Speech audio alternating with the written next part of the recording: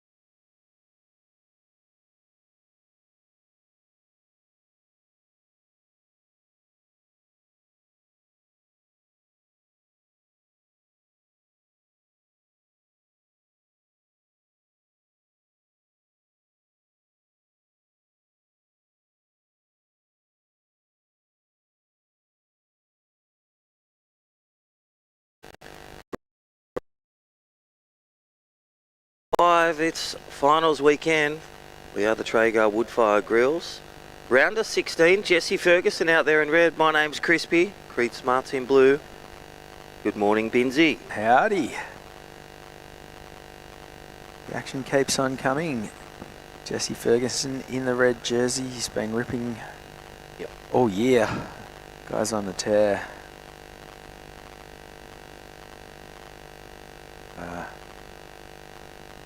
Big matchup. Top 16. Here we go. Straight off the bat. Iron off some of these waves. Couple of smooth conditions. 2 to 4 feet. Really the odd bigger set. The great competitive platform. Low tide. Offshore winds. Cracking sunshine. This is going to be a super weekend. Righty, that was our New Zealander surfer, so Rico Haybiddle, surfer in white. Will Hardy, first wave from New Zealand, 3.0. Had a great little fight yesterday, the surfer from Piha. Shout out to all the NZ watchers and viewers online. Hope you enjoyed the broadcast. We're here for the weekend. State and national champion Rico Haybiddle, one of the best from Burleigh Board Riders right now. Surf Mud replay, just one tag. Bit of a rocking off. The old mechanical bull for the man, just like at Shores Bay, the people last night. That was Jesse Ferguson out Lennox. Well, that was Rico, sorry. Conditions are looking pretty good this morning. Walking in, everything's backed off a little but cleaned up a lot. And I think we're going to see some great surfing throughout the day as we work our way towards the business end. Tomorrow morning we start giving out trophies.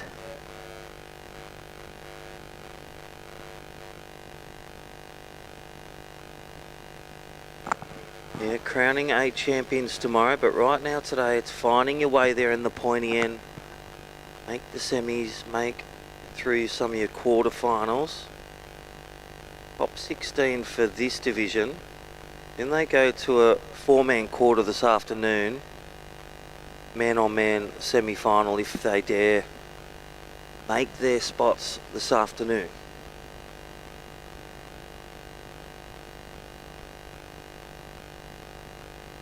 Pro Junior Girls semi-final. Up after these first 4 heats of the round of 16. In quarters for 16 boys. And then we say hello to some former world champions. Here we go, live action. Jesse Ferguson. Dipped out in his age division, rankings leader. And he has been, as a junior, just clinical. Opens with smartness. Great indication of where he wants to see himself.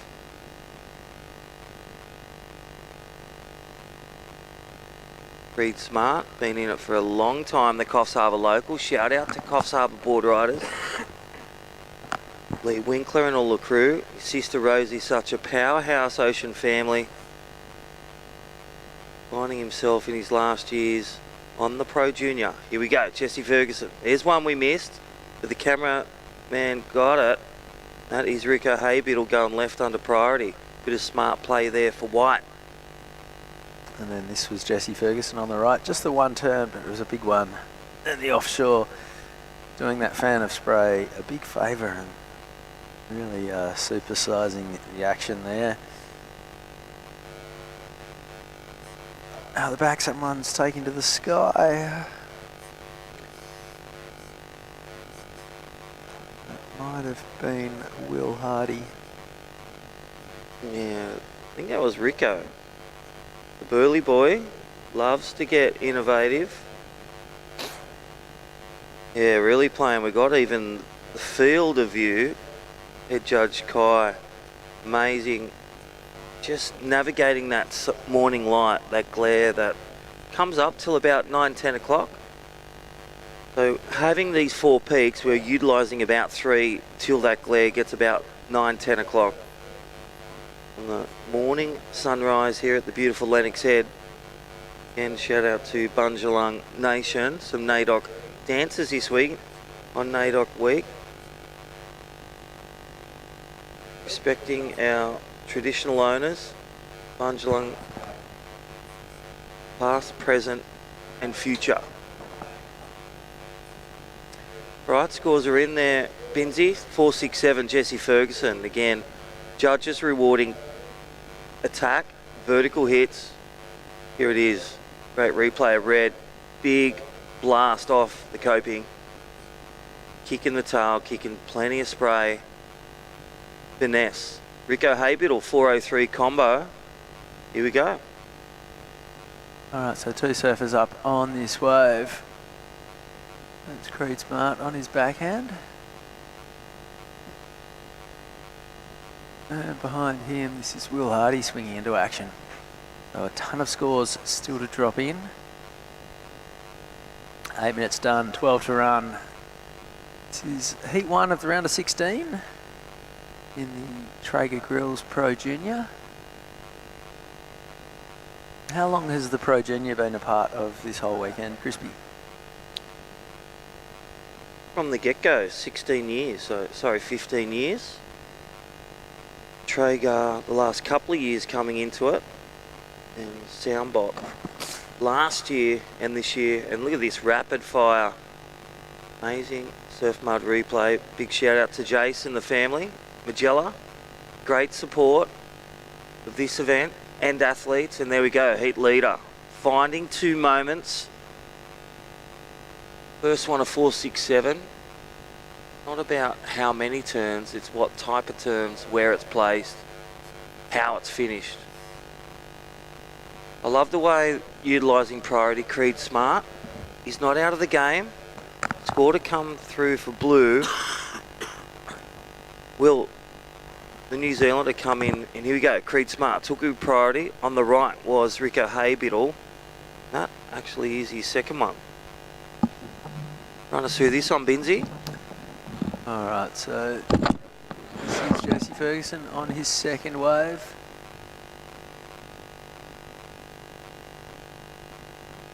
So he's got a number to come in. Currently the lead is with Will Hardy, who's got a 3 and a 2.6. It's not going to last long. Here goes Jesse once again, takes to the sky, throws the air reverse up, can't quite ride out of that one, so that'll be a minor. Get down to the halfway mark, 10 minutes to run.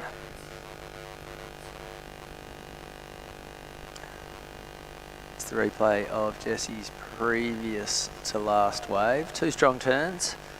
That will go into his top 2.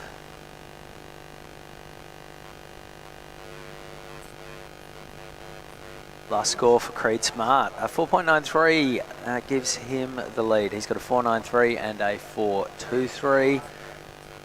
We're still waiting on scores to come in for Jesse Ferguson and Rico Haybiddle that are going to upset the apple cart somewhat. So I won't do a full rundown just yet. Jesse Ferguson looking to drop in the best wave of the heat so far.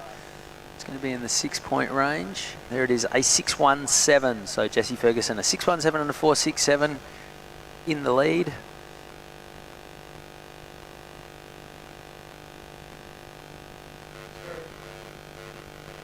We're waiting on one more score to drop in for Rico Haybiddle.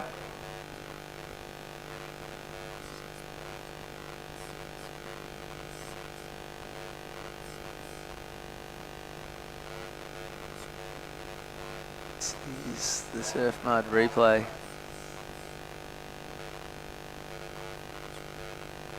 Creed Smart down the line. This was his 4.93.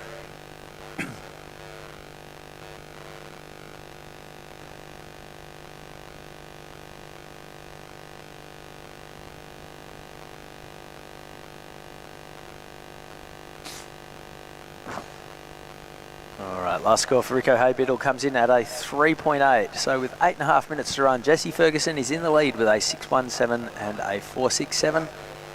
Creed Smart has a 4.93 and needs a 5.92 to get up to first. Rico Haybiddle a 3.8 and a 3.5. He needs a 5.36 for second. And Will Hardy, currently holding on to priority, has a 3 and a 2.6. Needs a 6.16 to get up to second.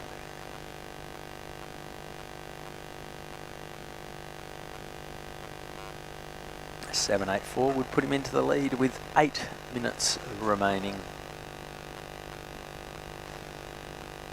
So the order of proceedings today: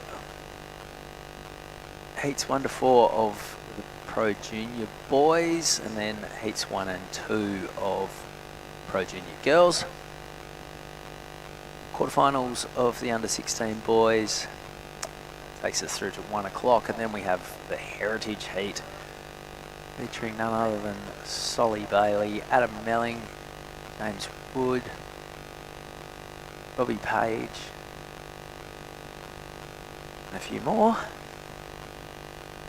Quarterfinal girls, under 16s, and then semis of the under 16 boys, the 18 girls, the 16 girls, quarters of the 14 boys, 18 boys semis. And we finish off with the quarterfinals of the Pro Junior boys. 25 heats today.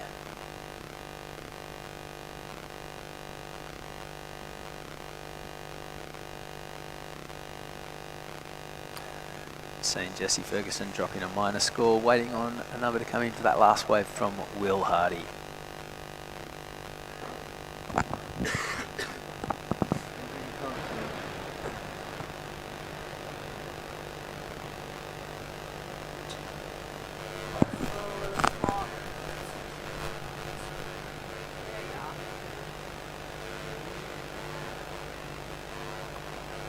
This is day 5 of the Soundbox Osgrom Open presented by O'Neill, but right now we're watching the Traeger Grills Pro Junior. Best 20 and under surfers in the land, battling it out for Pro Junior points. Massive thanks to all of our sponsors this week. Lee Bar board riders have done a power of work to get this event going for the best part of 45 years. Thanks to Ballina Shire Council for all of the support.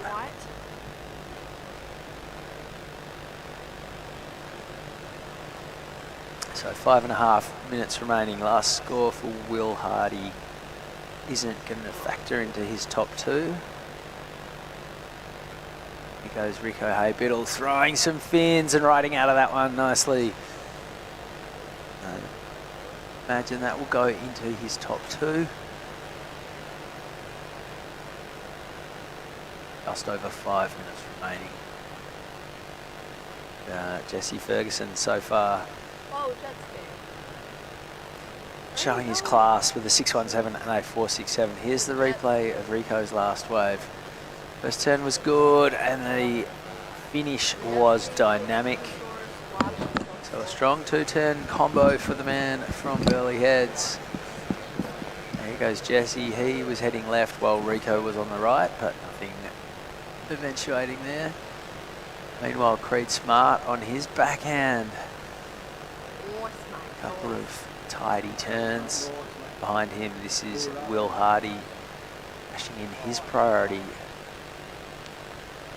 Fortunately, not quite riding away from that one. 4.5 minutes to go.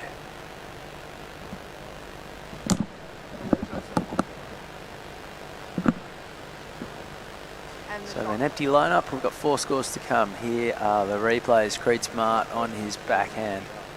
First turn was good. Second turn was strong, and turning it into a 3-piece combo. That was beautifully done. Behind him, Will Hardy, strong carve, and unfortunately just vanished on the end section. Jesse Ferguson, just a couple of minor scores to his name, so that's not going to factor in.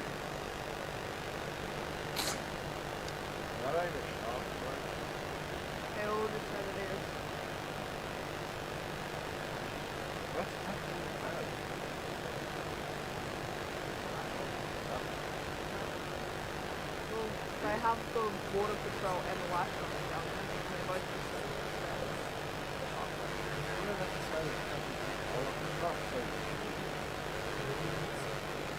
well, it's about to go past. All right, 3 minutes 10 to go. Creed Smart, last wave comes in at a 497, so he gets rid of his 423. Upgrades his 2-wave total by about 2/3 of a point. Rico Haybiddle's last wave, a 3.8. He's now chasing a 6.1 for second. Will Hardy, his last wave was a 1.9. He's now chasing a 6.9 for second. Creed Smart in second, needs a 5.88 for the win. 2 minutes 40 remaining.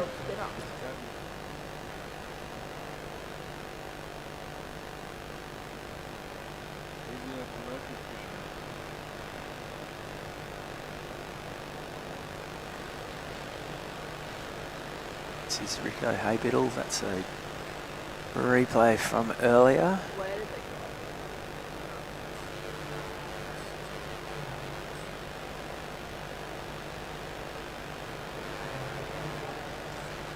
It's 2 minutes to go. Rico Haybiddle has priority. He's chasing a 6.1. His last score comes in at a 5.83. So just short. Rico is now chasing a 4.07. I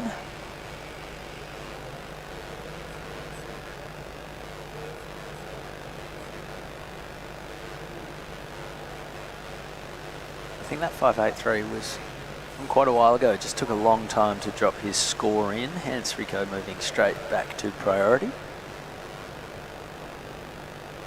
With the 5.83 for the 2-turn combo, the second being that flashy fin throw reverse on the end section. 90 seconds remaining. Jesse Ferguson's had this one. Here is control from start to finish. Those two opening scores, the 4.67 and a 6.17, doing the damage to this point. 1 minute remaining. Can Rico Haybiddle track down a 4.07? Can Creed Smart upgrade one of his 4.9s and make it a sure thing? A 5.88 would put him up into the lead.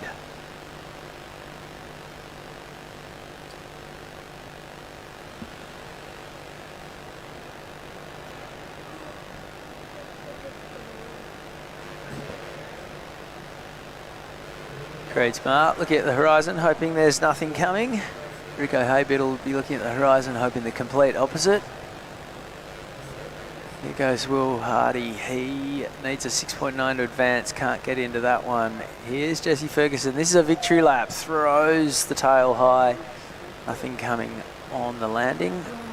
10 seconds to go. Rico Haybiddle chasing a score, can't hold back. That was a beautiful first turn. The wave gets a little bit sleepy through the inside, dies out underfoot. Is that going to be a 4.07 as time elapses? So you'd imagine that there's going to be a quick pause while the judges figure out just what went down in the last minute of that heat. While they're adding up all those scores, we're going to go to a quick break. Don't go anywhere. More action from the Traeger Grills Pro Junior right after this. On, off. Can you start up and down? And I'm taking the first timer.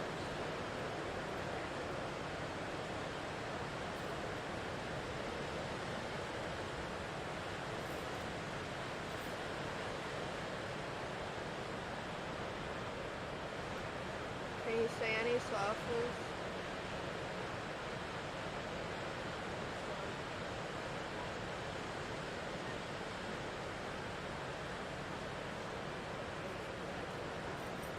We've got a green.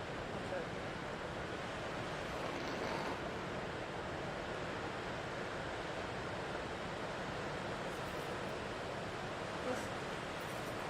This camera's so much harder because it's halfway to the freaking point that they're starting.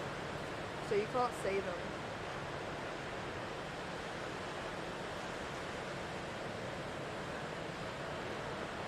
Oh. It was flipped up and it was saying that.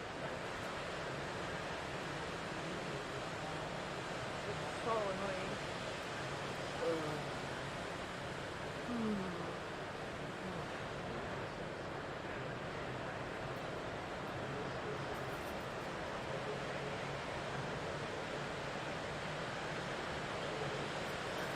I don't want to do this anymore.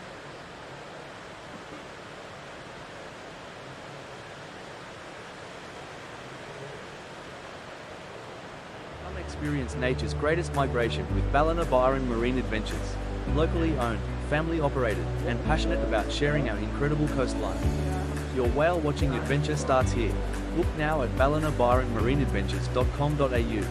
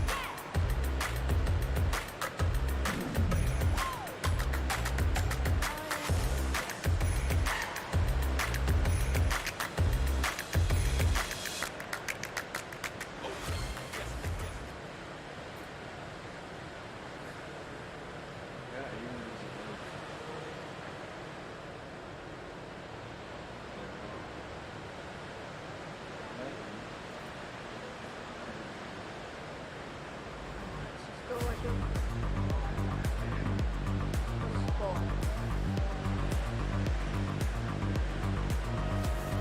It's got a certain hot zone I can't do, but then as soon as I put it like there.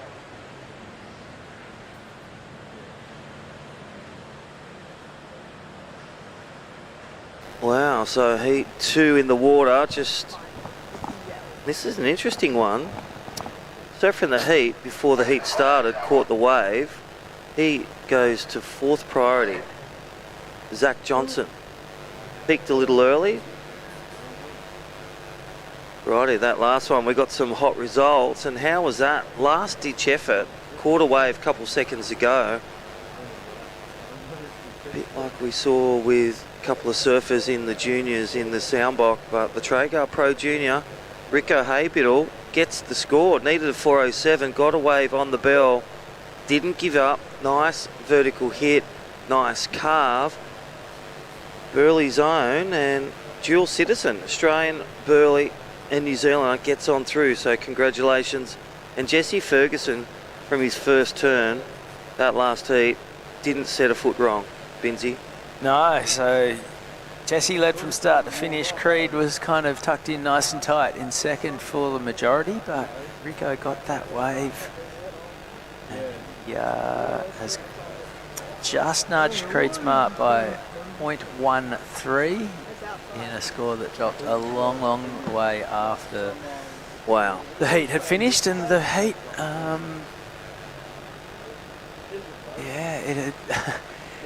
it took so long putting the score in that Zach Johnson must have just assumed that his heat had started, because he caught a wave, which there's nothing wrong with that, but it just automatically puts you to 4th priority once your heat does start. Yeah, easy to rewrite. Separate yourself or wait for the other surfers to get their waves. But a little priority error, start off error, but this is surfer in green. We'll get a throwaway. Nice clean tube. We've seen some tubes over the days. How was that one of that young kid from where you grew, WA? Ollie Holmes. His dad was frothing. Kid was frothing.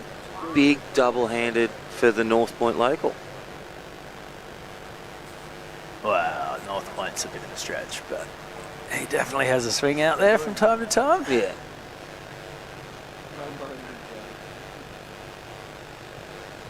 It's a bit of a rare bird, North Point. It's not one of those waves that breaks too often.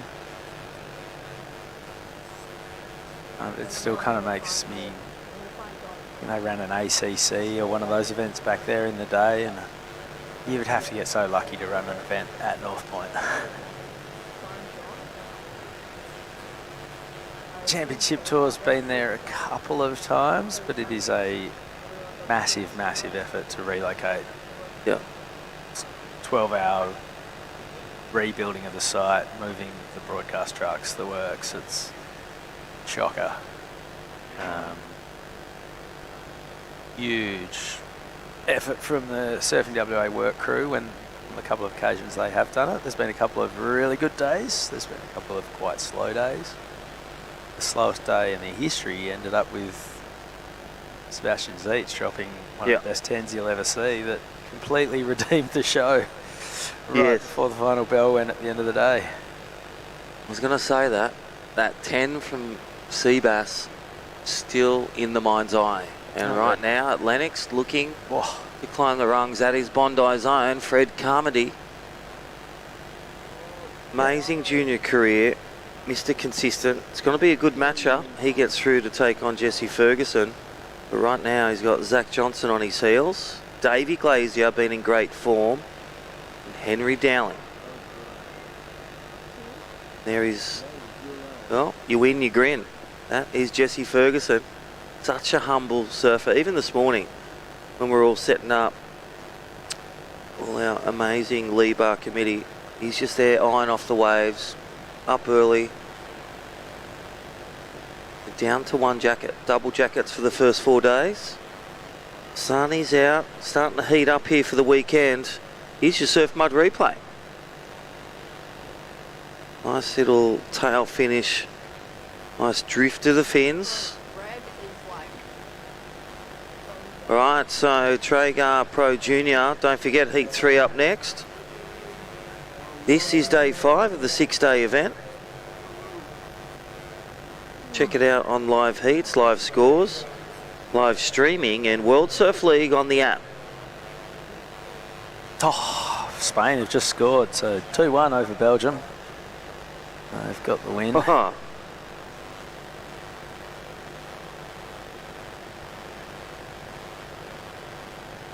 This time tomorrow, Norway, England. Oh, what a game. Who are you going for?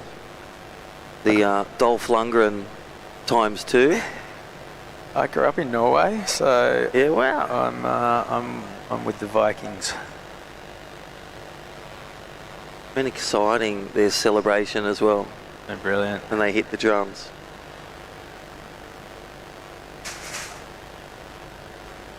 It's going to be an amazing game and so accessible. It's been amazing, just like surfing. You can log on in your phone at your work, whether you're camping or whether you're down the event. SBS has been brilliant.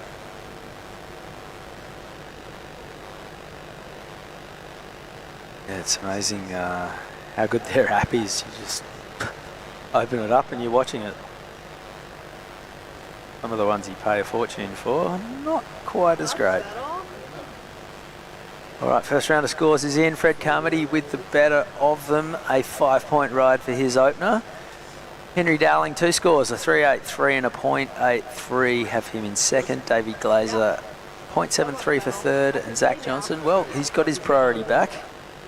Yet to catch a wave after the siren has sounded. Are we doing 40 on, 40 off? Because there's 6 of us. Well, great little images there from Traeger Pro Junior. Next heat, We do 40 you had on. Sawtell's own, the youngster, stepping up to the under-21s. I'll go up there. Pro Junior level. 40. How's the warm-up in the Ugg boots? That was Yeah. Rio Lusabar from Sawtell. Big shout out to Barney Miller if he's watching. And the Sawtell board riders. Sol Grunling Bondi had a blistering day 4 yesterday. He'd be back out there. Big powerhouse travelling the world, doing lots of Hawaiian trips. And Lucas DeFenti in blue. They're taking on, well, it's like a similar one to Jesse Ferguson. It's Mitchie P. One of the top tier surfers, rankings leader over the years. Podium finisher, Yeah. Mitchie P. Such an exciting surfer up next. All good. All right, last wave of Fred Carmody. Look at this, 5-0. Holding fort is the man from Bondi. So much experience. Getting a runner-up in this division 2 years ago. Henry Dowling looking to drop off that 0.83. Whereas Davey Glazier, real goofy foot powerhouse, just waiting to unleash. And 12 minutes on the time clock. Zach Johnson. It's gone where he's frothed out before the bell. Now he's holding priority. He's not moving till something good comes. It's gone the anti-froth in this heat. Henry Dowling and Jesse Ferguson, great mates from the Sunshine Coast. And it's amazing how often this year they seem to be surfing back-to-back heats. I didn't realise that there was a barbecue on the Rashies. The Pro Junior I was this just year. looking at that. That's, wow, that's really something. So amazing. The woodfire grills. The And we'll- stakes are high in the There we go. Woodfire Grills, Traeger Woodfire Grills Pro Junior. See what Leo Rifabar can cook up. 11 minutes remaining. Fred Carmody in the lead. And also a budding lifeguard. Surf life saving at Bondi. And also inspiring a lot of the board riders down there, Bondi board riders.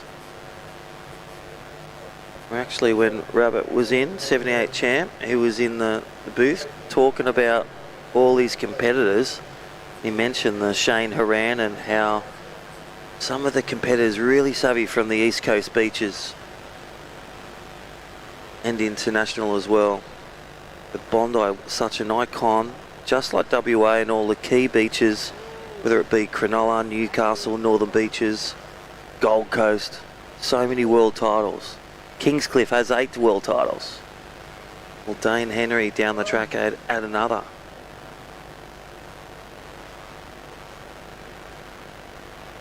Right now, there's Bondi Zone. Fred Carmody winding his way. Smaller conditions, so connecting this one just coming off the back of that last turn, so probably not worth wasting 20-30 metres, but still in the lead is the man in blue. Bondi board riders brought us the live heats, technology as well. That all came from Yep. the club round between Chris Friend, originally from the Sunshine Coast, and another one of their club members. They were like, we could do a better job of this. Yep. And years later, they sure have. This is Fred Carmody. Yeah, definitely, and a great sponsor of this event again, and board riders, so get them on your program, live heats. For all athletes, Chris, they get 30 days free Athlete IQ so they can watch these heats. So if you're watching, listening, you bowed out, log on to your membership, Athlete IQ on live heats. 30 days free premium. It's an incredible platform that Friendy and Co have built. It's not just surfing these days, there's surf lifesaving, there's skateboarding, there's skiing, snowboarding, water skiing, you name it. And give them any thoughts and ideas, and half the time they seem more than happy just to implement them straight away. It's not some big system that doesn't have a human side to it. And they're always looking for ways to evolve and upgrade and adapt their technology, and there'll be thousands of surfers every weekend logging on to check out their results and see where they're at, so they're doing it very, very nicely. Still makes me giggle when I log in to follow along on the scores that it calls me an athlete, but take it.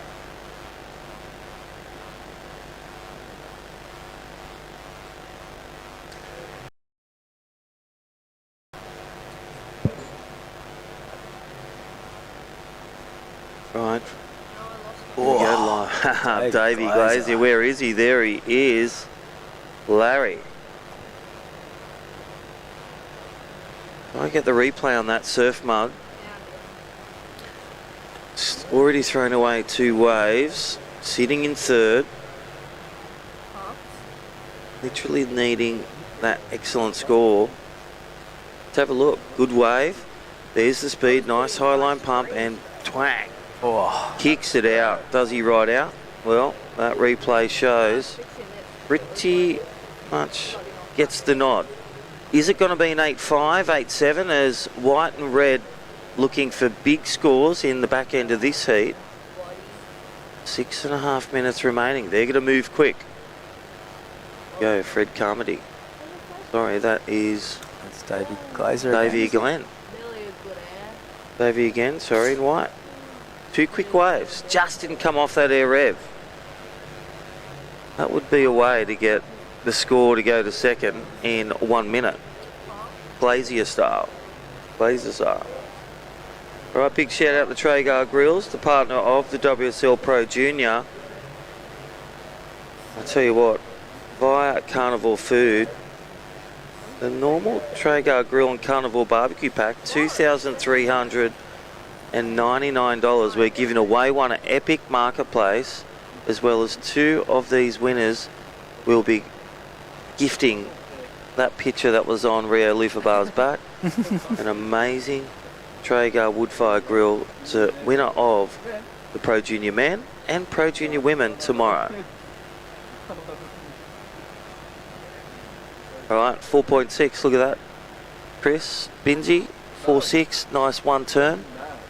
That was a great turn. Big drop wallet, Larry.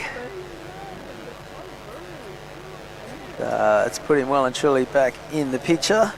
So with just over 5 minutes to go, Davey Glazer, he got a 4.6 for that last wave. Now he's looking for a 4.64 to get up to second. Fred Carmody, if he could upgrade his 4.23, he'd be making that requirement a little bit steeper. Zach Johnson, just 2 minus scores. He has not got his campaign going at all. But with 5 minutes to go, there's still enough time to squeeze in 2 quick waves.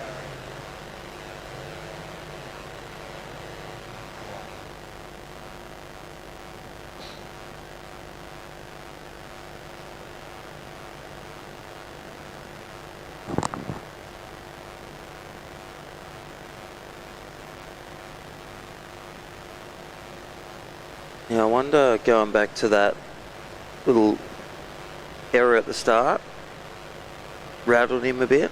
Zach Johnson held priority for a while. You'd hope it didn't rattle him. Yeah. These things happen. And in 4 minutes to rewrite. Davey Glazier 1 step closer. That last wave of 4.6, sitting in third. So you'd try to think that, knowing that and needing a 4.64, hearing it from the beach comms, something similar, a wave type and turn type, 2 moments. We're definitely getting there. You can see Henry Dowling sitting on him. I may see Fred Carmody move over to red. This is where first and second will protect their lead. Holding priority is green, priority 2 is with red. This is where priority can really become important in strategy and shutting down a heat to the next round.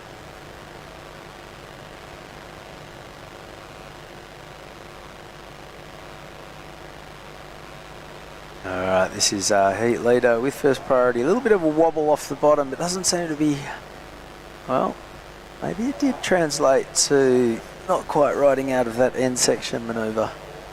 But that's not going to go into Henry Dowling's top 2. Shouldn't matter with 3 minutes to go. Here's the Surf Mud replay.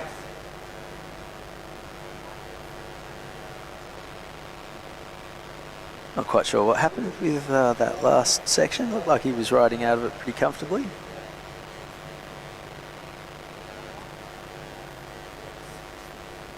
Yeah, so White 1 step closer to priority. Holding priority is Fred.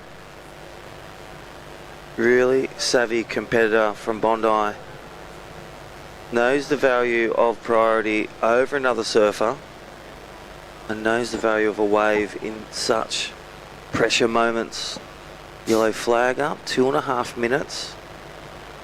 Just see him calm paddles, just keeping on the heels. Will not want to let his spot left for the quarterfinal position this afternoon. Saw this yesterday with Willow Hardy, Osha Curtis. There is that paddle out, that left-hander there, but you don't want to paddle too deep away and even escape from the judge's view. Not that they won't mark you, but they won't see your full maximum scoring potential if you do surf away from the judges on the left, for example. 90 seconds to go. Been this done in the final a couple of years back.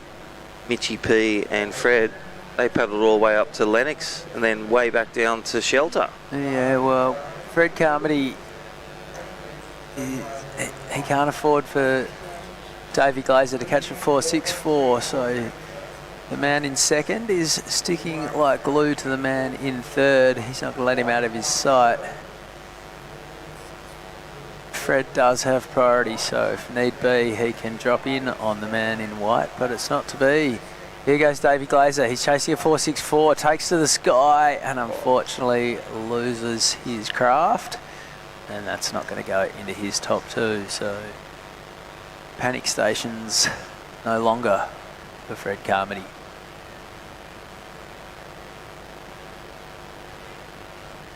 "30 seconds to go." Yeah, I liked where he's going with that. That was the choice of turn. Here we go. Looking at consolidated 4.23. This is Fred Carmody. Big snap finish. That was the one Glazier need. But with priority, Fred sold him the other left, stomped his way, and well, 10 seconds to rewrite it. White and red requiring a score. Well, I'd say it's academic. Henry Dowling and Fred Carmody will be moving on through to the next round. It's just a matter of by how much. Number to come in for that last one turner of Fred Carmody's, but he fairly belted it out of the middle of the bat, so keen to see where the judges go with that one. Minor score coming in for Davey Glazer. Last of Henry Dowling, a 377, doesn't factor into his top two.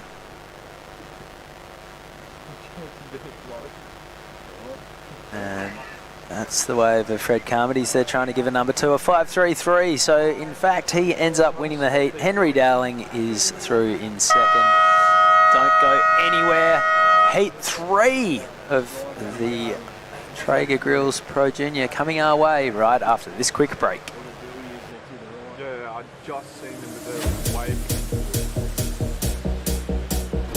I'm not red. I'm the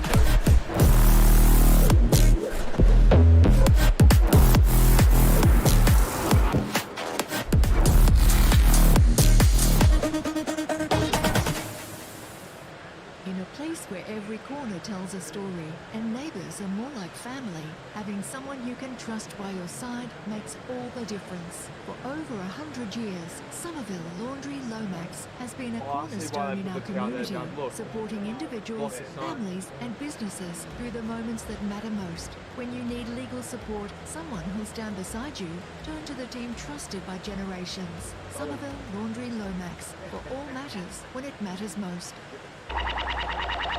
Holy fuck. Look at Rocky. And the points. Oh my god. God, the people there. It's like 100. Now I've got red, white, and green all the same brand.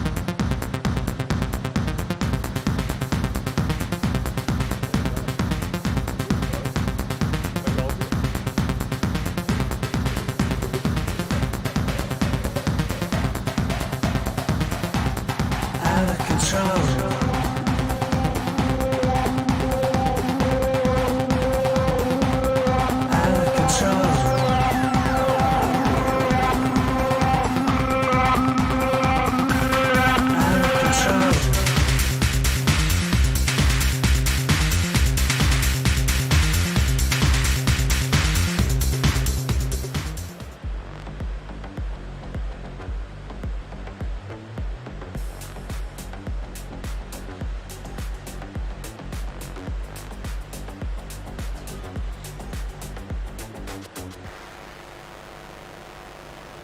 Welcome back to the Traeger Grills Pro Junior. This is Heat 3, round of 16 action. Mitchell Peterson, Lucas DeFenti, Rio Lutherbar and Sol Grundling in the water. Chris Binns and Chris Enever in the booth. Morning, mate. Oh, Binsy, we're back. Super Saturday, and it's such a glorious day outside. Just had a little wander around the comp site. Got to check out what's going on, and I tell you what, the conditions are pristine out there. It's doesn't get much better for Lennox Beach, you'd have to say. It's in the perfect size range. You know, we might have to deal with a bit of high tide later, but we've got favourable tides for the majority of the day. And I mean, look at these conditions. Bluebird Day put on. There's that iconic headland in the background here at Lennox Head. And well, the premium junior surf event on the calendar kicks off its Saturday proceedings.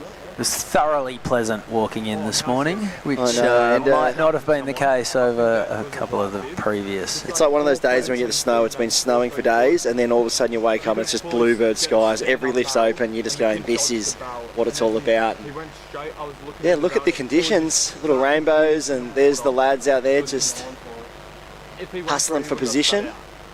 This is a great heat right now. Oh, a bunch of hammers. Heat 3. Yeah.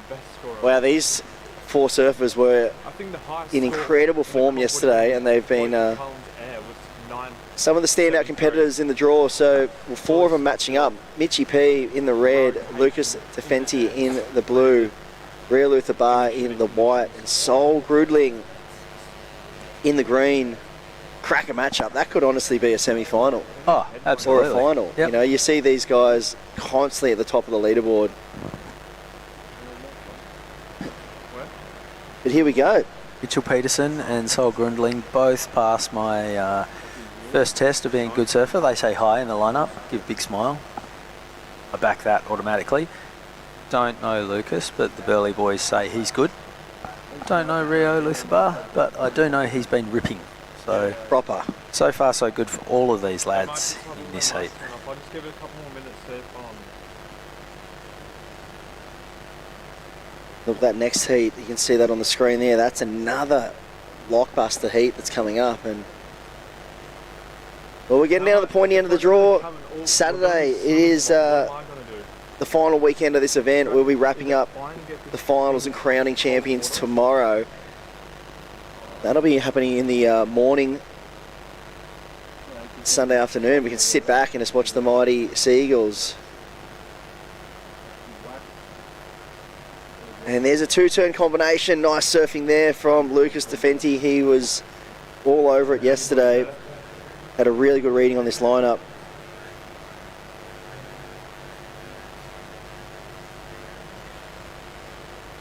We're going to jump onto liveheats.com. We can check out all your action today. And, well, they've upgraded. They've got the... oh, sorry, this is the Traeger. It's on the WSL. Yep. My apologies. More coffee. take these up to action and stand with me. Just in, So Lucas DeFenti with the first yeah. wave of this heat. So we can jump Surf on mode the replay. WSL app. We've got all the live action as well. You can see Lucas up and riding. Good two-turn combination there. You can see he kind of just cut that first one short, but really eyed off the second section.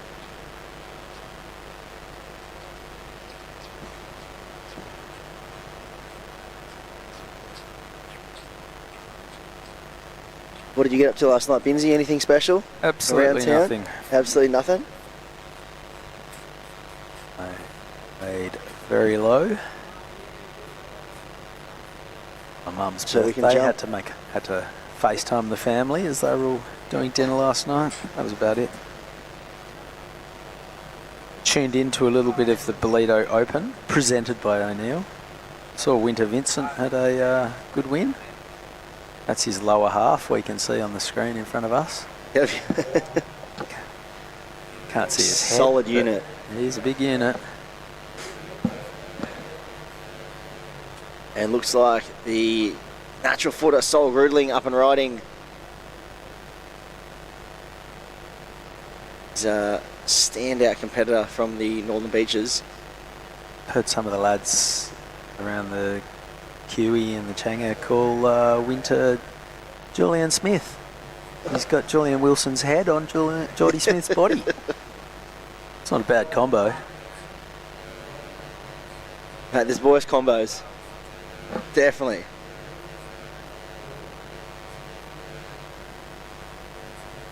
So if we jump on the WSL app, we can see all the live action of this Pro Junior, the Traeger Grills Pro Junior event.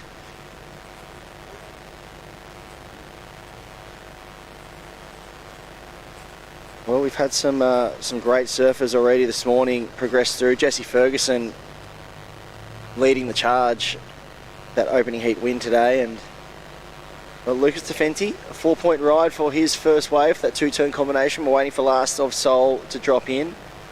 Looking loose out of the tail and really light on his feet, just hopping over that dead section like it was nothing. So you can see he's looking switched on today.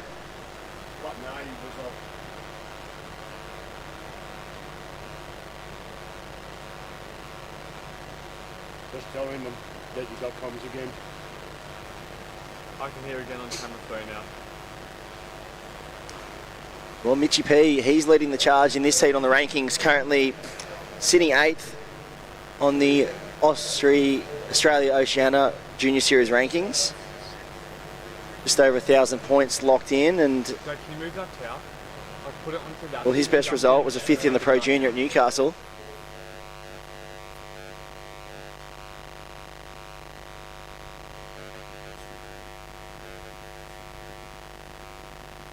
But these young juniors now are so good, Benzie. You see them dabbling in both the QE and the junior series as well.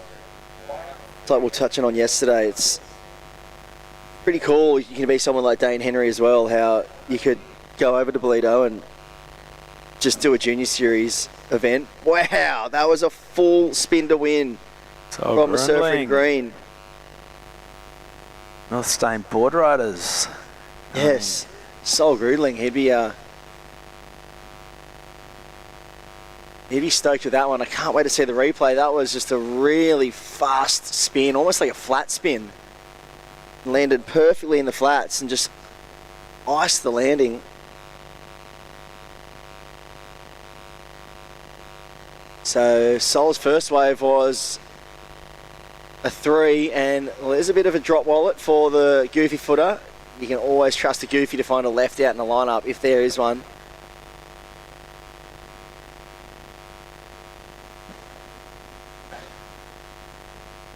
I tell you what's going to be interesting today. I wonder if we're going to see many surfers opt for that northern bank, or they're just going to continue to surf all together. We saw a few surfers yesterday afternoon that really took advantage of breaking away from the pack.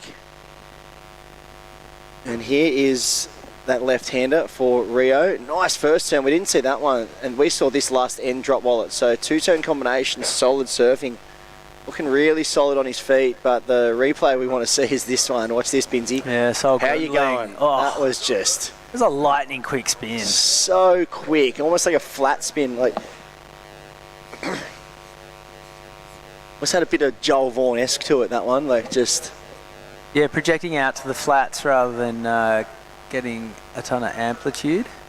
Oh, super quick. Just so electric. It's incredible what these surfers can do these days. And, you know, look at that wave you had on offer. Like, when we used to do a lot of coaching, you'd run mock heats, and the key thing you'd always look at is wave potential versus actual surfing ability on each wave. And you'd always kind of, you know, when you're running mock heats, you'd always try to see what the potential of every wave was you caught versus how you actually surf the wave and the score you got on that wave. The amount of, you know, these young surfers these days that can turn, like that was a, you know, all of a 2-point wave, a dead closeout, and he's probably turned it into a mid, you know, upwards of a 6. Well, it'll be interesting to see where the judges go with it, because there's a nice 2-turn combo there for, and here's the replay. Oh, he's up again. Oh, nice. Bit of weightlessness under that one. You can see Sol's looking really fired up, and that's a great turn for Mitchy P. So, well, it's starting to get really fired up out there this heat. It's kicked into gear. Well, it's definitely going north of a 6. The judges loved it, Binzy. Oh, yeah. This is going well into the 7s for Sol Grundling, and fair enough too. That was and you know, it's epic surfing, and leaving themselves plenty of room to go excellent if you know, it's a combo and there's more than just the one manoeuvre. It's wild. You think, you know, how far surfing's progressed. You know, 10 years ago, if a pro junior was doing a full rotation flat spin into the flats, it'd be posted over every social media account. That social media wasn't even around then, but it would just be talked about so much. But it's just a part of everyone's repertoire these days. And Sol Grudling. It's funny, all us old guys sit here, and even on the CT you hear that get called progression, and yet every teenage kid just does it for breakfast.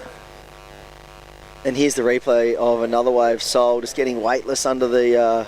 you can see what he's looking for. He's must be feeling really confident to go to those moves. And this was... Lucas DeFenti. Yeah, so a better wave. That's the waves you really want to be finding out here. They're giving multiple sections on the wave. And Mitchell Peterson, he's always a polished performer. He's sat and waited for a long time to get this one going.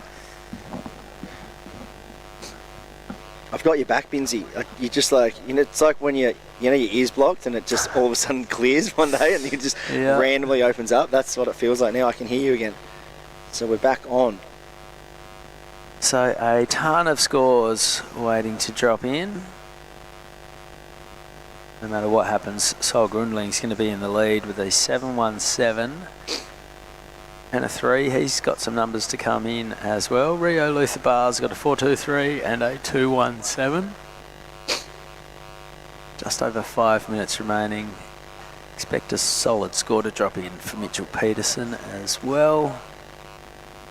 There it is, a 4.43 for his opener.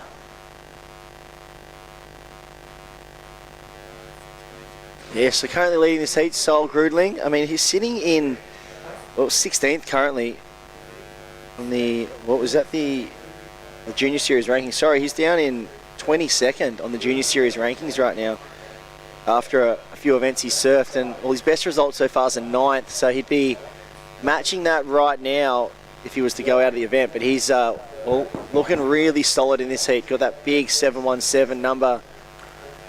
We did see this a lot yesterday where surfers were getting really condensed into that 4-point bracket. I think it was, if you're breaking out of the 4s out there, you're doing well. It's given that point of difference.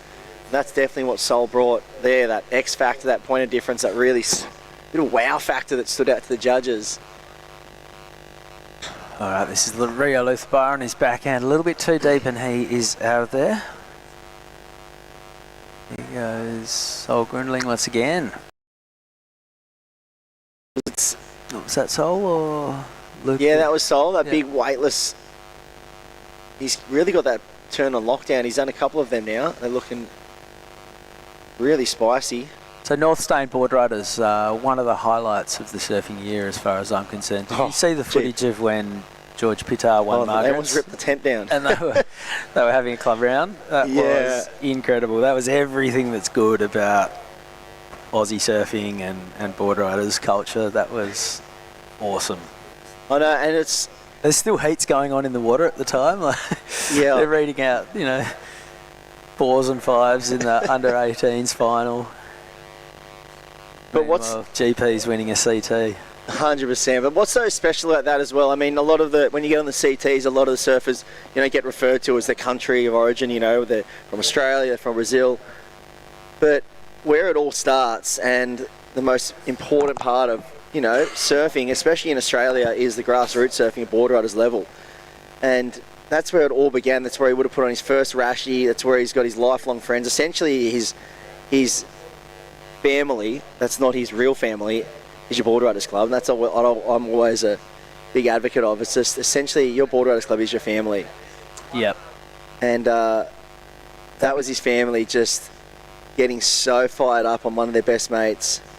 WSL needs to let the CT surfers surf in the ABB 100%. and represent their club. I 100% agree with you, because it's the grassroots of surfing. It's where it all begins, and if you want to keep pushing, the level of board riders clubs, you want to, bring in more external sponsorships, and you want these clubs to be able to flourish and, give better pathways for, young surfers through. Those board riders clubs need to keep growing and expanding, and it's the original rising tides. It is, and you look at all the board riders clubs around the world now, and you've got, it's when they have these teams events, like the Usher Cup and that. These teams are coming from overseas, and they're so strong now. They've got such incredible talent. They've really taken a leaf out of Australia's book in building these clubs and the grassroots of surfing in those countries. And I think if you want to keep progressing it, you're going to have to get those big names in the draw. Yeah, massive shout out to Libar board riders for all the work they do pulling this event together for the best part of 45 years. Last score in for Sol Grundling was a 5. So he has a 7.17 and a 5. He is comfortably out in front with 90 seconds to go. Lucas DeFenti has a score to come in, as does Mitchell Peterson, who needs a bit of a number, but he's not going to hang around and wait for it to drop. He's going to see if he can't take matters into his own hands and upgrade things. Here goes Lucas once again. So the judges have got some catching up to do right now. There's a ton of scores backlogged. And that's how you Well, put it to one of the top guys in the draw. Mitchy P looked at that wave. He didn't have priority, and well, Lucas Defendi took that wave with priority, and he didn't just hold him off. He threw down a really nice air reverse, and there's Mitchy P doing a big, That was committed. single turn, but That looks like there's a photo of Andy Irons kicking around at the moment on the old Mayhem from years ago. Oh, wow. That is 30 seconds to go. Commitment super plus clutch. from Mitchell Peterson. He's already going to throw about a 5 into his score. He'll be needing, I'm going to say, around about a 4 for that wave. And Yeah, well, I think we know where that's going to land. Well, what we didn't... The crazy thing is that we're still waiting for a score for Lucas Defenti. Well, Mitchy P's last wave came in at a 5.33. That wasn't the air. He's still waiting for the that's air. still to come. So this is a replay. The hooter has gone. The horn has sounded. So this heat's over. It's up to the judges to throw a score at that.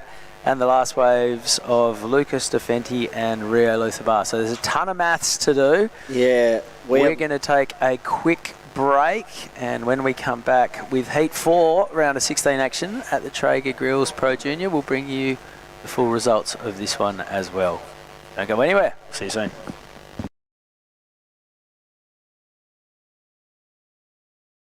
Come experience nature's greatest migration with Ballina Byron Marine Adventures. Locally owned, family operated, and passionate about sharing our incredible coastline. Your whale watching adventure starts here. Book now at ballinabyronmarineadventures.com.au.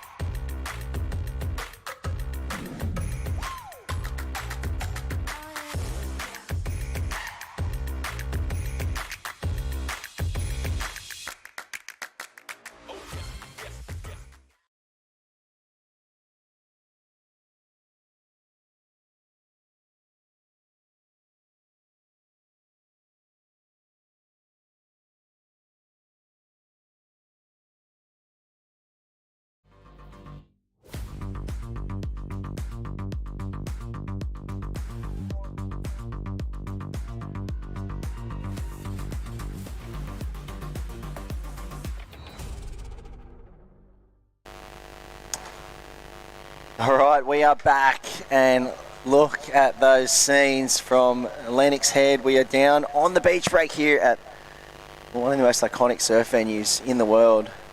Lennox Head, it is a surf town if you've ever seen one, and well, there is the respects and praise from all the people watching on as Sol Grudling gets the job done in that heat.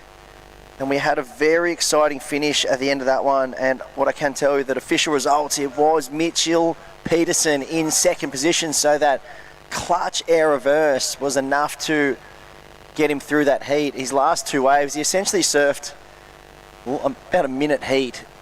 2 waves in the space of about 2 minutes. And that last wave right on the bell just broke the heart of Lucas Defenti, who came in third, and Rio Luthabar in fourth. But right now we move into Heat 4, the round of 16 in the Traeger Woodfire Grills Pro Junior event. This is the men's division. So the last heat of the men's division in these round of 16 will hit the water, and it's Leo Matchett in the blue, Luca Martin green, Lockie Argyros in the red, and Caden Francis in the white. It's a great matchup. 4 incredible talents in this junior series division.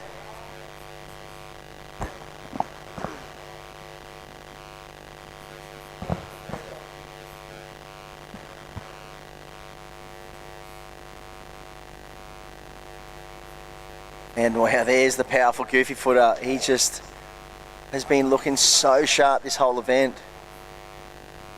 And he's kicking right where he left off. Just those big backhand blasts, super powerful. He's always so precise with his approach as well. I find he's always finding the critical part of the wave and looking really powerful. Always bringing those big wow moments to the lineup.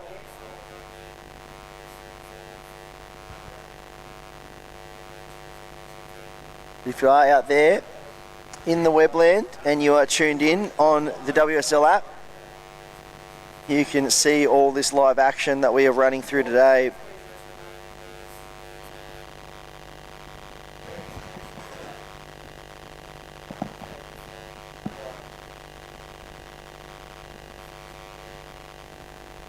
So right now we are into round 3, heat number 4, the last heat of the men's division in the Pro Junior. We then go into the women's Pro Junior, so the Traeger Grills Pro Junior women's event, and we will have 2 semi-finals hitting the lineup before we run back into the Soundbox Osgrom Open, where we are running through under 16 boys, under 16 girls, then under 16 boys again, and under 18 girls. The Heritage Heat will be on at 1 o'clock today, and look at that. Big blast out the back. Here's that opening replay of Lockie Argyros just throwing buckets.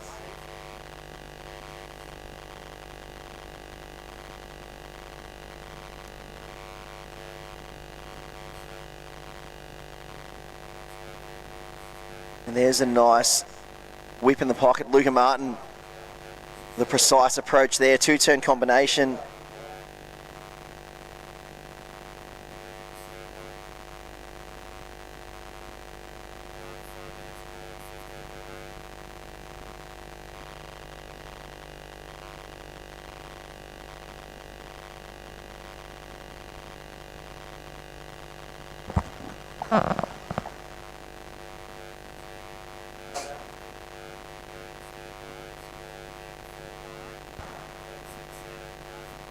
So 14 minutes 25 on the clock.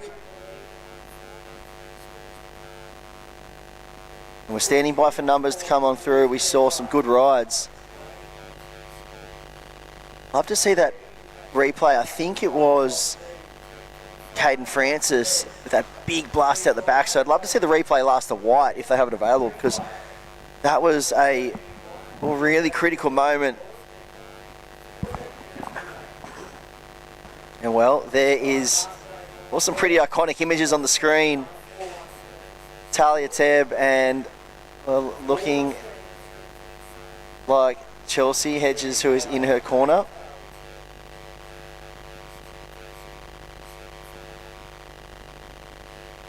And the pathway section at the HPC, such an incredible program for all of the up and coming Grom and junior surfers in Australia. They offer so much support, and it's great to see former world champions and CT competitors, some of the most experienced competitors that have ever come out of Australia, diving into that coaching role now. I think the likes of B, Derby, just heading over to Fiji with Ethan Ewing to give him some support in the lead up for the back end of this year, and the Hog getting behind the likes of Morgan Siblick and all those crew.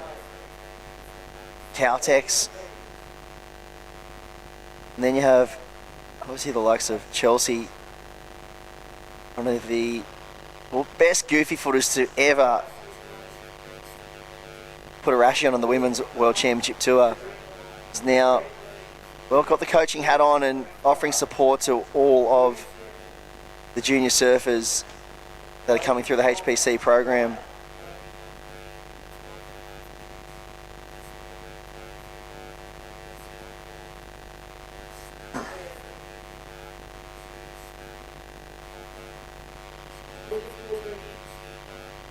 Yes, it looks like some decent numbers dropping in. Caden Francis with the best of that. Lockie Argyros, his first wave was a 3.5, so that big backhand whip in the pocket. We haven't got the live scores updated yet on the screen, but I can see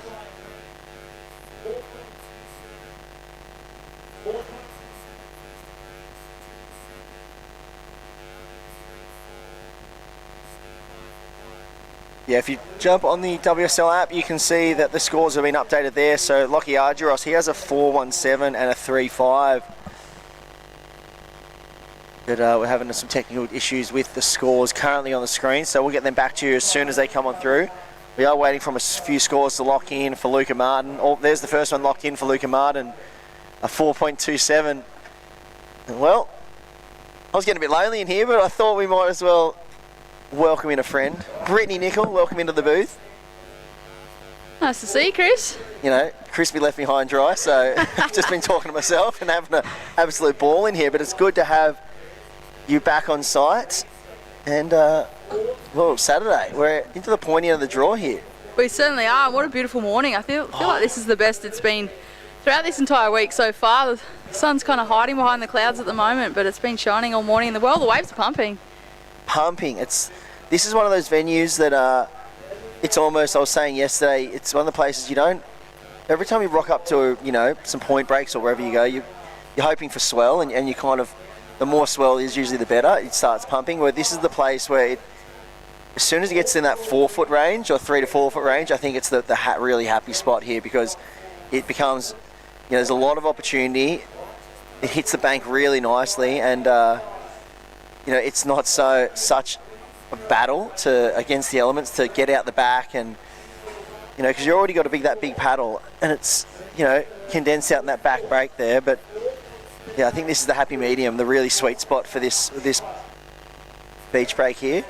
For sure, it's one of those beaches too. If it gets too big, it gets really straight, really unmanageable. The current gets stronger, which is kind of how it was in the beginning of the week. So it has tapered back a bit this morning, and yeah, much more manageable for these competitors. A lot easier with the paddle out. You've got that gutter to paddle through. So yeah, I feel like competitors will be kind of rubbing their hands together this morning. I feel like this is the best it's been all week. Yeah, and I'm noticing this heat, there's a little bit of a different kind of strategy compared to the last few. We can see the surfers are just doing their own thing in this heat. You can obviously see this drone angle here from Fresh Air Broadcast with that beautiful headland in the background, and the Lennox Head surf town. Just that community is incredible.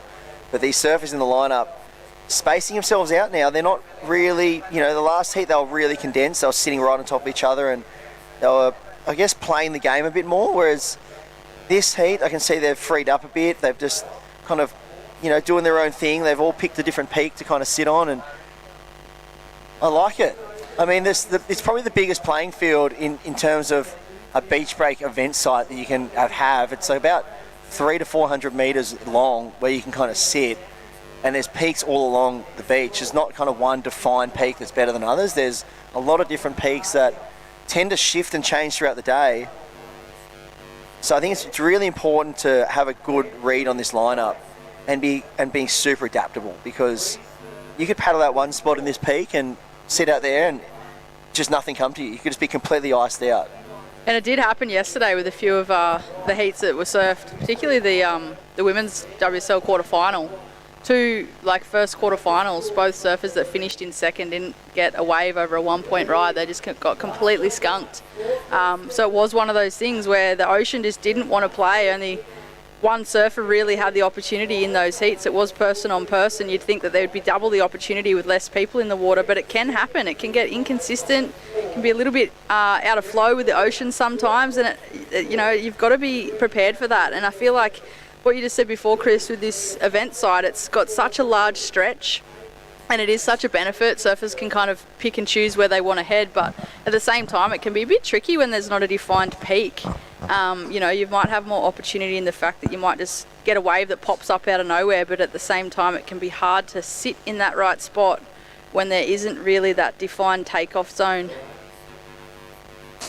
Yeah, definitely. I noticed yesterday afternoon there was one surfer in particular in the under 14 boys division. I think it was Flynn Trzecki. He just took himself away from the other competitors. You know, there's always that that thought process when you go and surf your own bank, that you can bring in a luck factor element, whereas the other surfers could get waves and you don't. And so some people always, there was a lot of coaches out there that always say, look, just surf where the other surfers are, and you just kind of go head-to-head battle, and it's kind of an even playing field.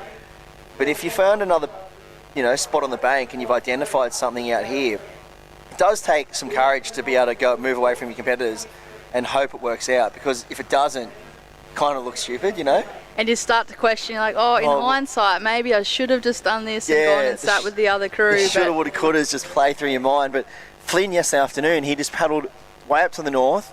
All of his 3 competitors were on the bank out the front and more to the south, and he just found these long running rights which gave him like multiple turn opportunities on the big end sections, and with the other guys up the bank, it just became really straight, and they were just battling to get one big closeout turn in. So it was a master stroke there, and we'll see today. It looks like I said, we've got, if I glance out the window, I can see there's a good probably 100 metres between red and white are sitting there, but then it looks like there's a massive gap until, I think that might be Leo Matchett up the peak further.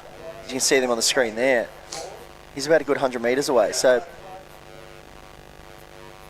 when I got your text to say that you were solo in the booth, I was actually up the southern end of the event site. So I got here kind of breathless. I was like, I better quickly run. But I was actually watching it from the southern end, and I do feel that, if you're too far south, the bank's a little different. It does run off way too quick. They're a lot straighter. So it's really trying to find that position in the lineup where you're not too deep, but you're deep enough in the fact that you can pick up those corners on that southern end of the bank, or, like you said, opt to move north. And you have to be really careful as well when you're watching, because it's so far out to sea.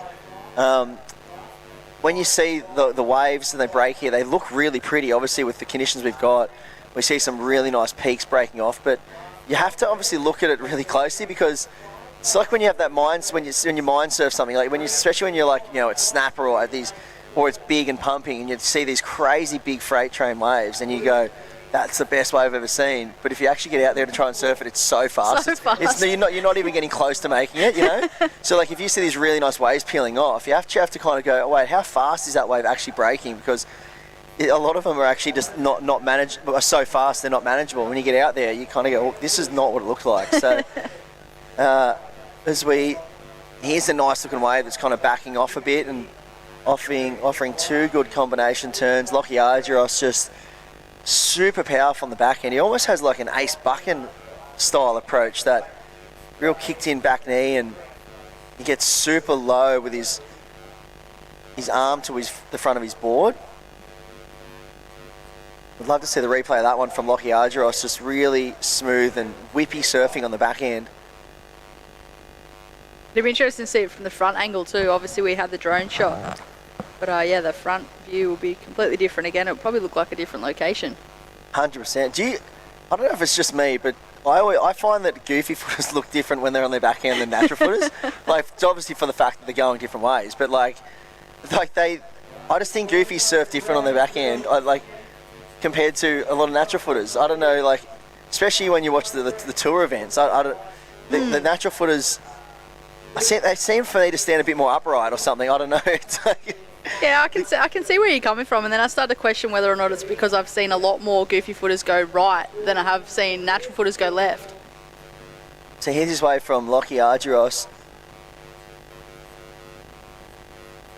That second turn was a lot more critical. I felt like that first backhand turn come from a bit of a mid-wave bottom turn. Obviously, no discredit to Lockie's surfing. It was just more so the way that the wave ran. It was going to run off too quick. Had he have just gone straight to the bottom, it would have been probably a little bit harder for him to get that turn in and then get that second backup turn. But I felt like the second turn on Lockie's wave was a lot more critical, a bit more vertical in his approach.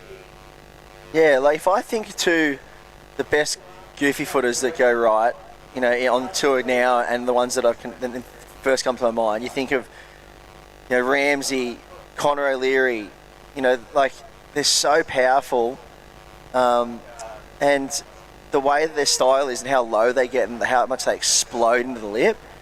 The likes of Owen, Wilco, Ace, even like Wiggly Dante's, like Billy, and then I find that though there's no natural footers that surf that way. Yeah, it's Not like as many. they spring load a lot more. Yeah, I find. Then you think of the natural footers in the back end, like you got your Griffins and Billy Stammond, and like they're really they do a lot more blowtails. I feel like, I don't know, like they're a bit more electric, but not as crazy powerful and compressed. Yeah. Exactly, that's it. You're a goofy footer too, aren't you, Chris? Yeah, but I don't surf like those guys. So. Come on, why not? You've watched enough of it. I know. I always go left. That's my problem. I don't go right enough. Typical goofy footer, huh? Yeah, Looking for always those going lefts left. on a right-hand point break even. Yeah, I'm going to left out snapper. Still waiting for a couple of scores to drop. It looks like This heat's flown by. there's only a minute and a half left. But Yeah, we've still got scores to drop for Red as he has a look at this one. There we go. We're talking about it. Goofy going left. I know, doesn't know what to do with himself. But he's currently in second, so the Goofy is hanging on in the hot seat right now with a minute 12 on the clock. Caden Francis has also surfed a very clinical heat, just been very patient and just gone to those big closeout manoeuvres. Locked in a 5.5 as he's got 2 5.5s, so pocket 5.5s, 11-point heat total. Lockie Argyros has one wave still to come. We're waiting for that one to lock in. His top score of 5.03. Luca Martin, this is going to be very important last 40 seconds for him. He's chasing a 4.98. We're still waiting for last of Red to lock in. I think that's the score we're waiting to lock in, so that could be a decent number.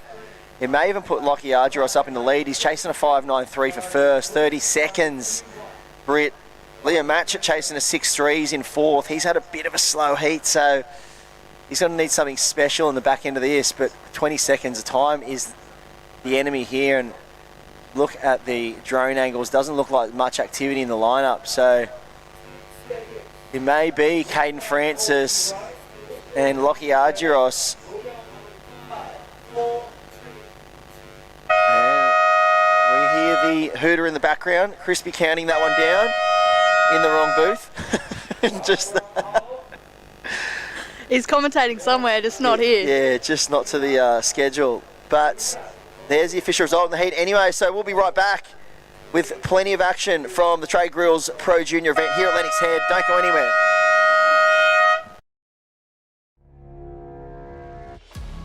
It was kind of just a giant peak. It looked like it was squaring up to the reef really good. It just felt like a crazy amount of draw, and it was like I was riding uphill. I was on my back foot pretty much doing a wheelie in the barrel. I just held it for as long as I could until it just sucked me backwards and ended up going straight to the bottom. It was a pretty crazy feeling. I haven't really had a feeling like that in a barrel.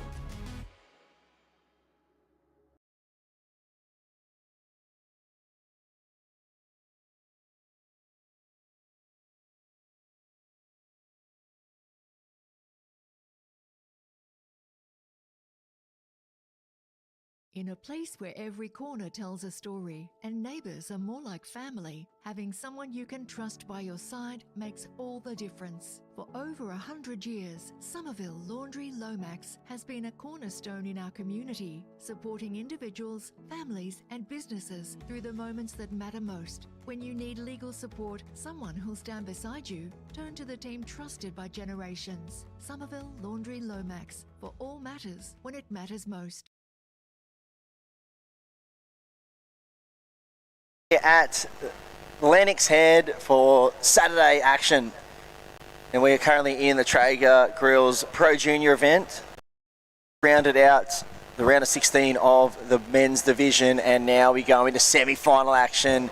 Myself, Chris Endever, sitting in the booth with the lovely Britt Nicol.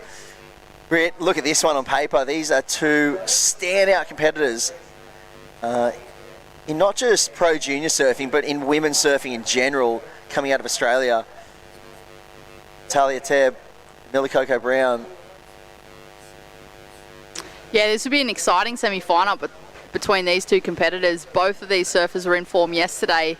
They were the two that were in the two quarterfinals where the second surfer really didn't have an opportunity to catch a wave. So both of them have now ended up in this semi-final heat number one of the Traeger Wood-Fired Grills WSL Pro Junior, and off to a quick start. Mila Coco Brown in the blue takes to the air. And well, she's not going to get the completion on that one, but she is showing her intention for this semi-final. She's recently come off an injury as well, so great to see her back in the Rashi. Doesn't look like she's spent any time out of the water. I was talking to her about that yesterday, and it's actually mind-boggling what she went through. I had no idea how hectic that was, because just knee smashed the reef, and just the complications and everything that happened, where like, because she hit that so hard with the knee, blew her knee open obviously, and severed all the tendons in her knee, and then managed to break a rib in her back because she got so compressed, and just a wild story. And you know, they had to air vac paramedics in to help her, and you know, then they sewed up her knee, and because her tendons weren't fixed properly, she got sepsis in her knee because all the tendons started decomposing in her knee apparently.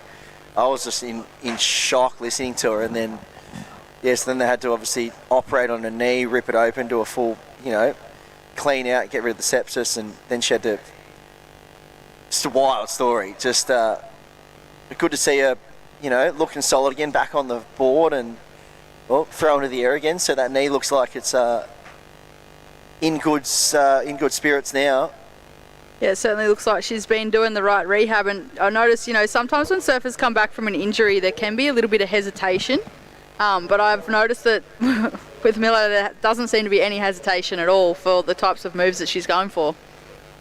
Yeah, you're exactly right. Is that always that thing in the back of your mind? It's probably lucky that, not lucky, but it's the way it happened was by hitting the reef like that. I feel like when you do injuries, like doing an air and you land weird and you tweak it, doing it that way, you can probably put that little bit of doubt in your mind when you go back to doing that same move again. Like if you were going to do an air reverse and you know your foot slipped up the board and you blew your knee out that way. But because it happened in such a unique circumstance where she's hit her knee on the reef, I feel like that's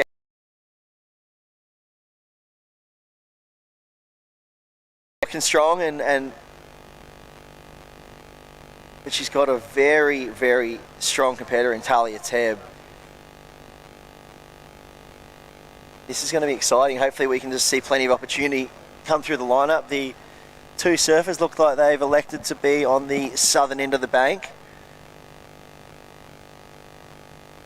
This matchup could easily be a final. I mean, you look at the other semi-final as well. You got Willow Hardy up against Rosie Richardson, and both could be finals. So no matter who gets through to that main final, it's going to be a really good matchup to watch. But to get there, you've got a pretty hard competitor in the water. I know. Between both of them. It's good. There's like Miller obviously brings that kind of X factor to the lineup with her aerial game that she has. We saw her go there on that first one, but Talia is just so strong and very sure-footed. So it's going to be a good contrast of battle here between these two surfers, and we'll wait and see for the opening exchange when the first wave of consummate does come through. And you can always jump onto WSL app and check out not just the live action and the scores updated, but you can jump onto the rankings and check out where the current rankings sit in the junior series. Looks like Willow Hardy are the competitors left in the draw. Willow Hardy sits in 4th currently. Talia Tebb in 6th, and Miller Coco Brown in 7th. So they're hot on each other's heels right now. This year so far, we saw Miller Coco took out, she's just done one event, the Newcastle Pro Junior, where she got the win. So she's 1 from 1 this year in the junior tour event 2026. So this is her 2nd event that she's doing. So she took out 1,000 points for the win there. Talia Tebb, she's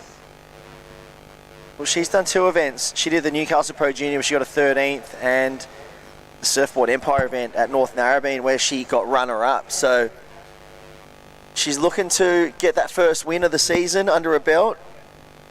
Here at the premium event, you have to say on the calendar, when you think of all junior events around the world and that have been running for quite some times and locations, this has to be kind of like the Wimbledon of junior surfing. You know, it's you've got your, and then even in the Soundbox Osgrom Open, you've got multiple major events like the Oki, the Parko, but when you're looking down the calendar and there's that one event that stands out, it has to be this one, just because of the history, you know, the amount of talent it brings, you know, and it's just at this cool, iconic venue at Lennox Head, which has just been the kind of the forefront of junior surfing for as long as I can ever remember. For sure, for as long as I can remember too. I mean, we grew up in the same generation with time and Pro Juniors and QS and all that kind of thing, Chris. And yeah, I feel like, yeah, Lennox has always been that location. It's always been that iconic event that feels like it is the biggest for the Groms on the calendar. It's always that one event that's, if you want to be in it, it's got to be this one.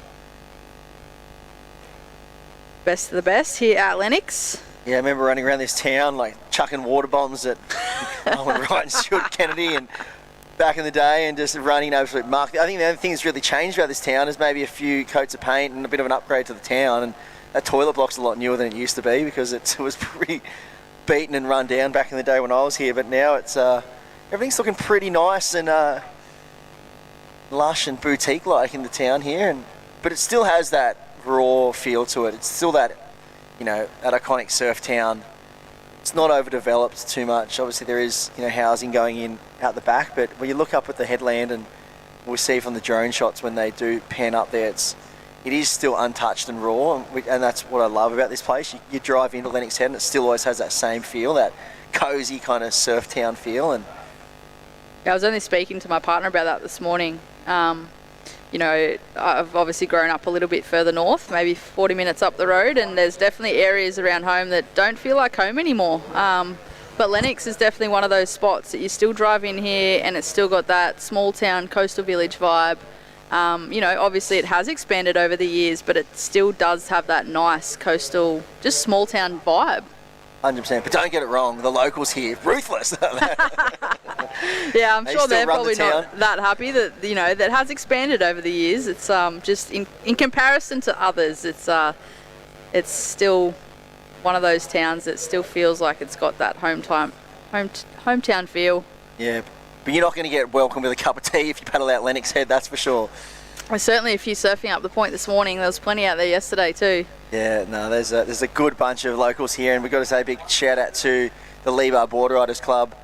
They've got the incredible barbecue going down there. I mean, what other barbecue in the world puts on paella and nasi goreng for lunch and nachos? I'm like, this is premium. Yeah, I went and bought one of those nasi gorengs yesterday. It was absolutely delicious. I know, Northie Border Riders, I'm lucky to get a sausage sandwich.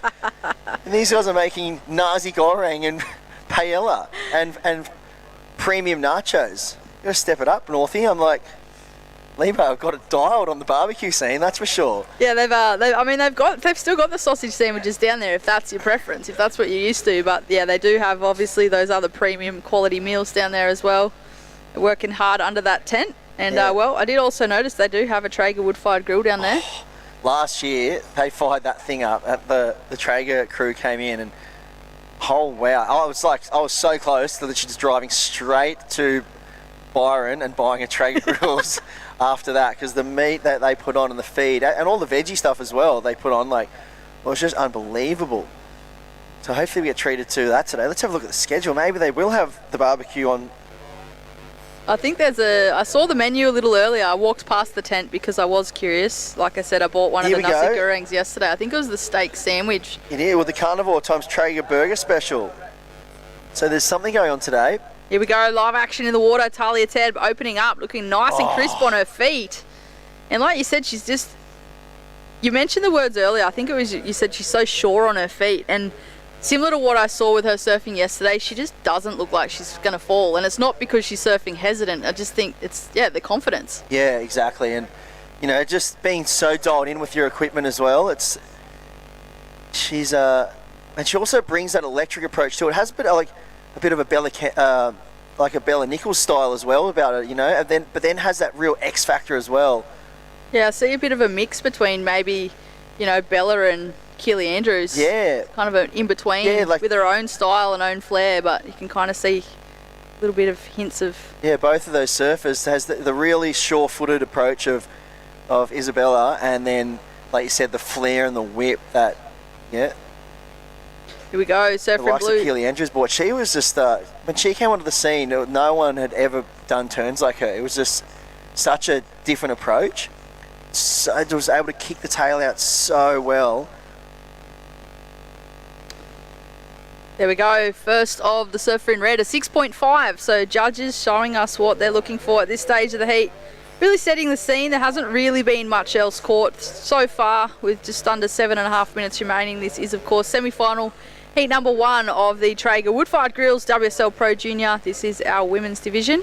Coming up next in semi-final heat number 2, it'll be Willow Hardy taking on Rosie Richardson. So another great matchup. And, well, what a beautiful day we have here at Lennox Head. Plenty of action on the schedule. I think we've got about 25 heats to run today, so another full day. Blue having a little look, opting not to take off. You see a little bit of urgency now from this competitor in the blue, knowing that she's going to want to lock in a score pretty soon with just over 6.5 minutes remaining. Because Red, once she makes her way back out the back, she's already locked in that 6.5, so anything else in her scoreline will extend that lead at this point. Yeah, this is definitely not what we're expecting when we saw these two surfers hit the lineup. You know, it's one of those ones you're expecting fireworks, and the lineup's just gone a bit sleepy for these two competitors, having a bit of a breather. But first score of substance goes to Talia Tebb. A great combination of turns there, and well, Miller's going to have to reset, and with 5 minutes, with just under 6 minutes on the clock, it's going to be a short surfed heat for Miller here if she wants to find a way into the final. The difference with the peaks today is I feel like there's more time in between the waves that are coming through, so I feel like she can catch a quick one and then get back out the back quite easily, rather than getting caught on that inside section, copying a whole heap of waves on the head through the impact zone. But with that said, it does seem to still be a little bit slower, so that weight could be a bit of a problem in between sets. Yeah, well, it is easy to get on a quick rollout here. We saw Mitchie P in his heat just before in the Pro Junior men's division. I think he surfed about a 2-minute heat. For the two waves he locked in, he got a 5.5, and then he did that air reverse right at the end. It was under 2 minutes to go in the heat, and he was sitting in 3rd or 4th and just found those two waves and managed to claw his way into 2nd place. So, I mean, the opportunity is out there if you can just, you know, I think out here you've got to be careful about dropping anchor. You know, you've got to stay active, stay busy. You can't just sit in one spot too long, because like we talked about it earlier, it's one of those places where if you just sit there, you know, the waves end up breaking all around you, and yeah, you've got to stay active, keep moving around, keep hunting the lineup, almost feel it out, a bit of instincts. But here's a good looking wave. Take it away, Brett. Talk about instinct. There's a great read to go sit on that bank. It looked like it was going to be a nice wave ahead of her, but it kind of fizzled through this middle section. But Talia Tebb making the most of that one. So she was pretty dialed in terms of positioning. She just went straight back out to what looked like maybe the same spot that she picked up that 6.5 from. And here you go, you can see on screen there, Surfer in Blues now opting to paddle over to that peak. Well, I can see a little lump behind this one. Will she get this one? It looks like it has a nice tapered wall to it. Will she manage to claw into this one? No, she won't, so she's a bit out of position. That's just what Lennox can do to you. You can paddle out there, and, you know, one surfer can just feel like they're just in rhythm and just finding waves like this and just having such a fun surf. And Millie Coco Brown, she probably feels like she's sitting in Lake Ballina right now, just waves just going nowhere near her at all. 3 minutes 34 on the clock. She'd be scratching her head going, how is this happening right now?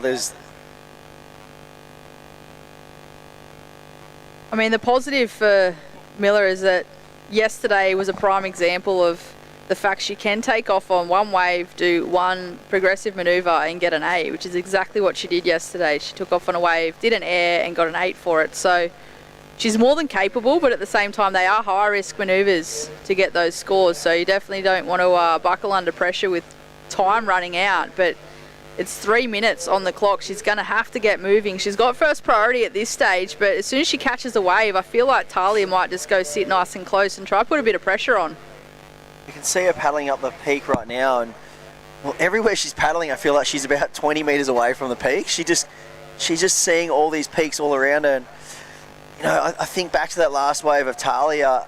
I feel like that was a bit of an error on Miller's behalf, just letting her sit on her own, because she had to be on the next best wave of the heat. You know, for Phil Miller in that situation, and you know, in the scheme of the heat, letting Talia sit on her own and find a wave under priority,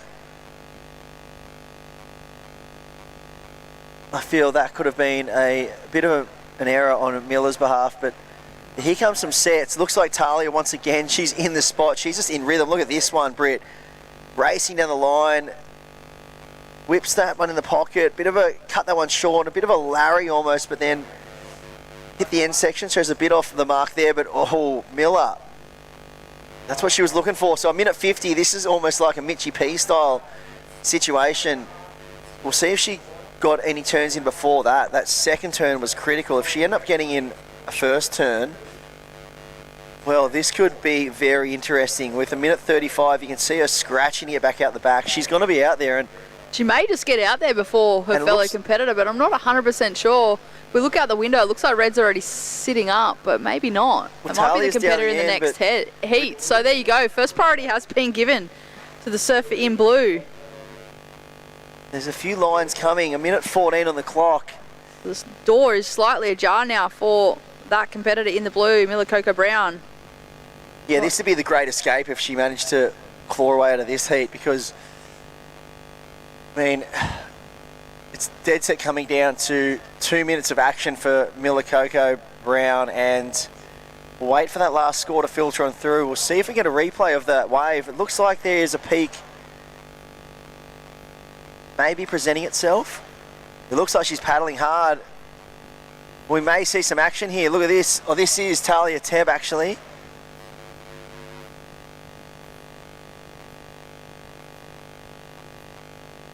So I just looked out the window and we see the end of that ride. That was Talia there. So we're counting down this heat in 20 seconds.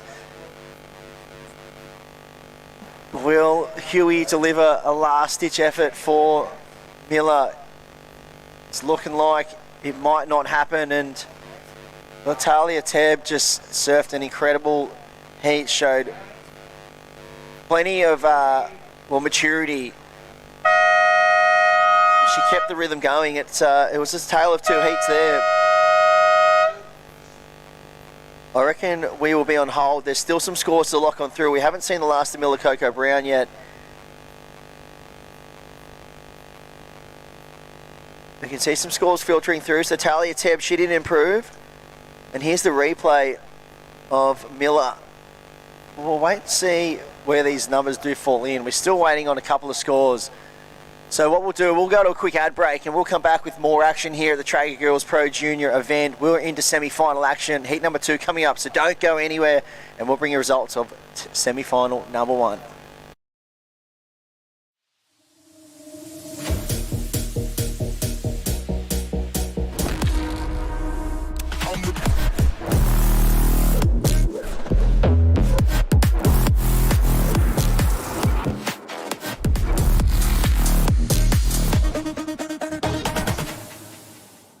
In a place where every corner tells a story and neighbours are more like family, having someone you can trust by your side makes all the difference. For over 100 years, Somerville Laundry Lomax has been a cornerstone in our community, supporting individuals, families and businesses through the moments that matter most. When you need legal support, someone who'll stand beside you, turn to the team trusted by generations. Somerville Laundry Lomax, for all matters when it matters most.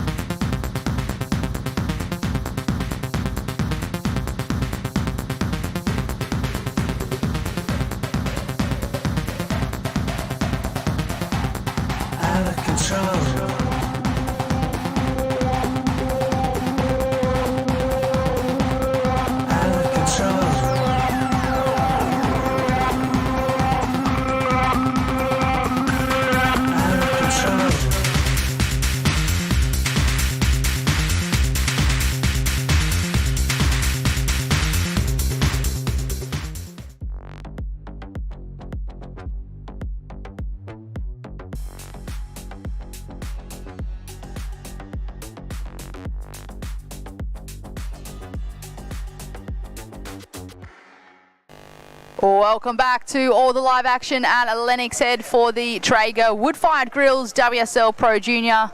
We are into the women's semi-final heat number 2. In the water, in the red, we have Willow Hardy. In the blue, we have Rosie Richardson.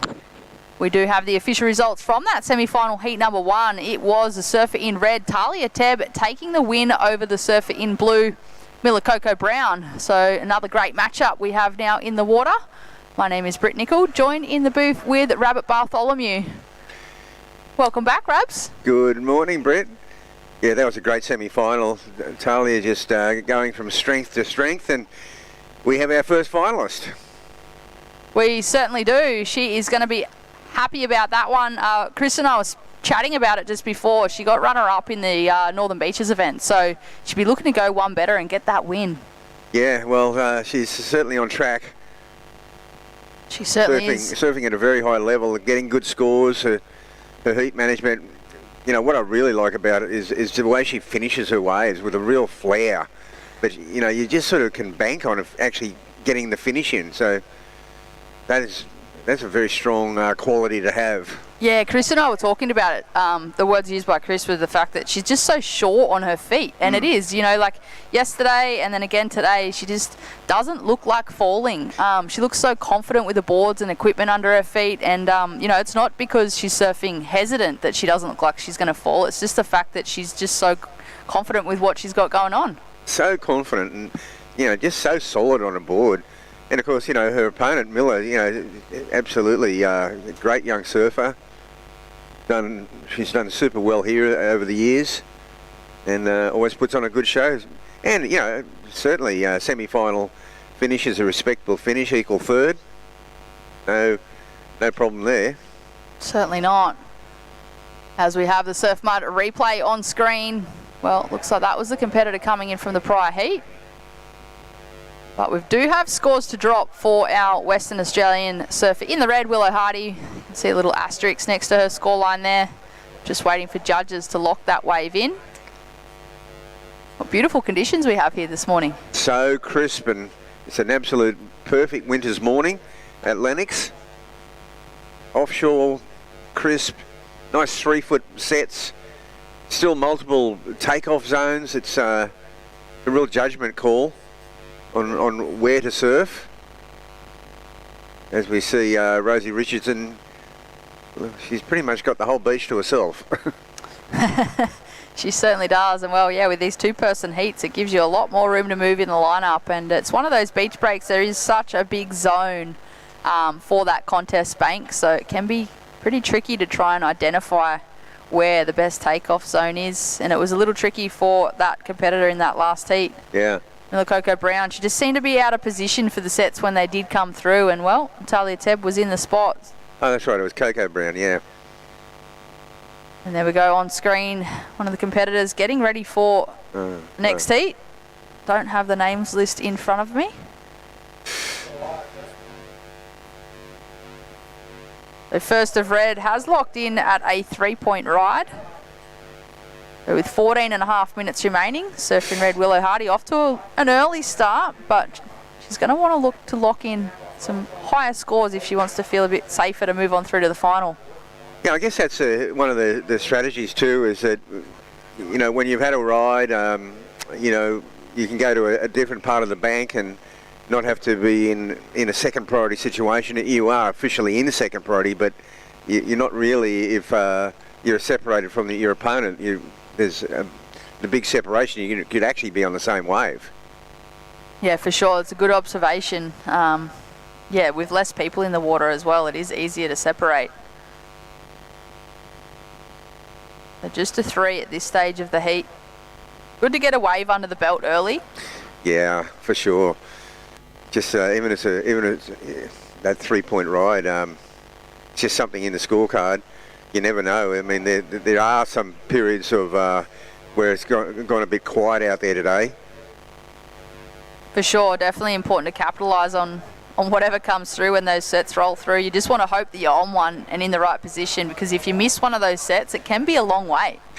Yeah, that's right, because the next set might hit, you know, 100 metres to your left or your right, so you're not absolutely guaranteed the next set's going to come through to your spot. So you've got to really take advantage of your opportunities on a day like today.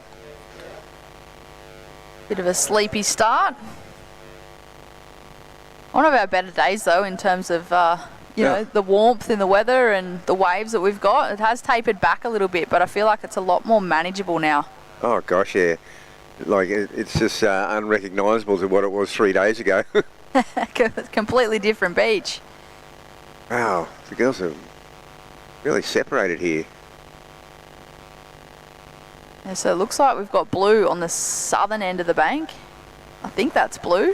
Is that blue or is that a water photographer? Asking myself the same question.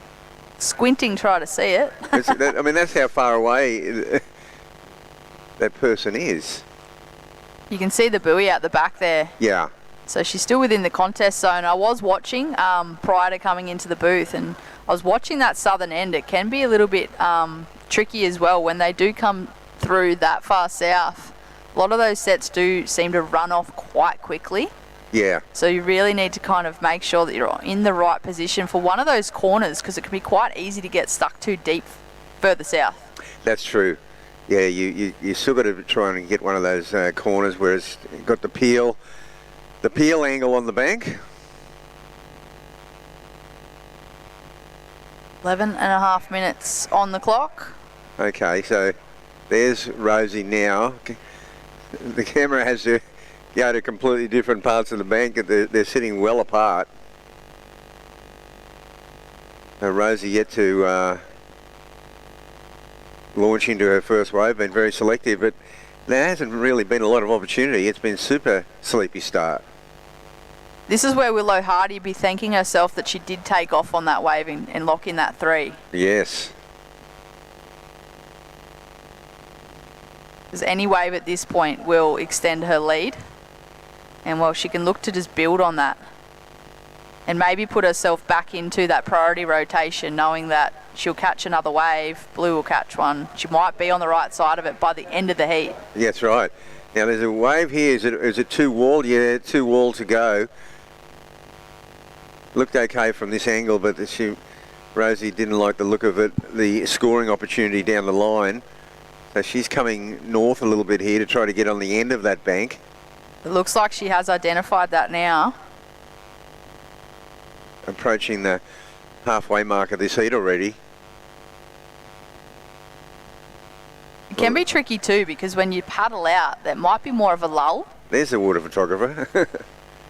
Yeah, well that's right. And if a set doesn't come through, you're not really sure if you're in the right spot or not until it happens. But great turn there from Willow Hardy on her backhand. Just a quick one under her belt. It's the one turn. Yeah, now Rosie heading in her direction. And Willow taking advantage of having that little spot on the bank. And it's a nice size wave here, head high wave. She gets one great snap under the lip. Little drone in the shot. Yeah. So yeah, good smart read on that from Willow Hardy. She's going to have 2 waves locked in now, and she can just look to kind of drop anchor and build on that if she wants to. Oh, and Rosie, she's sort of just tacking back and forward, hopefully hoping that a set comes her way this time. Looks like a few waves approaching. Maybe the one behind this seems to be lifting up. She's trying to position herself. So for those playing along at home, you can also choose to log into the WSL Live scoring system. Well, there it is. It's updated now on our screens, so you don't have to. Willow Hardy, she's locked in a 4.5 and a 3, so she's off to that lead with just over 8.5 minutes remaining. Rosie Richardson in the blue in second place now, chasing a 7.5 for first, but she can look to lock in 2 waves to break that down. And yeah, you can see on screen there, she's identified that she needs to head a little further north, try and catch the end of those waves as they're running off way too quickly on the southern end of the bank, just trying to pick off those little corners. Yeah, gosh, this is it must be a little bit frustrating for Rosie right now, because she needs to get going, but the waves of it has just been dodging her, and she's kind of tacking back and forward, trying to find the spot. Because Willow has had a bit of success. She got a 4.5 on that one really solid turn. 4.5 is right now a keeper. For sure, and that was off the basis of that one backhand turn. And here we go. Surfer in red now going to sit nice and close to Surfer in blue. Still 7.5 minutes remaining, so long time to be, starting to employ some tactics, but I feel like she's just going to sit next to Rosie and just apply a little bit of subtle pressure. Might make her paddle for something she may not have necessarily wanted.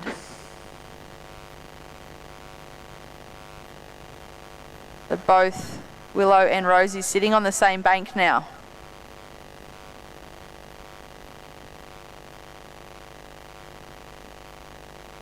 Here we go. Had a little look, opted not to take off. And this is where it can be tricky too, Rabbit. Holding down first priority, sometimes feeling like you're not sure which ones to go. You can be a little too selective at times. Oh, totally. It's like now, should I go or should I stay? Because, now she's got Willow sort of on her case. And the other factor here is that these waves, they're not that easy to actually catch. So, she could be in a position where she actually makes a move for a wave, makes that commitment and either decides the wave's too walled or misses it and then just hands priority over, and it sort of could be game over.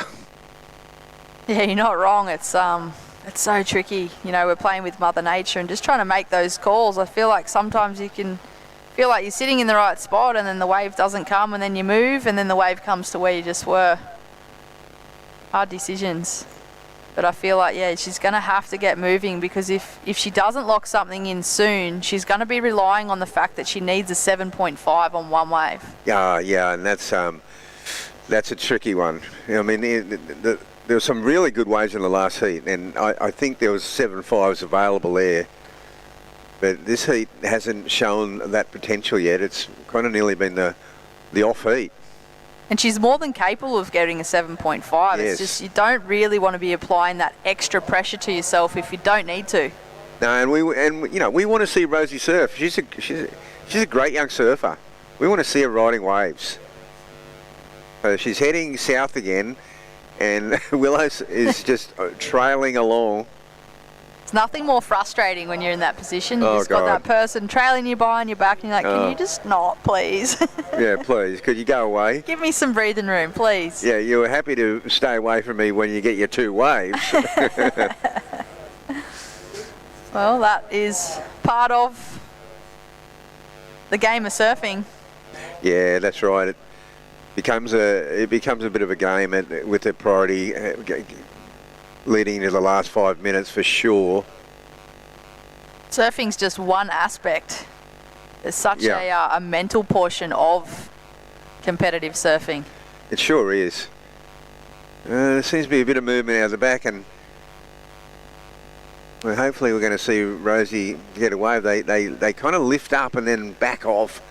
She's having a look at this one though. It's a wall wave where she is. I think she's going to go. She's going to have to take off. And she does exactly what I thought. A half committed sort of paddle for it. And she will, let's see if the priority judge deems that she actually committed to that wave. We haven't seen a change in the priority yet. So on our scoring system, we do have the iPad. It has been updated, and Willow Hardy did go into first priority and taken off on a wave. So interesting choice though from Willow just now. I feel like she would have identified that wave wasn't going to hold up, but she still opted to go anyway. Well, she did that, with 3.5 minutes remaining. I think that was purely a blocking move, and the fact that,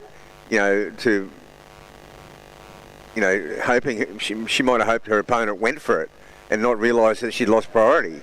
There's all kinds of factors in there, but yeah, you're right though, as far as having the patience to then totally dominate the break with priority. And this time we see Rosie really trying to get away from her big time. So that was, yeah, that's one scenario we did talk about. These waves are lifting up and then they back off just before they hit the bank. So here's a big wall, but she's got very little option here. It's it's turning into a little bit of a shocker now, because there's Willow, and she's out on the end of it. Not much of a scoring opportunity on that wave. So 2.5 minutes on the clock, and well, surfer in blue, Rosie Richardson, still waiting to lock in a decent wave. So what we thought may have been an error ended up working in her favour, in the fact that Willow also took off and handed priority back to the surfer in blue. But we have a surf mud replay of the surfer in red. This is the current heat leader, Willow Hardy. Smaller looking wave, but getting a nice turn in before it kind of fizzles through that middle bank. Heap of water through the middle section. Oh, it's exactly the wave that Rosie wanted. It looks like. So she's going to probably improve on that 3-point ride.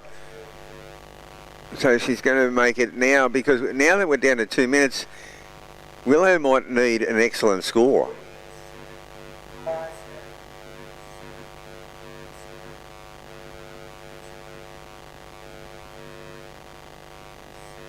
So first priority is with the surfer in blue, but she's sitting in second place. See on our iPad that she's managed to somehow lock in a 0.43, so she's still chasing a 7.57 for first place. Oh yeah, okay. Which hasn't been updated on our TV, but we do have the live scoring system on our iPad. Yeah. Well, now the situation is she actually has to wait for a really good wave. There's no other choice. She needs a bomb wave to do it all in one go. So it's not a matter of just trying to get 2 4s now. She needs to get a 7.5. So we are into the mad minute. 50 seconds on the clock, and here we go. Blue up and riding on a nice looking right-hander. This could be the wave she was looking for. We didn't catch what she did out the back, but she's chasing a 7.57. May not quite be that score, but she's going to chip away at that requirement. However, time is going to be the enemy. There's 35 seconds on the clock, and it'd be interesting to see what Willow Hardy does here, because I feel like she's just going to need to keep an eye on where Blue's paddling back out. But I don't think there's going to be enough time. You never know. We'll wait and see what that score drops in as too. Here we go, surf mud replay.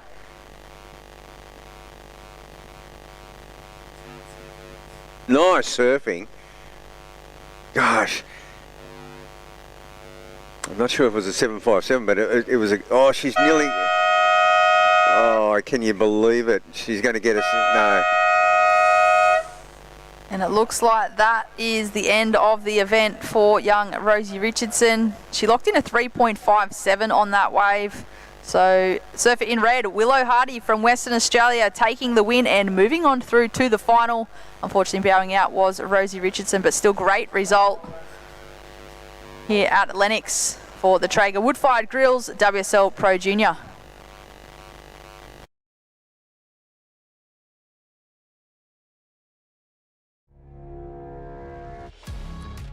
Kind of just a giant peak. It looked like it was squaring up to the reef really good. It just felt like a crazy amount of draw, and it was like I was riding uphill. I was on my back foot pretty much doing a wheelie in the barrel. I was held it for as long as I could until it just sucked me backwards and ended up going straight to the bottom. It was a pretty crazy feeling. I haven't really had a feeling like that in a barrel.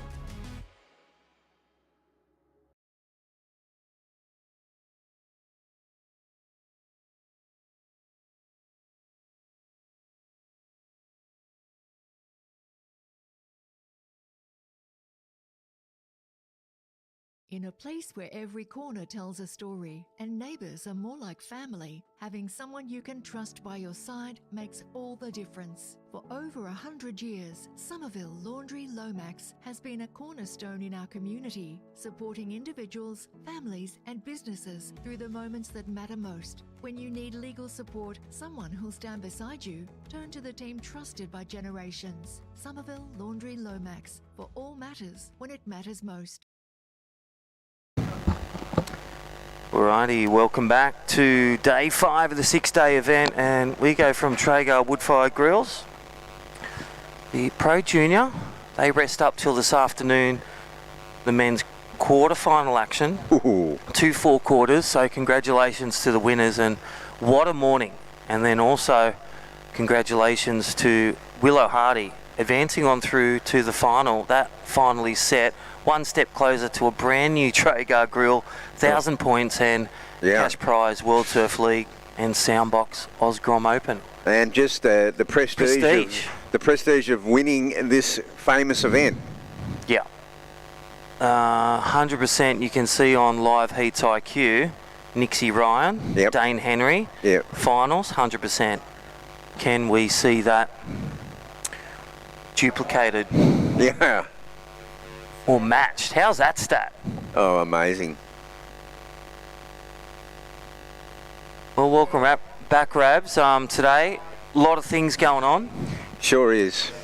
And right now we'll call in the under-16 boys. We're back to the Soundbox. We segue back to the Osgrom Open, presented by O'Neill. Short break. Big shout out to WSL, Dan and all the crew and all the athletes. Oh, yeah. I mean, you know, it's 110. We are down to 2 in the final. Yep. 8 this afternoon. Incredible. I mean, whittling down the field, and the beauty about getting through to the next round is that you get another surf out at Lennox. Yes. And that is a bonus. It is a real bonus. That's what I love about your events up there, whether it be the World Comp, the teams event. Yeah. Or even the Oki last week. And it's great to see Snapper back. Yeah. Every heat's a treat. It's a real treat to be able to surf a wave like that, as it is here. Those beautiful winter conditions. And adapting yourself to the waves. What I love about this, what you're seeing on screen, welcome all those. There's Willow Hardy, and again, let's step back to day 1, day 2, Rabs, and day 3. Oh, gosh. She got through a heat with a wipeout 2.5. Wow. Big turn, incomplete right at the end. That's what it got her through to today. Oh, my gosh. That's so cool. And she's not just known for wipeouts, she's known for big podium finishes and snaps, and now... Hey, remember when Laird Hamilton had those, go wind it back to when he had the Futures, those booties stuck to the board with Velcro? Yes. It never caught off. I wonder if that'll come back. Yeah, it does from time to time. Just to make it stick that turn like that last fall off. Absolutely. All right, Jacques Cabalt out there, he's had some, 5 days of surfing. Jagger Phillips, again, another kid, first heat of the day, he caught a wave, had to get put out there with the jet ski with another one. Wow. Because of safety. And he's in there, one step closer. So you never know, if you keep fighting, where it's going to take you. Oh, that's right. Look at these waves, Raps. Oh, this is incredible. Tell you what, if he pulled that off there, he just got bounced, because that first turn was awesome. That would have been a huge score. This is Jagger Phillips. Thank you, Soundbox Surf Mud Replay. And talking about surf mud, 2 to 3 foot waves out there, sun's out. Yeah. Rabbit, what are we talking about today? We're going to get some gear on? Oh, yeah. All right, Jagger Phillips from Maroubra, now living North Narrabeen. He's in the North Narra team with the Hedgehog, under the coach, under the stern rule book of Matty Cattle. Matty Cattle, yeah, what a great coach. Like, seriously. Amazing pro surfer. Yeah. In the brands that we all know. Yep. And still that legacy like yourself. Not just reflecting, but supporting and leaving a mark in surfing. Here we go, Jagger Phillips. You can just watch this all day. Sunny, syncopated rhythm, just in the flow. Great completion, 2 turns. And this Jacques, he's just on fire with the waves. I love the difference, and judges see that. Bigger wave, faster turn, or bigger spray, demonstrating power. I mean, Rosie Richardson would be looking over now. I mean, it was nearly flat, her whole head. She could not find a wave. We've had about 5 rides in this heat already. It's funny how the ocean moves like that too, Yeah. Rabs. You never know what's going to bring in. That's what I love about the format of 20 minutes. Yes. Gives you a bit more time. Oh yeah. Well, there he is live on screen. Loki Cullen, the Aussie New Zealander, and Beck's got the treat of bringing him down to Lennox. I think she always just bookmarks Lennox. Oh yeah. She loves the food, Yep. loves the vibe, loves the 4 seasons, double jackets to single jackets today. Oh yeah, today's beautiful. We all got some surf mud for you, Rabs. Oh, that's We'll get awesome, it on mate. camera shortly, but you know, the original tinted covering. Yeah, I love that. You do, there it is. A big shout out to Jason Magella, they're here. Check him out under the Surf Mud tent. Mineral sunscreen, SPF, 4 hours water resistant. Unreal, mate. That's to treat you when your leg gets better. Mm. Oh yeah. Box of goodies. And what about Ocean Addicts sunscreen? Oh wow, that's really cool. That's the cream. Okay. Really good. Box of goodies, thank you Surf Mud. And did you bring your trailer? Yeah. Because there's more. Oh, unreal. Look at the XL. We've got the Surf Oh, Mud. that's good. Beautiful jacket. Perfect for There's your winter. double jumper. Thank you, Surf Mud. Thank you, Surf Mud. That's awesome.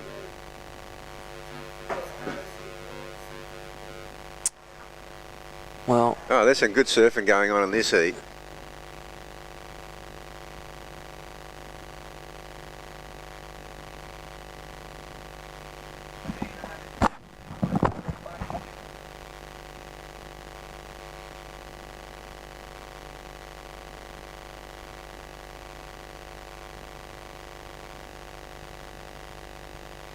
Oh, unreal, mate. So good. chuck it all on when we get the camera. Oh, okay. Okay, what's that? All right, we're just going to go to a short commercial break. Okay. Yeah, so all good. Our safety team's on it. Go to a short commercial break here from our great sponsors, Soundbox, Osgrom Open, presented by O'Neill.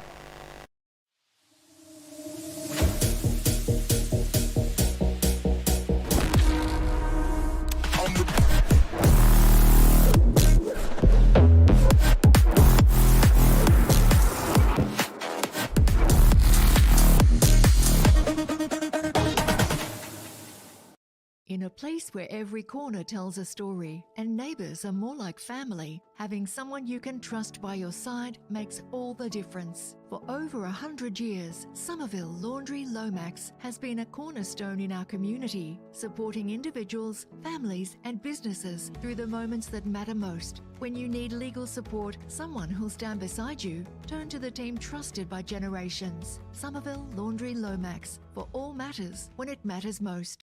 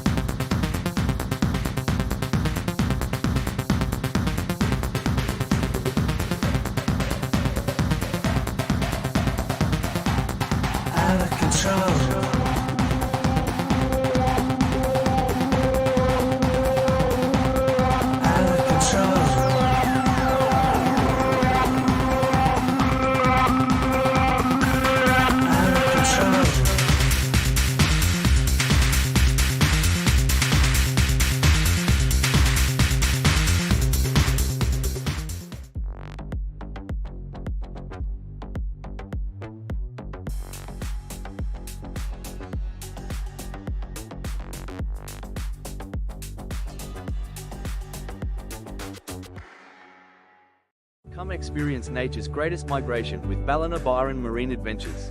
Locally owned, family operated, and passionate about sharing our incredible coastline. Your whale watching adventure starts here. Book now at ballinabyronmarineadventures.com.au.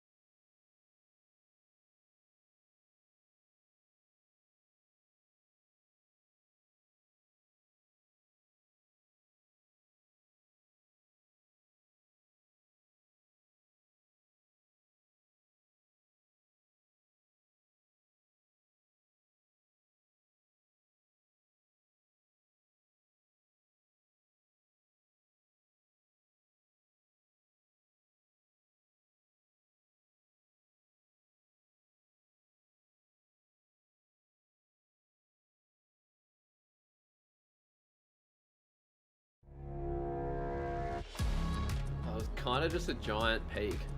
It looked like it was squaring up to the reef really good. It just felt like a crazy amount of draw, and it was like I was riding uphill. I was on my back foot pretty much doing a wheelie in the barrel. I just held it for as long as I could until it just sucked me backwards and ended up going straight to the bottom. It was a pretty crazy feeling. I haven't really had a feeling like that in a barrel.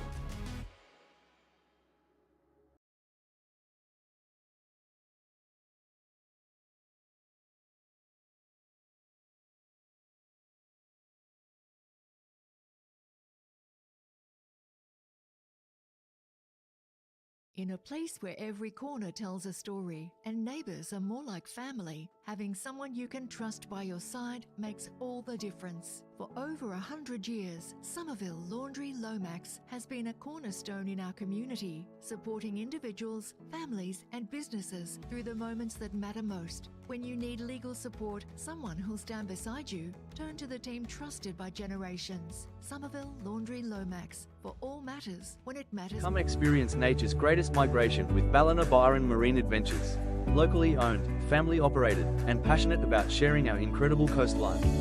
Your whale watching adventure starts here.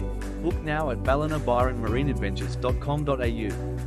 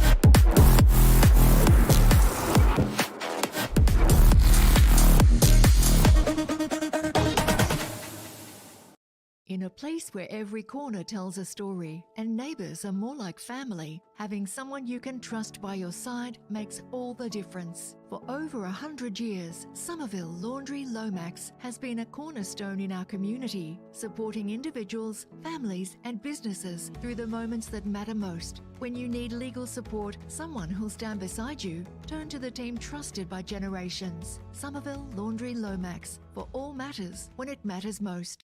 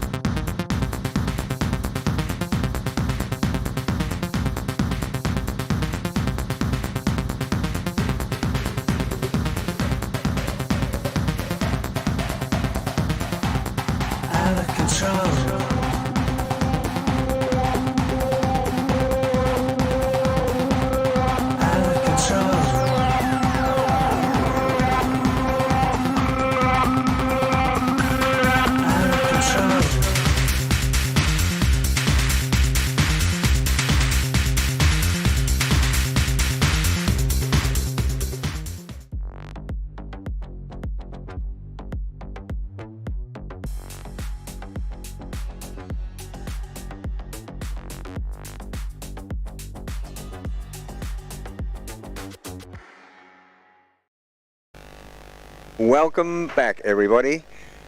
We had a short interlude there. The surfers have resumed their position, and Crispy, the protocol is that exactly the situation with time, with priority, this will be resumed as per normal.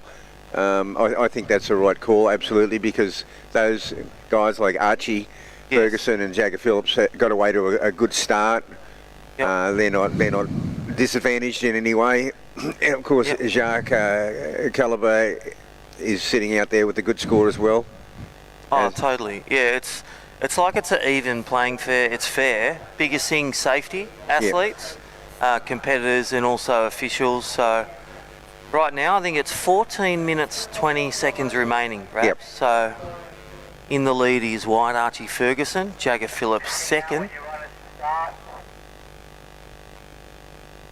Jacques Cobalt, we will resume shortly. And again, Australian Lifeguard Service doing a great job. Their role in this event, pretty much since 2018, is just the mitigation of safety. Athletes get straight in, that's why the skis are out there. And it's an important issue, safety, Rabs. Oh, geez, yeah. You know, we're absolutely loving the drone technology. Just the fact that we got jet skis out there. It's just the athletes' safety is the number one priority. That's that man right on there. And there it is. We got our supporters too. Great commercial segue into that. Yeah. Shark Smart. So everyone is okay, no issue, safety is good down here, and they're a part of our life in surfing as well. Well, that's right. We've seen many, and no doubt yourself. Alrighty, but back to the action. This is day 5 of the 6. We're in the Soundbox Osgrom Open, presented by O'Neill. Heat 4 under 16 boys. This is quarterfinal action. You've got to time the rehydrate. Our athletes, they're back out there. Yeah. Have a chat with mum or dad or coach. Yeah, well, that's... Yeah.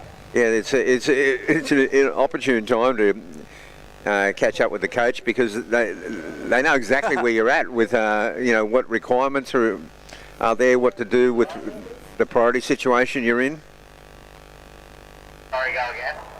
Imagine if surfing turns into like NFL. Yeah. Where you've got, or even the World Cup soccer, the hydration break. Yeah. Come in, have a chat, get back out there. I was even thinking, think of the dream, what does the future look like? I was thinking, imagine when they eventually build man-dropping drones. You got the camera drones, they drop them out there, get their wave. I reckon we'll go to best one wave, hey? Yeah, Started Yeah, at 5 in yeah. the 60s, 70s. Yeah, that's right. No, that'd be cool. You know, it's changing all the time, coaching. I mean, they never used to have coaching allowed in tennis, and now, you're allowed to have the coach sitting just off court, throwing, hurling abuse at you. I love the hand signals. Yeah, Let's talk about hand signals in surf. I nearly started an Instagram once just with the differences of hand signals from mums and dads and coaches. Oh, yeah. It's like they're bringing in the planes at the airport.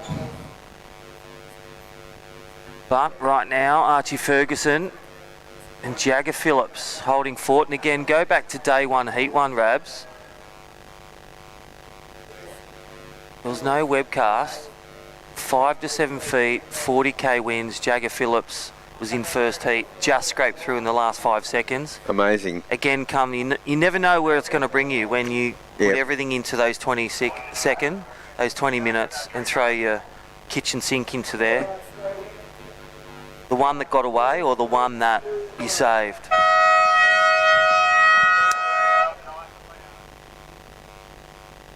Alrighty, we're back on again. Yeah. Welcome back. We're here with Rabbit. Show us that surf mud gear. Yeah. Nice gear. Beautiful. The jumper, double jumper. Needed that day 1 to 4. And, of course, we've got the good stuff. Oh, Yeah. the mineral. This one here. Really got my little gift pack for the year. Unreal. Thank you, Surf Mud. Thanks, Jace. Thanks, Very Surf cool. Mud. Check them out. Lennox Head Surf, the post office, every good retail surf outlet. Rabs, you caught up with your mate, one of my favourite Dragons fans, Brad Myers. Yeah, Phil Myers yesterday. Yeah, the Myers brothers were here yesterday, and oh, that's a great ride there. Wow. Zippy, speedy. I love the way he stomped it, completed it. Very well done. Disciplined finish. 2-turner. Wow, I'm really liking that one. That was so well done. That was the surfer in green. Now we see. They've come out of the gates. Look at this one. Swooping for 2. There's the snap and well looking to appear. Whoa. Wow.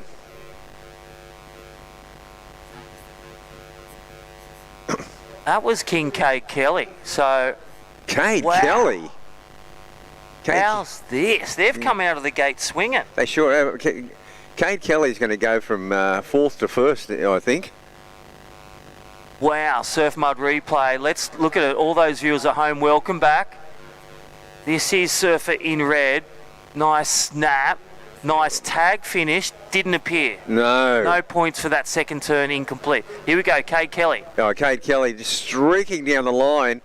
Loving this snap. Oh, bucket loads coming off the back of the wave. 2 huge carving snaps.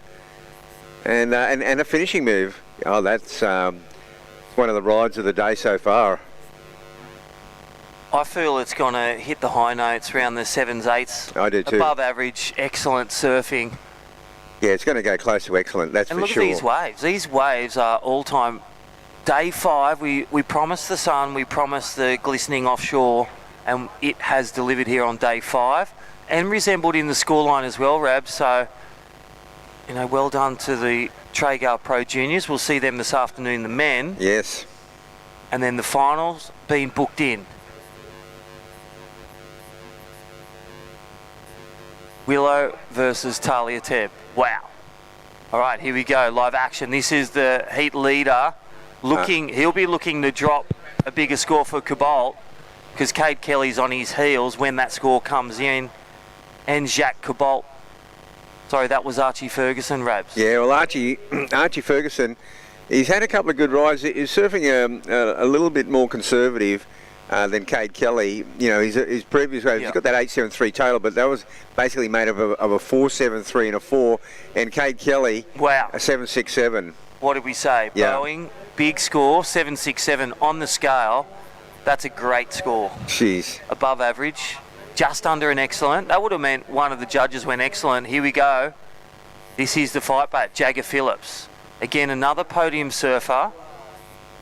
In the top 5 of the ratings leader, a lot of these surfers on the Surfing Australia Junior Series rankings. Australia-wide, How good's that for an incentive, Rabs? Win this, get 10,000 points. The illustrious Soundbox, amazing trophy, prizes from O'Neill, Surf Mud and all the rest. But again, that opportunity to represent Australia at the end of the year, win an Aussie title, top the ratings, represent Australia under 16s, under 18s. That's what one of these surfers potentially could represent. And so, and where is that? Is that in Peru? I think it's overseas, yes, definitely this year. Yeah, you can see it's not nerves, it's like just trying to bank that first one in for White. Yeah, I think he just wanted to get that on the board. I think he'll loosen up a bit now, and he goes Jagger Phillips, but he just gets the one turn in. Probably not going to improve his position.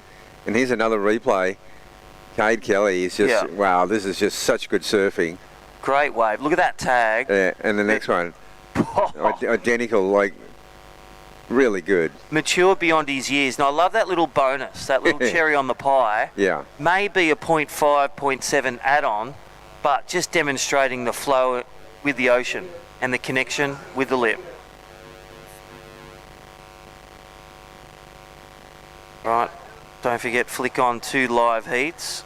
And also Surfing Australia, the rankings, they're alive all the time. Live ratings, Jesse Ferguson, Caden Francis, Ben Zanata, top 3. In the under 18s, I think they've all been knocked out, but they're in the Pro Junior, still alive for this afternoon semi-final action. Check out the under 16s, easy to click on. Big shout out to Surfing Australia, they're back down here because Chelsea Hedges is surfing today, Rabs. Oh, unreal.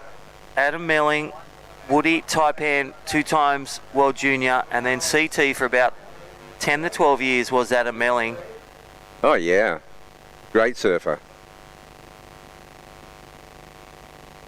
As you see, Jacques getting a wave there. He's trying to get rid of that 2.43. He's got a 6 in his scorecard, so that's going to definitely challenge Archie Ferguson now.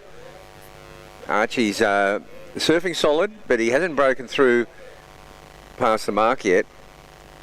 And this wave here, small wave, crispy, but yeah, he gets the job done. Yeah, I reckon that's going to sit in there, but I'll tell you what, you got Jacques Cabal. Yeah. He'll be looking for another podium finish. Got 2nd in the state this year, New South Wales. Oh, wow. Top 16 in the Oki last week. And in the NN Ripper made the semi-final. But this man, ratings leader, Jagger Phillips. Wow. Yeah, he just didn't quite pull that one off. He got up there a little bit late. It was this wave here. It's a small wave, but he's only looking to get rid of that 2.73. And once again,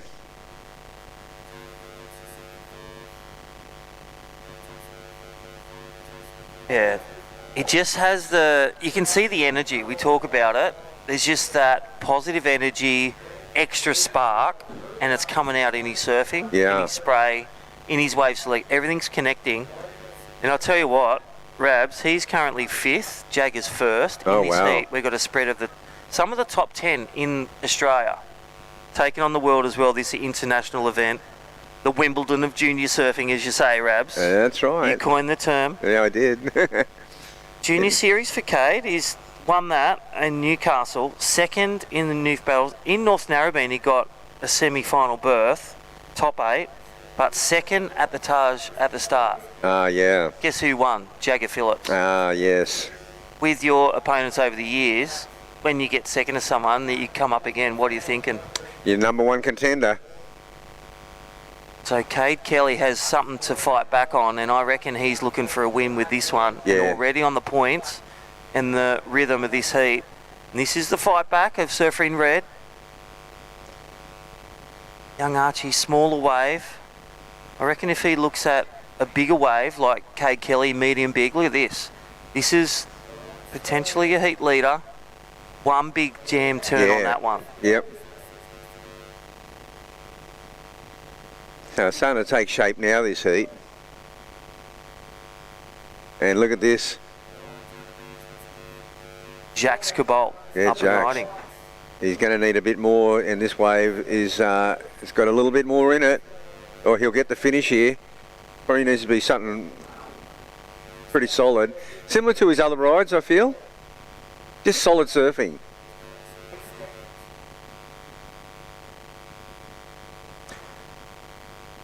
All right, so yellow flag. Yellow flag up, please, Beach Marshal. Yellow flag.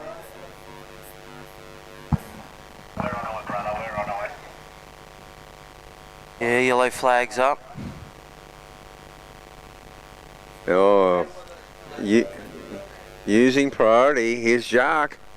Boom! Oh, he gets caught up over the lip, but he's moved into second place.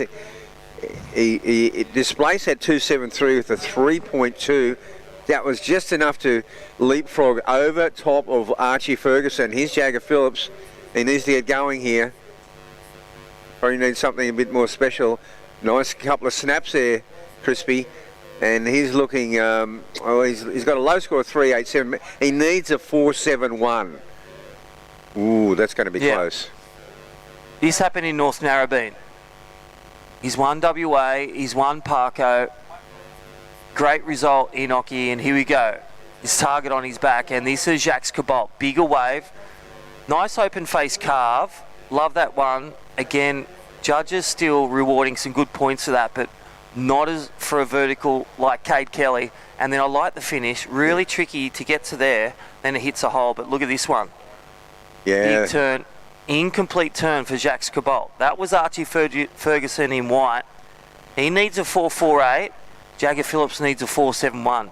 And that was a nice turn, just the size of the wave.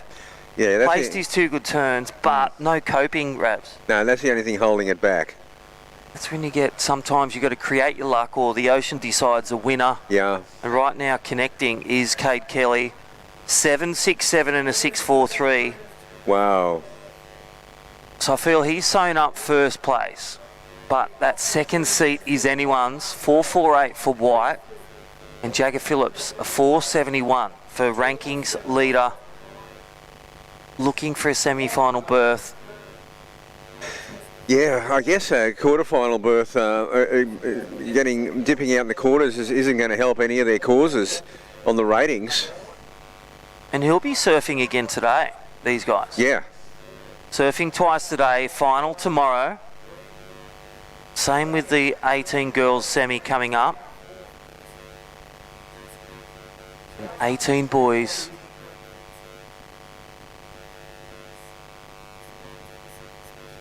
We're going to finish the day with the Traeger Pro Junior boys 2 heats, and then guess what happens, Rabs? We have the Legend VIP afternoon at Lennox Head Hotel. Heard from our DJs last night, happy hour. This afternoon's about celebrating Libar, about celebrating 15 years of Osgrom Open. Wow. And you'll see all your mates from Phil Myers, Brad Myers, our past and present presidents, and celebrating with all our sponsors. Yep. What a great event.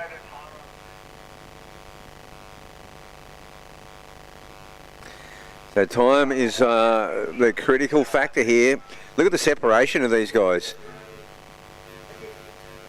Oh. Yeah, just under 2 minutes, Rabbit. We restarted this heat.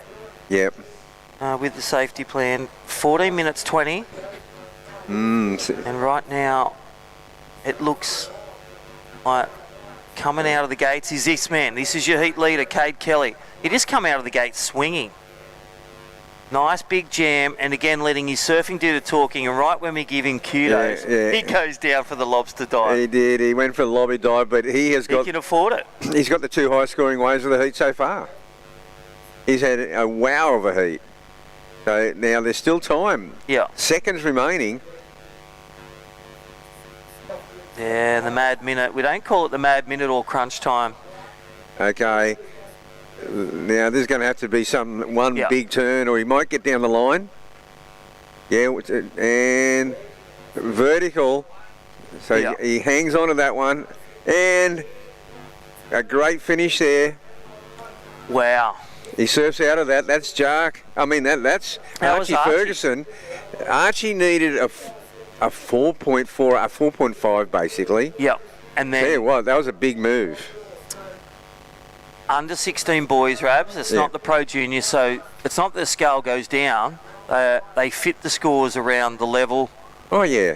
But white, we will go on hold and stick with this. Last wave of white, stand by, and Jagger Phillips, last ditch effort. Let's check out on the Surf Mud replay. Moments left in this one, and this one will go on hold. Let's look at it. There is your unofficial heat winner in green. He sews that up. That's not his keeper wave. Now this is a last ditch effort by Jagger Phillips. Yeah, nice vertical 12 o'clock finish. But then the wave behind is a bigger wave. Yep. It's only one turn here, but it's a good one. And did he ride out? Yeah, he rode out of that. And like you said, a 4.48. They've given 5s for one turn. They've given 6 9s. They've given 9s for one turn. Yeah. That was when it was big, critical, and that demonstrated some of those finer points. And then last of blue. And also Jacques got a wave too. Here's Jagger Phillips, last turn. What do you think at home? I'll tell you what, Maroubra and North Narrabeen will say, give it the nod for blue. And this is surfing red, so it was just rapid fire. There's that left tube. Incomplete. Oh, it didn't come out. So he sets the sails. He'll lock in a 9.2 combo. It's all about the backhand one attack of Archie Ferguson. Does he get the score? And then Jagger Phillips, 2-turn combo. Well, we're going to hear from a commercial break and we'll unpack when the dust settles. This is Soundbox Osgrom Open, presented by O'Neill. Rabs and I will take a short break, but come back after we hear from our great sponsors. See you soon.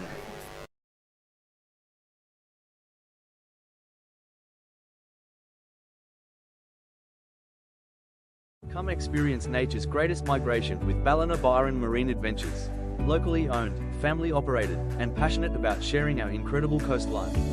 Your whale watching adventure starts here. Book now at ballinabyronmarineadventures.com.au.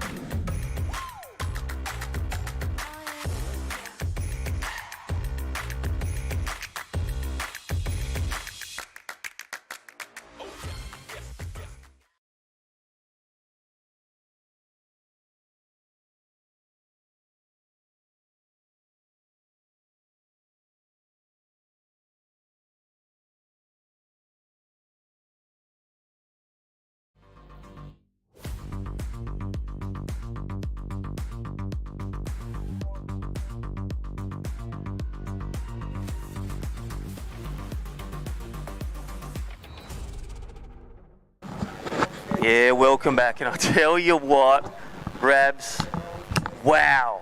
You said it. That's the new... Juniper said nice, and go back to the scale, what nice is. It's about a 4 to a 5. It's like wow as well. We're throwing it back because Jeez. Archie Ferguson, that wave, you said it, wow. One big hit, last ditch effort. He got it done, demonstrated a vertical hit, needed a 4.48, posted a 5.1. Last heat, getting on through. That was exciting surfing. Archie Ferguson, he would be wrapped. And there is Kate Kelly, your heat winner. Congratulations, Kincaid. Oh, God, what a heat. And look at the energy. put it all together, great waves, and then come in, all that positive vibes, positive energy. And this is our heat number 2. Oh, he surfed out of that. He had to go straight into it. It was just like bang. He didn't even get to come off the bottom of that wave. Here's a nice bottom turn. Waves are pumping out there. Yeah, the waves they're really fun right now. You know where there's surfing, Rabs, and we've been talking about landmarks. Yeah. Some famous landmarks, think of Haleiwa, the corner of the hut that Sonny Garcia will tell you, or you're off the wall or pipe, you're in line with this, with the Billabong house. Yep. Landmark here, they're right in line with the shower. They've moved from the pub, they've moved from playgrounds, way down deep, they've moved over to the shower right near the pine cone, and I'll tell you what, that is the spot at the moment. Yeah, that's the spot. From the surfer's athlete age. Well done to Cade Kelly, last heat wrap-up. Archie Ferguson second, Jax Cobalt, commiserations, Jagger Phillips. He's knocked out, but gets a great result in points. Oh, that's good.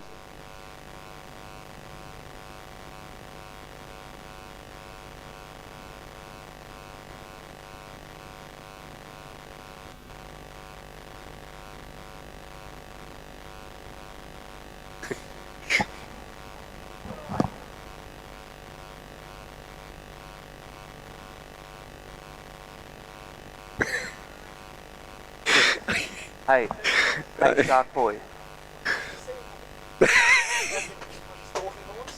I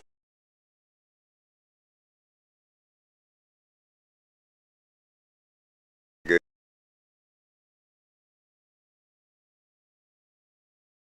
Crosses the road. Yeah.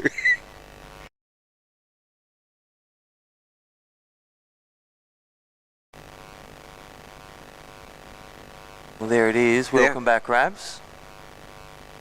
Oh, this is great. Another awesome heat. Zen Hammond, Zach Johnson, Lucana Cullen and Luca Martin. Wow, what a lineup of super talent. It's those heats you get in the pointy end, whether it's round of 16, top 16, or even top 32 yesterday. Yeah. Big names, locals and that, squeezed out of the equation. Yep. And these young surfers are also your future. Zen Hammond in red, Zach Johnson, Lockie Cullen, and Luca Martin. Oh. And a lot of them are in 2 divisions, still alive. Yeah. Luca got knocked out, and Loki, but they are still in their division, under 16s. And then we saw Jesse Ferguson advance on through, Rico Haybiddle. Yep. Whereas they got knocked out, and Ben Zanata of the under 18s, they're still alive in the under 21s. Incredible. We should be a much harder division. One of the features of this heat so far is that there's a lot of one-off big moves happening.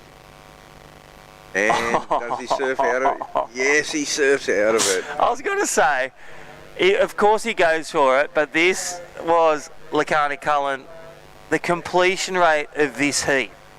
Yeah. You want to learn how to get maximum points, watch this heat on rerun. Zach Johnson, under the, going for the under the lip. They're all slicing it different, but Lucana Cullen, stand by for that one wave backhand air rev. It just looked like he was gone. He laid back, and I call him like the mini Italo. It just goes 110%, and there is some of our grommets under the Traeger. Don't forget, hot breakfast, get on down here. Big shout out to Carly. She's actually a licensed chef, and she's cooking on the Traeger. That's awesome. Grill, wood-fired grill, brioche bun, steak, carnivore. Thank you, Lee Bar and all the volunteers. Bit more action in the lineup. Yeah, 2 scores to come for Loki and Luca Martin up and riding. Yeah, Luca Martin up and riding. Oh, he didn't like that one. Decided not to finish it off. He thought he could do some better action out the back. And yeah, this heat here, you want to be on your game. And he goes Zen Hammond. He's dropped down to 3rd now. Big finish here by Zen. Oh yeah, he finishes it off nicely. Went up early, Crispy.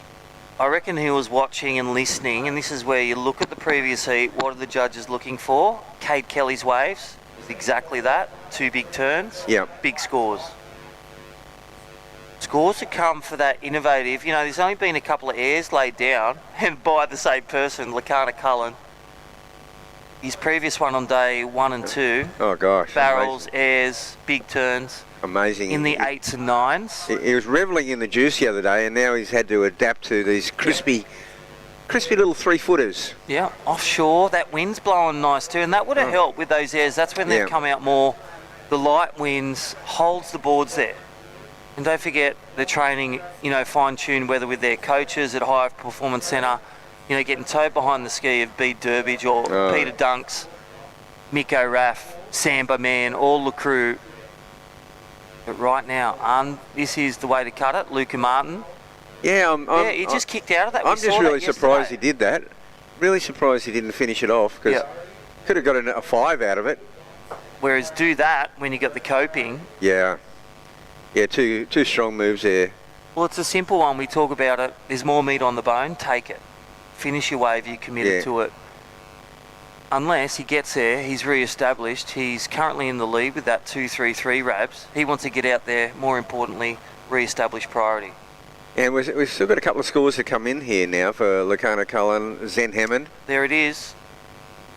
7.5 Rabs. Okay. For White. 7.5. You can just pull that out of the bag. I mean, on the backhand, so hard, technical. Yeah. He's got that down pat. And look what he needs to take the lead. You got Loki on your heels, and he needs a .66 to take your leader spot. Game on. Zach Johnson. Yeah. Yeah. So Luca, like he flicked out of that wave, and he already had a 5.83. You know, I'm surprised he didn't like back it up with like even a 4.5. But he feels. I think he might have felt that, you know, these opponents that he's got are going to be pulling out some big moves. Yeah, I feel you got Zach Johnson on the heels. He's got his 4.07, just under his best Lucas. And Zen Hammond in 4th, he's got a 5.17. Everyone's got to keep a wave, best wave, but the best keeper is Lacana Cullen, and wait for all I can say is wait for his backup. Based on, here he goes. We don't have to wait long. Cue. There's the set, 2-turner, little drift, and there's the rarity. Yes. He's actually human. He does fall off, make mistakes. Wow. That would have been another massive score. He didn't go for the safety valve. He went for it. Yeah. Full tilt boogie. And go back to it. He goes 110%. Yeah. It's spicy. It's exciting. It's powerful. And sometimes it does fall off. But here we go. Rewriting it. Luca Martin. There's the first turn. Selects the wave. He's going to stay with this one for the second. Kicks out again. No little wrap. But there is a deep section on the shower section. That big swell for the last 3-4 days battered. Really scooped out a bit of sand off the reef. Yeah. Yeah, well, he got 2 moves in on that one. It's definitely going to improve on his 2.23, his 2.33. He's at a 3.91 Rabs. That's what he needs now. Yeah. Loki Cullen, the situation changed. That last wave, 1 turn, 2.23. He made that second turn. He would have been dead set staring down your wow section of around a 5 or a 6. Oh, definitely. Oh, it was definitely a 6-point ride. No doubt about it. Here we see this turn here. He goes for it so hard. Wow. And see, judges rewarding that first turn. What about you at home? There's that first turn of red, second turn. Oh, how was that drift and stall? It was like a little Smith grind on the coping. It was. Well, that was his 5.17. This one's red hot. Big shout out to Surf Mud. Rabs is all decked out, ready for the sun. And here we go, Luca Martin's replay. That was the one he kicked out. Yeah, that's right. And this is the thing. They can get replays and live action right now. This is Luca Martin. Geez, he gets a lot of waves. He's a busy surfer. Just got caught up on that second turn there. Still looking for a 3.91, so hasn't improved his position. Rabs up next, Talia Tebb. She's again in 2 divisions, under 16 girls. Amelia Craig, Madison Kensington. We'll have Juniper Harper and Britt Nicol back. Heat 2, Evie Wilson, Miller Mayberg, Narba Holmes. How good's that? That's a good one. We'll welcome back our Britt Nickel, Juniper Harper. Juniper will be back on finals day Sunday.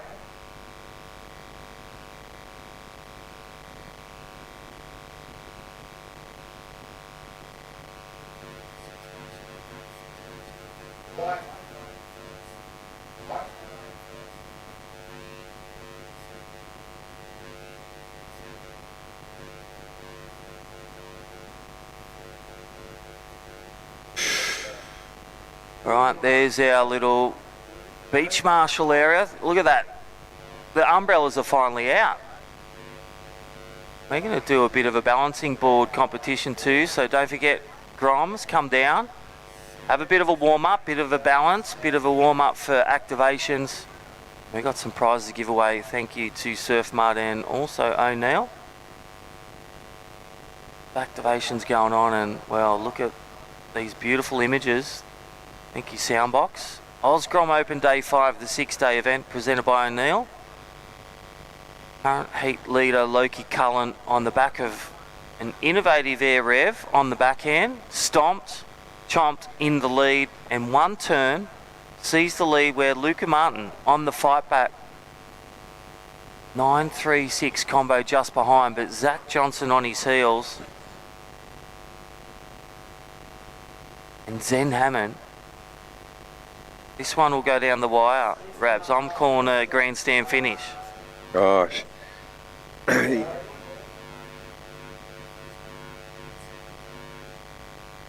Well, they've separated themselves just like the last heat.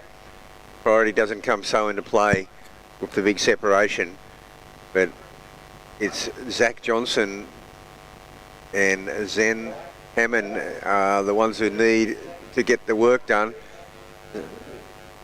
I guess of all four, the bottom best wave is Zach Johnson. He's only got a 4.07, so he is in need of a pretty good score there. Yeah, well, they can see the priority. Don't forget it's digital on the board. Had power go down around day 4, obviously, with all the heavy rains, but they still have the manual priority as well. So blue has priority 1. Red priority 2, so opportunity for 3rd and 4th, and that's the cycle of priority. Go back to, I love hearing your stories, but 70s, 80s, the priority was what? Whoever's on the inside. Oh, definitely, yeah. You couldn't even go on the wave at some stage. Remember Tom Carroll talking about this? Yeah. Someone caught your same wave, boom, they've got lost a half a point. Oh gosh, yeah. And I mean, crossovers, everything was an interference. There was just some ridiculous rules. I mean, when I came on board, I got rid of a lot of stupid rules. And look at it now. And thanks for being a part of the growth, busting down the doors and really busting down the myths. Wow, look at that. 2 surfers on the same wave, totally legal. Wow. That's fine. Good angle there. The drone was just following him along. I love it. He's heat leader. Yeah. Cullen, first wave, tags it.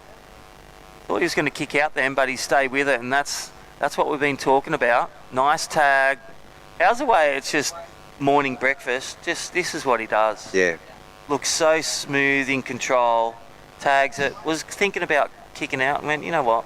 That 7.5 just sits so well on his ledger. As we see way up the beach, it looks like Zen Hammond gets one big move. He's only, well, he needs a 4.2. I'm not sure if he's going to get that. Yeah, he's already sitting with his 5-on-7, so it was an important one for him. And he'll probably paddle back out, regain. You can see the line. Look at that for the priority line. First surfer out, or competing with the other surfers. But look at this Surf Mud replay. What do you think at home? 2 big turns. Wow. That was Zach Johnson. Zach's got his best wave, that's for sure. He's really good at just being patient and waiting for that right move, and he got an absolute beauty there. That was last exchange. This is the under-16 boys semi-final 2, quarter-final, sorry. Luca Martin in the lead. In second, Loki Cullen in the lead.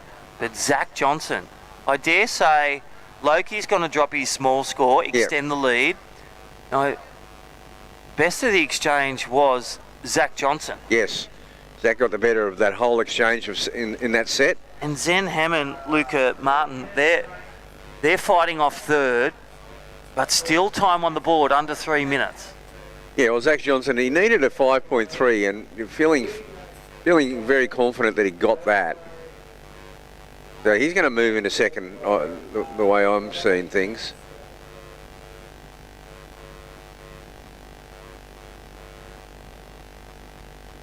Zach Johnson goes to first. Wow. That's a 7-point ride. Agreed. 2 big turns, big wave, great execution. And that's the second time that I've commentated one of his heats where he's gone from third, basically fourth to first. Big moments. All right, and also ahead of Loki Cullen, so his combination holds second. And this spells green and red, they'll actually need something good, now, if not above average. Yeah, now Luca Martin needs a 4.91. Zen Hammond, that range of 5.57, nearing the good range.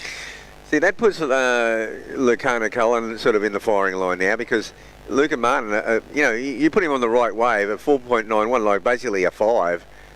He has that for breakfast, and then Zen Hammond, 5.57. That's it's all about the wave. Zach Johnson scored an absolute beauty there, used his priority well, and nailed it.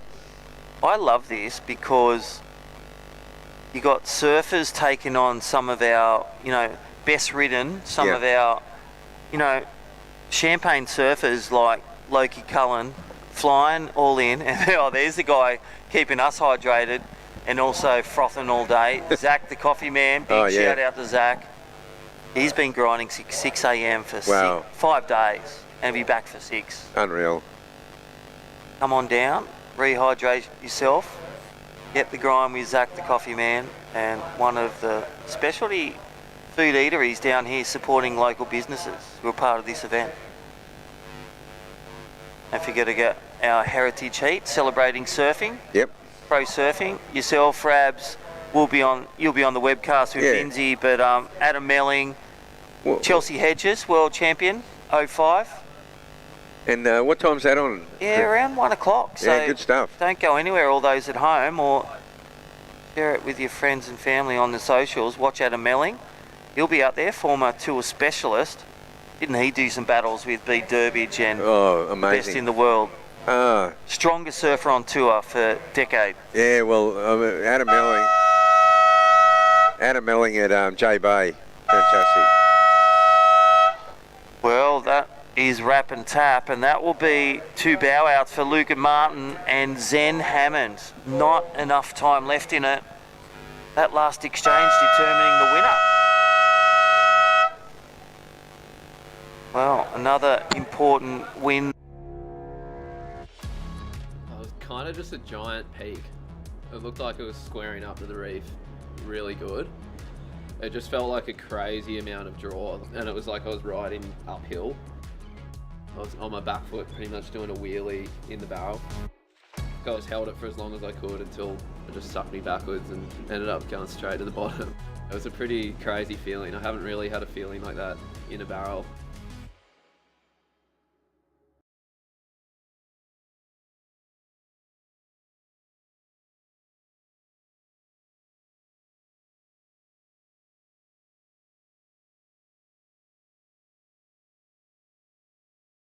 In a place where every corner tells a story and neighbours are more like family, having someone you can trust by your side makes all the difference. For over 100 years, Somerville Laundry Lomax has been a cornerstone in our community, supporting individuals, families and businesses through the moments that matter most. When you need legal support, someone who'll stand beside you, turn to the team trusted by generations. Somerville Laundry Lomax, for all matters when it matters. Come experience nature's greatest migration with Ballina Byron Marine Adventures. Locally owned, family operated, and passionate about sharing our incredible coastline. Your whale watching adventure starts here. Book now at ballinabyronmarineadventures.com.au.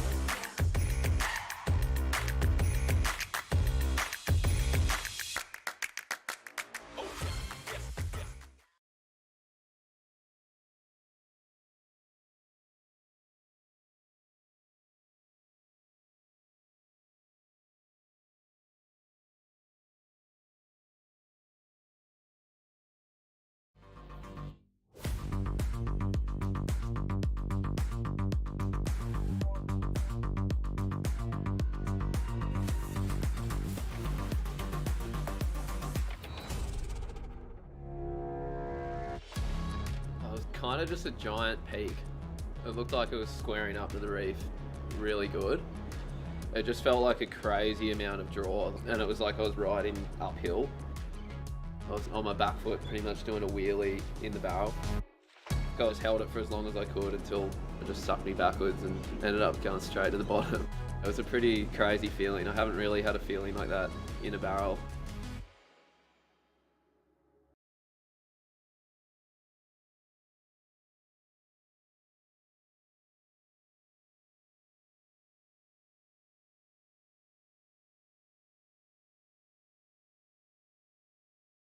In a place where every corner tells a story and neighbours are more like family, having someone you can trust by your side makes all the difference. For over 100 years, Somerville Laundry Lomax has been a cornerstone in our community, supporting individuals, families and businesses through the moments that matter most. When you need legal support, someone who'll stand beside you, turn to the team trusted by generations. Somerville Laundry Lomax, for all matters when it matters most. Welcome back to all the live action at Lennox Head. We are here for another beautiful day of the Soundbox Osgrom Open presented by O'Neill. We have some beautiful conditions here out at Lennox. My name is Britt Nicol, joined in the booth with Chris Enever. How you going, Chris? Oh, great.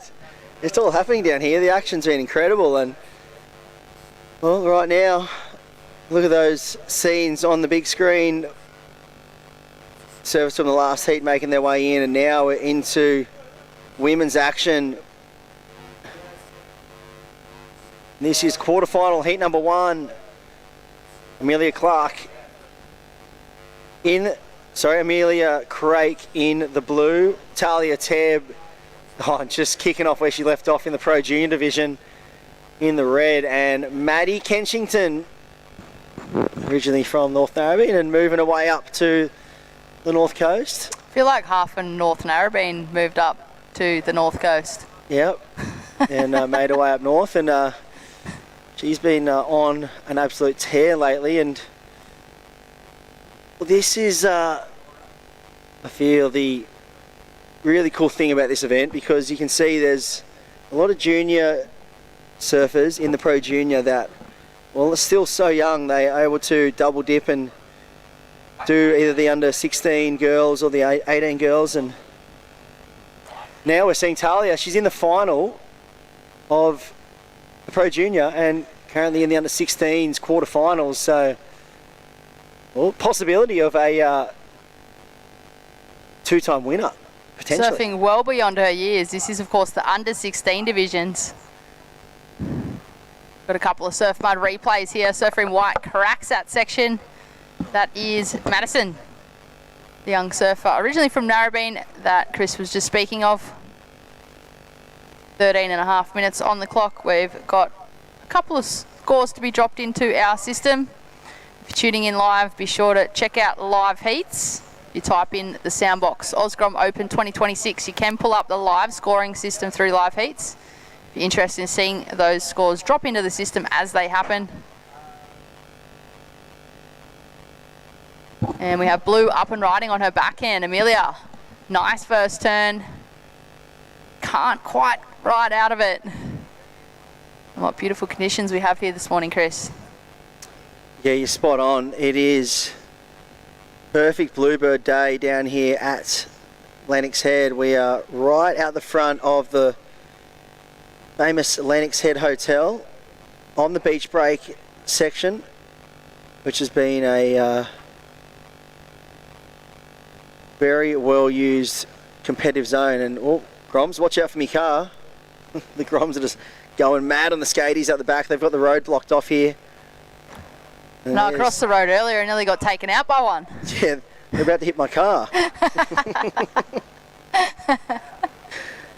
Oh, Talia Tebb in the red. She locked in a 7-point ride. At the moment, she is in the lead.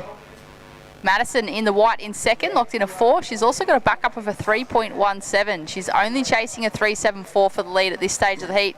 Keeping in mind that Talia only has a small backup of a 0.73. She's having a look at this one. And here we go, Talia Tebb.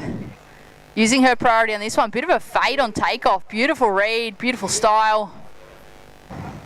Carving into the pocket, hoping that it's going to steepen up on this section. Takes the high line and gets the finish. Oh, she is just in an absolute red hot form right now, Talia Tebb, and you can see she's just in flow state, looking so sure-footed, but it's one of those ones where when you have that much confidence building up, you can see she just keeps pushing the limit even harder, and everything's sticking right now, and it just shows that she's in such good form and in such good rhythm with the ocean as well, and just in tune with her equipment, because, you know, no bobbles, so much power, so much speed. She's ticking all the boxes that the judges want to see, and well, I expect another big number to be thrown down from Talia Tebb, and well, this is the reason why she's found herself into the Pro Junior final, and now back into her age division of the under 16 girls, looking to really put some pressure on the other two surfers here and solidify a semi-final berth. So we have 3 women in this heat. One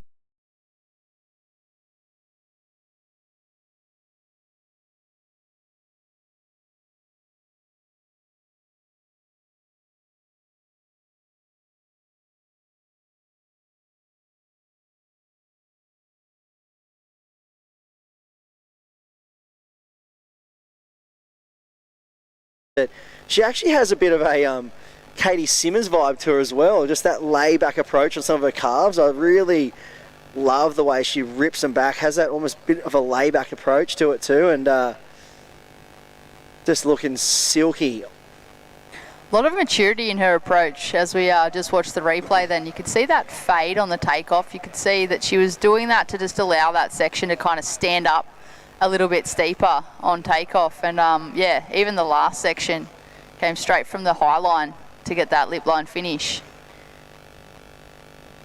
A lot of maturity in her approach. 100%. And if we flip over onto the Surfing Australia Junior Series rankings for the under 16 female division, can see Talia Tebb sitting in 4th currently on the rankings, and Maddie Kenchington sitting in 3rd, just above her. Current ratings leader, Mila May Berg, in 25,900 points. Maddie Kenchington, 24,600. Talia Tebb, 24,100. But when we look at the results of Talia, she came off a 2nd up there in the Billabong Occy Grom Comp at Snapper. She took a 1st at the Surfboard Empire NN event down there at North Narrabeen, so that was 10,000 points. And she had a win at the Sandbar Cadet Cup 2026, which was only a 5,500 rated event. So this being another 10,000 rated event is a huge opportunity for Talia Tebb to rocket herself towards that top spot on the rankings leaderboard. That was the top spot person on screen a minute ago, young Mila Mayberg. Yep. And so, well, Mila May, she's been in incredible form, taking a win at the Taj Small Fries event, 2nd at the Parco, and 3rd at the Billabong Occy Grom. So she's been in all 3 of those big 10,000 rated events so far, where Talia Tebb hasn't. So this is going to be essentially her big opportunity now, and well, she's not wasting this opportunity whatsoever. An 8.33 and a 7-point ride, so pushing excellent on that last number, and that was great scores there from the judges. I feel that was excellent surfing. Certainly was, and the judges deemed that excellent. Well, surfer in white now chasing a combination of 15.34 to take the lead. It is looking like it's going to be a battle for 2nd at this stage of the heat. Amelia in the blue in 3rd place, chasing a 6.24, just under 7.5 minutes remaining. And well, what a performance from this young surfer here in the red. Yeah, and here's the replay. You can see just looking so confident in her approach. Even though wave just closed out, you can just see she's just looking for sections. You sense that every time she stands up, she's just looking for major manoeuvres, and looks like she's so in rhythm with the conditions out here in the ocean, which is, I feel, a huge bonus. It's something that's a key element out here, especially at Lennox Beachy, when you've got so much shifting and, you know, unpredictability about the lineup. There's so many different peaks. You can see she's got such a good read on it. She's really identifying the right waves that allow her to do the surfing she wants to do. Now, Maddie Kensington sits in second, coming off the back of a big win up there at the Billabong Occy Grom Comp. She took home 10,000 points last week, so she's in red hot form. And yeah, sitting just ahead of Talia on the rankings. She had a third down there at North Narrabeen at a, well, old stomping ground earlier in the year. So she had a third place with 7,300 points and a third over there on the Taj Small Fries. So she's had a few semi-final finishes earlier in the year, and then she cracked the final and, well, locked in her first win for the season.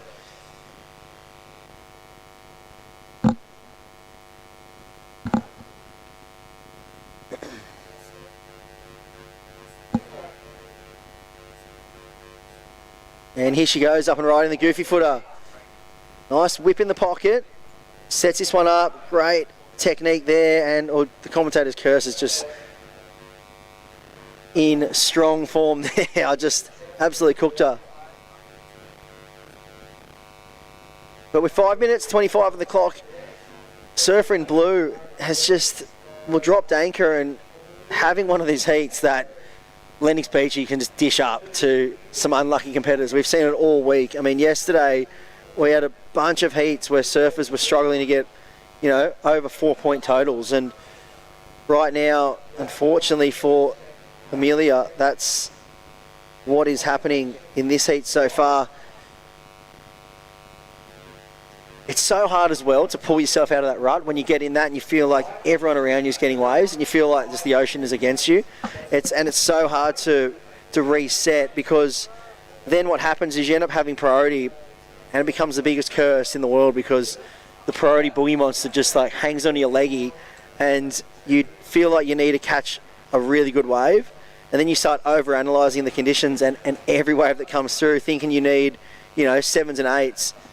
I feel like sometimes you've just got to catch a wave, you know? You just need to just get moving, maybe catch a wave, move on to a different peak, paddle around the lineup, hunt. But you can see she's just obviously dropped anchor. And yeah, anything over that 0.93 at this stage is going to, you know, reduce that 6.24 that she needs. Yeah, and when you break it down, you look at Maddie Kensington's rides, you know, a 4 and a 3.17, her 7.17 heat total. In reality, she really only needs 2 4s to, you know, to be putting herself up into second place. So, you know, sitting and waiting for those 7s and 8s can end up being such a curse with priority. And before you know it, you know, you end up still having priority, and it's almost only enough time to catch one wave. And she's going to have to pull the trigger very soon and just get moving, I feel. And if she wants to have a shot at the back end of this heat, we've always said this break allows such a quick paddle back out, and there's a really good opportunity to get multiple waves in a short space of time. Had a little look at that one, opting not to take off. So it was a smaller one that came on through.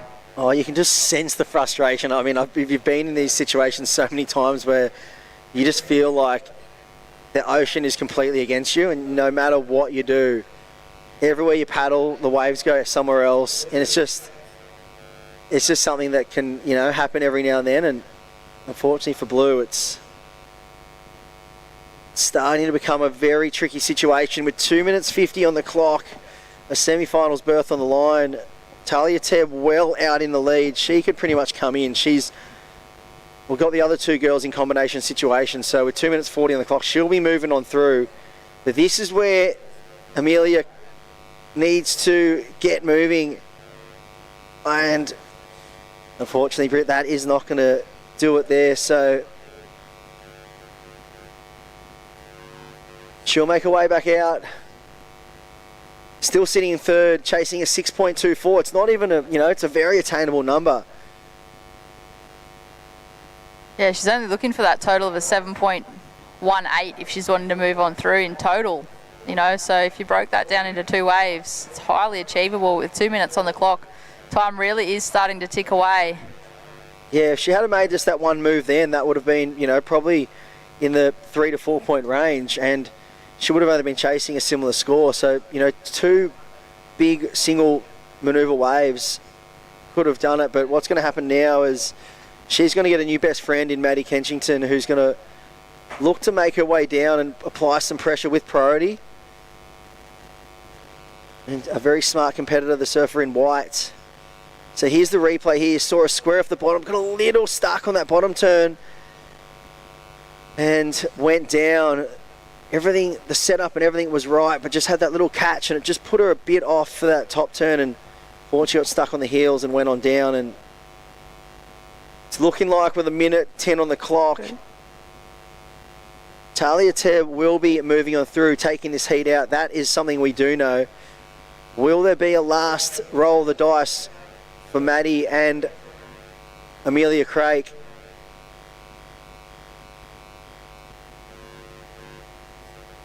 Priority sits with red.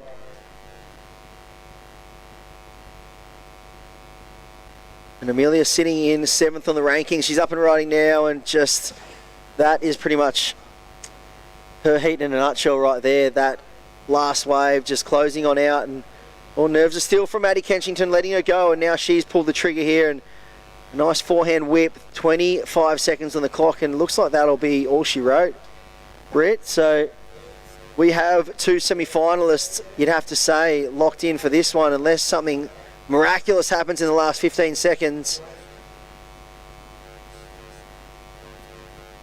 So we're going to count down this heat number 3 in the quarterfinals of the under-16 girls here at the Soundbox Osgrom Open, presented by O'Neill.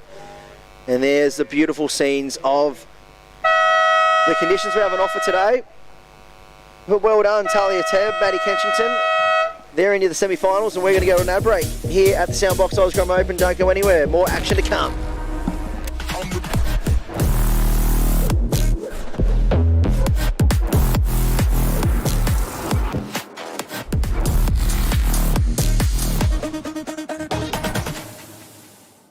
In a place where every corner tells a story and neighbours are more like family, having someone you can trust by your side makes all the difference. For over 100 years, Somerville Laundry Lomax has been a cornerstone in our community, supporting individuals, families and businesses through the moments that matter most. When you need legal support, someone who'll stand beside you, turn to the team trusted by generations. Somerville Laundry Lomax, for all matters when it matters most.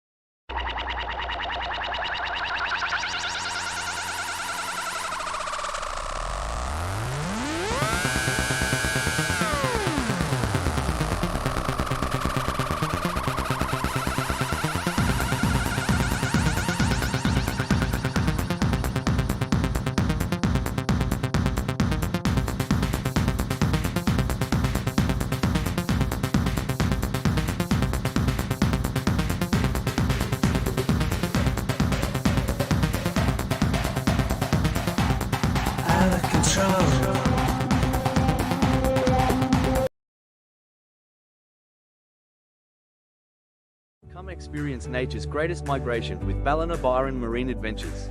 Locally owned, family operated, and passionate about sharing our incredible coastline. Your whale watching adventure starts here. Book now at ballinabyronmarineadventures.com.au.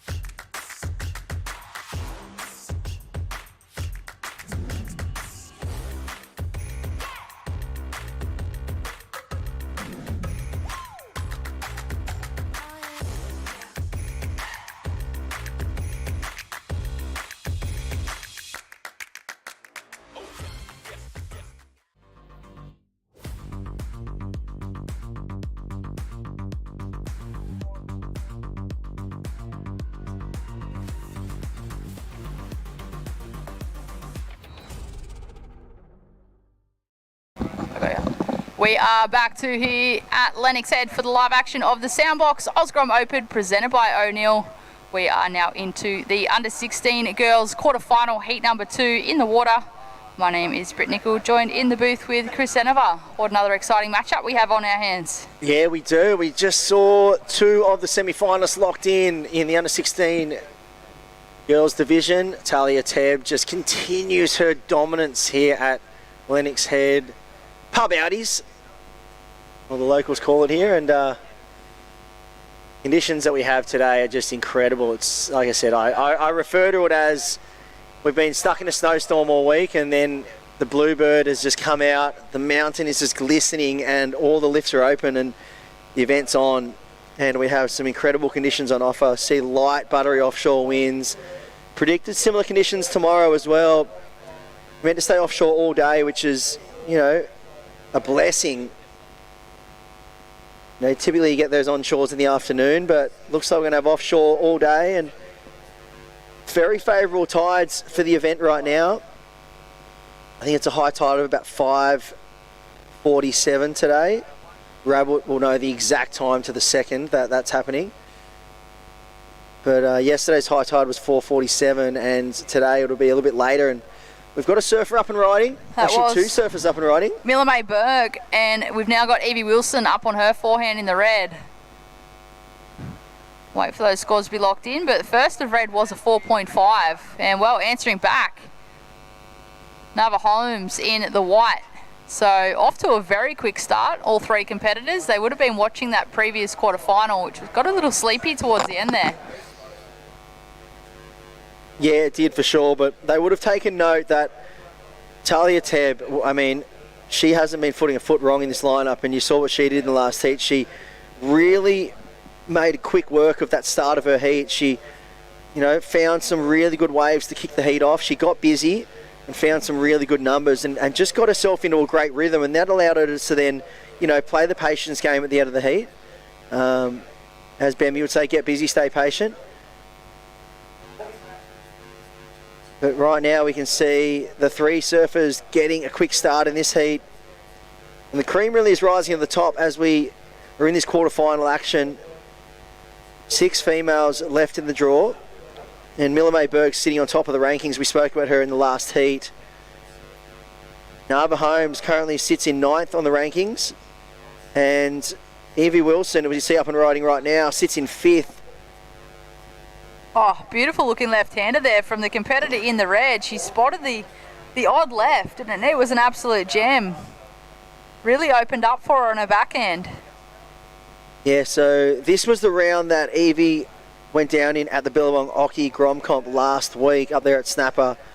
She locked in a 5th place, and well, there's Talia Tebb, all smiles, and why wouldn't she have a smile ear to ear? She's already locked in a spot in the final for the Pro Junior, and she's well on her way to doing the same in the under-16s. She will find herself in the semi-finals now.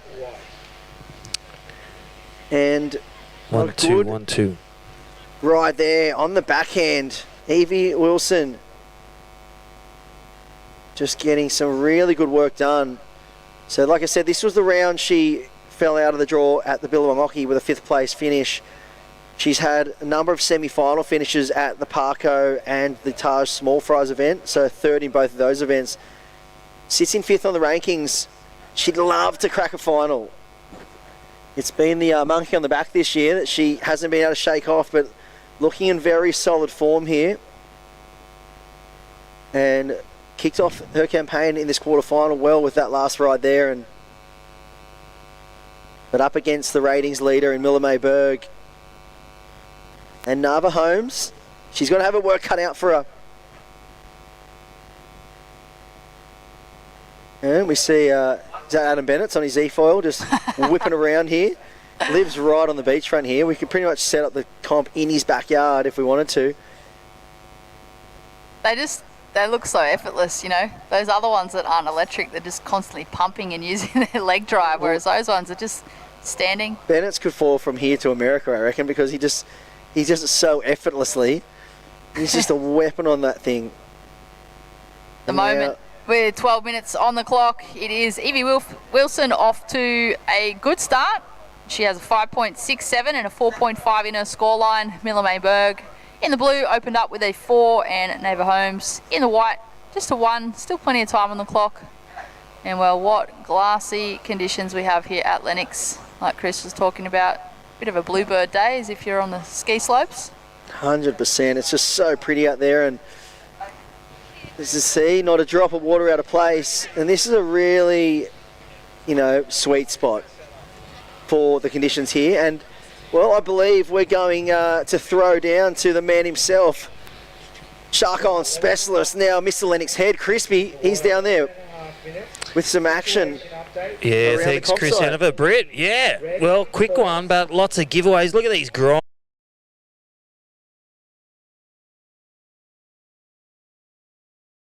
They've been surfing every day as well, in the rain, in the wind.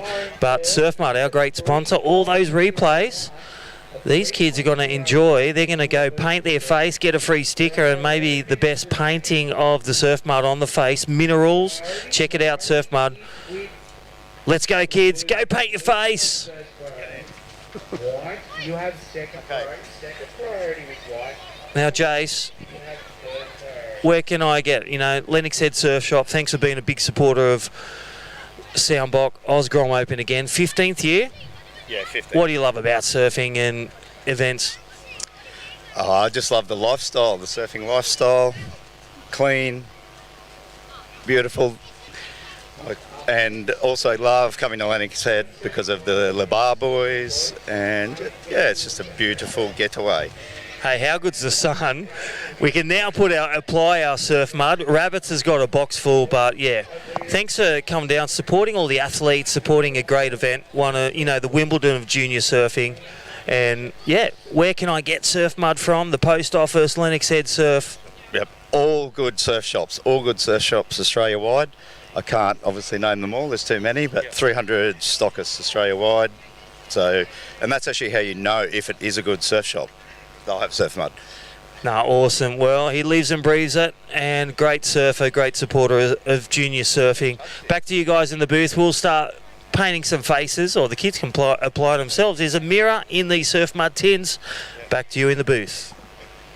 Yeah, thanks, Crispy, and the crew at Surf Mud for getting behind this incredible junior and Grom event. The Soundbox Osgrom Open, as you said, Crispy, the Wimbledon of junior and grommet surfing, not just in this country but around the world, and attracting all the big names. This is the one you want on the mantelpiece. This is the one you want to take home. Bragging rights for life if you find yourself on the top of the podium at this event. And we see some of the biggest names in surfing have all come through taking big wins here. You think the back of the likes of Owen Wright, Ben Dunn, Nick Vasicek, these guys that were just in such red hot form here. Matt Wilkinson, Julian Wilson, they all were big names at these events. Matt Banting,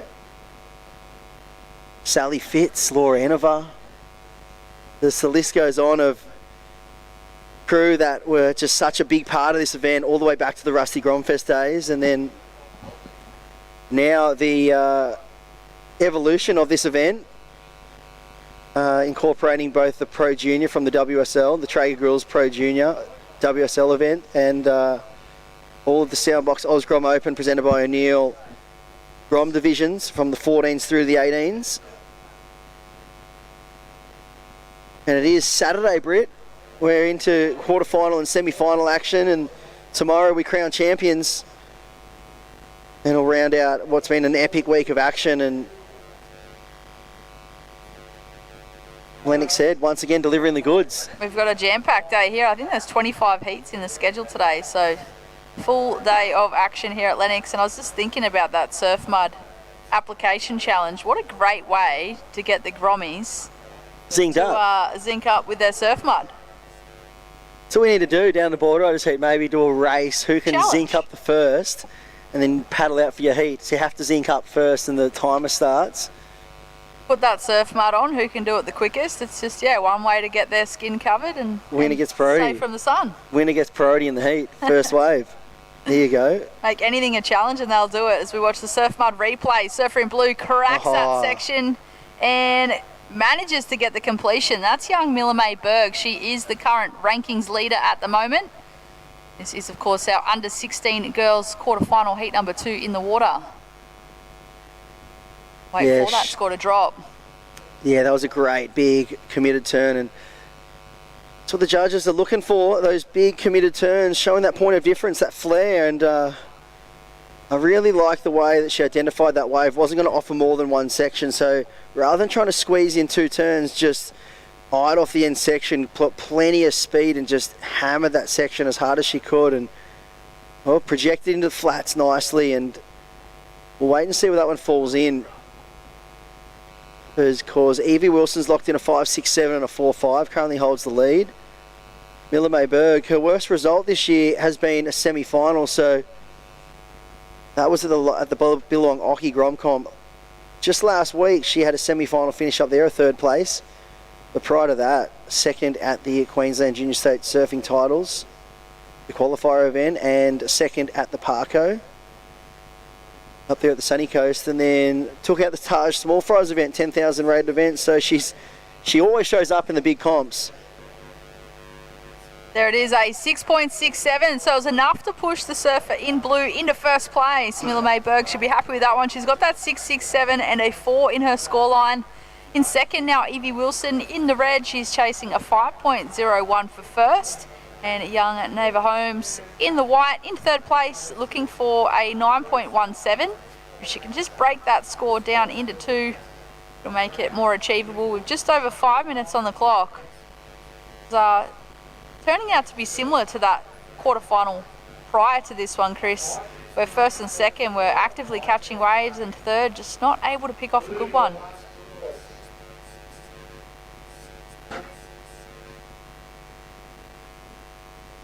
It is absolute glass out here today at Lennox Head. What more could we want?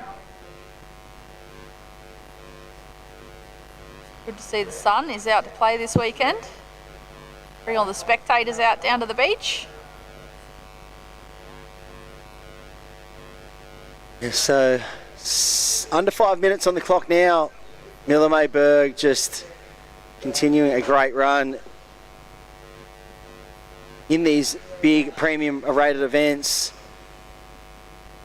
She's a very mature competitor. Well, just runs deep in the veins. Dad, a long-term famous Ironman, one of the fittest men in the world, you'd have to say. And one of the best watermen in the world, that's for sure. 100%. He's been an incredible athlete. So the competitive spirit runs deep in the veins of the Bergs, and Miller out there right now holding down the lead with that 6.67. We saw a paddle on there.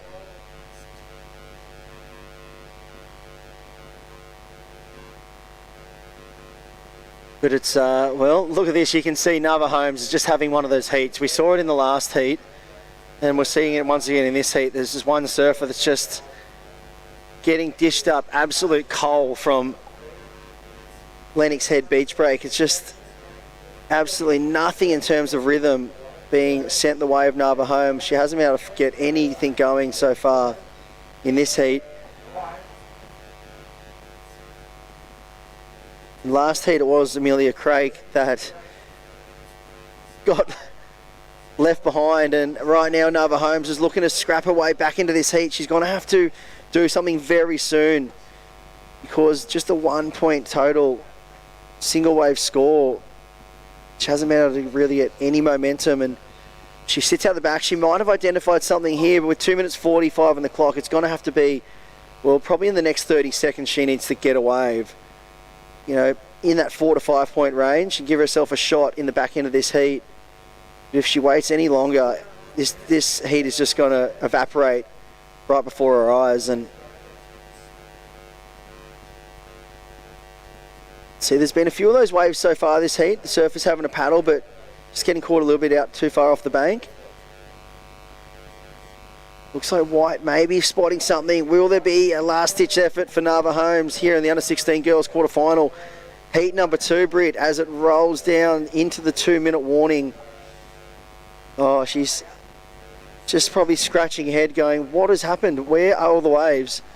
Her fellow competitors have both been able to find, 10-point totals. And well, With that said, Miller May Berg, she's only taken off on 2 waves. Evie's only had 3. So there haven't really been that many that have come through over the last 20 minutes as we approach that 1 minute 30 mark.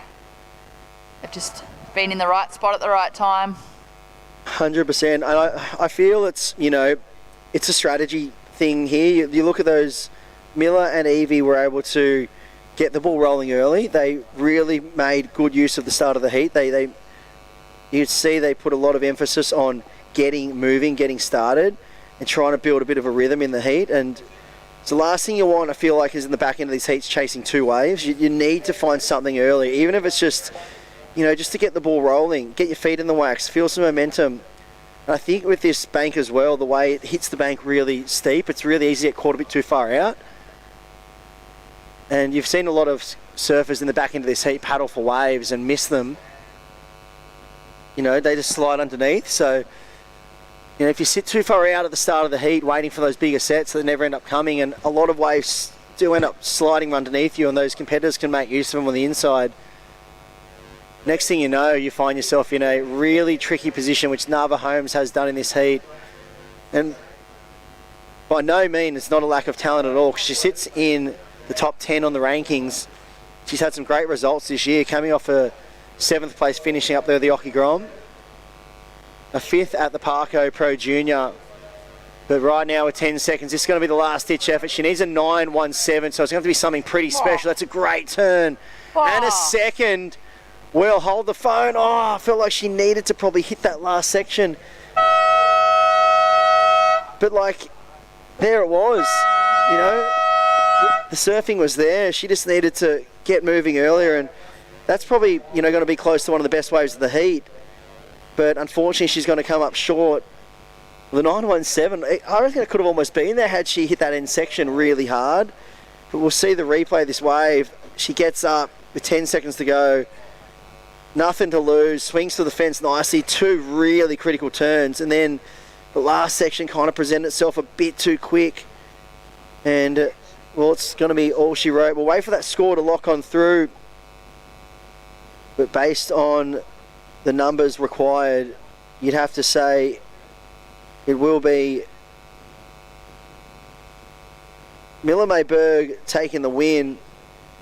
We're waiting for a last score for her to lock in. Evie Wilson was sitting in 2nd. These surfers going to make their way in. Well, we'll be semi-final under 16 boys action coming up very shortly. I dare say we might go to a quick ad break and come back with all the results of the quarterfinal action, heat number 2, under 16 girls. So do not go anywhere. This is the Soundbox Osgrom Open presented by O'Neill. We'll be back with more action very shortly. It was kind of just a giant peak. It looked like it was squaring up to the reef really good. It just felt like a crazy amount of draw, and it was like I was riding uphill. I was on my back foot pretty much doing a wheelie in the barrel. I was held it for as long as I could until it just sucked me backwards and ended up going straight to the bottom. It was a pretty crazy feeling. I haven't really had a feeling like that in a barrel.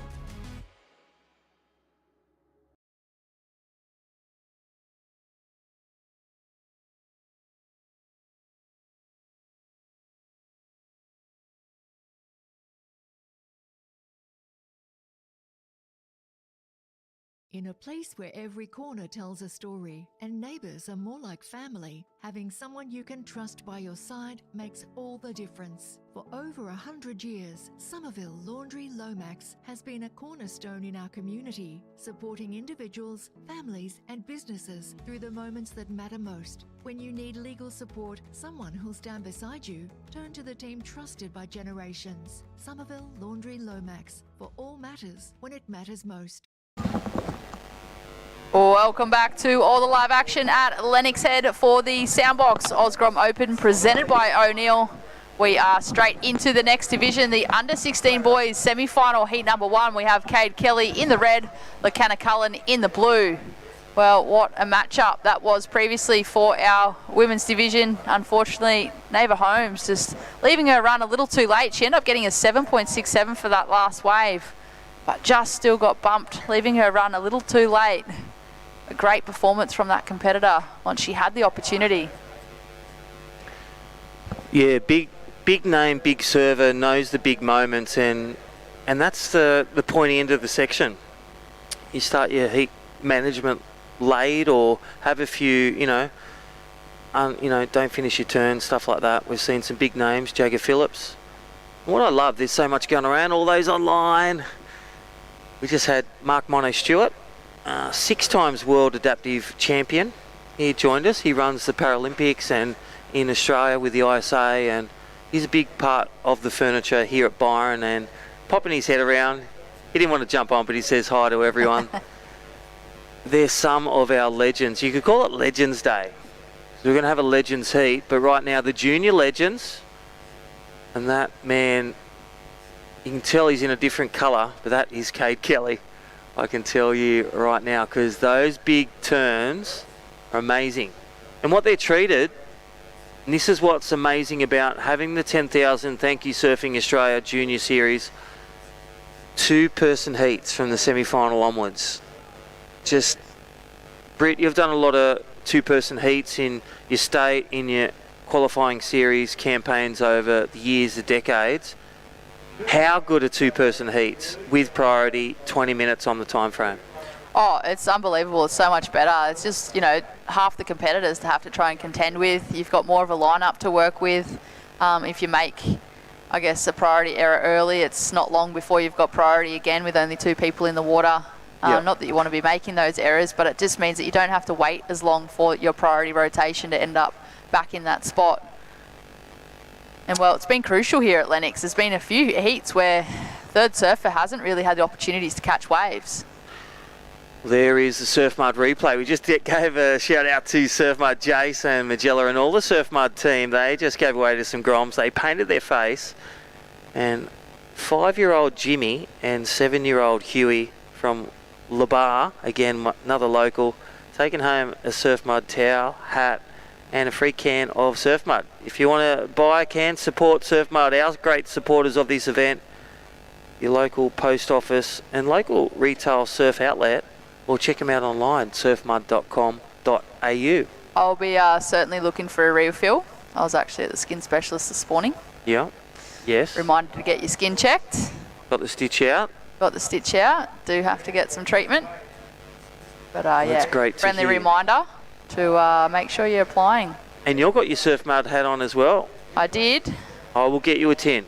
I switched out for a minute there. COB, close of business. Close of business, I'll have a new tin. All right. Refill. Hey, 583, Cade Kelly in the lead. All those at home watching and listening. This is day 5 of the 6-day event. Cade Kelly in the lead in red. 2-person heat. Lakanna Cullen. I think Bungan Board Riders, Northern Beaches. In blue, 0.67. Well, having a look at that, but Cade Kelly still in the show under priority. Look at this. Goes for the air. Has the rhythm, has the takeoff, has the grab. Doesn't have the landing. That X-factor component. Got to get those links in the chains. Just fall off your turns or don't ride out cleanly. Judges will reward you a small score. That'll be a throwaway for Cade Kelly. Again, another little pickup. I love his intention. Looking to drop that 2.67. Lakanna Cullen didn't even look at it. Well, he had a little look and went, nah. Not for me. It's not going to give me the 8s and 9s that I like. All right, Surf Mud replay. Good looking waves. How good are these waves? 2 to 3 feet, multiple beach breaks. This is off the shower at the north end today. Yesterday, the athletes were surfing the south end in the middle. As that gets smaller and as the beach. What more could we want, really? The sun's come out to play over the weekend. The waves are pumping. It's tapered off a little bit, but it's way more manageable. Smooth faces, easy paddle out. fun waves on offer for these competitors. And like you mentioned before, Crispy, a lot easier when there's only 2 of you in the lineup rather than 4, or a whole lineup of free surfers. Yeah, it just feels a lot more settled, a lot more patient, and there's a lot more the best last and the best surfer remains in most times. The best surfer on the day, best surfer on the heat, who manages their heat. And that's the thing, it's not always the best surfer that wins in the sense of, I guess, being on your board and catching waves. It's such a mental game as well. It really is a game of tactics in some cases, and there's such a mental component. It's not just that physical surfing component. Makes up a lot of these heats for these competitors. So they really need to be dialed in on both ends of the spectrum. You see the competitor prepping for the next heat. That is Archie Ferguson that was on screen in the blue. Coming up next in the under 16 boys semi-final heat number 2, he'll be taking on Zach Johnston.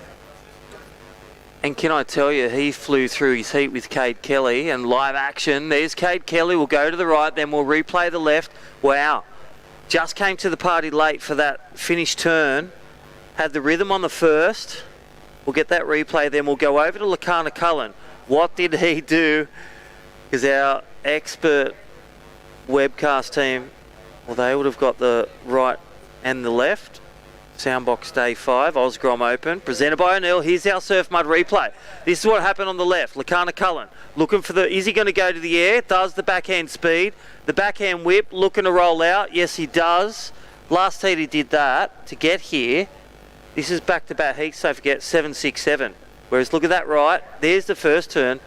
That's probably looking at a 3-5-4. Finish that turn a good 6, but fell off. So it's going to be a throwaway around a 3. May drop that 2-6-7 from that one turn, but that exchange, Lakana Cullen got the tick over Cade Kelly. 100%. He is chasing a 7.83 for the lead, so it'll be interesting to see where that sits on the judges' scoreline. As we see Lakana Cullen just having a quick little sniff at that one, opting not to take off. He looks like he could have spotted something better out the back. Second air rev of the day complete. First one awarded 7-6-7. Oops, that was Loki again, last heat quarterfinal. Here we go. This is how you change your rhythm in a couple of minutes. Racing again. It's like wave pool 101. Lakana Cullen, air rev, completion 100%. Do it again. He knows it's working, so why try to fix something that's not broken? He's just going to keep doing the same thing over and over, knowing that he's going to get those scores. He makes it look so easy and effortless. And Highlight certainly reels. not. Kids at home want to learn big hits, want to learn big airs. Watch Cade Kelly on the hit side and then switch over to the next minute, Surf Mud replay, and it's Lakana Cullen times 2. Look at the race, highlining it, getting the speed, hitting the launch pad lip, and then rotating the body. Wow. Great landing too, just all positive motion, speed, pop, rotation, landing. Look at the slow-mo, look at the hands, trained with all his coaches in the wave pool. I think it was Lance Burkhart back in the wave pool in 86. Wave pool's the future, man. Wasn't wrong. Well, look at this, back to back. Judges are going to be breaking that one down.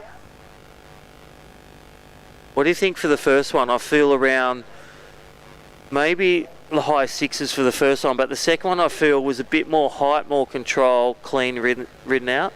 I feel like the first one though was in a more critical section of the wave. Yeah. So it'd be interesting to see. I feel like the second one was cleaner. Yeah. But I feel like the first one was more critical.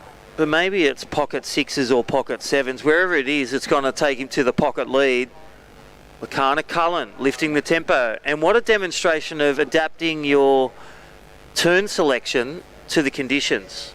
The ramps are appearing a lot easier. It was really tricky. There was big barrels, big turns. Day 1, 2 and 3. Day 4, a couple of airs.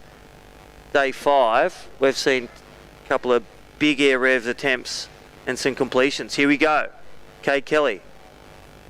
3-turn combo, it looked like, on that right-hander. So he's electing to sit on the right, a little bit further north up the beach. as opposed to the surfer in blue opting to sit on the southern end of the beach and elect for the lefts. So completely different approach between these two surfers. As I just mentioned, surfer in blue was going left. Now he's chasing the rights. Wanting a bit of variety here, Crispy. Wow. Full rotation. Lakana Cullen, third air of the heat, stands tall. This guy is rubber man. He is stuck to that board. Completion 300%. 100% for each aerial. Lakana Cullen getting the magic moments to make the final. 8.83 first wave, I love that, and a 7.5 second wave. Where are the judges going with this? And we'll get a replay. Thank you, Surf Mud. Look at this. Look at the size of the wave. Here we go. Let's go back to Kate Kelly, looking to get out of the big notes. Big wave, big turn. There's the second turn, and you're right. Third turn, 3 detonating turns. But let's look at the air from Loki Cullen. Wow, these Cullen kids are still grinding. Look at the speed on the forehand, just done 2 back-end air revs, full rotation. And then gets a combo. Like, where did they go with that? They've already thrown an 8.83. Yes, I feel it's a high 9s. It's the mid 9s. Even, could it be that we could be seeing the first perfection today? I know what, the late Phil Courtney would throw, and Rico. Wow, Kate Kelly adapting, knowing and hearing the scores from the airs of Loki. 2 on the lefts, 1 big forehand air rev, full rotation, maybe 358 degrees. Let's look at it again. Racing, and full air rotation, clean landing, plus, wait for it, turn at the end. Bit of a look back flex. Does he get an esky? What does he get if he hits the perfect notes? You tell me, Crispy. He's got to get something. He gets a finals berth, that's what he gets. Chance to be crowned. Here we go, he's Stand going for the by. right again. I love how he's adapted. He got those 2 lefts. Now he's like, I'm going to mix it up and go right. Nice speed snap. Wow. How's the killer combo? He does not look like falling off, that's for sure. Energy has just shifted. Think of the start of this heat, Kate Kelly. You thought, where is Loki Cullen? Has he run out of steam?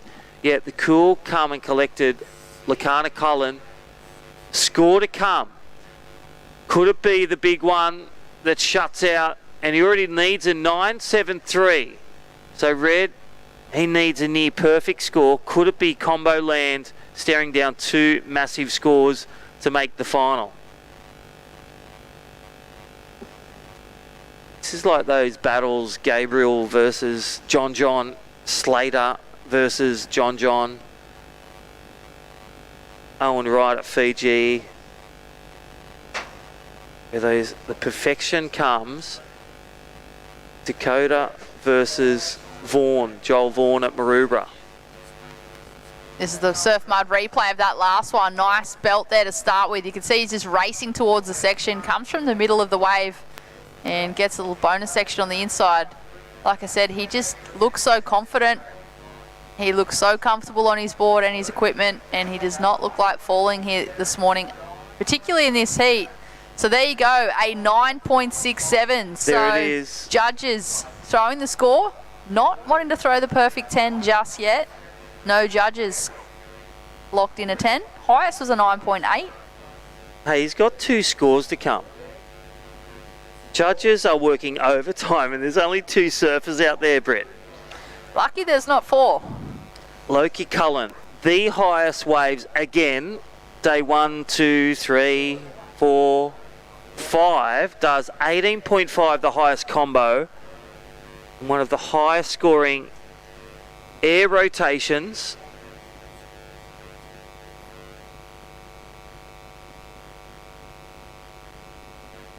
Alley-oop, full rotation. Here we go. Look at this replay. First snap, throws the sprays to the sky, races down. Look at the combo killer. He's just throwing that away. Great read, great rhythm. 8.83 for the first backhand air rev. 9.67 for the full rotation on the forehand with a finishing snap. 9.67. Kate Kelly also surfing amazing 5.83, damaging some crucial copings on the rights. A 6.6, that last 3-turn combo that you said, Britt. Just that criteria of the judging rule book. Innovation, progressive. That's what Lakana Cullen and these junior surfers are bringing, combined with that vertical attack. Absolutely pristine conditions here out the front. Lennox Beachy. Well, up next, Zach Johnson, Archie Ferguson, they're paddling out. Then under 18 girls and under 16 girls semi-final do battle, and 14 boys, then the Heritage Heat. Chelsea Hedges, 05 world champion. Adam Melling, pro surfer on tour over 10 years. Woody, Taipan Woods, 2 times world junior champion. Glenn Casey, and we may even throw in there some of the high surfers. Well, we're just waiting to see what those other scores get locked in at. So Loki, just a throwaway 5.83. A lot of other surfers would be happy to have that into their scoreline. He's actually also got a throwaway 7.5. So you could even have his backup scores as a total of 5.83 and a 7.5. We watch the Surf Mud replay. Never gets old in the highlight reel. Big corked backhand air rev. The way he corked that tail, so hard to stick. That was the 8.83. Air number 2. It's the 7.5 throwaway. Nice air rev, nice tail landing. Here's the 9.67. Look at the size of the wave. Full air rotation on the forehand. Alley-oops it, and then the snap finish. My man, Loki Cullen. Oh, another one. Nice little quick air rev. He has his airtime, LokiCullenAirways.com. 18.5 combination, just... You'd say he's in 6th gear, while the rest of the party are just trimming with 1 cog. Surf Mud replay. This is the last one, Loki Cullen. Just demonstrating all that practice, all that hard work that you see on his socials, in the wave pool, with the coaches, with the development program of Surfing Australia and all the crew, and then unpacking it with a rash shirt on in 20 minutes. Boom. Amazing. I actually still remember, this was quite a few years ago now, Loki and his siblings came up to the Surfing Australia High Performance Centre, and I was still coaching there at the time. Yep. And coached him and his siblings, and then to see how far he's come over even just that small space of time, it's insane. Obviously, you know, he was good back then, but he's just hit so many gears in between. Just the polishedness of everything, from wave selection to turn selection to adapting, big wave barrels, big turns on the coping when it's big, heat management, and then bringing the best performance where it's needed in the semis to make the final.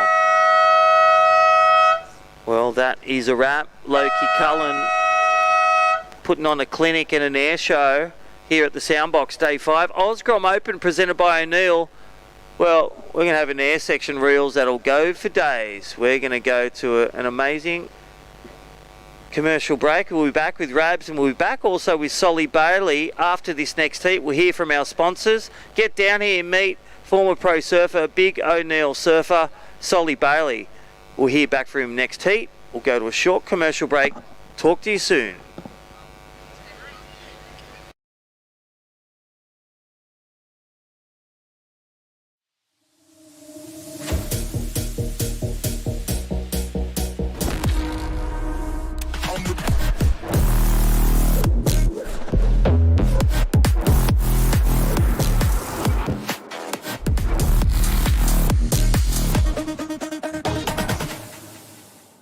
In a place where every corner tells a story and neighbours are more like family, having someone you can trust by your side makes all the difference. For over 100 years, Somerville Laundry Lomax has been a cornerstone in our community, supporting individuals, families and businesses through the moments that matter most. When you need legal support, someone who'll stand beside you, turn to the team trusted by generations. Somerville Laundry Lomax, for all matters when it matters most.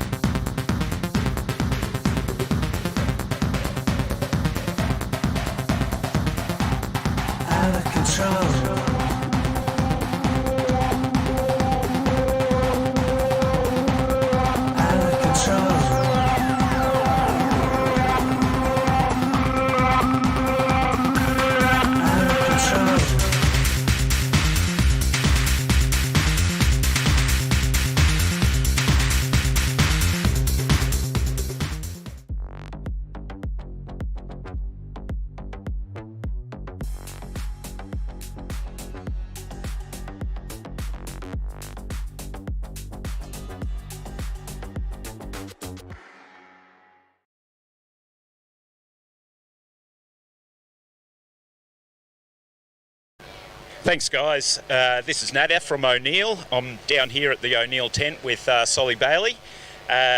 Mate, you've come down, you've been on a few trips, doing a bit of R&D for O'Neill. Yeah, no, it's been a good start to the year. Just been really frothing, been back in the water. It was a long year out last year, and a few trips this year, a few exciting things in the pipeline that I've been working on, and yeah, just a bit of R&D and some epic new product that O'Neill have been coming out with. The Weddy just here, the non-stitch. Pretty much the most flexible thing on the market, I reckon, at the moment. It's just been a great time. Great, mate. So we've got showcasing a bit of the product here, and as Solly said, looking at the stitchless suit, which is an innovation that we basically have been testing for the last 2 years, which Solly's been integral in giving us feedback on as well. And what's your thoughts on the suit, mate? It's probably like I said, it's like one of the most comfiest suits on the market, or in the O'Neill range, and probably on the market as well. But I've got it down here today, and I'll be wearing it in the old man's heat, or the heritage heat. Apparently I'm an old man now. Yeah, sponsored by O'Neill. So thanks, Solly, and back to you, team. You beauty, thank you very much. Solly Bailey, one of the world's preeminent tube wranglers. He stepped away from competition and stepped well and truly into tube life. As we see the action resuming out the front. This is semi-final number 2. Zach Johnson is the surfer in red. This is Archie Ferguson in blue. Kicking his board away. Chris Binns in the booth, joined by another legendary tube fiend of the highest order. He's got a mouthful of sushi, so I might give Wayne Rabbit Bartholomew a little second just to digest that while we try and digest the surfing that's gone down so far. Live action right now. This is Zach Johnson, and the conditions are really starting to click. This is just classic East Coast Pacific Ocean beach break stuff right now. The blues and the greens and the headlands, you can spot straight away that you're on the east coast of Australia. Yeah, well, we saw these two guys surfing earlier today and absolutely ripping. Zach's got this amazing ability to come back in the heat. This time he's looking pretty spicy up front.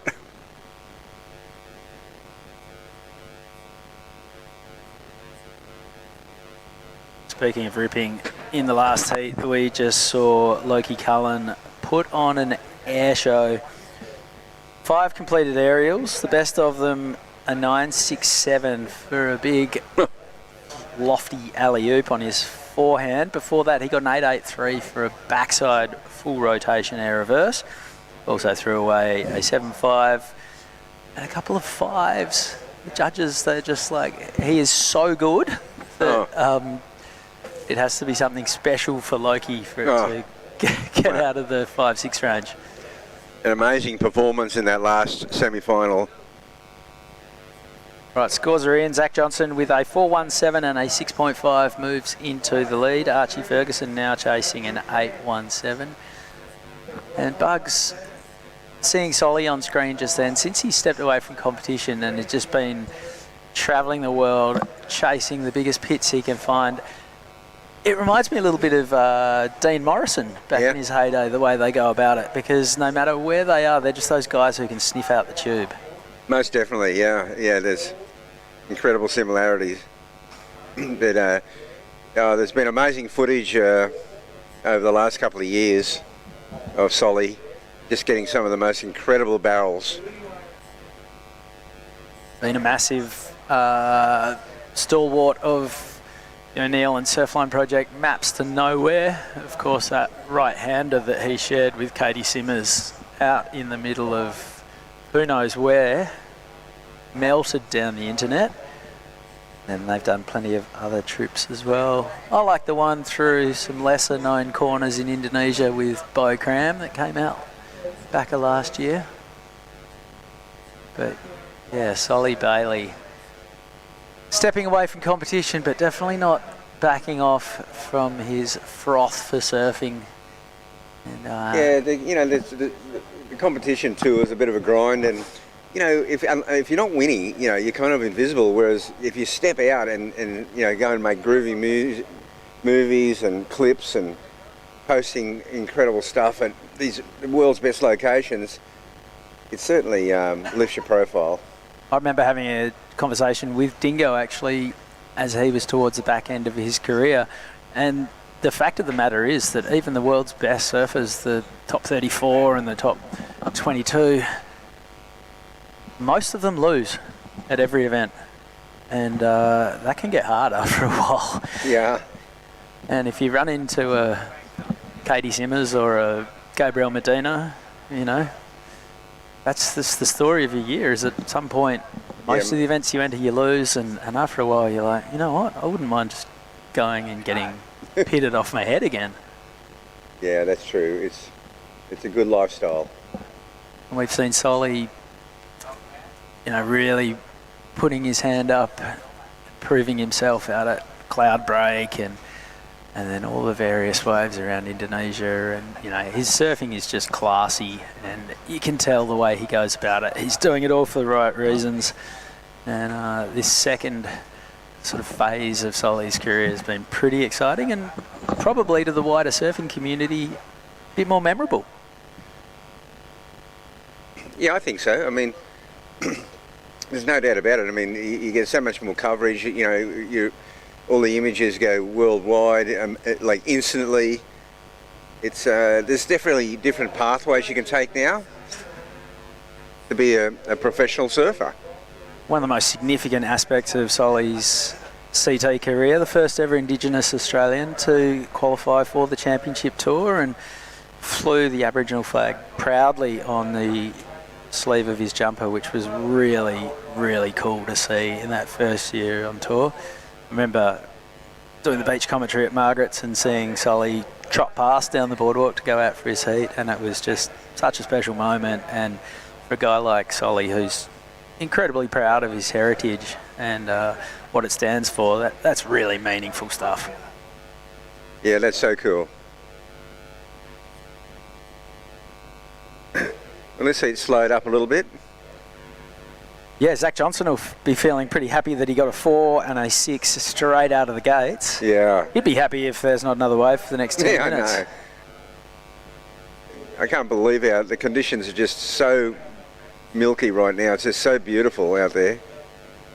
Clear water, offshore. Be a pleasure to be out there in the ocean. Yeah, it's something that maybe some of these juniors take for granted, but then they get on the QS and they find themselves traipsing around the world to waves that aren't even close to this calibre. Yeah. And that's when the work part comes into it. That's right. That's when it becomes a real grind. You know, hopefully they get some good ways of Bolito this year. It's looked pretty good so far. Huh? It's looked pretty good so far. Has, so there's a Pro Junior and a QS, and then the Challenger Series event. So there's a Pro Junior QS 2000, and then the Challenger Series.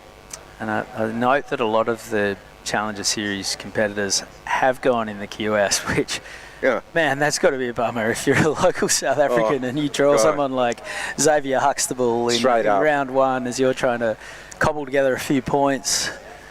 Yeah, because I don't think they've got that many big events over there. So QS 2000, it's a keeper, and it's like Russian roulette. I mean, you could squeak through the draw, but if you come up against these heavyweight Challenger Series guys that have just been in the trenches and so battle hardened, you know, they could definitely do the damage. And the big announcement this week, speaking of wildcards, Kelly Slater hinted at it while he was in the booth with us all last week at Ocky's Gromcom, but it's been confirmed this week that he will be competing in Tahiti. It's the outer known pro this year, so Kelly's sponsoring the event. Yep. And you know how these things work. Would he have put a contract in there saying, I get a start as well, or does it get given to the brand and then he throws his weight around in the boardroom, or? Yeah, well, I mean, every event's got the ability to have a wild card, and you know, I wouldn't think there'd be many events around the world that would knock him back on a request. Absolutely not. I think we all win when Kelly gets the wild card. He can keep coming back for as long as he wants, really. Yeah, that's right. I've got a feeling he will. Yeah, so do I. I mean, it's like in golf when you win the Masters or the US Open, you basically get a lifetime exemption. You know, so guys like Jack Nicklaus and they were still teeing off in their 60s. But the thing about Kelly is that when he retired the first time as a 6-time world champion, he won the 92 world title, then he won from 94 to 98, 5 in a row. He retired. He didn't like the tour, even though he was dominating it. But also 98 was the big comeback year, right? That was that Mick Campbell and Danny Wills, and he came in a long way back, and so there was a huge effort that went into it was a huge effort, overthrow. I mean, none of these world titles come easy, you'd know as well as anyone, but that one was particularly, he fought tooth and nail to make that one happen. Yeah, well, I mean, he came down to Pipeline, and he's the undisputed king of pipe. So it was he got himself in position anyway. But when he did retire, though, in 2000, he came out of retirement, accepted a wild card in Chopu, and won the event. So he's done it before, and he was a couple of years. He hadn't been in an event in a couple of years. Came straight back in. It's just a bit of a flex, isn't it? It was amazing.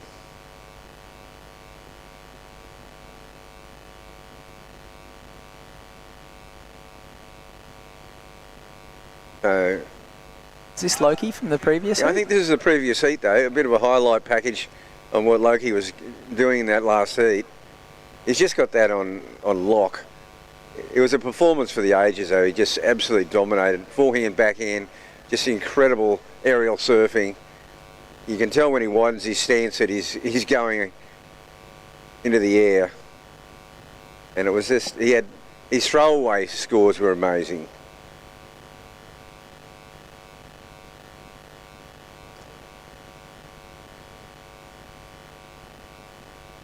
Well, there's been no action in this heat since that first exchange under the 6-minute mark, and we see Archie Ferguson trying to hunt down a wave. He's on his backhand. Good looking wave, Benzie. Sure is.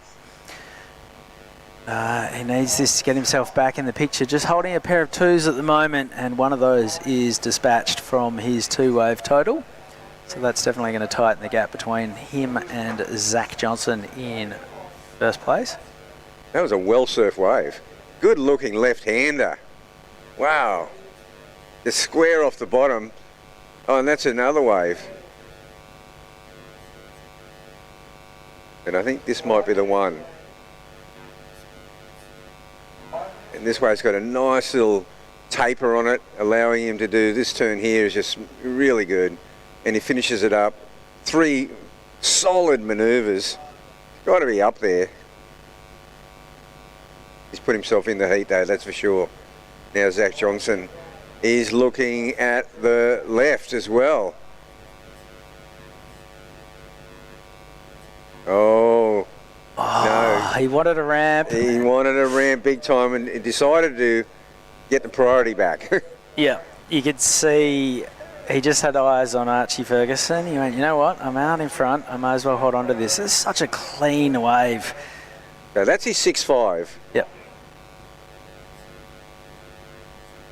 And there, this one here, I think it's going to be a pretty good score, Binsey, because this turn's nice. The second turn, though, super slick, well timed, straight out of that, back into the lip, and that's 3 good turns.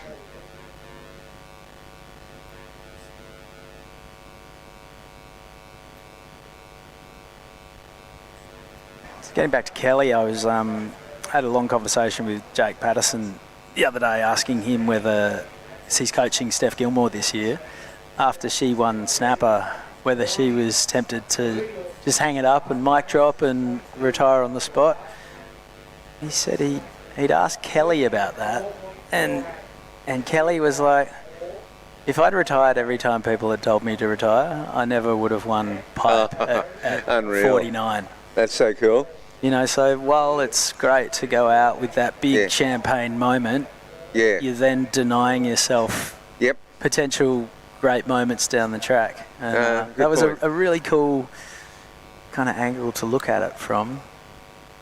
Yeah, no, that's absolutely true. I mean, it was an amazing moment at Pipeline, and that photo of him and Seth Meniz. Oh. But, you know, he's got those competitive juices still flowing, and he's still got it. I mean, his surfing was amazing. Even in Snapper on that little 2-foot day, his surfing was amazing.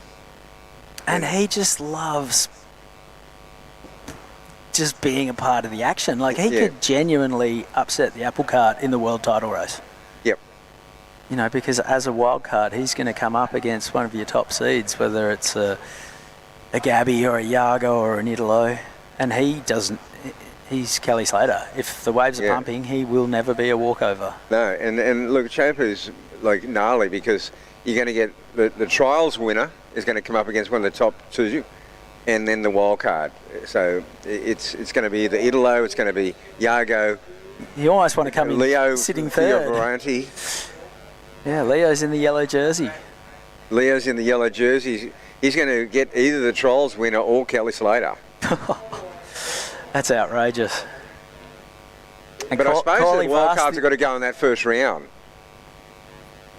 Yep. So, you know, it's going to be like... Mayo and Kelly will have to, you know, you got to feel for whether it's Oscar Berry or... Yeah, that's what I mean. It's going to be like someone like Oscar is going to get one of those 2 guys because he's probably the lowest seed right now.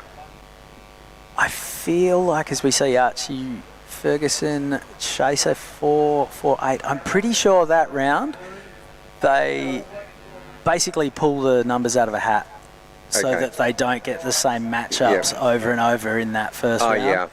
Yeah, that's fair enough. But yeah, regardless, and then this year, Corley Vast's no longer a wild card. He's going to slot in middle of the draw, and someone's going to run into him a few heats deep as well. So yeah, he's amazing at Chopu. Unbelievable. Gold medalist. Won the gold medal out there, made the final as a wild card, made quarters once. I think he beat Kelly once, and including a wave where he surfed switch. Yep. But, you know, the freedom of surfing as a wild card versus with the pressure on trying to get yourself into that's true. The requalification situations, that kind of thing. Like, as we see, Zach Johnson on his backhand looking to get rid of a 4.17. The first turn was pretty good, but unfortunately one and done. 30 seconds to go. Is the door ajar for Archie Ferguson? He's really going to have to go hammer and tongs at this, but can't ride out of that. And you would imagine... No, he's still hanging on to that low score, the 2.9. We might have some scores from that previous ride, but it was a kind of, you wouldn't say it was a very dynamic ride. And here we go. Can he seal the deal?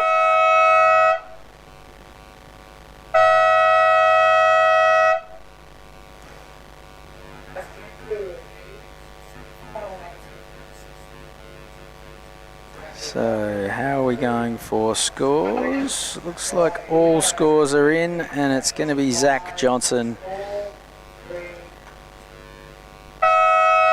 All right, that was the under-16 boys semis taken care of. We're now rolling on into the under-18 girls semi-finals. They are going to be coming our way right after this quick break. Don't go anywhere. More action from the Soundbox Osgrom Open presented by O'Neill very shortly.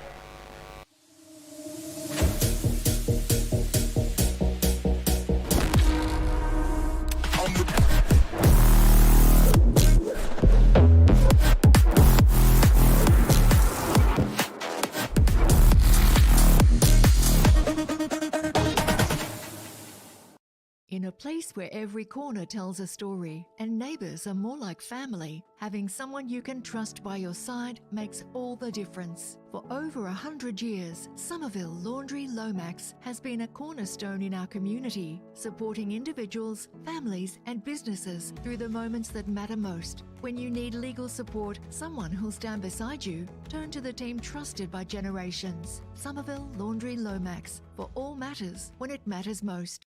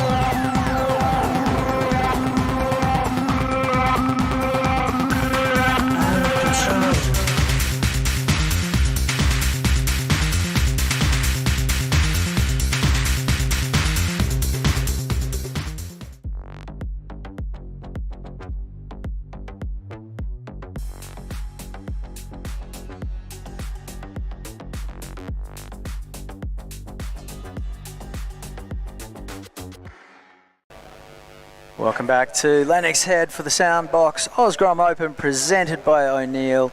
Under 18 girls semi-final number 1 is in the water right now. Savannah Riley in red. Olive Hardy coming in hot from Margaret River, Western Australia is the surfer in blue.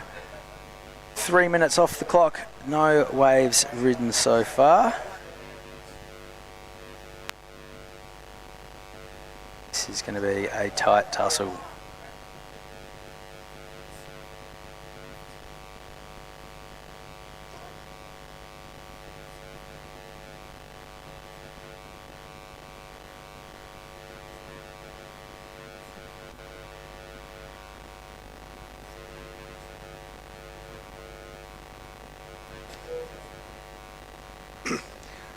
It's going to be a pretty exciting under 16 boys final.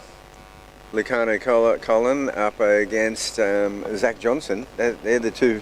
They've been the fourthers throughout, and you know.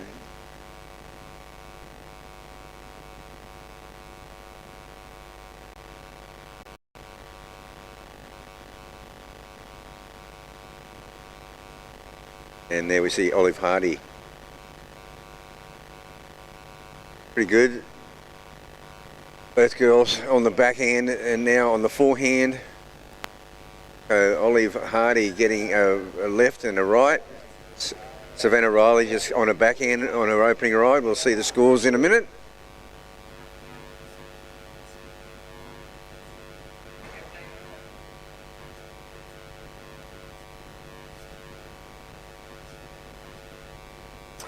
So this is Savannah Riley on her backhand.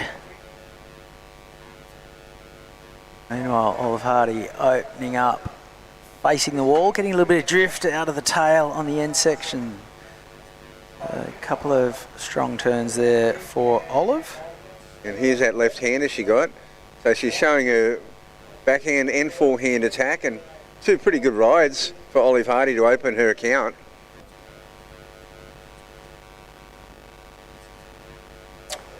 Got a second last week at the Billabong Hockey Scrum Comp.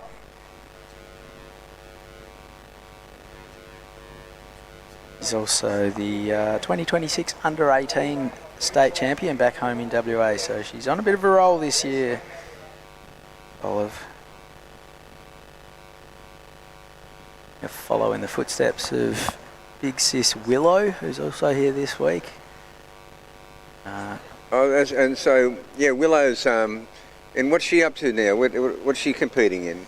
Well, she was on last year's Challenger Series, Yeah. but got injured, I think, in Newcastle. Right. And oh, that's no good. that kind of derailed her season, and she just missed out on re-qualifying for the Challengers again. Oh, wow. This year. So back on the QS. Yep. But yeah, I mean, she's had a couple of wild cards at Margaret River Pro a couple of years ago. She went global, catching just one of the biggest waves of the whole championship tour season. It was a monster.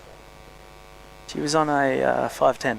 Yes. Step up. That was a 5'10" step up. There you go. And yeah, just ran out. It needed a couple more inches because the nose just poked at the bottom. Oh, wow. And then she got caught pretty much standing on one foot on the front of her board and then went over. But that was gnarly. yeah, Kate Myers took the photo that went around the world. And so Olive started pretty well. She's got a 6.67 and a 5.17. Savannah just got that one sort of soft left, only allowed to do one manoeuvre, so she's only got a low score there at 2.83. She's got all the work in front of her.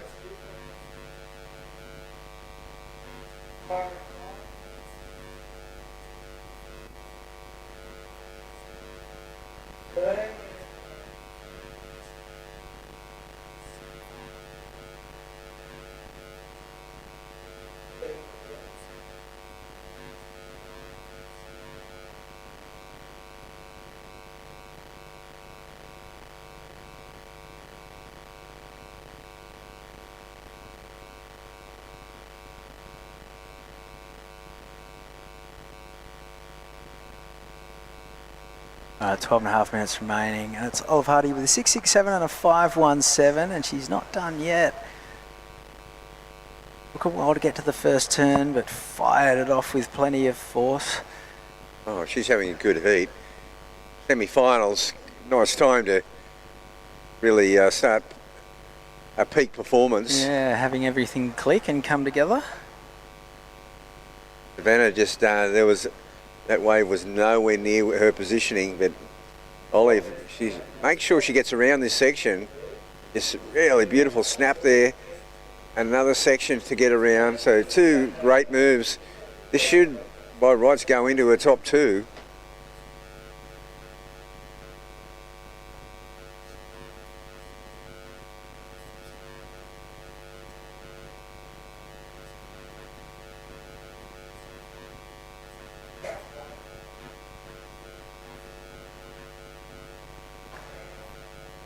Eleven and a half minutes remaining.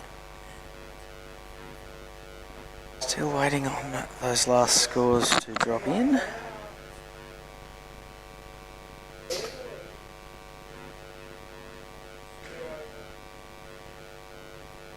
Yeah, so Savannah's in a position now where she really has to wait for a good wave. She's already in that position. Like a 3 or a 4 is not going to help her so much right now. Nah, semi-finals time, you're looking for sixes and up. Can't expect to get through if you're holding anything less than that. It's a starting point, it's a building block, but it can't be the cornerstone of a winning total. Yeah, it was interesting with Steph Gilmore though, isn't it? Like, because she won Snapper, but she hasn't really had another result. I think she's only won one other heat for the year. That's right. which is kind of very uncharacteristic for her. It was interesting to see her and Carissa Moore coming back. And it was amazing because for a while there, it was just the veterans. You know, Lakey Peterson won, then Steph Gilmore won, then Carissa won, and then Carissa won. Yeah. Yeah, until Rio, I think Gabrielle O'Brien was the only surfer under 30 who'd won an event for the season. Yep. All right. Okay. Here goes. Let's forget about surfers under 30. This is girls under 18. Yeah. Savannah Riley dropping in her second score. Yeah, I feel she had to kind of really hit that first section. She went for the safety to go around the section, but she only got the one manoeuvre in at the end. That second score has now dropped in for Olive Hardy, a 6. Yeah. So she's got rid of her opening 517. She's got a pair of 6s, a 667 and a 6. So that's a 12.67 two-wave total, and well, quickly in, quickly out. That's going to cost her priority, but Savannah Riley now chasing a 9.84. She's nearly comboed. Yeah, it's been interesting watching the two queens return to the championship tour this year. It felt like Carissa had a lot more motivation, not just to prove that young mums can do anything. You know, she's always taken so much pride in being an incredible role model. Massive responsibility, and she really sees it as something that is a part of her, from setting up her More Aloha Foundation to being a big part of the WSL's Rising Tides program. Yeah. But then once she's put the jersey back on, the old competitive fires have definitely roared back to life. And there's probably also, for the first time in her life, Carissa's competing with a bit of a chip on her shoulder, because she feels like she's been done dirty by the WSL finals, costing her some world titles. Yeah. God, And that was hard to watch. It could easily be 7-time world champion Steph Gilmore returning alongside 7-time world champion Carissa Moore. And now that Riss has, sensed a bit of blood in the water, she is back. She's so back. And you're right, because those years, she dominated. She was so far ahead going into the final 5. They were dominant years on the tour for her. And, she said she...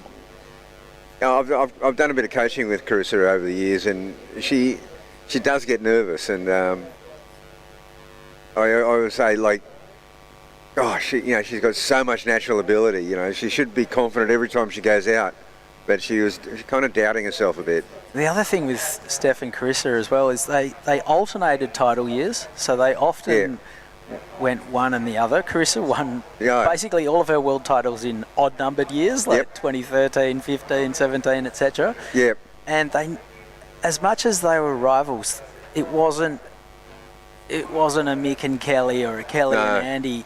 They never squared off in finals. No. They were never. It was almost like a Cold War. Yeah. Like they were just doing their own thing. And this time, Riss is fired up. She's ready to go. Wow. Going back to back is amazing. You can see, as we see, Olive's really having that was a sick good turn. heat. But it was that heat that she had to snap against young Tia, and she came out and she's waiting for the results, and she just got it on the last wave, and she just totally broke down. And you could just see how much it meant to her. Well, Olive Hardy cracked it once. She'd have been looking at a really solid number if she'd held on to that second turn. I mean, she's looking pretty good in this heat. Savannah hasn't really been able to get a wave where she can open up. She's got very crumbly waves that nothing like the waves that Olive's had. Speaking of looking good, I just had a Carnivore Meats steak sandwich from the Traeger Grill. It's being run by the Lee Bar Barbecue board riders, and that is something special. Traeger Grill is amazing. Combine that with the Carnivore Meats from the butcher in town, and if you haven't had one yet, Bugs, get in there. I mean, I know rabbit food is lettuce, but on this occasion, I highly recommend the Wagyu. Oh, yeah.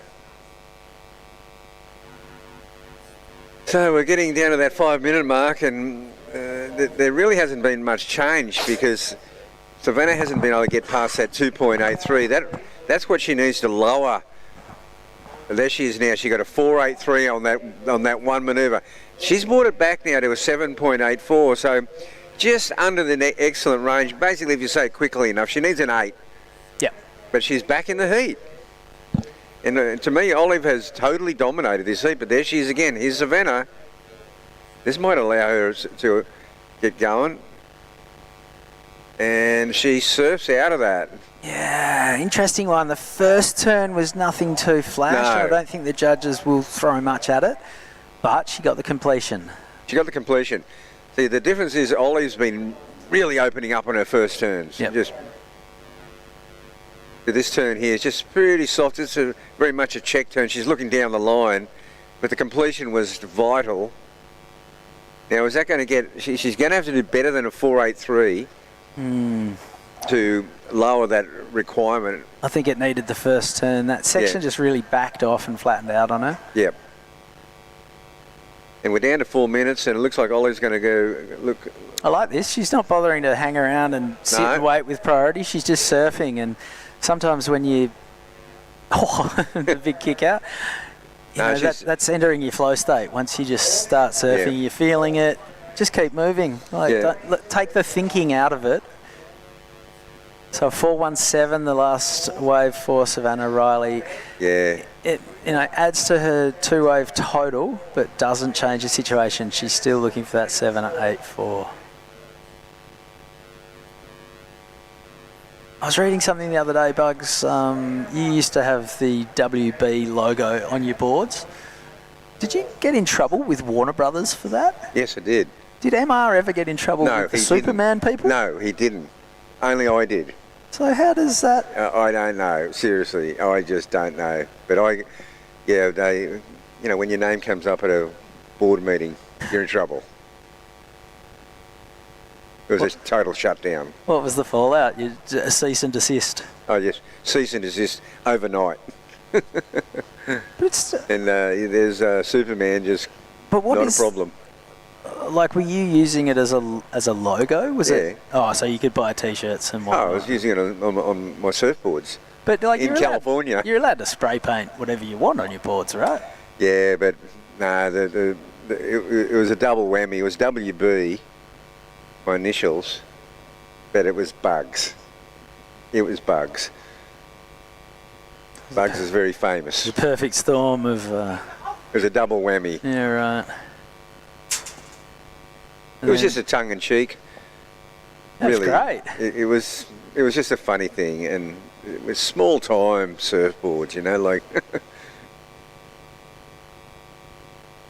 A lot of that character's sort of been ironed out a little bit in the past couple of generations, which is not necessarily fun.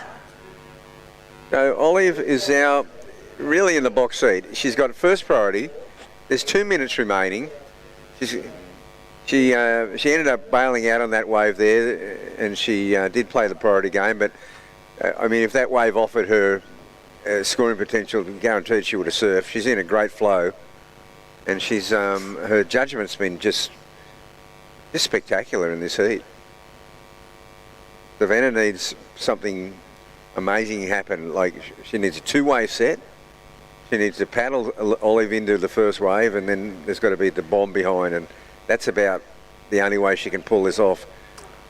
So she's in motion now and having a look. Olive decides against... She'll let her go on that because it's not going to get the score.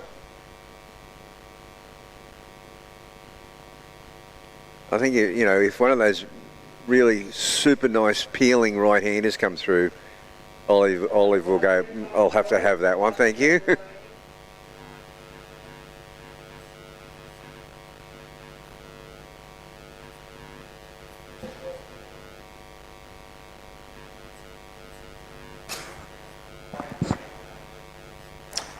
So inside the last minute, Olive Hardy has led from the start. Can she go tape to tape, or can Savannah Riley conjure up a 7.84? With 30 seconds remaining, we can see Olive just keeping a close eye on Savannah. Not too much intent there, but just stalking her prey. Oh, yeah. It's a shutdown, for sure. 14 seconds remaining. It must be a good feeling at this point where you're like, I've got to...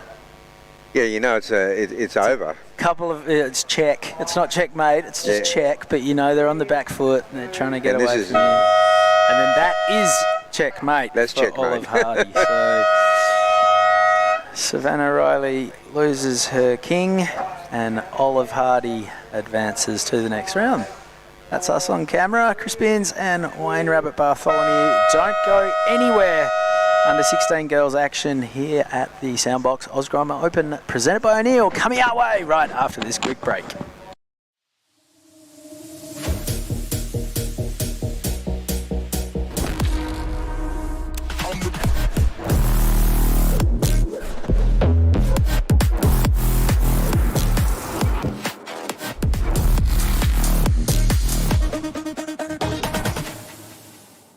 In a place where every corner tells a story and neighbours are more like family, having someone you can trust by your side makes all the difference. For over 100 years, Somerville Laundry Lomax has been a cornerstone in our community, supporting individuals, families and businesses through the moments that matter most. When you need legal support, someone who'll stand beside you, turn to the team trusted by generations. Somerville Laundry Lomax, for all matters when it matters most.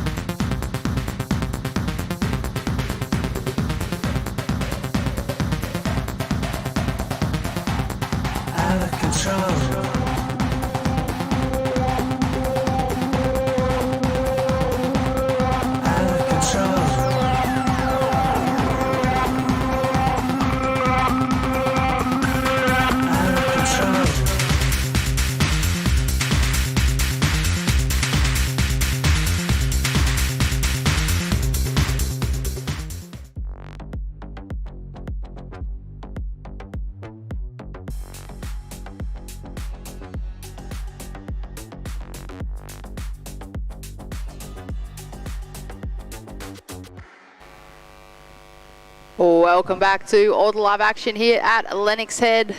We are now into the under 18 girls semi-final, heat number 4 in the water. Layla Fraser in the red, Samantha Ardern in the blue. Well, semi-final heat number 2. This is of course our Soundbox Osgrom Open, presented by O'Neill. My name is Britt Nicol, joined back in the booth with Michael Crisp. How you going, Crispy? Yeah, going good. Just having a break off, walking around, and tell you what, Heritage Heat is firing up. There's already the talk, the cheap talk. You got Woody, Taipan Woods. Oh, there is Talia Tebb live on screen. Suiting up, waxing up. I'm talking about Heritage Heat. Chelsea Hedges, 2005 world champ. There she is. She's not looking ready for that Heritage Heat just yet. Oh, how's the special wax? The wax box. The wax box. Hey, high performance wax box, that one. Look out. Our world champ. Won't be melting in there, that's for sure. Sticky wax, like Lacana. Lacana's definitely, I want the wax, whatever. Lacana's donning. Mr. 5 waves in one heat. Biggest combo and scores of the event. Flies through to the final. Congratulations, Lacana Cullen. And then right now, Samantha Ardern in blue, Gold Coast Queenslander, and Leila Fraser. Just a quick 0.77 up for a second one. See that south wind just start to creep in. Light southeasters, south wind today, but we're in a good spot here. That'll probably maintain the waves still around 2-3 feet. It's a great height. Look at this. Samantha Ardern up and riding. Good looking wave. Strong turn, nice snap, and well, speeds around. Great little carve there as she taps. This section's really tricky, really deep. 2 good turns, that will take it to the lead. Right in front of her fellow competitor as well with that first turn. They're showing the surfer in red that, yeah, I'm here to play. This is, of course, the semi-finals. They're looking for a spot in that main final. As we watch the Surf Mud replay, surfer in blue and Samantha Ardern up and riding. Drives hard off the bottom, hits the lip, and she could have given up there, but she managed to stick with it and get this little bonus section. Good low profile, great little turn selection there. Nice snap, nice and vertical. Judges lap that up. Nice completed carve, 2 turns. Priority now goes to red, and this is the exchange rate. Like a game of table tennis or pickleball, bang it over the net, serves to the other surfer. There is one of your happy campers. Olive Hardy. Wow. She has secured a spot in the final, and she's certainly happy about it, as you would be. She took down Savannah Riley in that last semi-final. We have the replay from the surf in red. That's Layla Fraser. Just a quick one there with our Surf Mud replay. Just under 14.5 minutes on the clock. It has been a pretty sleepy start. Been a few heats like this. Change in the conditions.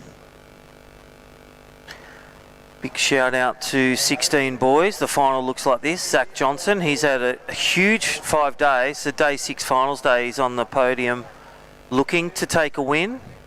Lakana Cullen, one surfer to knock over for him. So congratulations both to those. We've got under 18 boys, got under 16 girls next, heritage heat, under 14 boys, and then under 18 boys.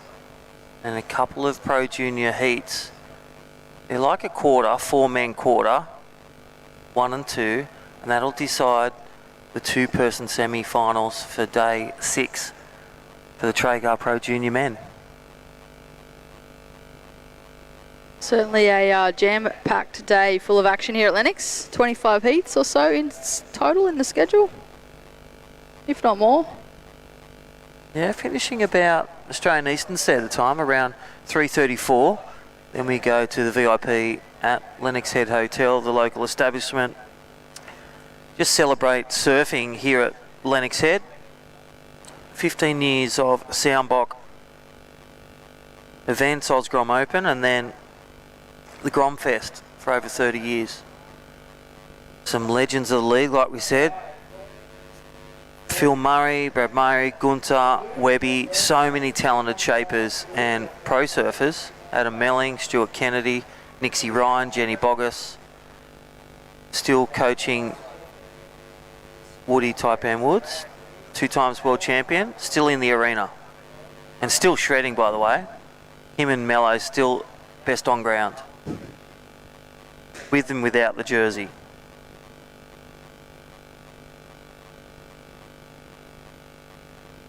At the moment, it is Samantha Ardern out in first place with a 3.5, and the surfer in the red in second with a 2 and a 0.77. Well, look at the Grommies. They are going nuts in that car park. I nearly got taken out by one earlier.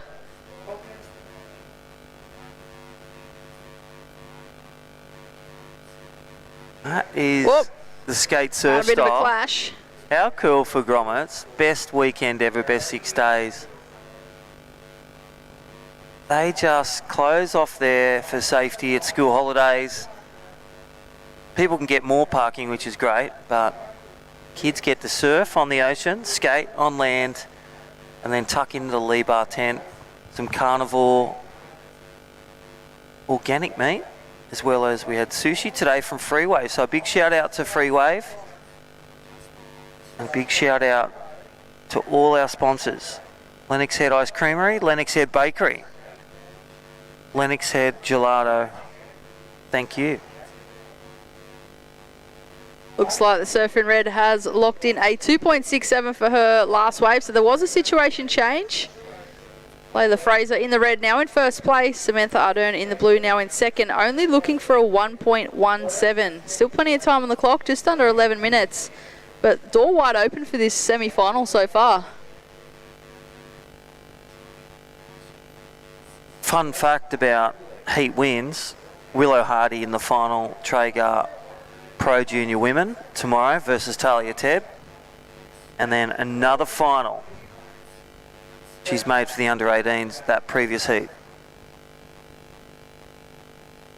Layla Fraser on her backhand, just a couple of turns there, looking to improve her lead and looking for a spot in that under-18 girls final of the Soundbox Osgrom Open presented by O'Neill. Coming up next, we have our under-16 girls semi-final heat number 1. Well, we were just talking about her a minute ago. Talia Tebb will be back out there up against Evie Wilson. But on screen, Samantha Ardern on what I thought was going to be a nice-looking right-hander, but just didn't quite have the section that she was looking for. Was only chasing a 1.17.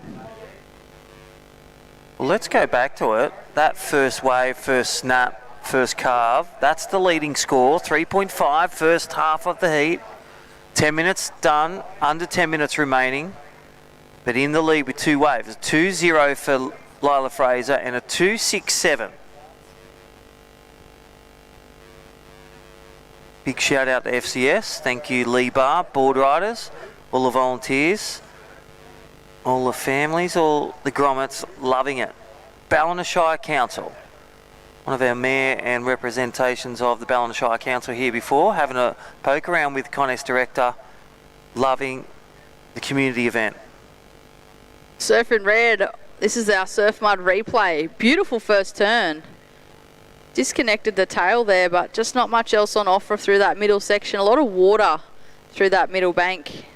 The tide has now changed and on its way back in. A pretty late high tide today. Yeah, I think low tide around 11:30. And it's only a mid-high tide, only reaching about 1.5 at max, which is perfect for steeper waves, especially to get over those dead sections. It's got a bit of reef, bit of sand there, but the big swells of this past week really scooped out a dead section.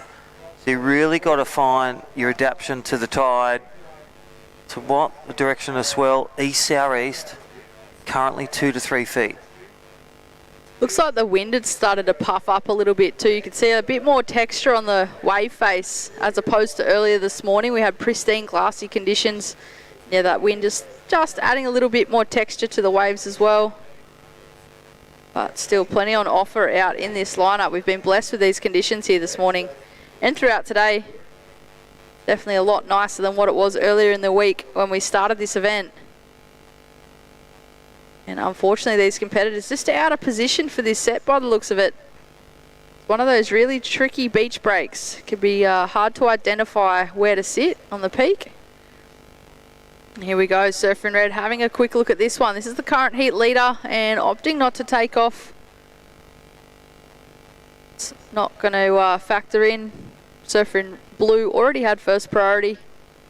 And well, what have we got on the forecast, Crispy? Yeah, well, don't forget Surfline, one of our supporters, 20% off for all competitors, 250 competitors enjoying 20% off premium monthly subscriptions or annual. Check it out for the long range forecast, but I've got it.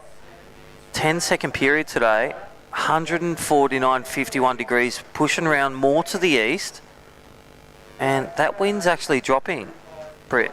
It's puffing around 12 kilometres west-southwest, turning to the south, then going east-northeast this afternoon.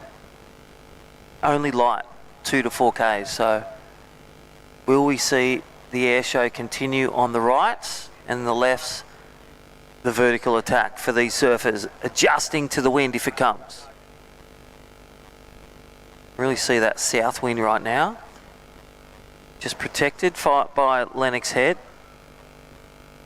But right now in the water, it's all about getting those waves, holding that first position, this two-person heat. Here we go, Samantha Ardern, Queensland surfer, 3.5, looking to drop that small score, only needing a 1.24.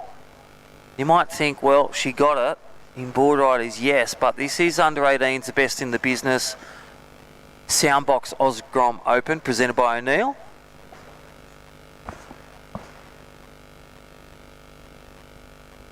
And well, there's a bit of urgency now there for Red. It looks like she's on the hunt, looking for a wave. She might think that she needs a score. That score for Samantha Ardern hasn't dropped in yet, but I feel like it will be borderline. I'm no judge, but I feel like she may have just got it. She does have the highest single wave of this heat so far, 3.5, the Surfer in Blue. We see some beautiful drone footage over top here at our Lennox Beachy. See all the rock formations through the sand line there as well. So we have the surf mud replay, Crispy. Yeah, nice little takeoff from Surfer in Blue. And stand by as that score to drop, as that 5-minute mark. Yellow flag comes up. Hey, check the forecast for tomorrow, finals day, 10 seconds, 3 to 4 foot in the morning, around 15 kilometres west-northwest, 124 degrees, swinging more east. There is that replay, nice snap, nice carve. 124, tick. It looks like the Surfer in Red has taken off on a wave. Wait and see what that was and where that sits on the scoreline. She's a little bit further in, so I feel like she might have got a little more length of ride or more opportunity to do a turn. But she is through that middle section of the bank, a lot of water. So we watch the replay. Here we go. She elected to go left on a nice looking left-hander. Great steep section. Beautiful first and second combo. And she got critical. I feel like that might be the best wave of the heat so far. Yeah, I love that first turn. And here is Samantha Ardern, her reply. A carve, and then that second one, Phil, just finish it, hit that whitewash, just cut it a bit short on that second turn. Look at that beautiful drone angle. Thank you, Soundbox. Osgrom Open. This is your under-18 girls semi-final 2. One spot already taken up. That was Willow Hardy. Currently Layla Fraser's there, looking to drop that 207. Samantha Ardern looking to replace that 0.5. It's actually getting more aqua, more clearer. That westerly wind, love it. Just push it out, and especially with the big moon. We've had the change of moon, I think, from gibbous. 3/4 moon, 1.5 highs. Northwest wind throughout the night, in the morning. Conditions for finals day, perfect. Certainly are, and it looks like there has been a little situation change. Last of Blue was a 2.6, but last of Red a 4.83, so it pushes Layla Fraser in the red into first place. Samantha Ardern in the blue now in second place, looking for a mid-range score of a 4.01, so it would have to be her best wave yet. With just over 2.5 minutes remaining, first priority is with that Surfer in Blue. So she does have right away to any wave in the lineup. And well, she's having a look, Crispy. Yep, here we go. This is a better wave. Got to smash and grab. There's the first snap. Draws up. Scoops deep. Comes down. That nose just digs out. I liked her intention. The first one was a quick snap. We'll get a replay on that for Samantha Ardern. Definitely the wave to take it to the lead. But just didn't complete that second turn. She certainly went for it. I love the way she went. She had to. She's made herself, found her in the finals for the under-18s. Look at this takeoff. Surf mud replay. Took off behind the section. She's looking for that steep section. Bit of a setup turn there, but nice bottom to top combo. Just caught that inside rail on the way down. Weight was a little distributed towards the heels and just not able to get the completion. Just kind of buried on that way down, but her intention was set and she was committed to that section. Had she have landed that last turn, that score would have been right there with what she needed. With 1.5 minutes on the clock, the benefit with this break is the fact that she's now back in the lineup within a minute. And well, considering Red just also took off on a wave, it does mean that that Surfer in Blue now has first priority. So she does have the priority system in her favour, but time may be the enemy. She is chasing that 4.01. Will there be another set and another opportunity for Samantha Ardern to take that win over Layla Fraser and move on into the final of the under-18 girls division here at Lennox for the Soundbox Osgrom Open, presented by O'Neill.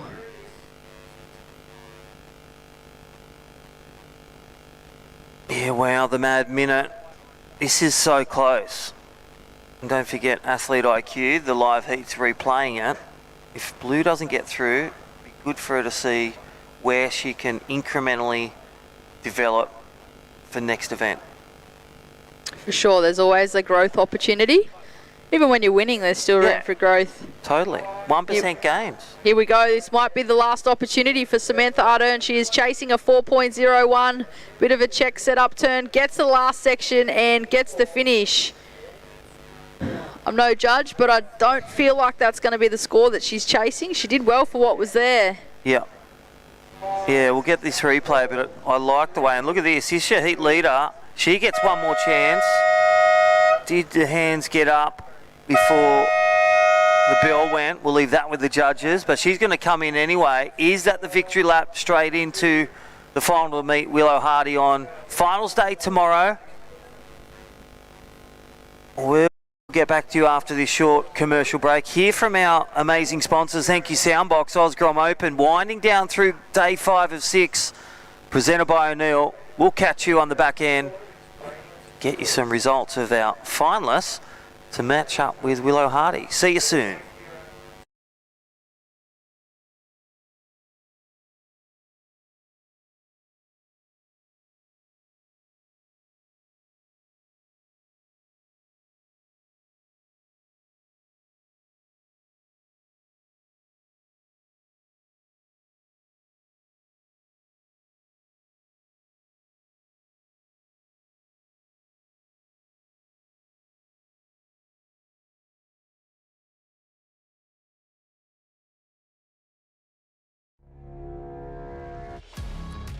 Kind of just a giant peak.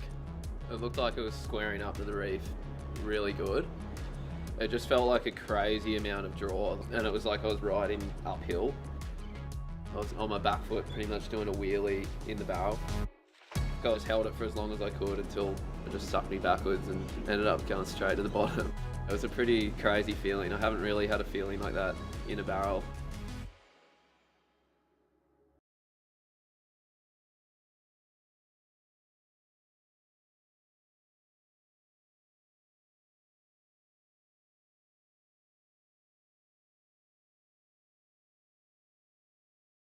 In a place where every corner tells a story and neighbours are more like family, having someone you can trust by your side makes all the difference. For over 100 years, Somerville Laundry Lomax has been a cornerstone in our community, supporting individuals, families and businesses through the moments that matter most. When you need legal support, someone who'll stand beside you, turn to the team trusted by generations. Somerville Laundry Lomax, for all matters when it matters. Alrighty, welcome back to live action. Girls rounds. And right now, under 16 girls semi-final. Talia Tev looking for the second person this week to make 2 finals. Made the Pro Junior final. Evie Wilson also coming into the under 16s. She'll take Talia on. My name's Crispy. Welcome back. Day 5 of the 6-day event. Soundbox Osgrom Open, presented by O'Neill. Don't go anywhere. We've just had a nice lunch break, courtesy of our beautiful sushi hub. The free sushi here at Lennox Head. Their karage chicken meals are amazing. Right now, 20-minute heat on day 5. Join with me. Chris Enover. Yeah, cheers, Crispy. It's good afternoon to you, Chicken. I know, we are on Chicken Crispy Show, back in action. We are, and bit chicken of sushi. Vegemite sushi. toast, look at this. Treated with all the goods down here at the Soundbox Osgrom Open. And, well, speaking about treating ourselves to some action, we've got semi-final action underway right now. And that's Lila Fraser. Congratulations. How's this? Last wave, 297. Last of... How's that? Last exchange, I'll go back to it. She actually, with a second to go, went to second and got a wave right on the bell, Lila Fraser, and got it back. So Samantha Ardern got the score with a wave 30 seconds ago, a 4.1, and then Lila Fraser took off on a wave 2.97. And here we are, Yeah, Evie Wilson. Wow.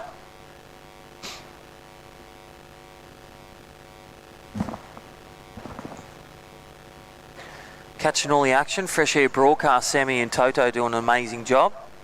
All those watching and listening, hope you're enjoying lunch. This is Crispy, this is Chicken, Chris Enover. Day 5 of the 6-day event, Chicken.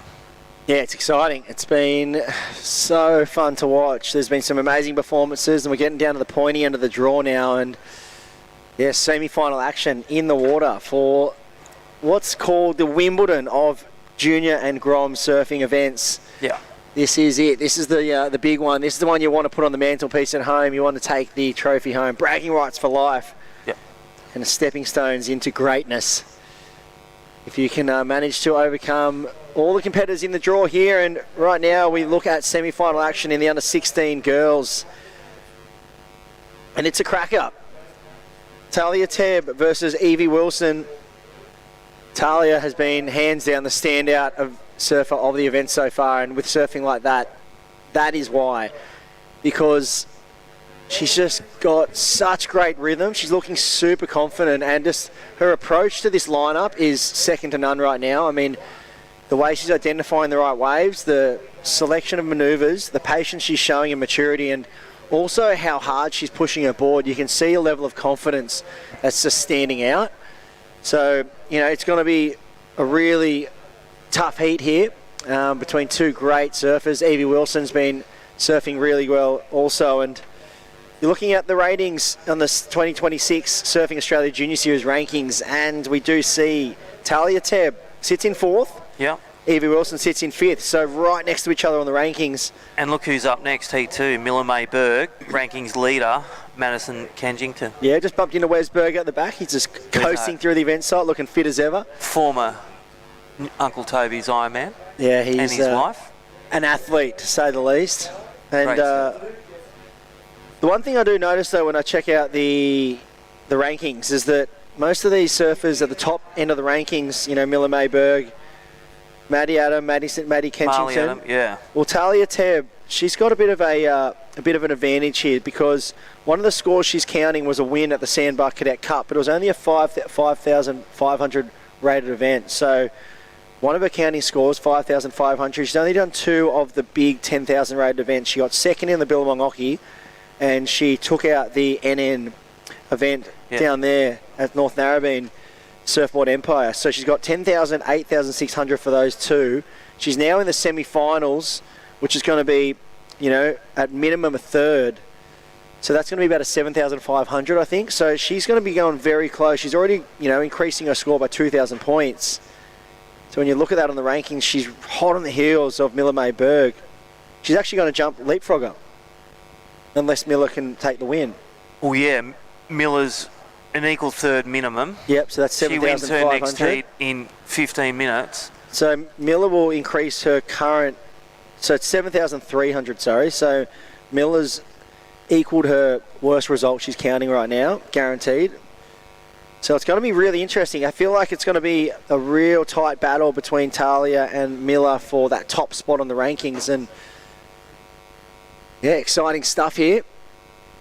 And these under 16 girls, they'll be vying for spots on the Irakanji's team, and ISAs as well. There's lots of... That's right. 2 ways. There's many ways to skin a cat or cut an orange. Win an Australian title, get that jersey with the Irakanjis, Surfing Australia for the Aussie titles, win the rankings, and then the other one is the wild card. Yeah, let's look at this. Surf very Mud important. Boom. These heats here, especially right down the point end of the draw, because it's great to see under 16 women's surfing is in great hands right now. Some solid performers. And you would have seen it, Chris, travelling with your sister Laura Enover. You're a coach. You're a great surfer in your own right. Thanks, mate. Yeah. You know, you told us about the big time. Oh, look at this, live on screen. Getting the word from Supercoach ALS. That is Solly Bailey. Mr. O'Neill with Lifeguard ALS. He's giving him a few words. He gives words to Callum Robson, Max McGilvray. All the best from Evans Head. And now he's given Byron Bayonne a few tips in the Heritage final. Great to see. Adam Melling, local legend, former Pro Tour surfer, one of the strongest, fittest surfers. He's going to take on Solly Bailey, Woody Taipan Woods, Chelsea Hedges, 2005 world champion. Rabs is going to call from the booth because he's out with an injury. What's he done? Oh, he done his knee, his meniscus, and we know that. I've done mine 4 times in a few surf accidents, car accidents. So all the best to Rabs on his recovery. Stoked that he's still here. But that is taking place about 1:20. Heritage Heat, looking forward to that. Glenn Casey, former tour specialist, Lennox local back in the 80s. He would have had a few sparring partners with Rabs. Yeah, how was that flare out of the lip from Talia Tebb? Just great surfing there. Unfortunate is one turn, but you can see the intent. She's got a really good read on this lineup, and the board under her feet's looking incredible. So spicy out of the lip, like so much lift. So one thing I'm picking up on here, Crispy, look at this. Big wafting turn, showing signs of Katie Simmers also, that flare out of the lip, that release. I really love the surfing she's showing. And some of the big Talia Tebb fan right now. Yeah, some of the standouts, again, junior surfing female, Talia Tebb, Willow Hardy, Miller May Berg, just to name a few, in these last 6 days and throughout their junior career, every level. She's in the under-16s, final of the Pro Junior Traegers. But then think of the men, some of the highlights. Loki Cullen, Zach Johnson, and let's not forget Mitchie P and Jesse Ferguson. Well, it's like I want the wax of Loki Cullen, the boards of Talia Tebb, and maybe the wave selection of Jesse Ferguson, please, on order. Oh, I just love that turn. Just that flare out of the lip, that point of difference, really showing the judges how in control she is. You know, the weightless approach, the fin drift. Just beautiful surfing there from Talia Tebb. And those turns, she's really making her own. She's really bringing the X factor. Think of some of the surfers coming through this junior event. Adam Melling, Stuart Kennedy, Owen Wright, Jenny Boggess, Julian Wilson, Jake Sharp, Nick Vasicek, Ben Dunn. Well, if you think about the former winner, Ethan Ewing, 2016, in the juniors. So this is a reflection of what's to come. Dane Henry, backflip 2 years ago. 2023, 3 years ago. Does it again at North Narrabeen. Yep. Now take a win. Now on the challenges, you know. First CT handed by Mick the jersey at Bells this year. Yeah, put out a great performance and all started world junior champion, and just it all stems from events like this. You know, these surfers that are creating incredible careers, all kick-starting it here at the Soundbox Osgrom Open, presented by O'Neill, then rolling into the Traeger Pro Junior. But I love it because there's not many events where you get to roll the dice in 2 divisions. And like you see, like Talia Tebb right now, she's in her age division right now, the 16 girls, but now in the final for the Pro Junior. Yeah, you know who that is? That is Glenn Casey. And look at the board he's got, equipment. That is Tomo, local shaper Daniel Thompson. And wow. Yeah, I remember when Stewie Kennedy was on the tour, and that one event at Snapper, he rocked up and he was riding the Tomo boards. Everyone was just going, what is going on? He looks so incredible. I think he went on to make the semis or the final of that event. Semis against John, who went out to take a win. Yep, that's right. Taken down by the winner, only just. It was incredible. Just the flow, the speed. Those flaring tail blows and the reverses he was throwing down, and the club sandwiches. Just the board had this level of spice that no one else on the tour had at the time. And there's Kinghorn. Yeah, great to see the juniors here and all the local Lee Bar members, and that is one that made the Pro Tour back in the 80s. Glenn Casey, and still around supporting in the industry. He's working for Yeti, one of our great sponsors. Thank you, Yeti.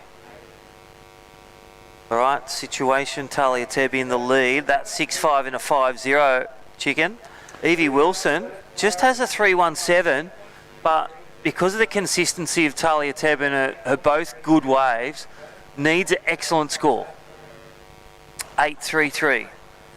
What does that look like to you, Chris? Yeah, this is what Talia Teb's been doing every heat. She just, not just is she on the great waves, but she's really finding a way to apply pressure early to her competitors. You know, she's getting off to early start. She's got great rhythm in the lineup. She's identifying waves, you know, that other surfers aren't seeing, being able to execute really critical turns on these waves. And picking the right time to throw the big turns, which we've seen so far, pretty much, you know, throwing down single manoeuvre waves, but she's locked in a 6-5 and a 5. Tell us when. So I feel that, you know, you asked about Evie Wilson, what she needs to do at the 833. I don't think she needs to look for the 833. I think the 833 is just a byproduct of what she requires in this heat. She needs to probably, you know, not focus so much on that, but focus on locking in 2 good numbers. So surfing a brand new heat, and not like waves like that, obviously. Yeah.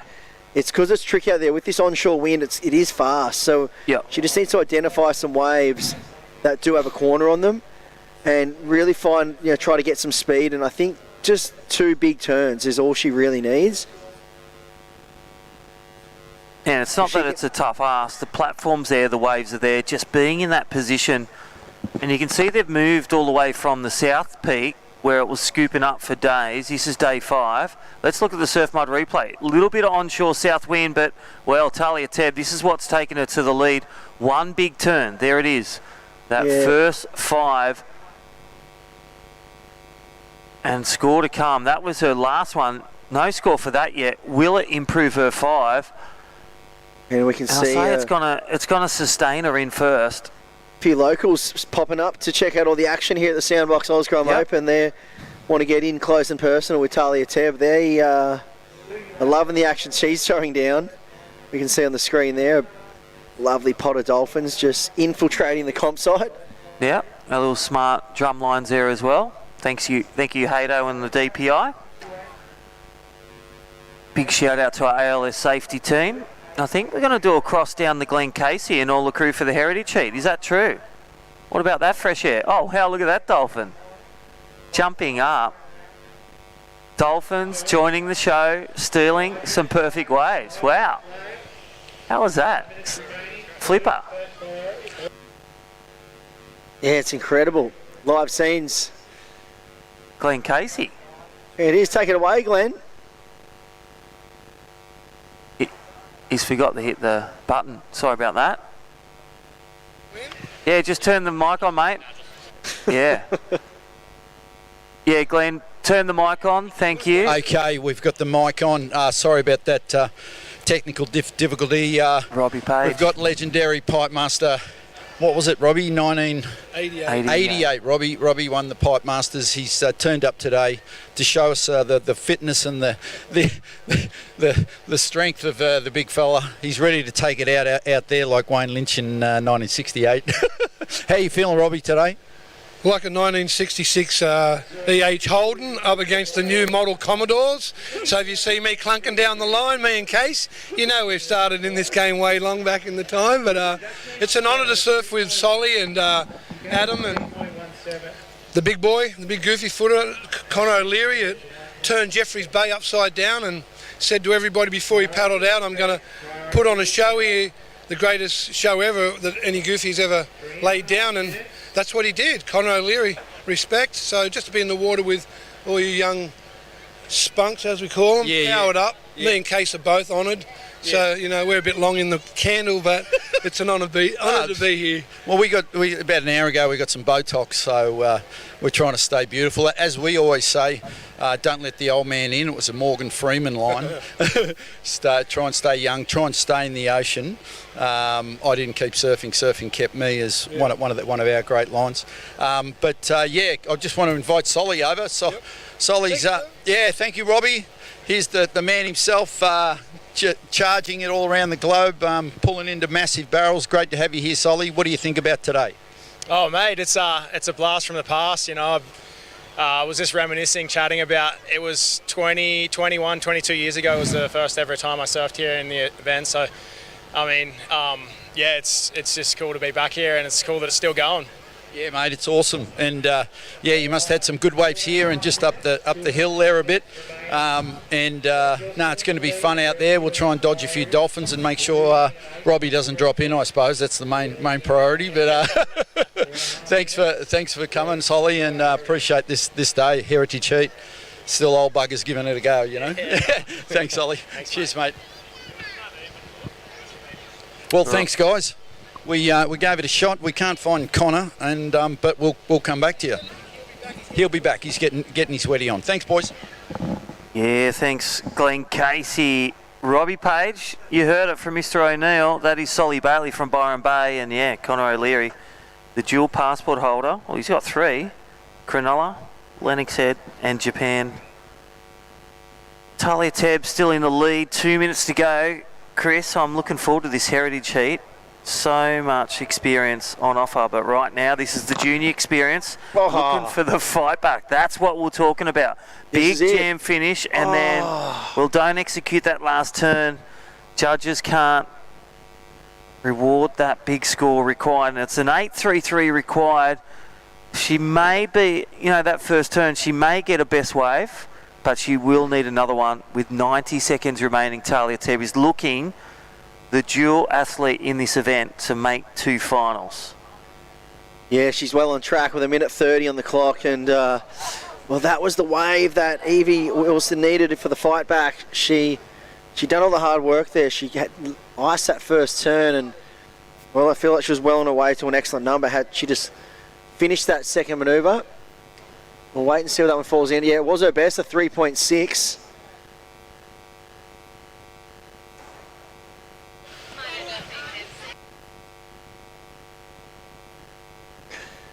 So there it is, 7.90 is the requirement for Evie Wilson. Yep. Little chipper. As we count this heat down though, 50 seconds, and it's going to be a race against the clock. Can she find a wave? I mean, she was on her way to a really decent number there, but it's just been a very mature approach of Talia Tebb, just throwing down some big manoeuvres, identifying the right sections, not trying to overdo it, but throwing down the flare, picking the big moments. The judges loving it. 6.5 and a 5. And well, as we look to count down this heat very shortly. Well, it looks like the screen was a bit out of whack, so it looks like it is Talia Tebb. She goes into the final. That's 2 finals for the surfer in red, the Pro Juniors and the under-16 girls. Wow, what a performance. We'll be right back with more semi-final action. Do not go anywhere from the Soundbox Osgrom Open, presented by O'Neill. Come experience nature's greatest migration with Ballina Byron Marine Adventures. Locally owned, family operated, and passionate about sharing our incredible coastline. Your whale watching adventure starts here. Book now at ballinabyronmarineadventures.com.au.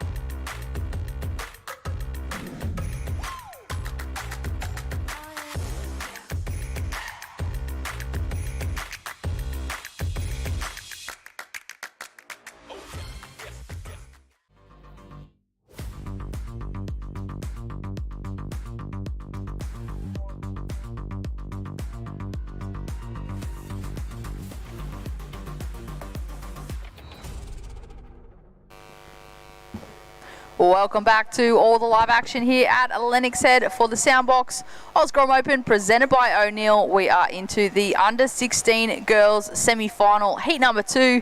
In the red we have Mila May Berg, and in the blue we have Madison Kensington.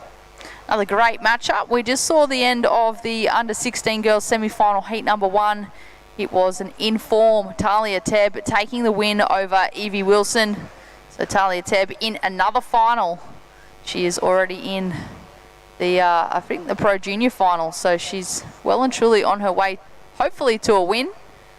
And well, on screen there, that's Connor O'Leary, World Tour surfer, getting ready for that Heritage Heat. Interesting boards on offer here.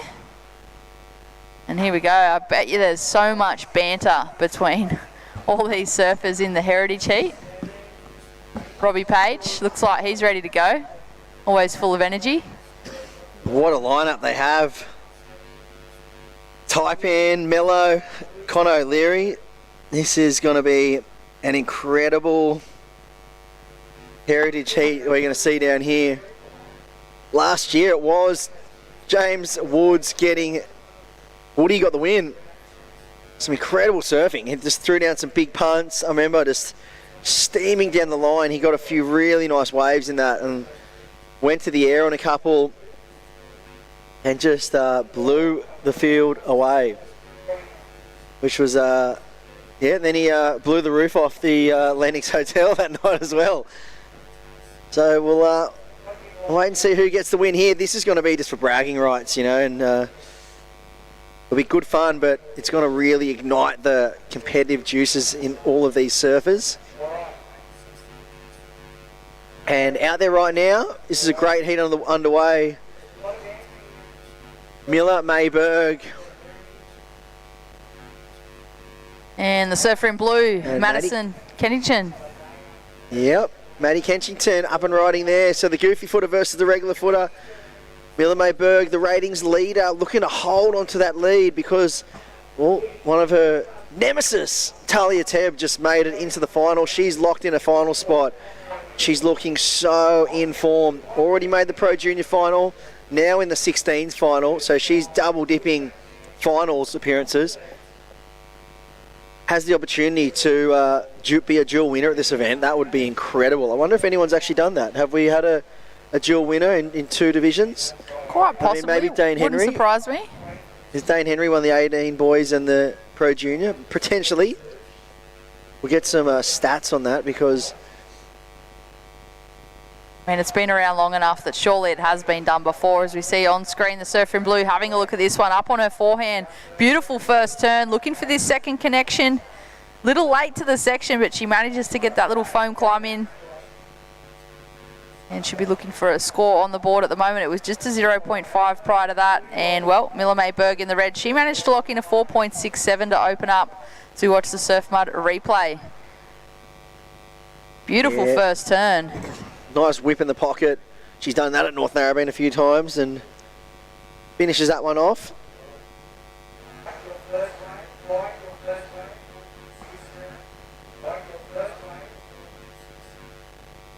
Yeah, it's going to be a very important semi-final here. Maddie Kensington sits in 3rd on the rankings. Miller Mayberg in 1st. We look at Maddie's scores coming off that big win up there at the Oki. There's your Heritage Heat lineup. Who are we putting forward? Who is your money on? Oh, I don't know. Bailey. Solly is, Woody. Yeah, he'd be hard to beat out here. Connor O'Leary. He has just been in devastating form though. And, well, if he finds a good right-hander, watch out.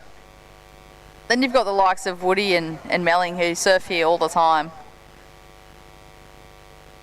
Well, you can't rule out the old blokes. You cannot. Interesting to watch.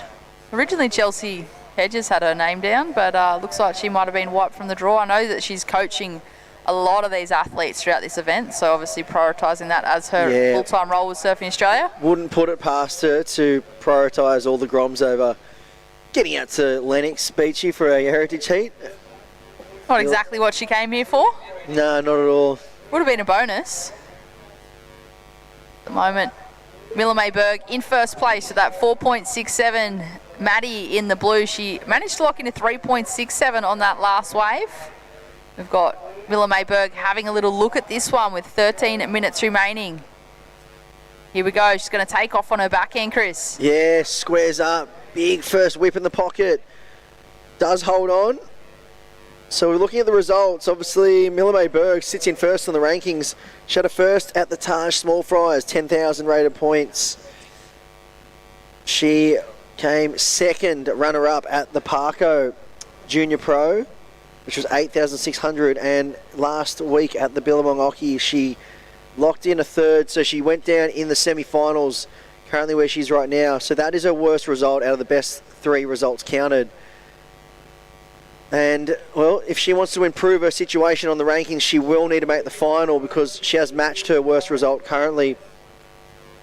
Whereas Maddie Kenchington, she's got Taj Small Fries the third. In the NN Surfboard Empire, she got third. So she's had 2 7,300 rated points. They're her worst results. That's where the little difference is. Miller Mayberg has that second place at the Parco, whereas Maddie Kenchington has 2 third rated events counting, and then she had the win at the Oki. So if she can make the final, she's going to be on at least on level playing field with Miller Mayberg if she came second. Has the opportunity to overtake her if she gets a win in the event. So there's a few different scenarios, and also with Talia Tebb, she's guaranteed to lock in now an 8,600 at worst. Her lowest scores are 5,500. So she's the real danger person here. She's already, based on the scores she has locked in with this final, she's currently on the live ranking, she'd be leading. 2 seconds and a first. Look like Blue had priority then. That was an interesting situation that unfolded. I think Red took off on the inside as we were talking through those results. Sure, we'll catch a replay of that. Yeah, that's a big difference in points, 5,000 and something compared to 8,000 and something. So that's a huge improvement already. Yeah, that's where the big improvement is. So she's guaranteed an extra 3,000 points, 3,100 points by making the final already. There's Maddie Kenchington. She is fighting for that top spot. Miller Mayberg did want that wave, but had to pull back because she didn't have priority. Maddie Kenchington was chasing a 4.93. We'll wait for that score to drop. Yeah, so it's a really interesting situation. It just comes down to now with the 3 servers left in the draw, Miller May, Madison and Talia, whoever wins the event is going to be your rankings leader. That's as simple as it is. I probably didn't need to go into all the Pythagoras' theorems behind every single result they've got. Just need to say if you win it, you're at the top of the rankings. That's pretty much what we're looking at. Connor, he looks like he's got some type of unique board there. I wonder what he's riding. It's like a bit of fun. I feel like he's taking the pressure off. Go on the alternate route. Got one of the Woody boards. Looks brand new. It is one of James Wood's designs. Got the 20, it looks like. Maybe a +1, 20 +1, or just a straight up twin, straight twin. Wow. So Connor jumping on Woody's local design board, built for Lennox Beachy. That board in specifically Pub Audi's section. It's probably called the Pub Audi 20. And there they go, the lads making their way down. What a lineup that is. Sully Bailey on the left there in the blue. Mello, Adam Melling in the yellow. Taipan. Woody. All the Grommies, look at them all. And, of course, Connor O'Leary, current CT surfer. Miller Mayberg on a great looking left-hander here, linking a couple of turns. It kind of fizzled out for her through that middle section, but she got at least one decent turn done out the back before it started to taper off a little bit. A lot of water through that middle bank now as we have an incoming tide. Tide's not high until late in the day. Yeah, so this is going to be, this is the time of the day yesterday we saw some conditions start to change. I don't think it's a bad thing that the tide is coming up with the onshore we have, because With the onshore and the lower tide, we'd see a lot more closeouts out there because it's quite straight. But with the higher tide and the onshore, I think we're going to see a bit more peaks starting to form. And you just need to find those end corners.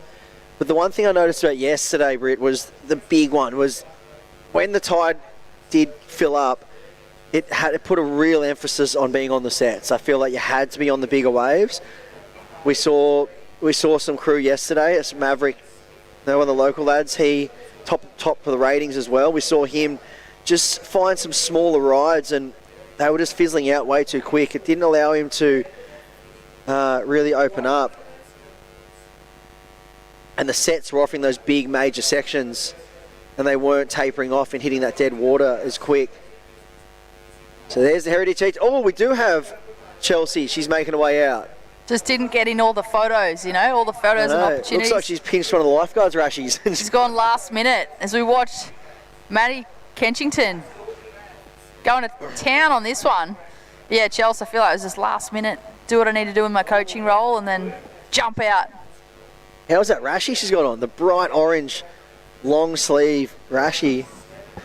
And here we go, Maddie Kenchington using priority, identifying this one. Gets up nicely. That was a big major turn. And a second one, I really like that there for the surfer in blue. Oh, she's only chasing a 4.48 at this stage of the heat. Based on that one first turn, it was pretty strong. Okay, so she's chasing a 5.07. Last the Reds dropped in at a 4.53, so Miller Mayberg's got that 4.67 and a 4.53 in her scoreline. Surfer in blue chasing a 5.07.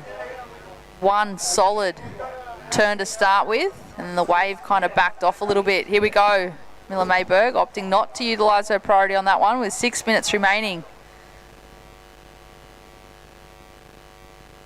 I'll wait for that score to drop, and well, it looks like there has been a situation change in our live scoring system. Last of blue A6, so the surfer in blue has gone into first place.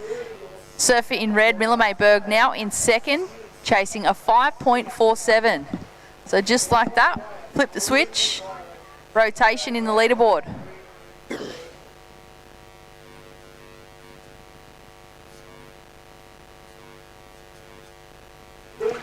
Yeah, so this is going to be a really interesting final 5 minutes. Huge wave there, a massive score of a 6-point ride in the scheme of things. They haven't been easy to come by, these the waves eclipsing the 6-point range. And we saw in the last heat, Talia Tebb locked in a 6 and was able to, well actually in the end of the heat, we actually saw one of the best rides locked in. But it was a little bit too late. Maddie Kenchington, the 6-point ride and a 4.13, holds down the lead. So this is a massive moment for the surfer in blue, keeping her dreams alive to take out the rankings, put herself on the top spot. It's a real ding-dong battle at the top of that rankings leaderboard between these two surfers and Talia Tebb.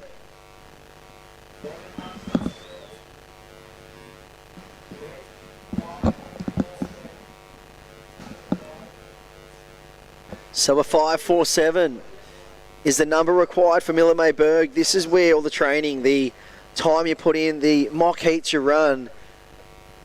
How many times are you out in the water and you're just even saying to yourself in a free surf, I'm going to get a 6 with 4 minutes on the clock. That's where you just come back to it, and all those free surfs, those moments in the water where you're just visualising.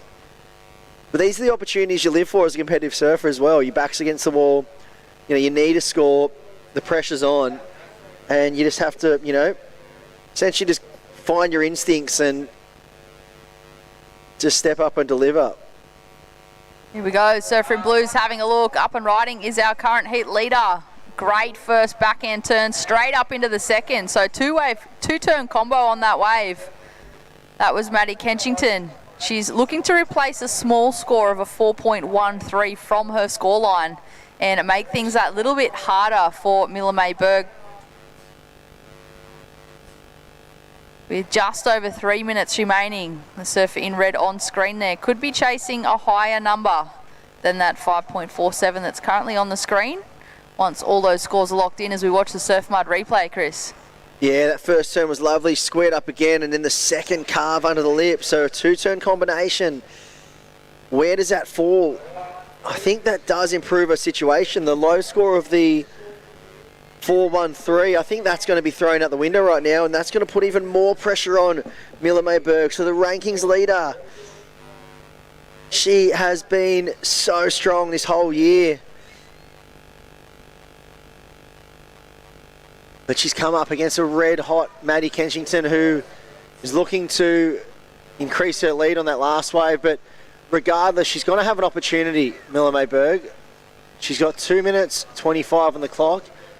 If Maddie drops in another 6, then her requirement's going to go up to about a 7 point, over a 7. So she's going to need something decent. It's not, she can't just manufacture a score here, but it looks like she's having a look at this one, Britt. She is. She's committed to the paddle. She's taking off, lying down the line. So Miller Mayberg looking for a section and looking for a score. Nice first turn wave. Fattens out and flattens out a little bit, but she might get a little connection on the end here. It's not going to be the 7.2 that she's now chasing because the surfer in blue has just locked in a 5.87. So extending her lead is Madison Kensington in the blue, but as we watch the surf mud replay, it is this competitor here in the red, Miller Mayberg, chasing a score in second place. Beautiful first turn, carves back into the pocket, and just unfortunately the wave just disappeared on her through that middle section. Maddie Kensington just on another one, Chris. She's just in red hot form right now. She's got a real read on this lineup. Locking in very similar to scores that we saw to the last heat with Talia Tebb. And this is an incredible paddle battle. Love seeing the competitive juices just come out. And well, look at this. She's just on an absolute heater right now. And well, with under a minute to go, 7.20 is the number required. And well, Miller, she hasn't been able to crack out of that 4-point range. She's got a 4.67 and a 4.53. The 7.20 is the number. It's going to need to be something pretty special. So blue, that was a really critical paddle battle there. So she's managed to retain priority, and with 30 seconds on the clock, she's holding all the aces now. She's got the lead, she's got priority, and well, this is going to be a massive moment in the year for Maddie Kensington. 20 seconds. You'd think that she will use priority here, and it looks like she will. So she's up and riding on a great looking wave. In the pocket nicely. And a second one, and holds off Miller Mayberg as we count this one down. So this is a huge moment for Maddie Kensington. Wow, Britt. So it's official. There'll be a new rankings leader as Maddie Kensington and Talia Tebb will square off in the final now. Well done, Maddie Kensington. Unfortunately, Miller Mayberg goes down, but still a great run. We'll be back with the Heritage Heat action. So do not go anywhere. It's going to be an exciting afternoon. It was kind of just a giant peak. It looked like it was squaring up to the reef really good. It just felt like a crazy amount of draw, and it was like I was riding uphill. I was on my back foot pretty much doing a wheelie in the barrel. I just held it for as long as I could until it just sucked me backwards and ended up going straight to the bottom. It was a pretty crazy feeling. I haven't really had a feeling like that in a barrel.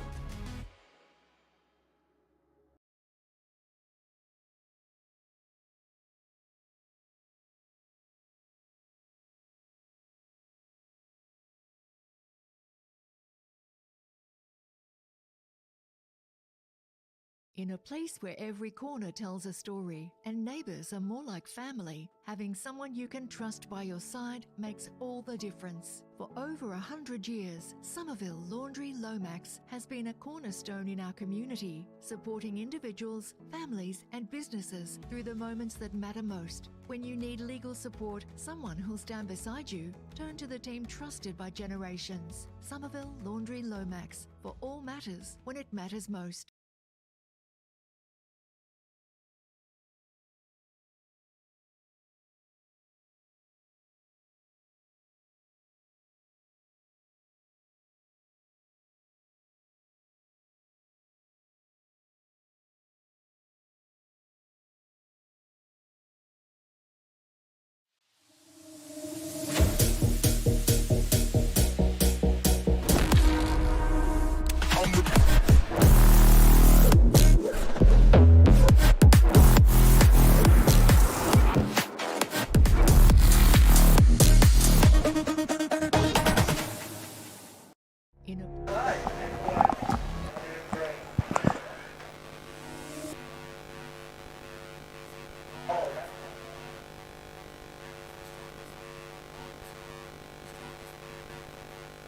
All right, welcome back to the Soundbox Osgrom Open, presented by O'Neill.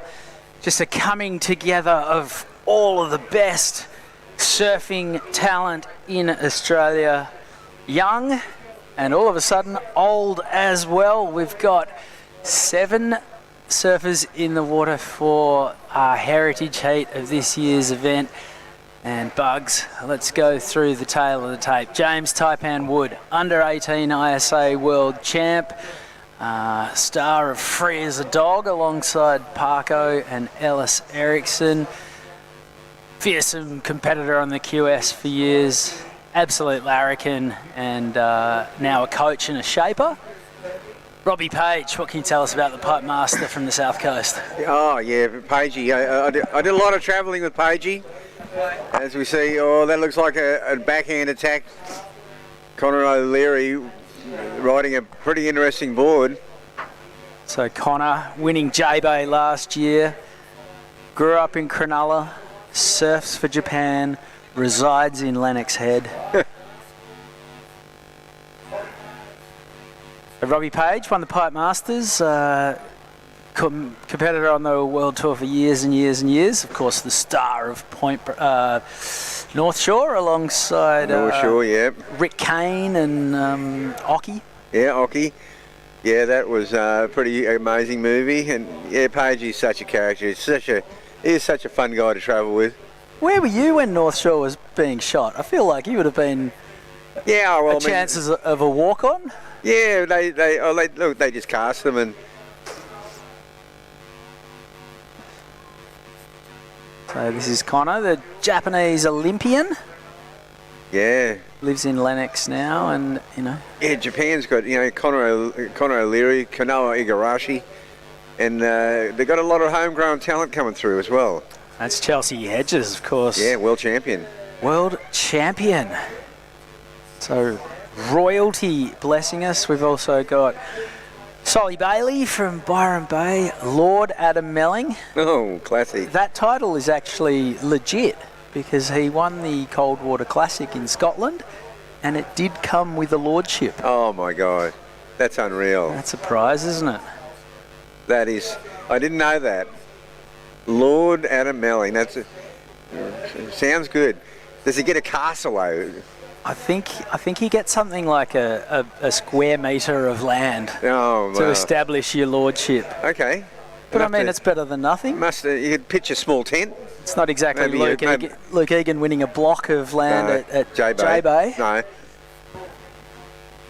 was actually talking to Louis about that. He's never done anything with it. No. And he's ended up paying, maintenance and rates and so much stuff over the years that he's got to the point where I think he said when his kids are 18 or something, he might cash it in and they'll go on safari so that he doesn't have to pay all the charges to bring the cash back home and do all that sort of stuff. And really, that sounds pretty good. Do a lap of Africa. Yeah, you've got to pay rates every year, and you've got to mow the lawn, keep the place maintained. But plus, you've got to go over every year, obviously. That's not cheap. But no, that's once true. you get there, it's pretty cheap. Oh yeah, once you're there, it's pretty. Oh, hang on, here's a classic. Wow, this is Glenn Casey. Glenn Case. Victorian royalty, now living up on the North Coast. Oh, nice little dismount. One of the big dogs at Yeti these days.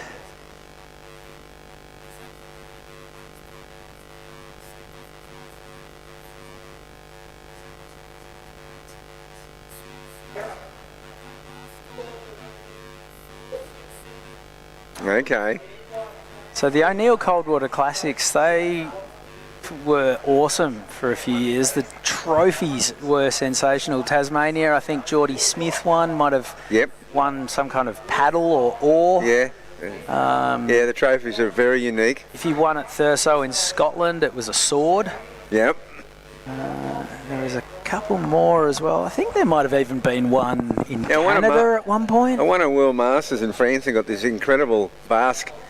It looks like a cane, but you take it out and it was a sword. Really amazing.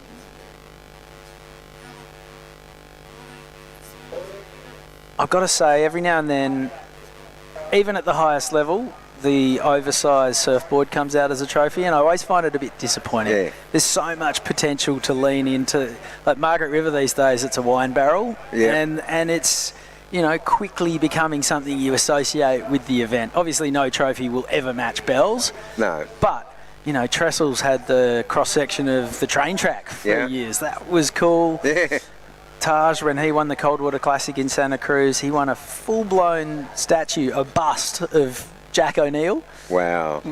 It's like a bronze thing, would have weighed 50 kilos. No idea Oh. how he got it home. That's insane. And I remember once the Hurley-Burley at Burley Heads, they had to get approval from the national parks.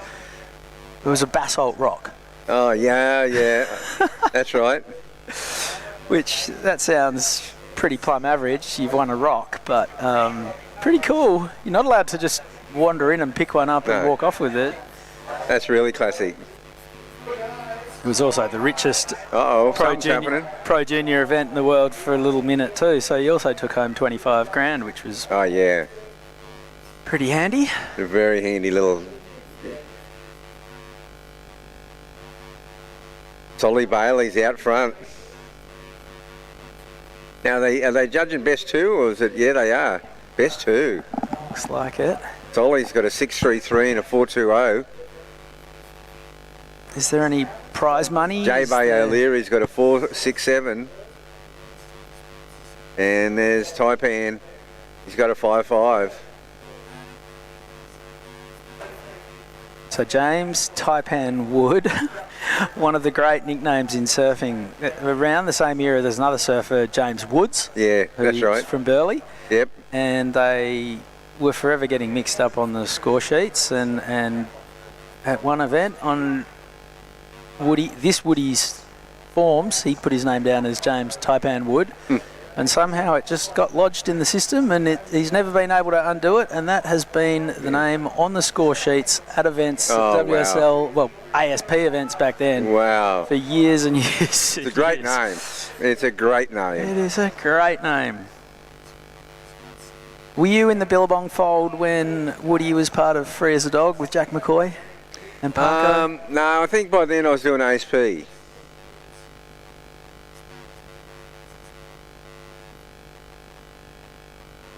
I've spent far too much time on YouTube looking up that video, because anytime I ate it on the rocks at Burleigh, I'd have to go dig up Parker getting absolutely flogged out there to make myself feel better about life. Oh, yeah.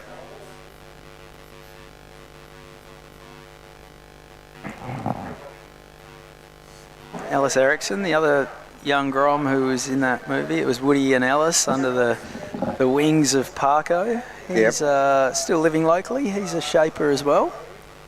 Yeah, wow, that's cool. Incredible surfer and shaper in his own right.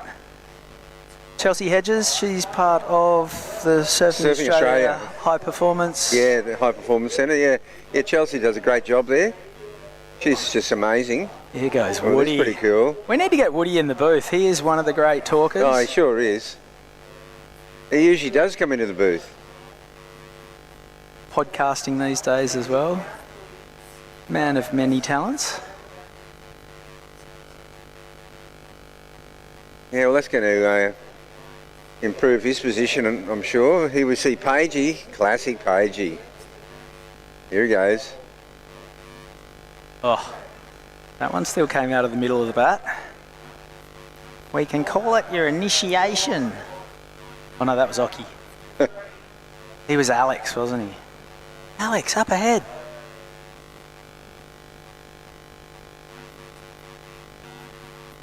And that was Lord Adam Melling himself. Were you in Fiji in 2012, the thundercloud swell year? Oh, no, I mean, I would have been running. If I was running ASP, that event would have been on. I think they ran 2 heats that morning, and Mello and Bede were in the first of the day. Yeah. And watching them paddle out was like watching the guys run out of the tunnel at the grand final, because it was cauldron, gladiator Coliseum stuff. Yeah. And they were the real canaries down the coal mine paddling out. It was 25 foot plus. They were probably on 6/8s. Yeah. And the guys who were paddling in later on in the day were on 8/0s. Oh yeah, they're on proper guns. If the forecast showed it was going to happen, all those guys turned up with 9-foot boards, and they came ready to surf. They could have called the contest on. I'm sure they would have loaned those boards to the surfers. Oh, here's Connor. Wow, he lit that one up.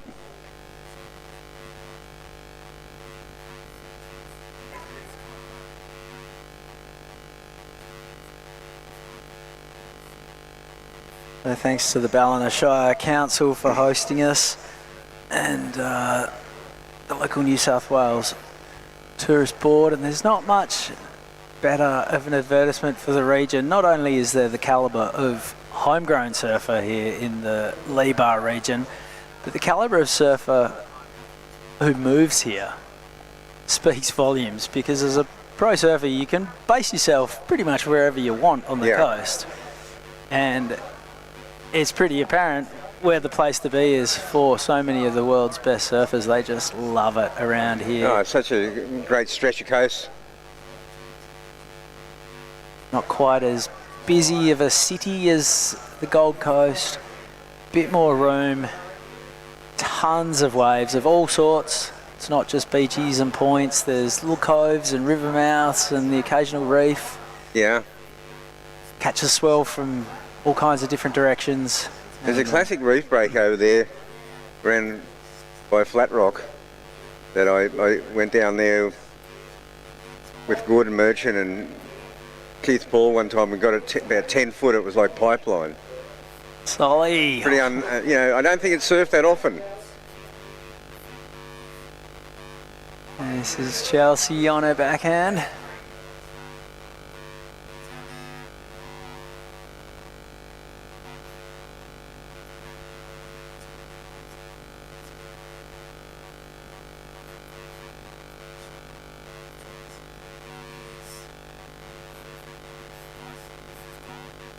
This is Mello again.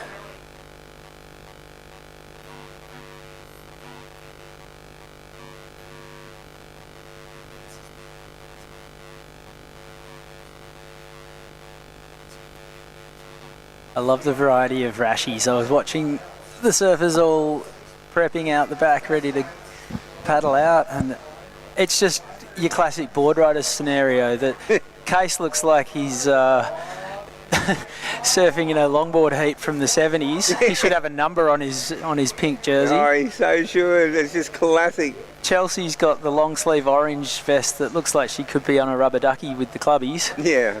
And there's all kinds of different. There's Traeger Grills Pro Junior rashies kicking around out there. There's Lee Bar rashies. It's awesome. So Lord Adam Melling, he's moved up the leaderboard.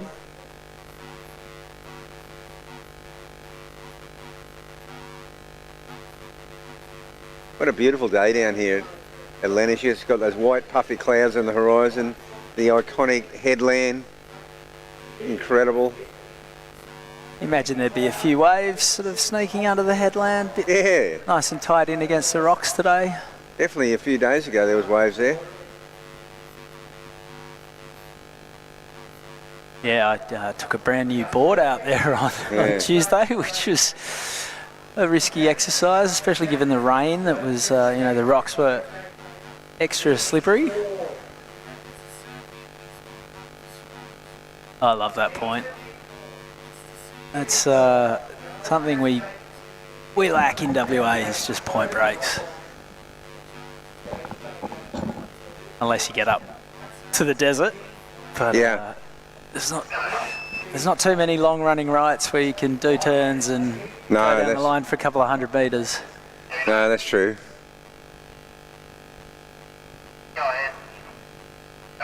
So Connor O'Leary drops a 9-point ride. Whoa. He's got a 9 and a 4.67.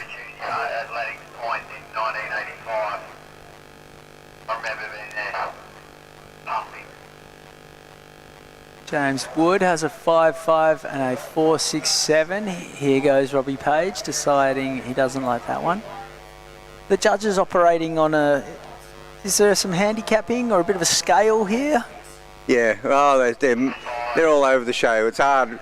I mean, when these sort of things, I think you have a winner and I think you have equal second all the way through. Split the prize money.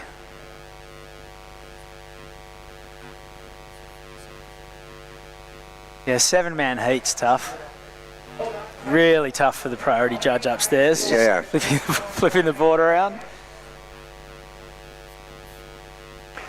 You would have seen some pretty awesome expression sessions and heritage heats over the years. I mean, in recent memory, probably Ock and Tom Curran at Bell's a couple of years back. Yeah, I remember about 10 years ago, Gurr and Potts had one. Yeah, at Trestles. Trestles that it was almost nasty. Like yeah, there was a bit of feeling in that one. Gurr had been training. Gurr was fit. Gurr came out firing. Really firing.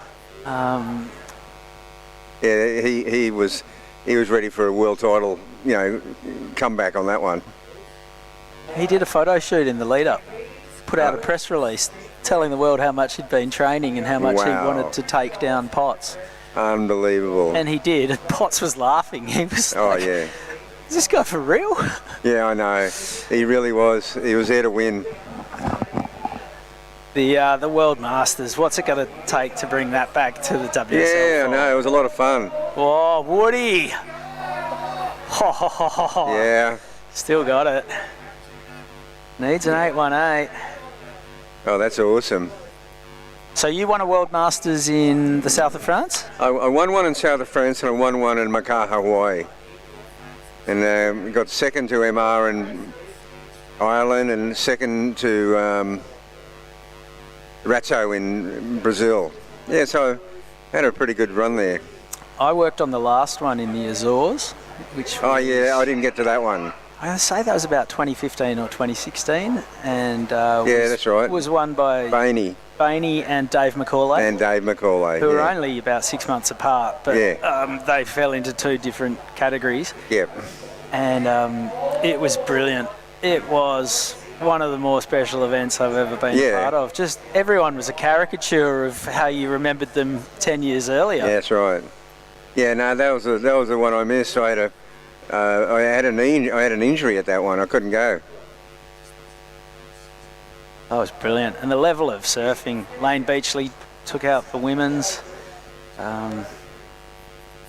Sonny Garcia was calling the judges kooks. Oh, that's so good. Michael Ho was calling the rest of the competitors kooks, and Simon Anderson was laughing at everyone, and Gary Elkerton and Matt Hoy were not sleeping. It was oh my God. It was pretty special. That would have been unbelievable. And then there were surfers that, were a bit before my time who I'd never seen, and someone like Frida Zamba came out and she rips. Really? Absolutely rips.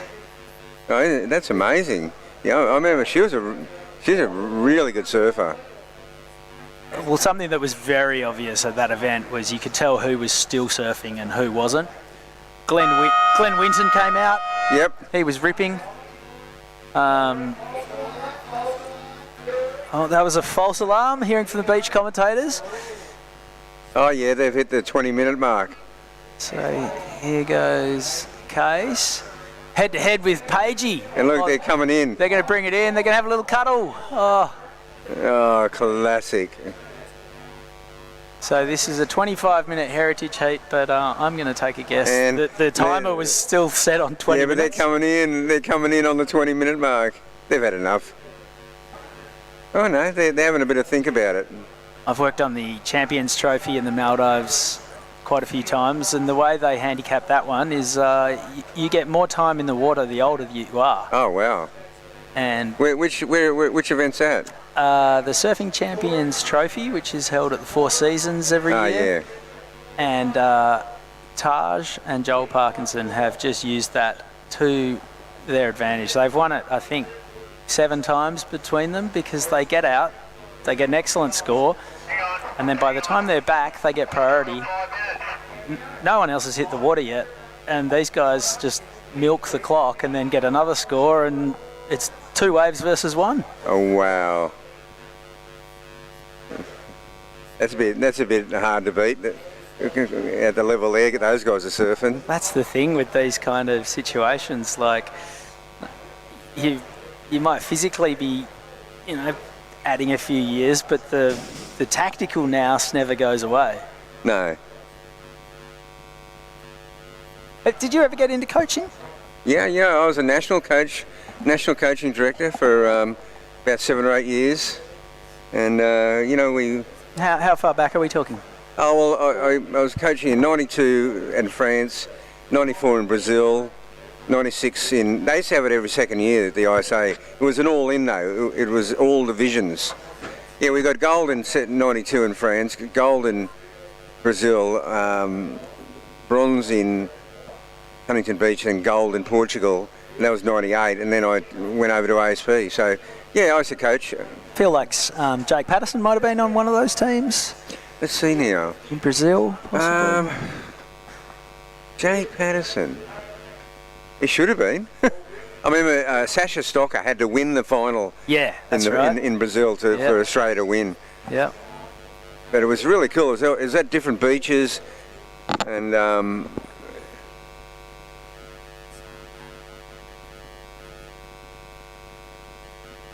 That was. And I was coaching. I was coaching the 2 girls.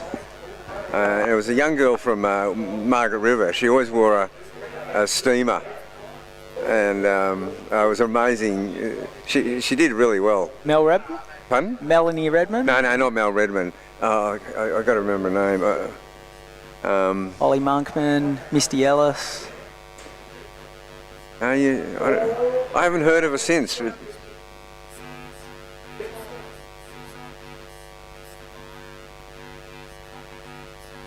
Okay. There goes Solly. Oh. Solly Bailey. He wouldn't like sitting down in 4th. Oh, hang on. Here goes Connor, looking to get rid of his 4.67. Poof. And that'll do him. He'll surf to the beach maybe. There's Pagey out the back again on a bomb. He's on a big one. He is flying down the line.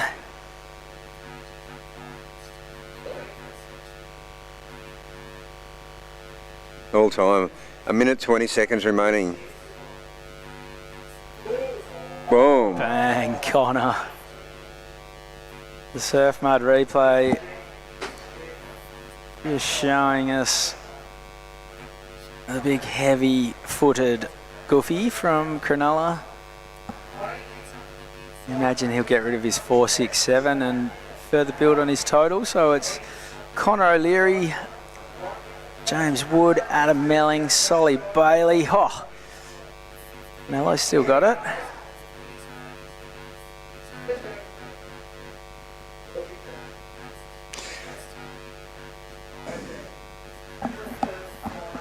Yeah, I did a fair bit of coaching at Snapper Rock Surf Riders for quite a few decades. Did you ever coach Dingo? Yeah, I was his coach. Yeah. Did he ever listen? Yeah, he was fun to. I raised him. Like he lived with me from when he was about 11 till 20. But yeah, I was his coach. It was a lot of fun. But then when I took on ASP, I wasn't allowed to coach, obviously, and that's when him and Mick and Joel arrived on the scene, on the international scene, that exact time.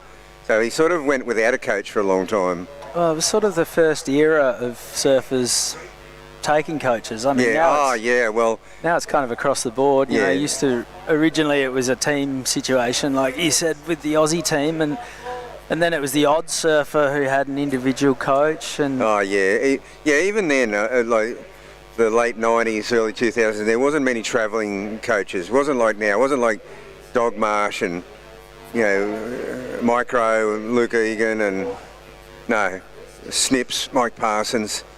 A lot of the coaches these Jake days Patterson. as well, it's less about technique and more about, it's almost like you're a caddy in golf. Like it is. You're a sounding board. Oh, totally. You're talking about conditions, you're talking about equipment, you're making sure that they're getting places on time, and it's not so much. No, here's what's wrong with your cutback. It's man management. It's well-being and welfare.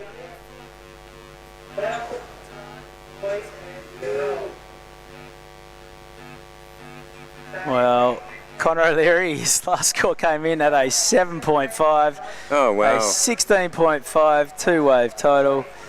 And that was a delight to be a part of. So thank you to Connor, James Wood, Adam Melling, Solly Bailey, Chelsea Hedges, Robbie Page, Glenn Casey. Have I missed anyone? I think that's it. 7 from 7. What a bunch of legends. Great to have them come down and have a rip. Don't go anywhere. We are back on with the Groms at the Soundbox Osgrom Open, presented by O'Neill, right after this quick break.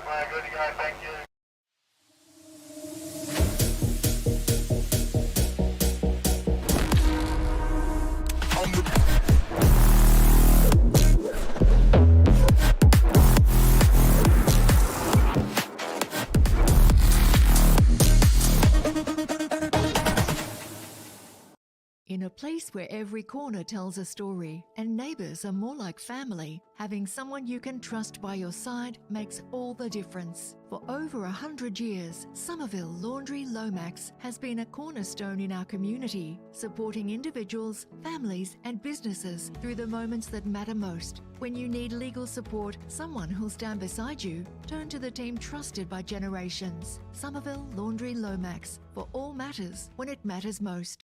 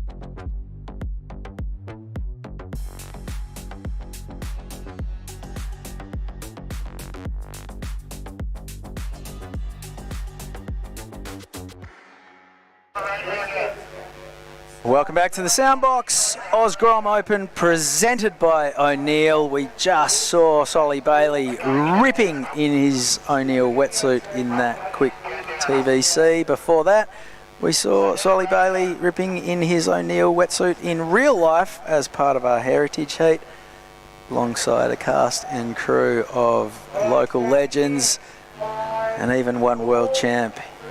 Chelsea Hedges won in 2004. I think she won her world title at Honolulu Bay, last event of the season. The what? Chelsea won her world title in 2004, final event at Honolulu. Wow, that's cool. Yeah, I remember that. Yeah, it was such a great time. She was so good. It was when Lane Beasley was having her big run and Chelsea just had a great year.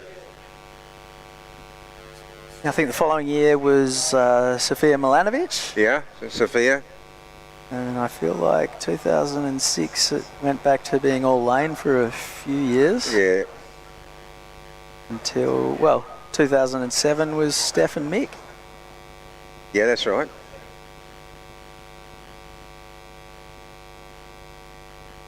Well, here's a good wave. Oh.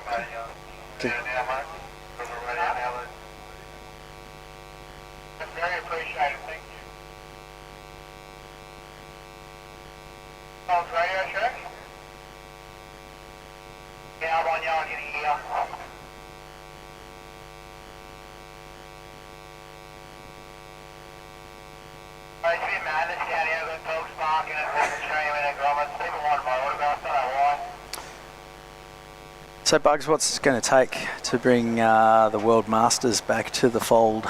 Oh, well, it's got to take intention. I mean, you know, they're not, I guess they're not that cheap to run. You need, you know, a good sponsor.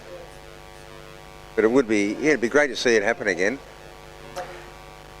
The thing I liked about the one I went to in the Azores was that it was a destination, and I feel like there's a few places that would welcome it with open arms, like for example Bundoran in Ireland. That just seems like the perfect spot to roll it out.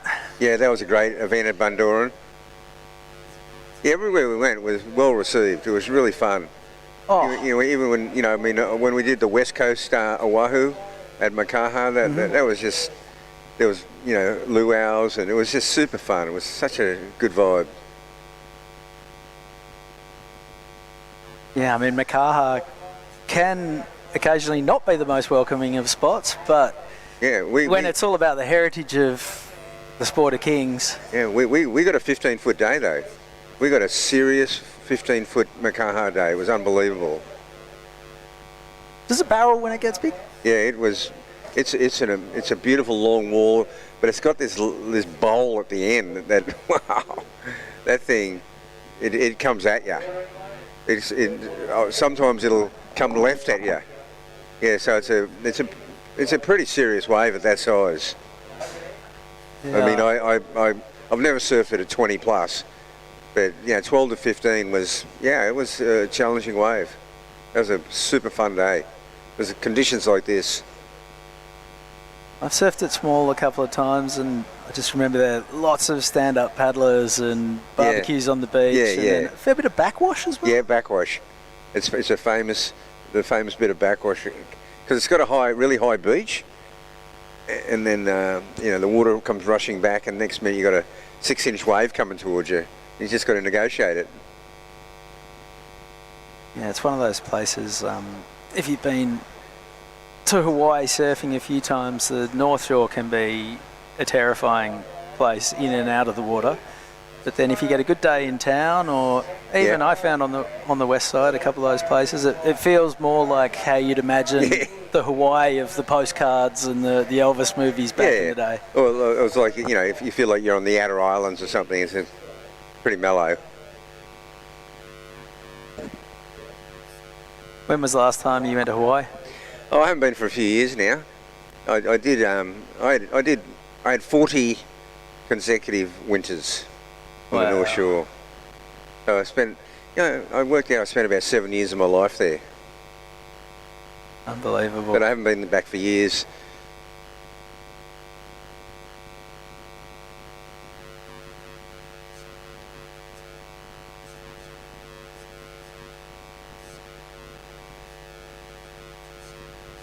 Well, 5 minutes into our first under-14 boys quarter-final, and it's just J.S. Ahendra with the only wave ridden so far, a 1. Yeah, well, there was a lot of waves towards the end of the heritage heat, and it started out a little bit quiet for the under-14 boys. J.S. Ahendra from Indonesia, Kelly Crompton from the Gold Coast, and of course Max Gould. I'm not sure where Max is from, but I saw all these three kids surfing up at the Oki Grom, and yeah, they're good young surfers.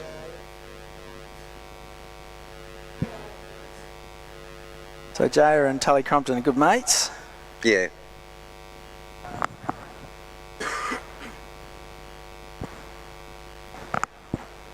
Yeah, hopefully we've got the tide coming in, so these last heats of the day are going to be on the. Going to be a fair bit of water on the bank. Probably the smaller waves won't be lifting up as much. It'll be the bigger sets. And we see a bit of a wave now. It might be Max having a look at this one, and he will go. The goofy footer, Max Gould. And this wave goes into deep water pretty quickly.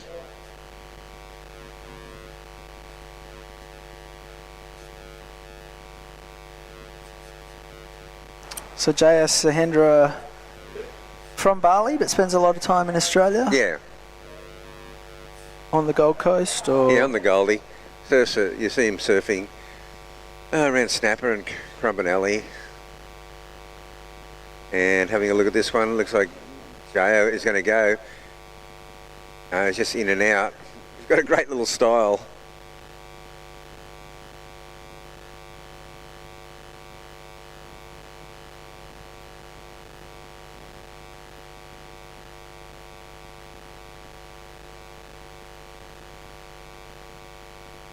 You see Max, this wave here, gets one turn in, comes around, but then it peters out pretty quickly.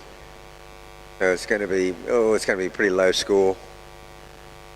But there's been no scores, a little bit of a set coming.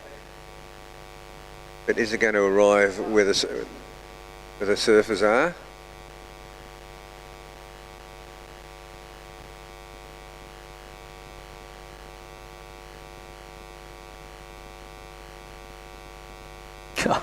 I'm just having a quick look at J.S. Sahendra's Instagram, and he's just winning events all over Australia, all over Indonesia. Wow. You can't pick exactly where he spends most of his time. I'm guessing between Legian and somewhere between the Goldie and Byron Bay. But yeah, there you go. Pretty cool life that he's living. That's not a bad place. Not a bad place to be shipwrecked between those places. I'm sure Winnie and all the crew up at Kanoa, Bali and Legian will be tuning in, watching the heat. So, oh, here's a wave. G'day to all you guys. Here goes Tully Crompton on his backhand, upside down once, twice. Oh, just where is he? Yes, unbelievable. Oh. Jeez, I'll tell you what, I'm just about giving that a make. He was gone. I wonder how they will judge that one. He didn't come out in front of it. He didn't come out in front, but also it just dissipated. Yeah. So that there was nothing for him to be in front of. It's a cool move. That first turn's great. Look at this section, up and over, beautiful. There would have been a fantastic photo. Like, gosh, that's a recovery. That's incredible recovery. Really attacked the lip. Just put everything into it. Meaty turn. He deserves something for that turn. I don't know whether they'll give it to him. Tell me when not. Oh yeah, I'm just loving this turn. He just went up and over. Just that little still photo would have been amazing at that point at the top. He was pretty much upside down.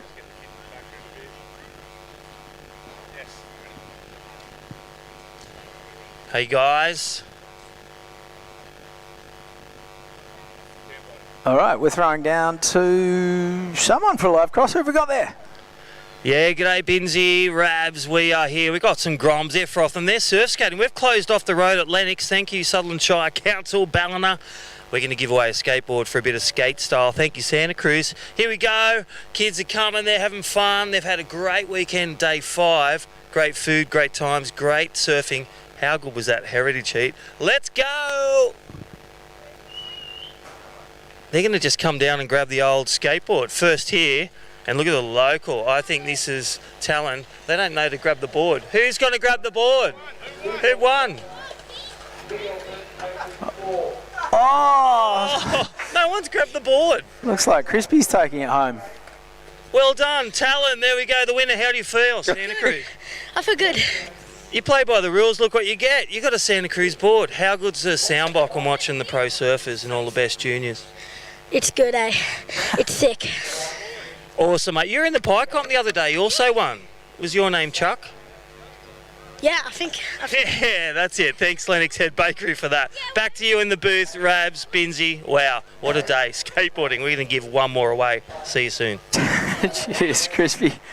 Wow, that was a classic. What a character. I thought someone up the back was going to Bradbury their way to a new skateboard.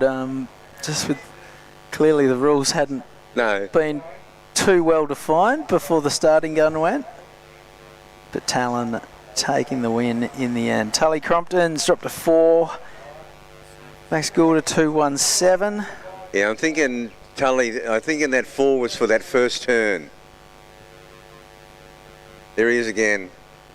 and this time on his forehand. This wave's coming into deep water, but and Jaya is going to get one turn in here. So, okay.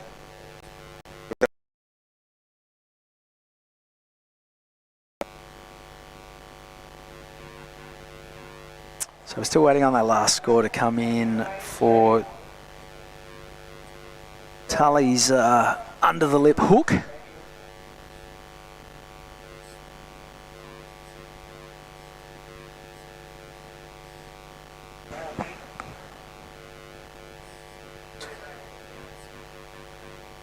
There's Jaya. There's a good looking wave.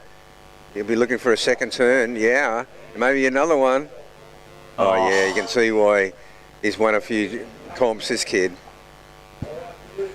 Checked a lot of boxes. Score coming in for Tully Crompton's last wave of 2.9, so don't think they were convinced that he rode away from it. Yeah. Yeah, this is a really good wave. First turn, nice little carve. Second one, and he just flares it at the end, gets that board above the lip line. Liking the finish. And the board just looking beautiful underfoot. Yeah.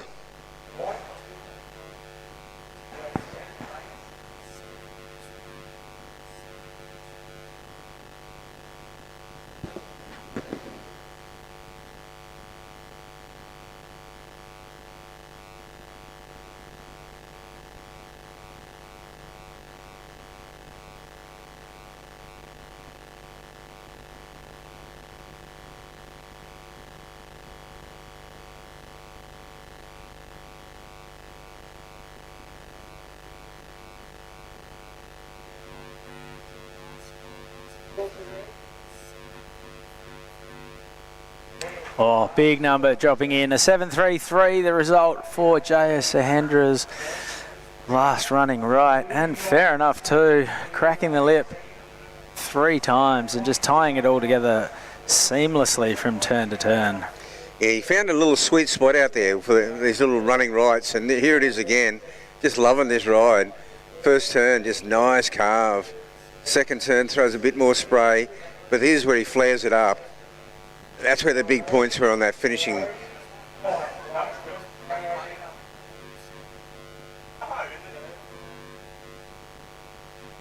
And he's out the back again, young Jaya. Oh, how good would it be having that kind of Grom energy? Oh, he sees it. They all see this big line coming through. Now, Max Gould, he must have priority, but he's too deep. So we've got Tully on the left. And it is nicely done. Nice finish there by Tully. And Jaya must have done something similar. There's a bigger wave. And Jaya's looking to better 3.67. Tully just looking better at 2.9. I feel he did that. It was only one manoeuvre, but we didn't see Jaya's wave. Look at the size of this wave. Yeah, clean green wall. Big turn, so one and done. Wasn't exactly selling it with the body language. No, didn't sell it. And that was pretty neat. Oh, he's a set. Where's Max? We haven't seen Max. Oh, he must have had one because he's paddling back out, or is he? Yeah.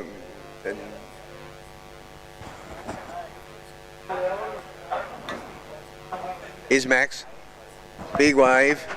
And, oh no, he doesn't get around the section.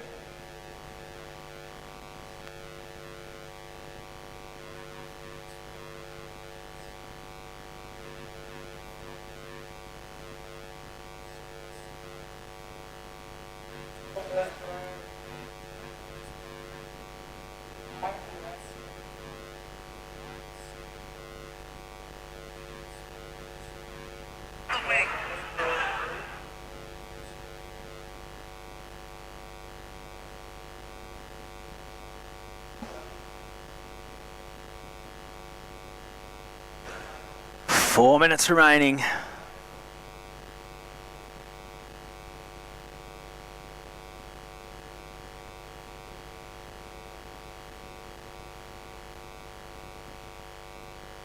Still waiting on scores to drop in for Tully and Max.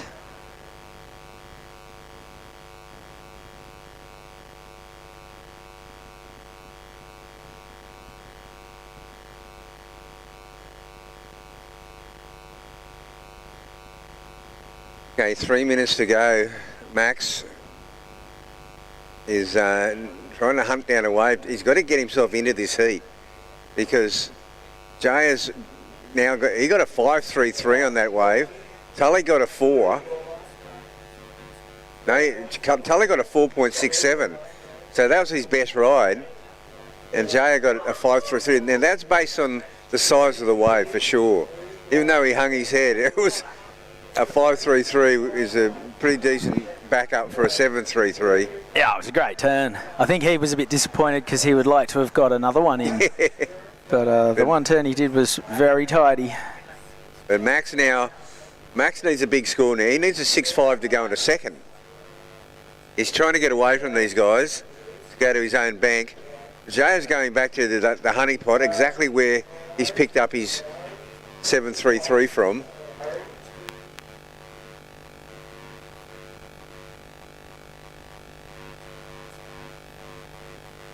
Unless Max can do something spectacular here, Well, the surfers are on the move. They're on the move. They can see this wave coming. But is it going to come to them or is it going to come to Max? He's further north. He's down here somewhere. There he is. I like that he's not moving either. He doesn't need to go chase those two up the point. He certainly doesn't. Get yourself some separation and see if a stroke of good fortune lands in your lap. Exactly. And this looks like a nice little wave. Not interested. Only a small one.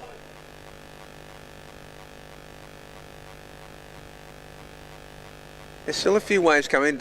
A minute 30 left, and I can see what looks like a cut-off left-hander coming. Jay looks like he's in position for it, and look at this wave down here.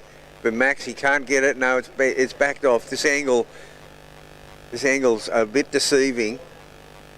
Okay, Max is very seriously interested in this one. I don't know if he'll get it though. And Jai's going to go left.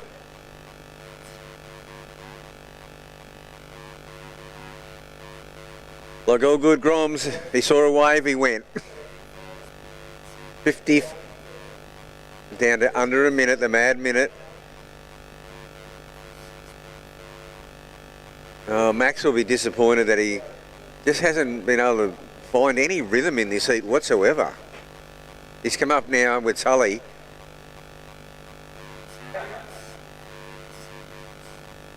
Yeah, he's just sort of hunting around in desperation now, trying to find anything.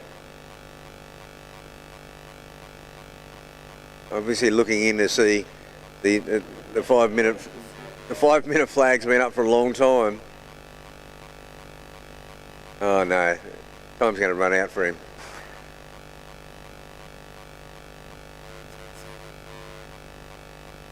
He might get this wave. It's only a small wave. Oh, no, he won't get it.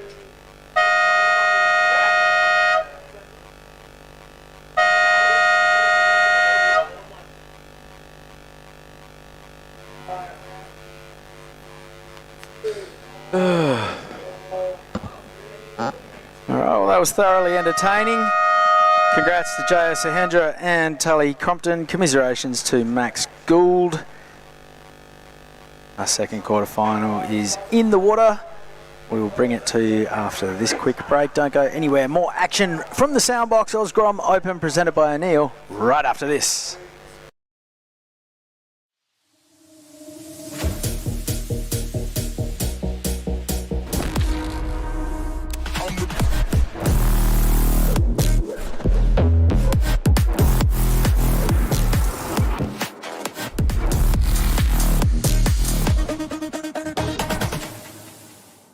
In a place where where every corner tells a story and neighbours are more like family. Having someone you can trust by your side makes all the difference. For over 100 years, Somerville Laundry Lomax has been a cornerstone in our community, supporting individuals, families and businesses through the moments that matter most. When you need legal support, someone who'll stand beside you, turn to the team trusted by generations. Somerville Laundry Lomax, for all matters when it matters most.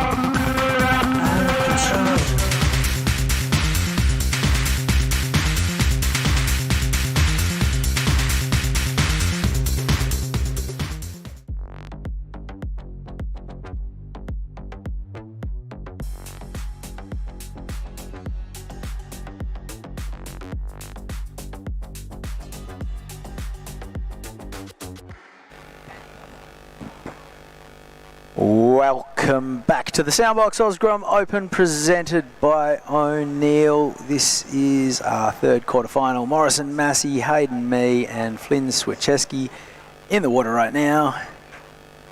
17 minutes to go. We're waiting on some waves.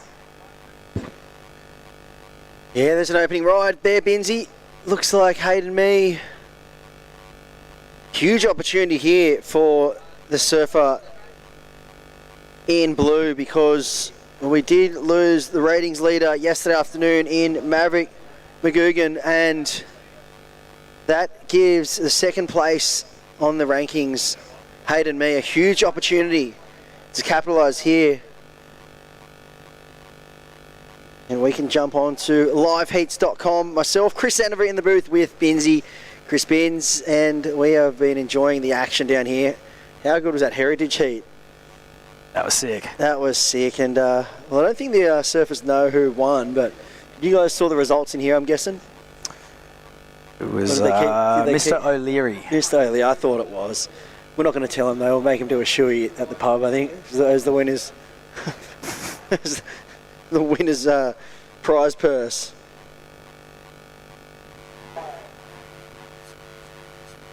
But out in the water right now, we do have a cracker quarterfinal matchup underway in the under 14 boys. See, this is Hayden Me up and riding now. Good first whip in the pocket, a single major manoeuvre there, and a second carve. So last heat we saw Jaya Sahendra taking the win over Tully Crompton. So they'll move into the semi-finals. And if we look onto the rankings, Surfing Australia Pro Junior rankings, oh, surfer in white just going upside down there. That was a great wave there.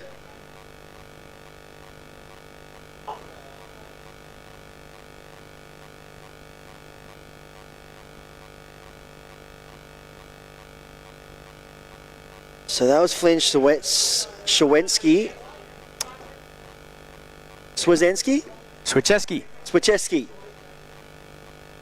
The tongue twister. Great last name though.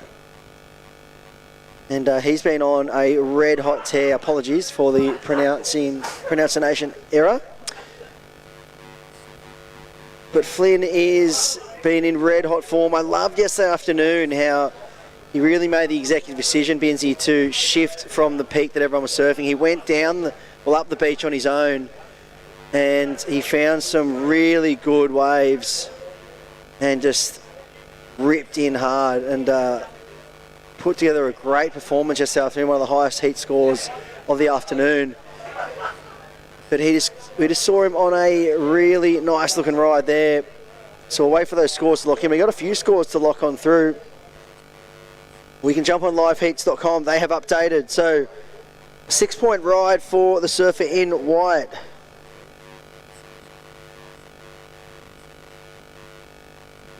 So surfer in white, Flynn out in the lead with a 6-point ride and a 2.33. Hayden Mee a 3.83 and a 0.70. So that left-hander that he was on the backhand for, giving him a 3.83. And Morrison Massey just 2 small throwaway scores to start, but he sits out there with priority now.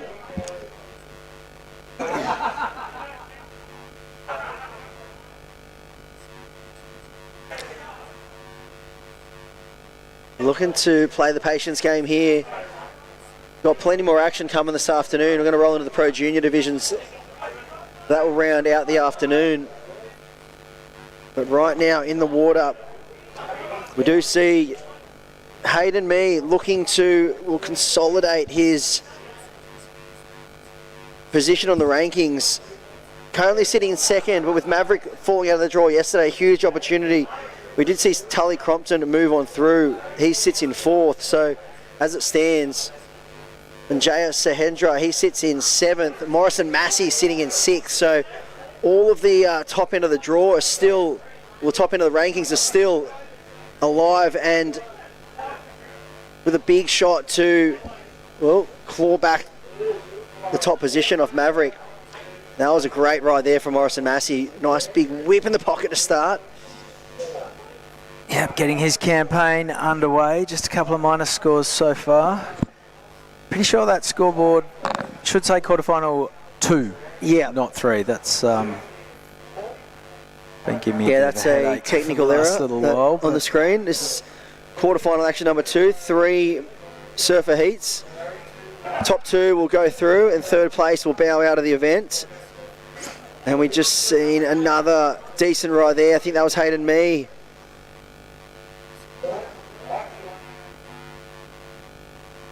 So I'll wait and see the replay of that. I'm not sure what he got done out the back, but he looked very positive at the end of that ride. Here's that wave. Big bash in the pocket.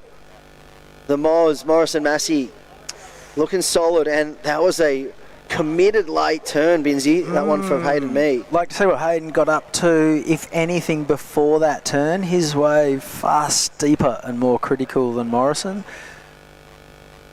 Morrison Massey had a couple of sort of flatter turns.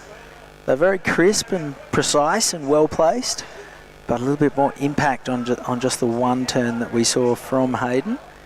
Meanwhile, Ben Swieczewski's just sitting out the back going, do whatever you want. I'm just going to sit here with priority and the lead. I've already got a 6. All right, here's Hayden Mee's entire wave from start to finish. So it is just the one turn. Yeah, just that single belt for the surfer in blue. And that'll be all she wrote for that one. So we stand by for numbers to drop on through. We're waiting for those scores. 10 minutes 45 on the clock. This heat is flying by, so almost down to the halfway mark. We'll have a look at the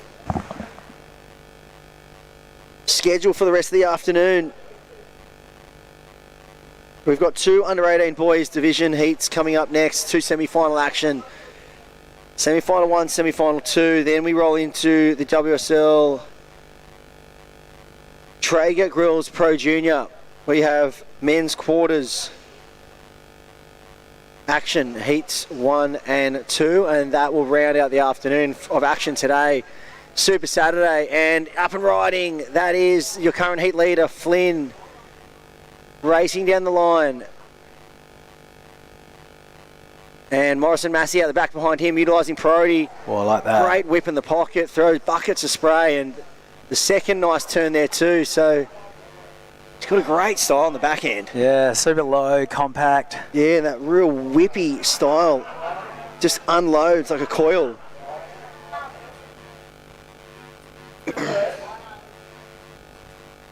And Hayden Mee up on the left, that's a good clean hit in the pocket. And the second one, you can see those lefts, they do tend to just hit that deeper water and get, well, quite fat very quickly. And here's the replay of the first wave we saw. Surfer in white racing down the line. That was Flynn Swieczewski. Here goes Morrison Massey. Yeah, and riding out of that one cleanly. Looking very solid. These three surfers, there's not much between them. They're all looking very solid and sure-footed. Hayden Mee on his backhand. So we're just seeing the waves kind of peter out when they hit that middle bank. You know, previously we had a little bit more push on the swell and they were able to come over that and get a few more turns in, potentially look to linking it onto the inside section. But today we're just seeing a couple of turns and then the waves sort of fill up with water and we're not getting those big finishes. So the judges will be, you know, sliding the scale around a little bit to adapt to that.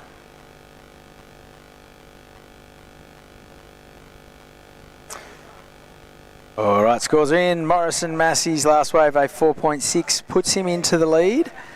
Flynn Swieczewski's last wave at 2.13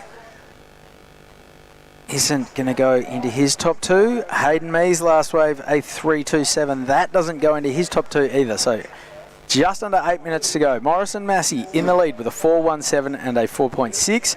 Flynn Swieczewski, he's got the trump card. That 6-point ride is the highest scoring wave of the heat so far.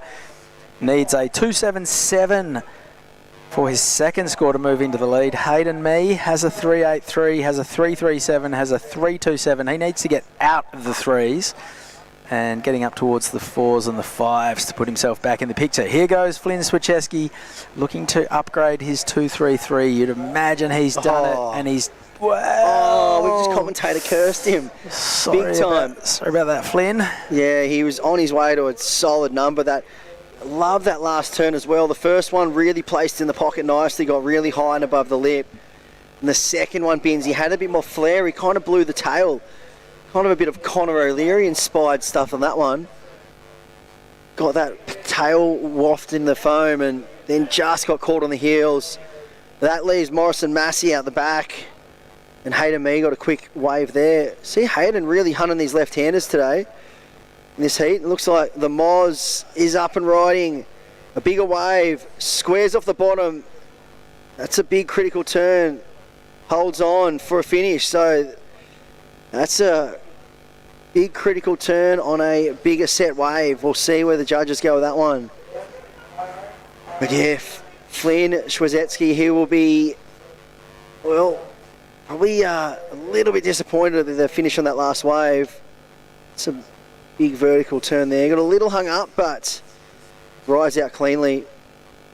And here's Hayden. He's been all over these left-handers. Really fancying all surfers, really trying to focus on the backhand approach in this heat. This was the wave that probably had a opportunity to really create some space in this heat. He already has a 6-point ride, Binsey. And that could have put another, good to high range score on the board. Little bit of a chance gone begging. Definitely. So all scores are in. Flynn Swieczewski with a 6 and a 2.33 is in second. Last score for Morrison Massey, a 4.6. So he has an 8.77 two-wave total. Sorry, beg your pardon, a 9.27. He just dropped in a 4.67 for his last wave. So a 4.6 and a 4.67 have Morrison Massey in the lead. Flynn Swieczewski, he's got a number to come. He needs a 3.27 to move into the lead. First turn was good. Second turn would have sealed the deal. For now, I think that one's in dispute. Yeah, we can. Hayden Mee has a number to come as well. Yeah, we can see some contrast here. I feel like Flynn's been surfing a great heat. He's not been on the best waves for sure, but Morrison Massey, he's been hunting those sets and those big major manoeuvres. He's found himself with, two mid 4-point rides on the board. So he's laid a good foundation to really open up now and try to just build the house I think now, next wave, he needs to, try and match that wave of Flynn's, that 6-point ride, and he'll be in a very strong position in the back end of this heat. Hayden Mee just, he's had a very strong year. He's had 2 runner-up finishes in the Task Small Fry and the Parko. Had a 7th place finish at the Billabong Occy.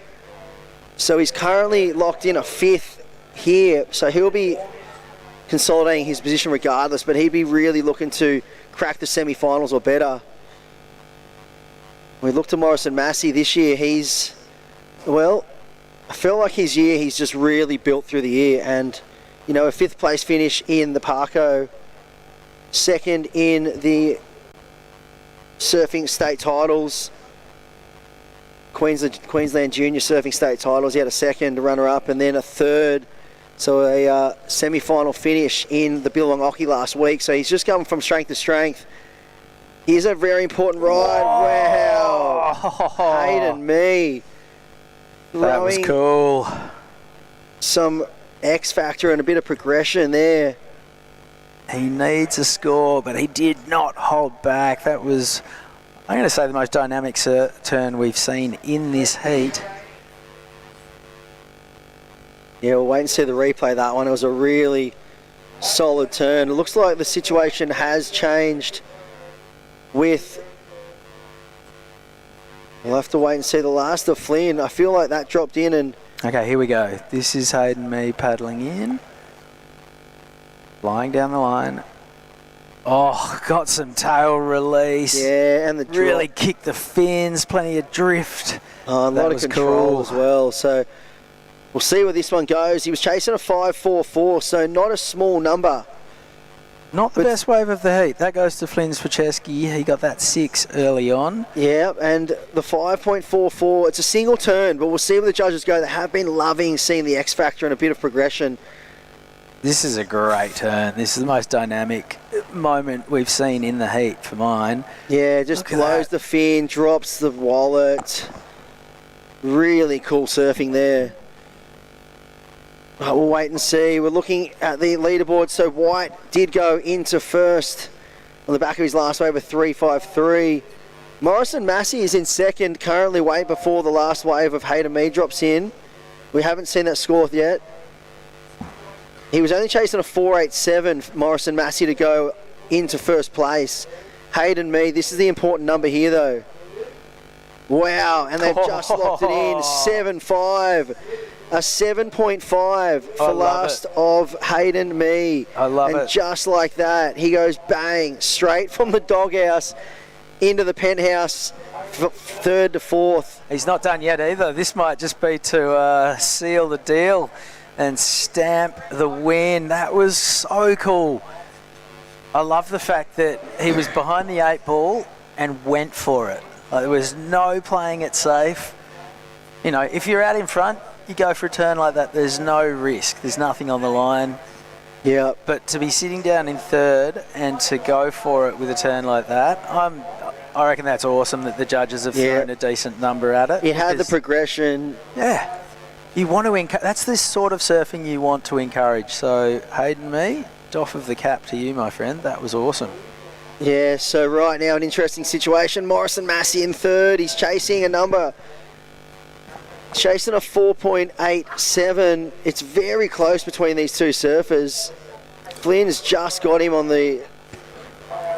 So Hayden's last wave comes in at a 5.03. Wow. So he's just banked to 12.53 total in a matter of, 2 minutes right at the end of the heat. It goes to show you at this level, nobody can feel safe at the Soundbox Osgrom Open because the talent levels are so good that a guy like Hayden Mee can come out and go left, right, good night, and book his ticket through to the semi-finals. That was sick. He'll be joined by Flynn Swieczewski. Unfortunately, Morrison Massey bowing out, but he can hold his head high because he's been ripping this year. Don't go anywhere. We are rolling on into the under-18 boys. Semi-final number 1 after this quick break. Come experience nature's greatest migration with Ballina Byron Marine Adventures. Locally owned, family operated, and passionate about sharing our incredible coastline. Your whale watching adventure starts here. Book now at ballinabyronmarineadventures.com.au.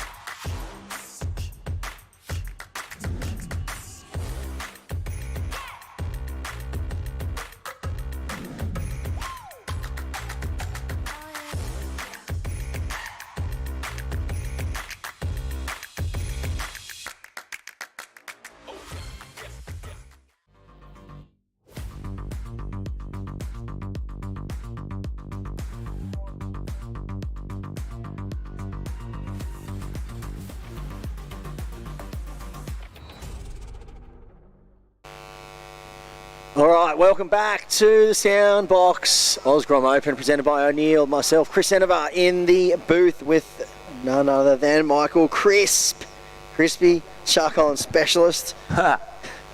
And we just saw one of your Cronulla family members just go mad out there in the Heritage Heat, and Connor O'Leary, another expat that's come and moved up to the Lennox Head region. Wow, look at that little exchange. That was a bit like Woody and Connor. They're still arguing over the placements of their Heritage Heat. And they were going close like that. What do you argue about the sun coming up? I mean, seriously. Well, how's this? Woody needed, we're going through it at the Legends lunch tonight. We're going through the footage, but Connor O'Leary, CT surfer, who's going to jump in shortly, he got a 4.7, had -3, so he got a 7.7. Woody needed, with an advantage of a +3, needed a 4.7, posted a 4.6. And it was because it was floater, lateral, wasn't vertical like Connor. Connor takes away a Traeger Pro Junior barbecue, wood fire grill, and a soundbox system, and Woody gets a t-shirt. Woody's devoed. Woody Taipan Woods. But right now, let's look at Surf Mud replay. Vertical hit. Wow. So that's neutral as well. This will be really good with the rule book. This is the start. First wave. Split peak. There's a left and right. They didn't hit each other. I can play on. Yeah. It's either do you want a double interference? Yeah. Or do you want no interference? I reckon that's play what's on, up. That's up for grabs. I love the lift to hands are red, but yeah, know your rules, know your multiple peak interferences. That's as clear as day. I'm glad they both didn't hit. The aggressor would have got the interference on him, but first good turn. Let's look at the points. And also the first up, Chris Enever. Yeah. Well, Blue was up first. Judges are looking at it. I don't know if getting to your feet first really matters in that situation, does it? I guess, or does it? I mean, I'll leave it with the head judge. It's a very tricky situation, but they didn't cross paths. They didn't interfere in each other's scoring potential. I feel like the wave had already closed out, so I don't know why Red threw his hands up. I don't think he was going to get to the section. Bit of theatrics, though. Got to love it. I think he's been watching World Cup soccer. That's what. Come on. But yeah, so Benji Lowen, Benzonata. This is the ultimate premium division on the Soundbox Osgrom Open, the under-18 boys. And two very explosive and exciting surfers who have a long and exciting career ahead of them. And big shout out to Jesse Ferguson, Henry Dowling. They're coming up soon. Traeger Pro Junior quarterfinal action. And then quarterfinal to Rico Haybiddle, Fred Carmody.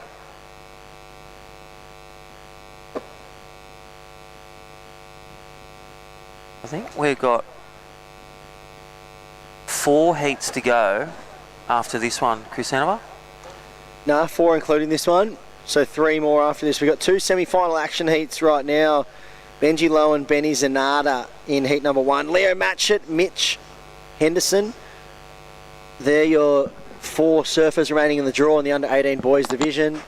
And here's that first exchange we saw, and I love that big open carve from Blue. Opens the wingspan up, gets a really nice rail carve in, and it was funny. It was 2 completely polar opposite reactions. One was grab and rail to alleviate the situation, and one had his hands up to try and And can I tell you? And can I tell you, he's been throwing his arms around Ben Zanata.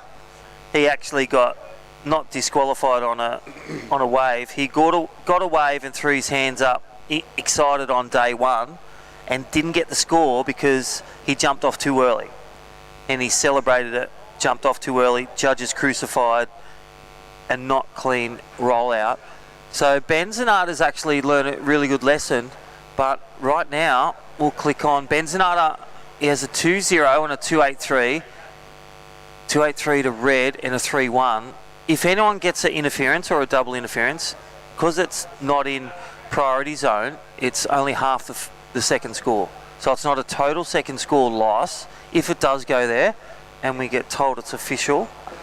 But otherwise, game on. Play on, I feel. Yeah, I feel no words from the judges as yet. So we just see that it's looks like fair game.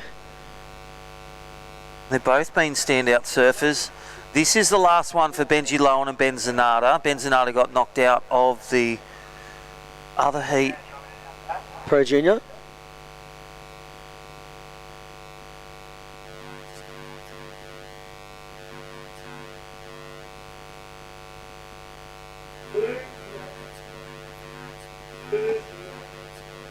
Interference. So he loses that whole wave, and then he will lose his whole second best scoring wave. Wow, so an incredible situation just unfolding. We just heard the beach announcers just saying Benny Zanata has had interference. Blue on red. You can see the disappointment. So it's being classified a priority interference. So we came back from the break seeing that, but that mustn't have been the open exchange of the heat. We must have missed the first exchange, which meant that Benji Lowen had priority.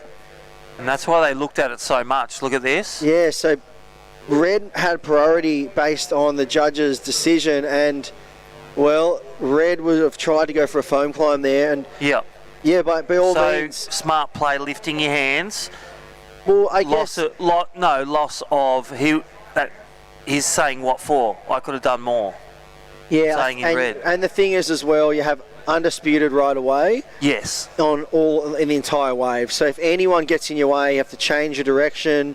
You know, you have to paddle a different direction, you know, to get the wave, or, you know, it does interfere with any of your scoring potential. And, you know, safe to say he was going to go for a foam climb on that section. Because the spray was close to him as well. We were under the impression that this was the first exchange of the heat, that's so there was no priority, but it's a big difference and a very different situation when priority is already established.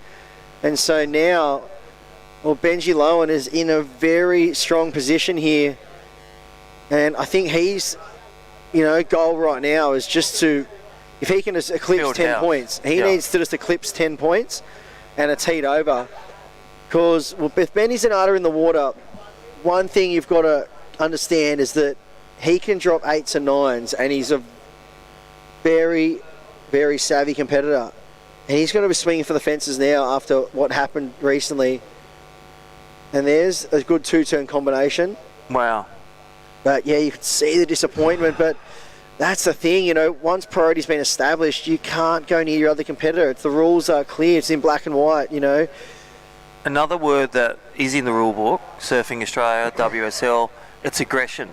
So if you're aggressive and someone else has priority over you, whether it's whitewash hits them or you cross the line, and this is that interference that puts red in a position Yeah, and well, that was the thing. There was nothing at all aggressive about his approach, Benny Zanata. No, but I'm saying he took the wave when he should have just gave way. Gave way. 100%. Gave way. That's what I'm saying. Yeah, exactly. So and he can go aggressive on this. Yeah, now he can get aggressive out there and blow up on the wave. Definitely. But as soon as he hits the 9s or hits the 8s, that's an 8. Whatever his two wave totals required, Benny needs that in one wave. Yeah, exactly. So, so a very interesting situation here on Saturday as we come to the close of the day. A very interesting situation. Ben Zanata been awarded a priority interference based on the fact that he did interfere with the wave of Benji Lowen, who had priority. And now we can see Ben Zanata really open up, I feel, because he's got nothing to lose. He's going to swing for the fences right now because... Yeah, he's going to do the haymakers like that. Nice little air rev. He's just got to keep building on that too. He's got a 5.93 to grab as whatever Benji Lowen's wave is. Because he's got 2, he gets a 5.93, takes the lead. Second score 0. So Benji Lowen currently has a total of a 6.93. Ben Zanata has a single wave score of a 5.67. So he's got another wave to come, which is this one. I don't think that'll eclipse the 5.67, but 6.7. And so cool, just like last night. And right now, he would actually be in the lead though, if it was just based on 2 scores. But he's going to be, he's going to be looking back to that priority interference situation and take a big lesson out of that. Yeah, I think he's got a couple of lessons. I love his energy, I love his attack, and sometimes when people go red line, sometimes you blow an engine, and that's all he's done. He's just had a few learns, really important learns that the judges have made the final decision. So go back to the rule book, go back to your surfing, how can I get better, how can I learn? You lose, you learn, but right now here is your heat leader, Benji Lowen. And a lot of these heats, there's really different challenges that have come out. This is pro surfing. This is the best juniors. Over 250 on day 1. We're down to day 5 of 6. And we'll get down to the pointy end where there's 8 finals tomorrow, Chris Enover. And we'll have the top 32 in 8 divisions doing for 8 crown champions. 2026 Soundbox Osgrom Open presented by O'Neill. Heat leader up and riding. Yeah, some good whippy turns there, looking like a lot of energy. He had this link up. He actually fully had it, but then he just went into that one and just caught rail. So deep. That's because Conor O'Leary's been there blowing the back out of the waves. There's no sand left. Yeah, I feel like when you actually look back at the situation of that priority interference, you did see in the moment Benny Zanata did everything in his power at the very end to avoid disrupting the wave of red. I feel like he was so in the moment on the wave that he didn't even realise someone was coming towards him. You know, obviously that first turn was really nice into that big carve, and he probably should have just kicked out during the carve, because it wasn't, as soon as he finished the carve, then he saw red and he grabbed rail and tried to pull the other way. But yeah, it's hard. You just need to probably be a little bit more aware of your surroundings in those moments.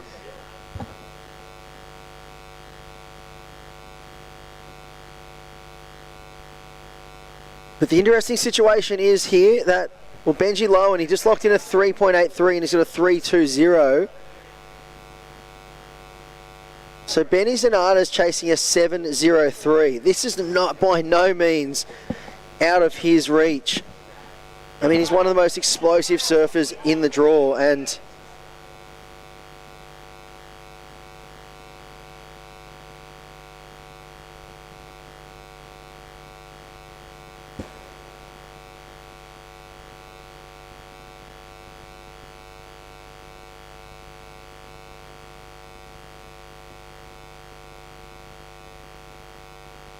so we can see there, that is your surfer in blue.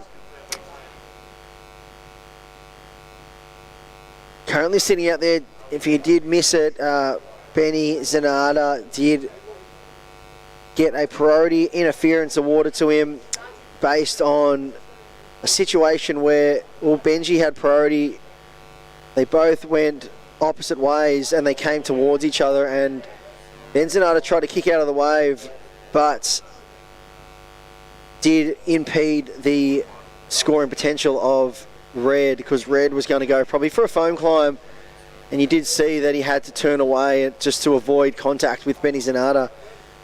At the time, we did think that it was the opening exchange of the heat, but we just come back from the ad break, and we learned very quickly that the head judges were looking at it in fine detail, and the end result was a priority interference.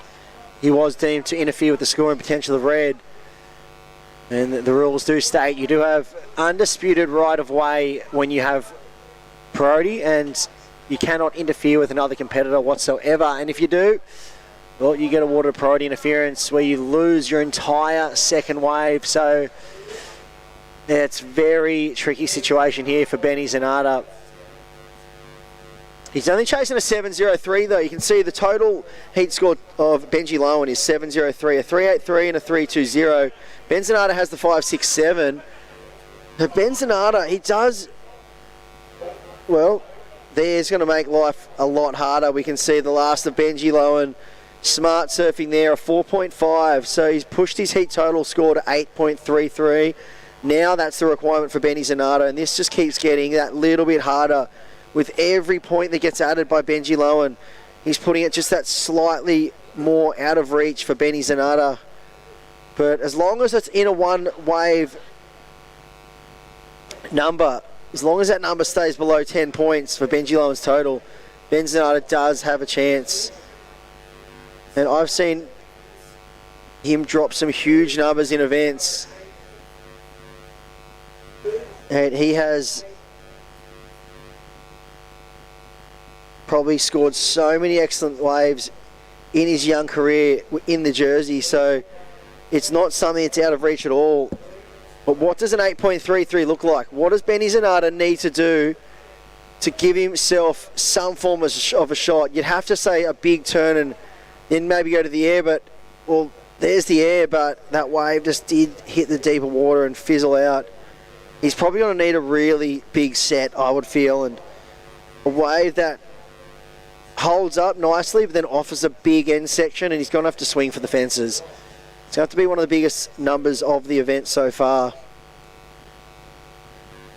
Because what I've noticed is that excellent numbers have not been easy to come by in this event.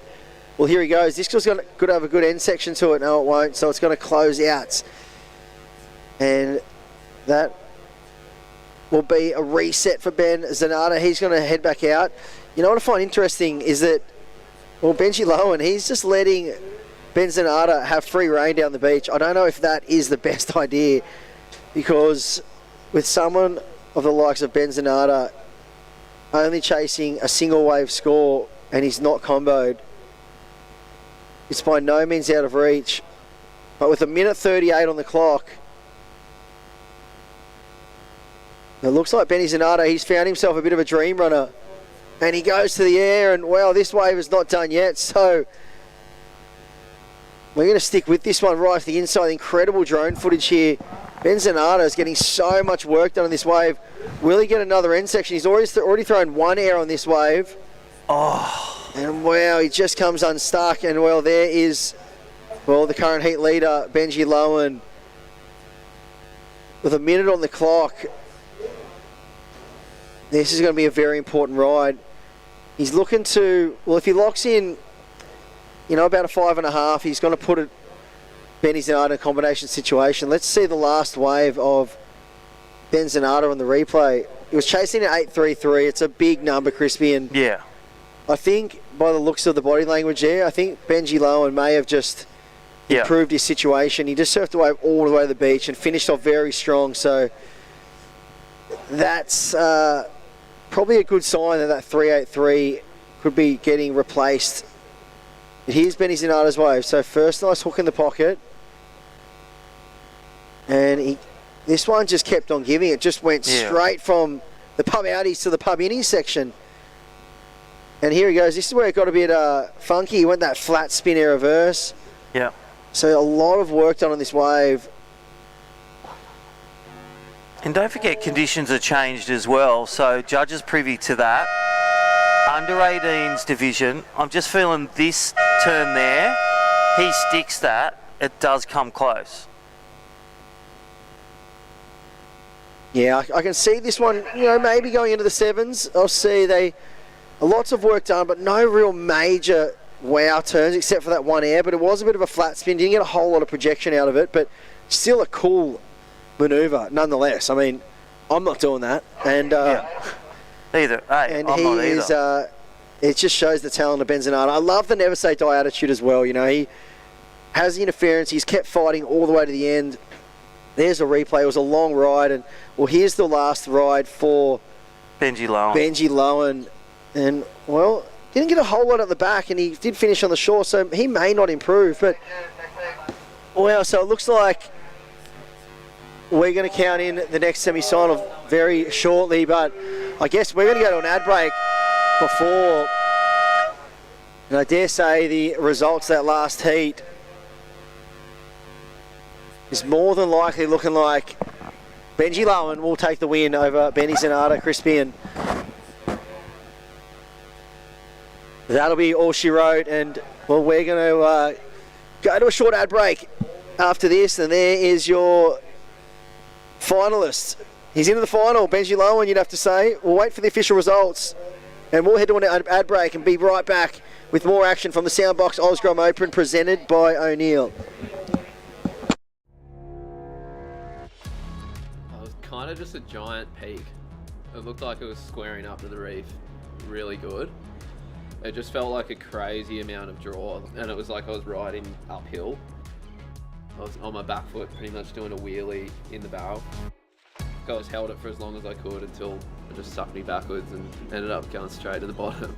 It was a pretty crazy feeling. I haven't really had a feeling like that in a barrel.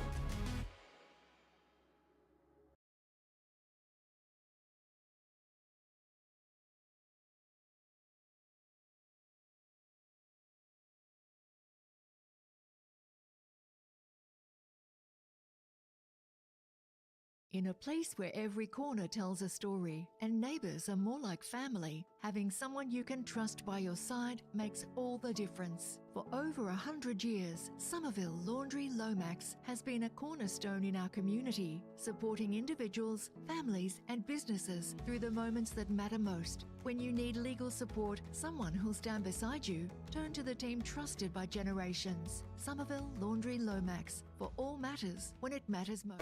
Alrighty, so welcome back. Yes, 5 heats to go. That's 5 times 20. That's an hour 40. I nearly said 120. It's not. Well, this is a match-up. Who will get through at this stage? I think Benji Lowen unpacking that last one. I don't think it was enough for Benzinato. A great fight back to come back for an interference, priority interference, which was very iconic, where he didn't have priority. They came really close, but judges deeming he did disrupt the line for maximising points of the person with higher priority in a man-on-man.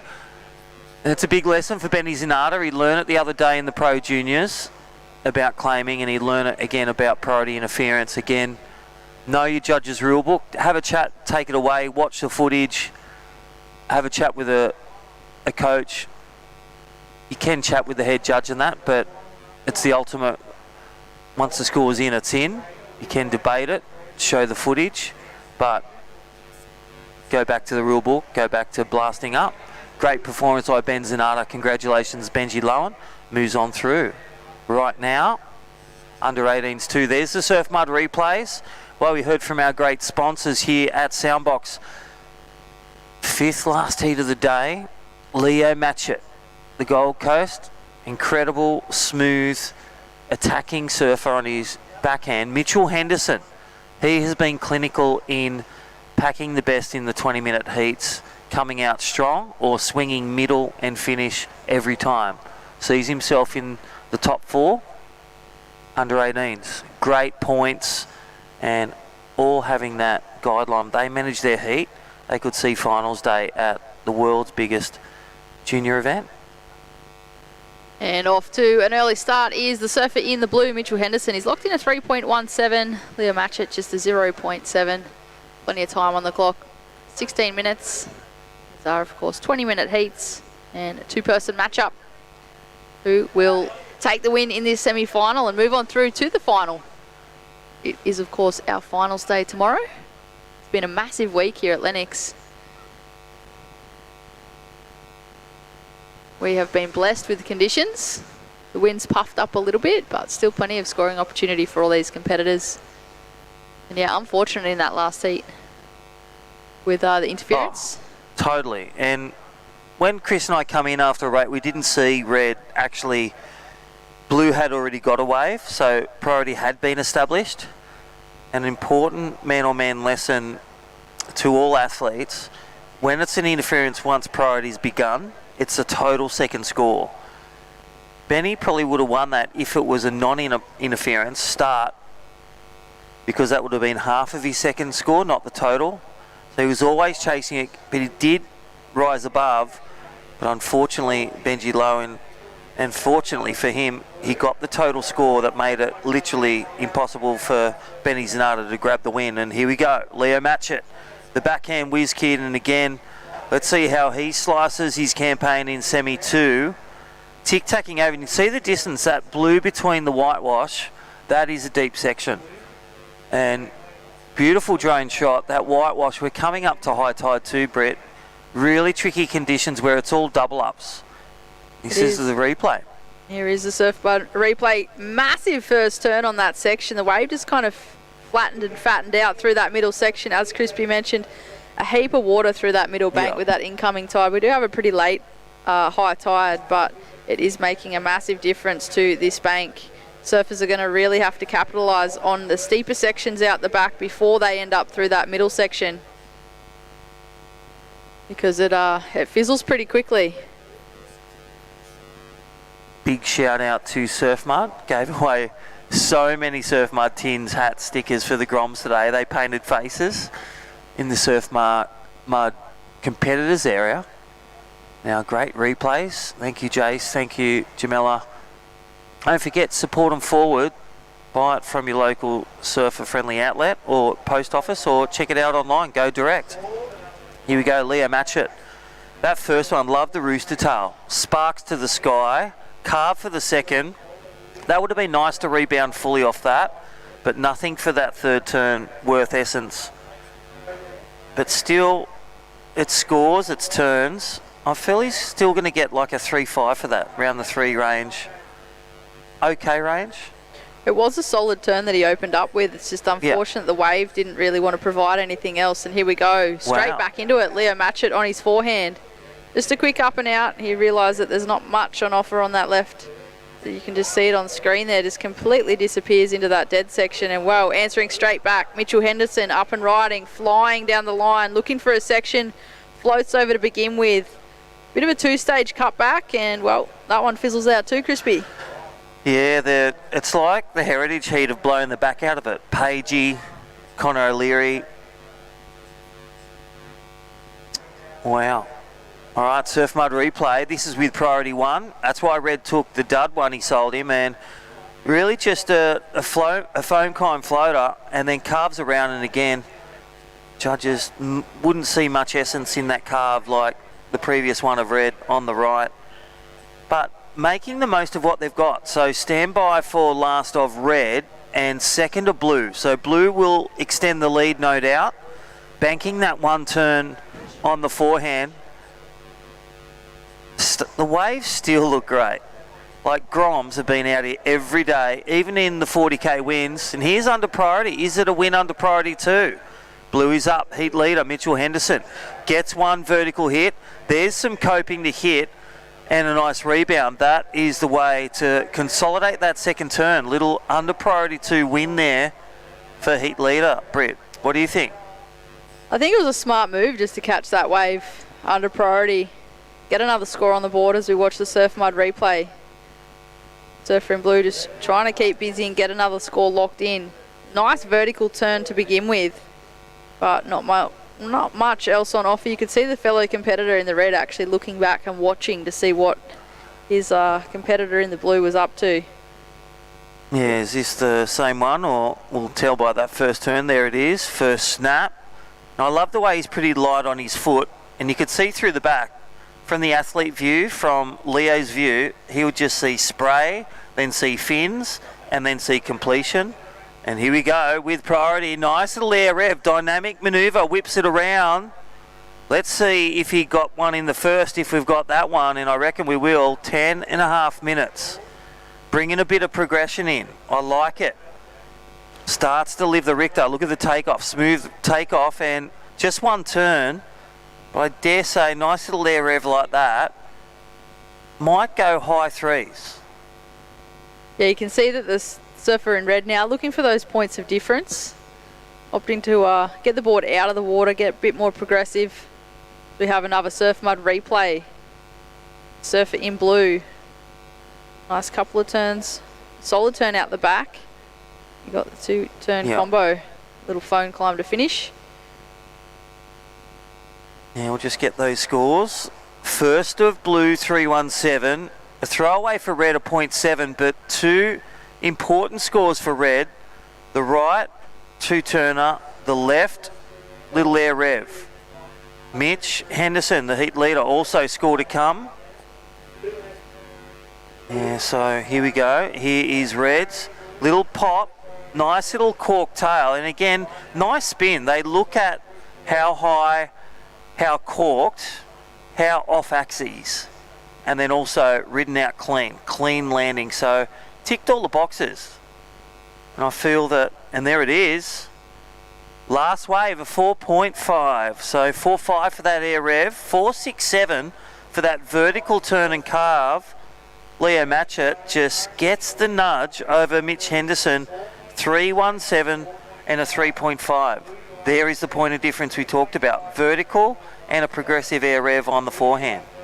Yeah, and I feel like competitors are going to have to think that way as well, because it can get, a little bit repetitious when the conditions get like this. It can be really hard to separate the surfers on their waves sometimes, doing similar turns, similar manoeuvres, but if you can really stand out to the judges and show them something different that everyone else isn't doing, it kind of leaves them no other way than to actually give it a score, rather than kind of maybe hover around the possibility of, was it better, was it not?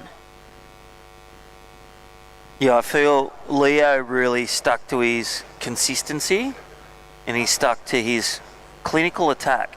He's really smooth, makes his surfing easy on the eye, but when you look at the replays and judges privy to replays, they see how technical, especially with that air rev, and also how much spray demonstrating power was that vertical snap on his biggest wave with that combination, rewarding that fullness of the rest of the second turn. What a beautiful view we have here on screen with the drone. See Lennox Point in the background. Look at the clarity in the water. So we have Surfer in Blue up and riding. Mitchell Henderson chasing a 5.67.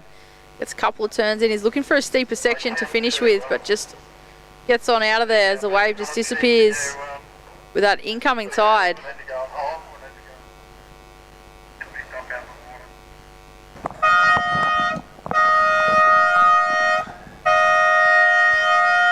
Yeah, we're just going to go on a short commercial break. Safety team on with our athletes in the water.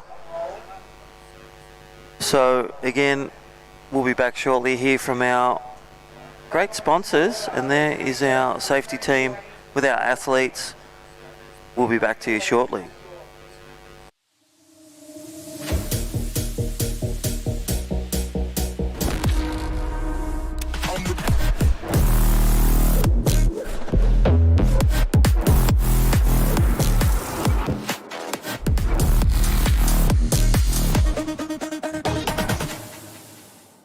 In a place where every corner tells a story and neighbours are more like family, having someone you can trust by your side makes all the difference. For over 100 years, Somerville Laundry Lomax has been a cornerstone in our community, supporting individuals, families and businesses through the moments that matter most. When you need legal support, someone who'll stand beside you, turn to the team trusted by generations. Somerville Laundry Lomax, for all matters when it matters most.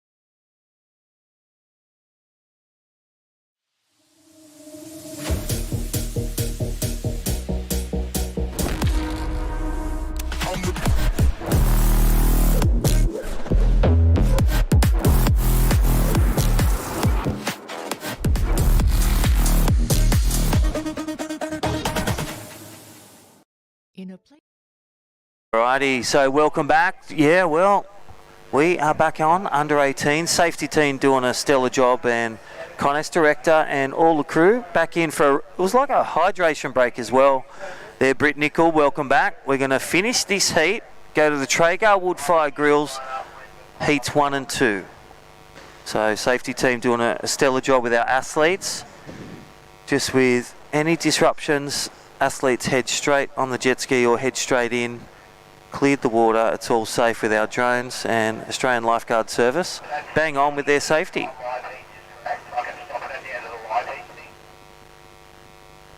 At the moment, we are straight back into the action of the under-18 boys semi-finals. Heat number 2 in the water of the Soundbox Osgrom Open, presented by O'Neill. It is Leo Matchett in the red up against Mitchell Henderson in the blue. So we are just recommencing where we left off with approximately 6 minutes on the clock at this stage. Mitchell Henderson in second place, chasing a 5.67 for the lead. It is Leo Matchett in that lead with a 4.67 and a 4.5. Surfer in red does hold first priority.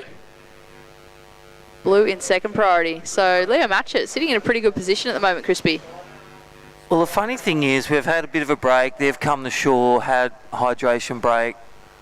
Our ALS drones have scanned the areas multiple times. All people have come in and safe to resume, but it feels like a replay, or not only that, a bit of Groundhog Day. Leo Matchett, didn't he surf way ago?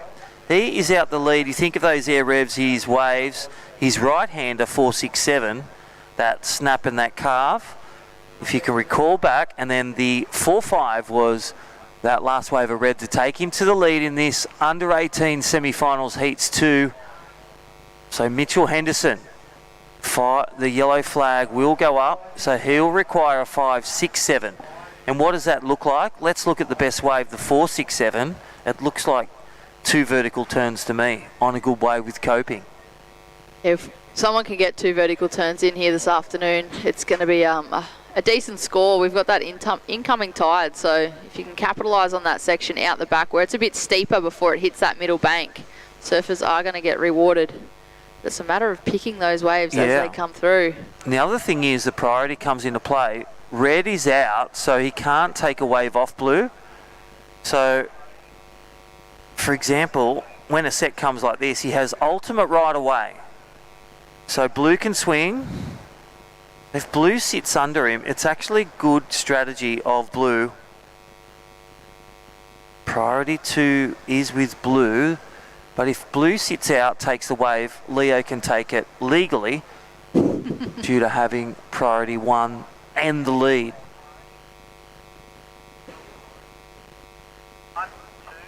They are just going to sit nice and close to each other with about 3.5 minutes on the clock. We're running only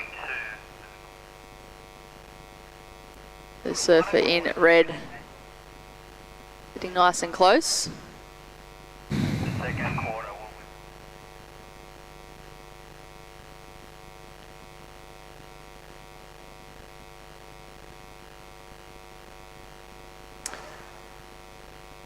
Yeah, so around 3.5 minutes. We are going to, unfortunately, we're just going to cut off 2 heats for the day due to light restrictions. So quarter 1 and quarter 2 up next. So 45 minutes left of surfing. Leo Matchett out there in the lead, looking to make the final. It's a bit of a interesting under-18s, and I'll throw it out there. Anything can happen anytime. Soundbox Osgrom Open presented by O'Neill. First heat, there was an interference. This is the controllable uncontrollables of pro surfing. And in the juniors, Ben Zanata had a mishap where he didn't have priority and disrupted scoring potential of someone with higher priority in a 2-man heat. He had scores that were unattainable in one wave, or just couldn't find the score, and he gave it a great belt.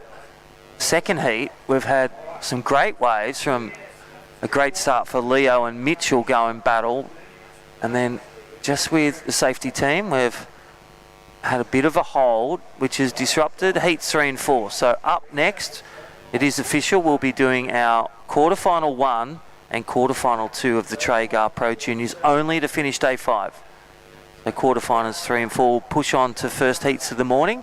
7 o'clock Australian Eastern Standard Time for Super Finals Sunday. Here we go. Red utilising his priority on this one. This is Leo Matchett, the current heat leader. See the little look back there, Crispy, wondering if there was anything behind it. And here we go. We've got the link through this inside section, little bonus section. Pub innies. I tell you, I love the way he's connected. Look at the whitewash that he tic-tacked over. Is he going to connect to the third pub innies? This is pub outie innies, and bang. Oh, he worked so hard. Can I tell you a story? This is where Nixie Ryan, Stuart Kennedy, Connor O'Leary come. You can find gold out pub innies if you get the right wave, whatever size. It really challenges you to really... Some waves you can do 7 turns, and let's look at this. Leo Matchett's replay. Out the back on a 2-foot day, high tide, does the look back, does 2 turns, gets a connection on midsection. He's about at the shower takeoff now. High tide, just weaving rail to rail turning.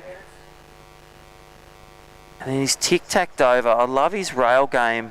Such a smooth surfer. And then bang, twangs it on the inside. Just doesn't get the 7/8 finish.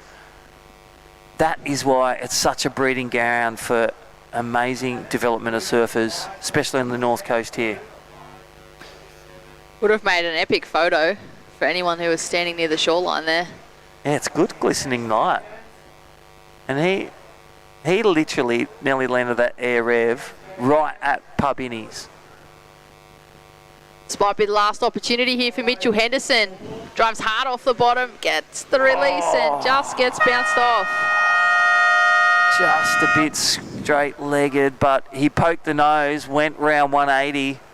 Air revolution. Air rev. All right, 2 hoots. That is the end. There is your heat winner, unofficially, Leo Matchett. Look at that body length. Mr. Slinky from the Gold Coast, a la Rob Machete. All right, we'll go to short break and we'll be back with, we've got 2 final heats. The Traeger Pro Junior commencing up next, taking it out. Jesse Ferguson will be in red. Henry Dowling in blue. Well done, Leo Matchett, unofficial winner. See you on the back of this short break. Come experience nature's greatest migration with Ballina Byron Marine Adventures. Locally owned, family operated, and passionate about sharing our incredible coastline. Your whale watching adventure starts here. Book now at ballinabyronmarineadventures.com.au.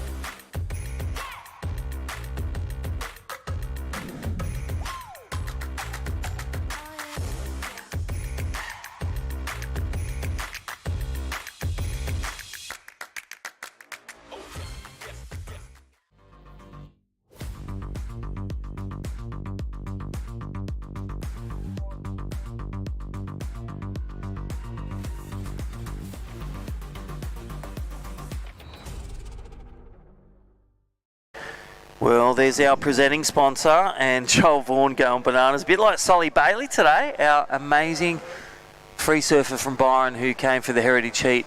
And we have 2 heats to go. Welcome back to day 5 or 6. Soundbox Osgrom Open, presented by O'Neill. We'll see them tomorrow. This is the start of Traeger Wood-Fired Grill. Heat 1 and Heat 2 up next. Pro Junior, day 5. My name's Crispy. Welcome back, Brittany. We'll run us through this second last heat of the day. 20 minutes, mano a mano, 2-person heat again.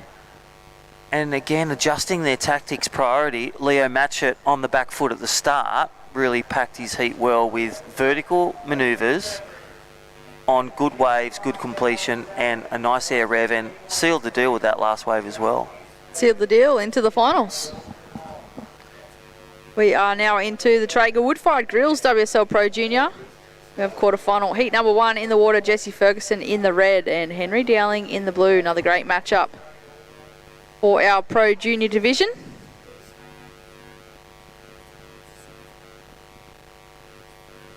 Yeah, Jesse Ferguson, it's, you know, see him hum and just his rhythm through every event, even free surfing.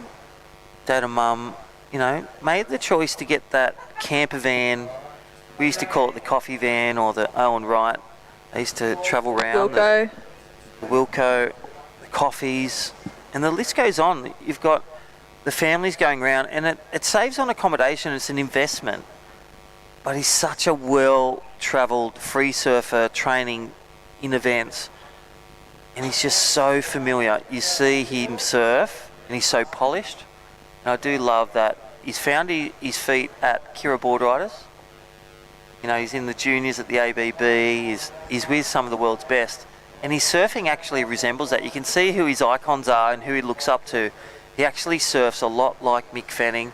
We heard like Brendan Margot. And also Mikey Madonna, just that clinical surfing. You know he's going to finish the turn, you know he's going to get a score, and you know most times he's going to make the final and win. He is in right now looking for a final. He did have a disappointing run. He's leading the ratings on the junior series. Yeah, he certainly did. And well, he's got a matchup up against Henry Dowling. So it's going to be interesting between these two competitors fighting it out. And here we go, Jesse Ferguson scratching into this one. One big turn. Not much else on offer on that wave. And well, shout out to the Kira Surf Riders if you're tuning on in. Good crew there at Kira. 16 minutes on the clock.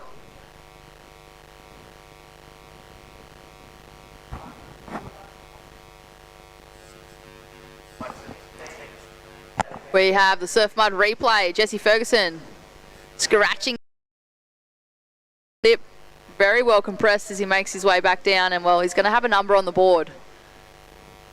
He's up against Henry Dowling.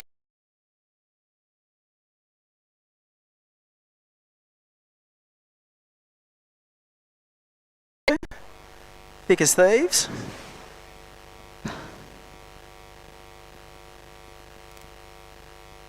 Wonder how friendly they are in the water right now. They surfed against each other at Ocky's Grom Comp last week. They actually got in a little bit of argy-bargy, scratching for a wave, and at the end Henry went for a punt that probably would have got him the win, didn't stick it. I did a post-heat interview with Jesse and he was like, oh, I hate beating him. Yeah, such good kids. He's just like, I hate beating him. I was like, mate, if Henry had ridden out of that last air, he would have beaten you. So yeah, it's got to go one way or the other, doesn't it? Oh, conditions are looking not too shabby right now. Does look pretty fun. Feel like, yeah, as long as they're getting a turn in out the back, it's fattening up on that inside. Bomb. We saw in that previous heat, the semi-finals, that previous division, one of the competitors actually linked one all the way through the shorey. So with that incoming tide, that inside bank is starting to run if you're on the right ones. We have the Surf Mud replay of Henry Dowling paddling into this one. He had to work hard. Hard off the bottom, throws a fan of spray, and it manages foamy section at the end pretty well. There wasn't much else on offer on that wave. We've still got a score to drop for Jesse Ferguson as we watch another replay of his wave. Critical turn to begin with, but just the wave just fattens and flattens out. The judges still locking in that score. Early indications. Looks like Jesse Ferguson will still be out in front of Henry Dowling with just over 13.5 minutes remaining Henry having a little look at that one, opting not to take off. Smart choice as we watch that wave fizzle on screen.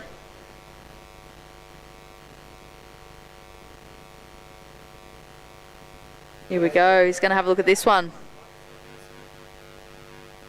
Again, just a quick in and out. So there's some early scores. Jesse Ferguson in the red, he's locked in a 4.17 and his last wave was a 2.43. So he is out in first place, and Henry Dowling in the blue in second. He's locked in a 3.5. At this stage, he's only chasing a 3.11 to take the lead. Plenty of time on the clock, 13 minutes. Both competitors looking for a spot in the semi-final of the men's division. The Traeger wood-fired grills WSL Pro Junior is, of course, finals day tomorrow. Tis, and unfortunately only one of these mates can advance through. At least one's guaranteed. Positive way of looking at it. Yep. You'd just be hoping that you'd meet in the final rather than a couple of rounds out. Here we go, Surfer in red having a look at this one. He's a man on a mission in 2026 is Jesse Ferguson.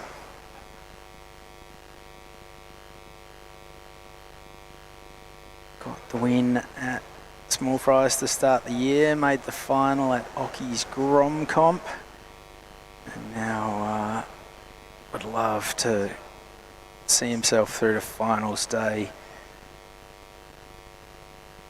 in Lennox Head at Soundbox Osgrom Open, presented by O'Neill.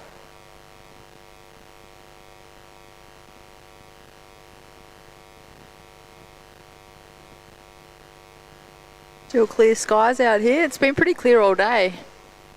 Hopefully we're in for another sunny day tomorrow. We have live action in the water. Jesse Ferguson using his priority on this one, racing down the line, looking for a section. Bit of a foam climb through the middle. I was hoping that was going to continue to stand up, but that high tide's starting to fill in this bank.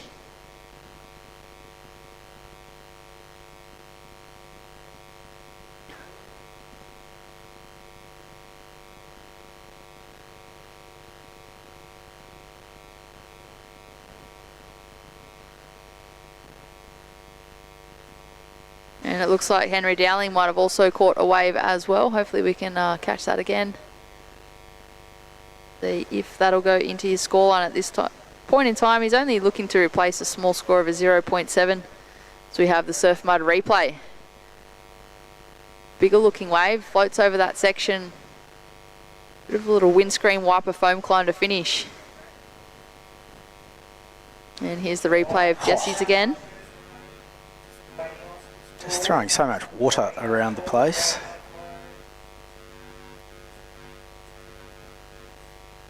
Signature yellow DHD.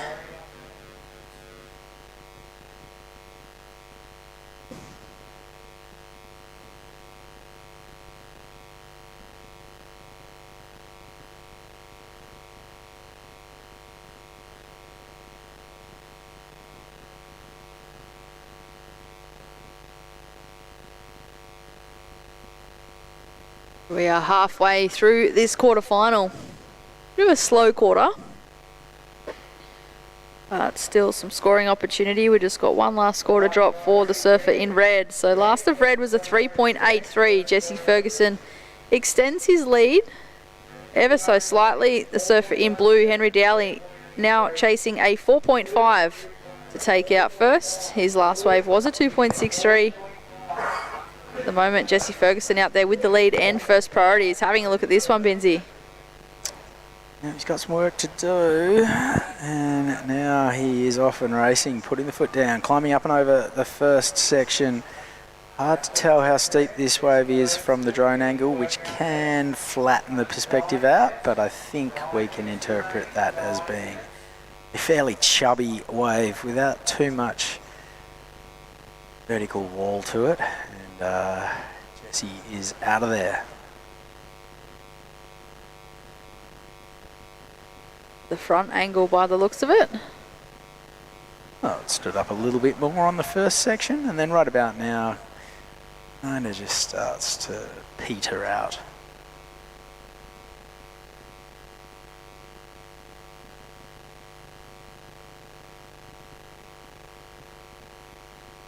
Up next in the quarterfinal heat number 2, that'll be our final heat of today. We have pushed quarterfinal heat number 3 and 4 tomorrow morning, but we have one more last heat following this one. It'll be Rico Haybiddle up against Fred Carmody. He's top 2.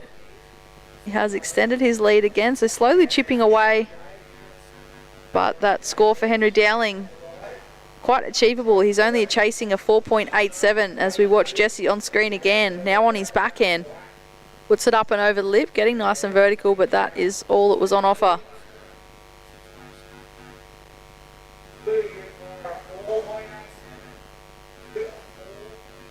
Seven and a half minutes remaining.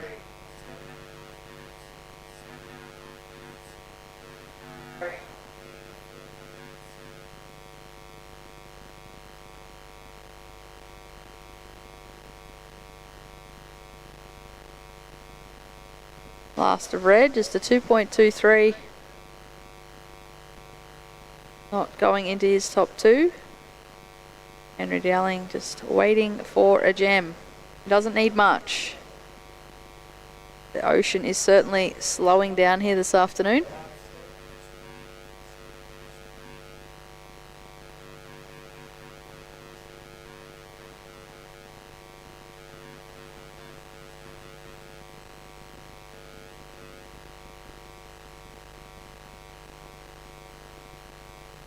Did you ever have a mate who you used to run into in the draw all the time? I don't know. I feel like back in the day it was always one of the girls from home, Ashley. But yeah, I feel like throughout my junior career it was such a big draw. I came through that kind of generation with the likes of Sally, Laura, Dimity, Tyler, even though she was a bit younger. But always ended up in a position where those girls were in the draw. Jessie Ferguson throwing the air rev up. Just the one and done.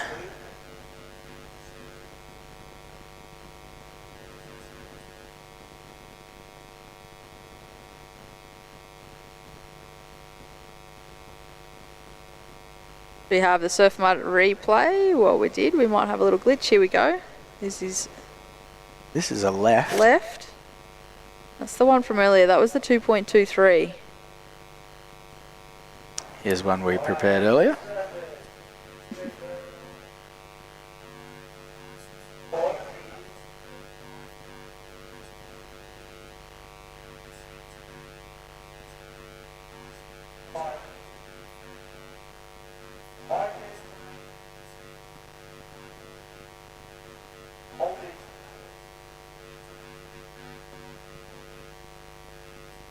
Judges still deliberating on that one. Will it improve on his scoreline and extend that lead, extend the requirement for Henry Dowling?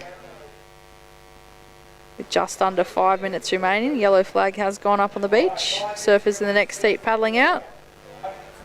So good news from South Africa. Charlie Haitley through to the semi-finals at the Ballito Open. Perfect. Another strong result already. Dane Henry bowing out in the round of 32.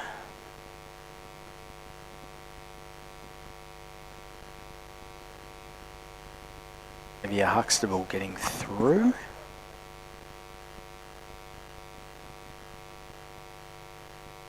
Winter Vincent getting through. All of the Aussies in this one are, it's just a warm-up for the Challenger. Starts on the 12th. Here's the replay of Jessie Ferguson throwing the fins at that one. It wasn't an air reverse, it was more of just a fin chuck.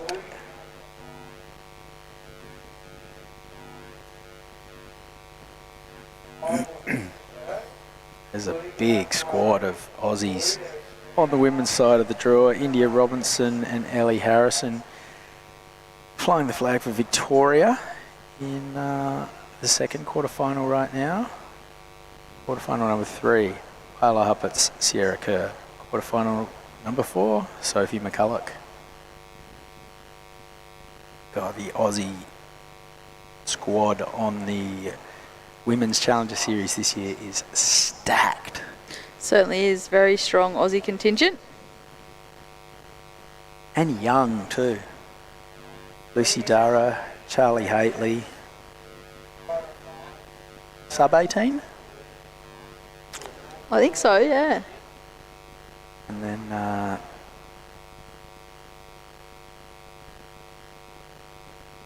Isla, Sierra, Ziggy, not much older.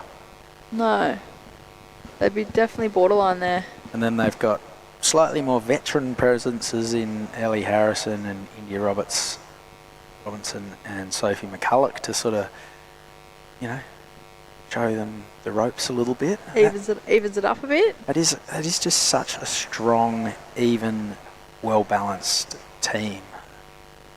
It's really exciting times. The next generation of Aussie girls are on fire. Saw some footage just recently, actually, of the trip that the Surfing Australia crew did. And it was an all-girls trip. And they were absolutely going crazy. It was one of the best little clips I've seen in such a long time. And obviously, yeah, it was the Surfing Australia girls trip, all coming through pretty young, giving them that experience and exposure to different reef breaks, different, you know, rights and lefts. A lot of them were working on their barrel technique, which was good to see at such a young age.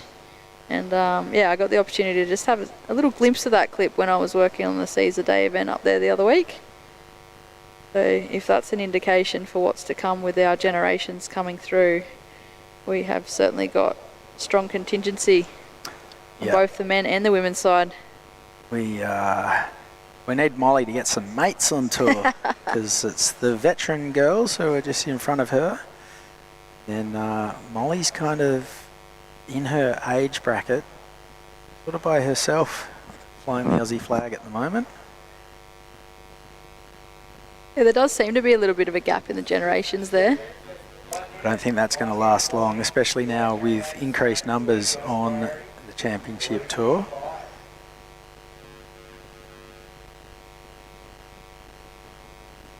How many qualify from the Challenger Series for the CT at the end of this year? Because previously it was 5, and that was tough. Now you think it's closer to 8, maybe? Because, yeah, back in the day it used to be 7, and then it changed obviously with the Challenger. But I think it has gone back to 7 or 8 now, increasing from that 5.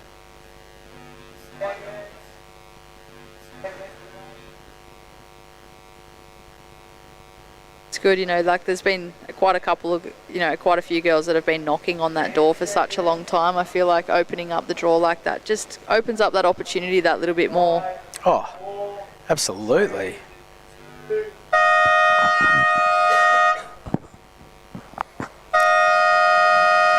So Jesse Ferguson, whether that counts or not is irrelevant. He will take the win. No doubt he'll shake hands and commiserate with his great mate Henry Dowling. This is the last heat of the day. Rico Haybiddle and Fred Carmody are in the water. We're going to have a quick break and come back with the conclusion of day 5, I think, at the Soundbox Osgrom Open, presented by O'Neill, right after this. It was kind of just a giant peak. It looked like it was squaring up to the reef really good. It just felt like a crash.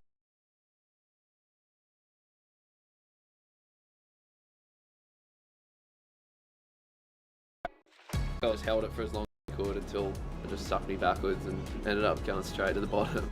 It was a pretty crazy feeling. I haven't really had a feeling like that in a barrel.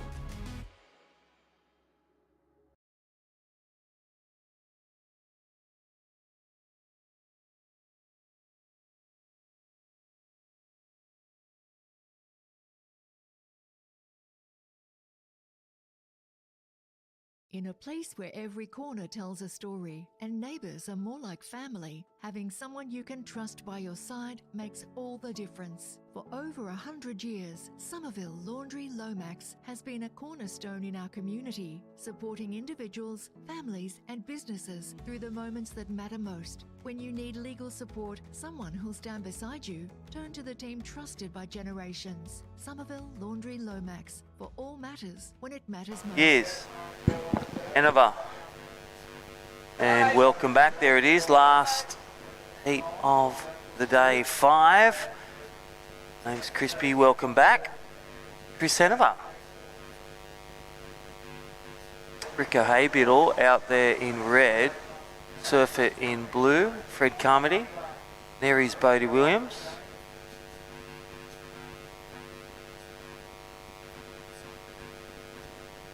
Bit confused about what's going on right now, but so the free surfers are. I reckon he's protecting the free surfers. Getting very close to the Come lineup. on, let's move grommets.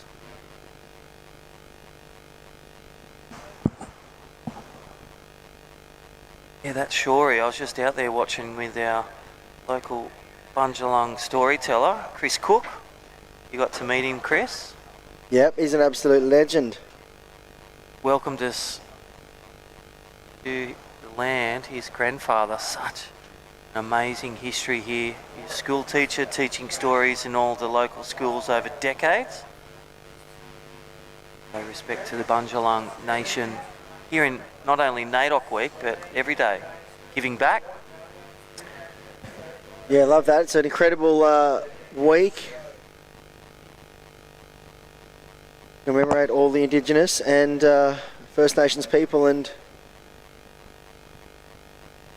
just a great week in general to come down here for this premium junior event on the calendar. Very prestigious, and as we see the sun setting over the iconic Lennox Head headland there. One of the coolest surf towns in the world, Lennox Head, and it is home to the Soundbox Osgrom Open now for over 15 years, and before that we had the Rusty Gromfest. Yeah, the Gromfest. I think Kelly's here. She's hopped over from Kangaroo Island. Max's better half. Used to run over 30 years. And as we're saying, lots of stories. Craig Anderson, Philippa Anderson, they paddled out 10, 12 foot, got a wave, couldn't get back out. Just one of the many memories, as with you shared.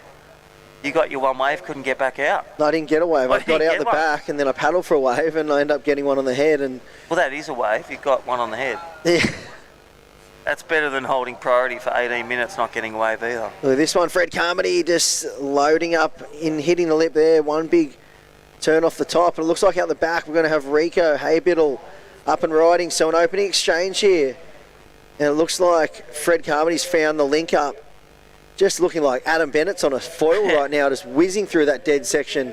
Well, I was going to say, he's from Bondi, doing the Bondi bounce. And wow, those free surfers, it's time to move. Because we've got 2 heats. This is the last heat of the day, and Freddie Carmody, the lifeguard, the surfer, the junior shredder, looking a step closer to the semi-final berth again. There's Rico Haybiddle from Queensland, New Zealand, Australian. Shout out to the Haybiddle family. Keenan and Juniper and Harry's good mate. Fred Carmody, the Bondi boy. Shout out to all the crew at Bondi. Even big friend of Ginge and all the crew at Channel 9. They behind the guy, Fred Carmody in blue. 5 minutes gone, 15 remain. Last heat of the day, number 5. Don't forget we open with heat 3 and 4 tomorrow morning, 7 o'clock Australian Eastern Standard Time. Look at the one, Rico Haybiddle. One big haymaker. Strong finish, boom. Sets the sails. And look at this one. Compare this one to Fred Carmody, Bondi. Bondi boy Australian. Does the snap, not as critical or the coping as Rico's, but he got some McLovin as he does the Bondi bouts. And look at the rail-to-rail turn. That's how you connect the tees over fat sections. You don't hop. You rail-to-rail, smooth sails, gets the second one. carves around some of the Groms that they've had a great 5 day of prizes and cakes and skate days, and bang. So the 3-turn long ride. This would be an interesting spread for our judges. Chris Hanover, what's your thoughts? Yeah, it's going to be... Well, obviously you've got two very contrasting waves here. You've got the big turn out the back from Rico Haybiddle, and then, you know, the connected dots of Fred Carmody. Smaller sections, probably not as much wow factor, but multiple manoeuvres. But this is the thing, you know, the recent, this day and age in surfing, where the judges are really looking for that big major manoeuvre, speed, power, flow in the critical sections. Yeah. You know, it's not about number of manoeuvres, but if you do put together a really good combination, that will pay dividends. And that's a major manoeuvre. That's better from the surfer in blue. Loving that one. Rico Haybiddle just says, whatever you can do, I can do better, but he just comes unstuck. Wow. So, but I love the intensity and I love the intent from Rico Haybiddle. He's really swinging for the fences. I think he's really identified that the judges have been scoring these major manoeuvres, these big moments in heats. And, well, he's really looking to find something to excite the judges, and had that coping, and he rode out, just caught the heel edge and went down crispy. Yeah, thank you, Traeger Grills, for the replay. Nice snap at this one. Loosen up the fins, nice drift. Demonstration of power, I love, and control, because such a hard manoeuvre where he's lost traction with the fins, which really drive you through your turns and waves. He's kicked it, and then, but such a smooth technique. So major, real good dynamic major manoeuvre there, but on the inside as well. Judges have cruelled it, but right now, first wave, and there it is, Rico Haybiddle, a 5, 6, 7. One big manoeuvre. Fred Carmody lays down a 7. Wow. There's your separation. They're rewarding all sections. They love it, the intensity, the completion. But look at this last one. Yeah, so Freddie. They love the long wave of Fred Carmody, and that one had even more spice to it. The game has come, even for the Pro Junior, the highest under 21s, the Traeger wood-fired grills. They've brought the fight. It is high tide. It's come close. It's about 2 feet, maybe 2.5 feet on the bigger faces. But chest high, size, high tide, and big fat spots as well. But Fred Carmody managing a 7, last wave a 3-5. So red needs a 4-8-4, and I dare say Rico Haybiddle, if you get that last one of red, he made that turn. He got about, again, 3/4 of the way round, just come off on the landing and spin. As his fins connected, Rico Haybiddle got a 1. That could have been the score. He's got a reset, has priority, one more chance or a couple more moments. 11 minutes remaining, Chriso. Yeah, so the 3-5, Fred Carmody's last ride. Judges definitely paying dividends to the manoeuvres out the back, because Fred's opening ride had those first big moments out the back, then linked it through to the inside shorey. So they had a bit of everything, and the judges rewarding it 7 points. Rico Haybiddle though, 5, 6, 7, just one big manoeuvre. You think about if he links a couple of those together, he'd be in a really good, strong spot.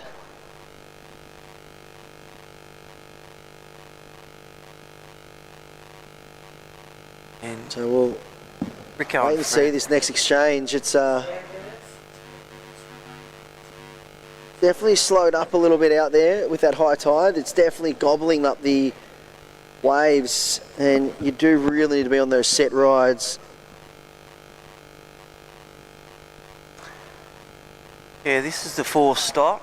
They're looking to complete another 2 or 3 on the WSL Pro Junior. This is the Australian Oceania leg. Leo Matchett moving on through to the finals. That'd be good for his rank as 12th.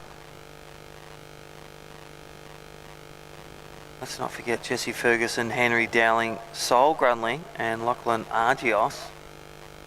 All with valuable points, looking for a finals berth tomorrow morning, first heat. Fred Carmody currently ranked 19th from Bondi.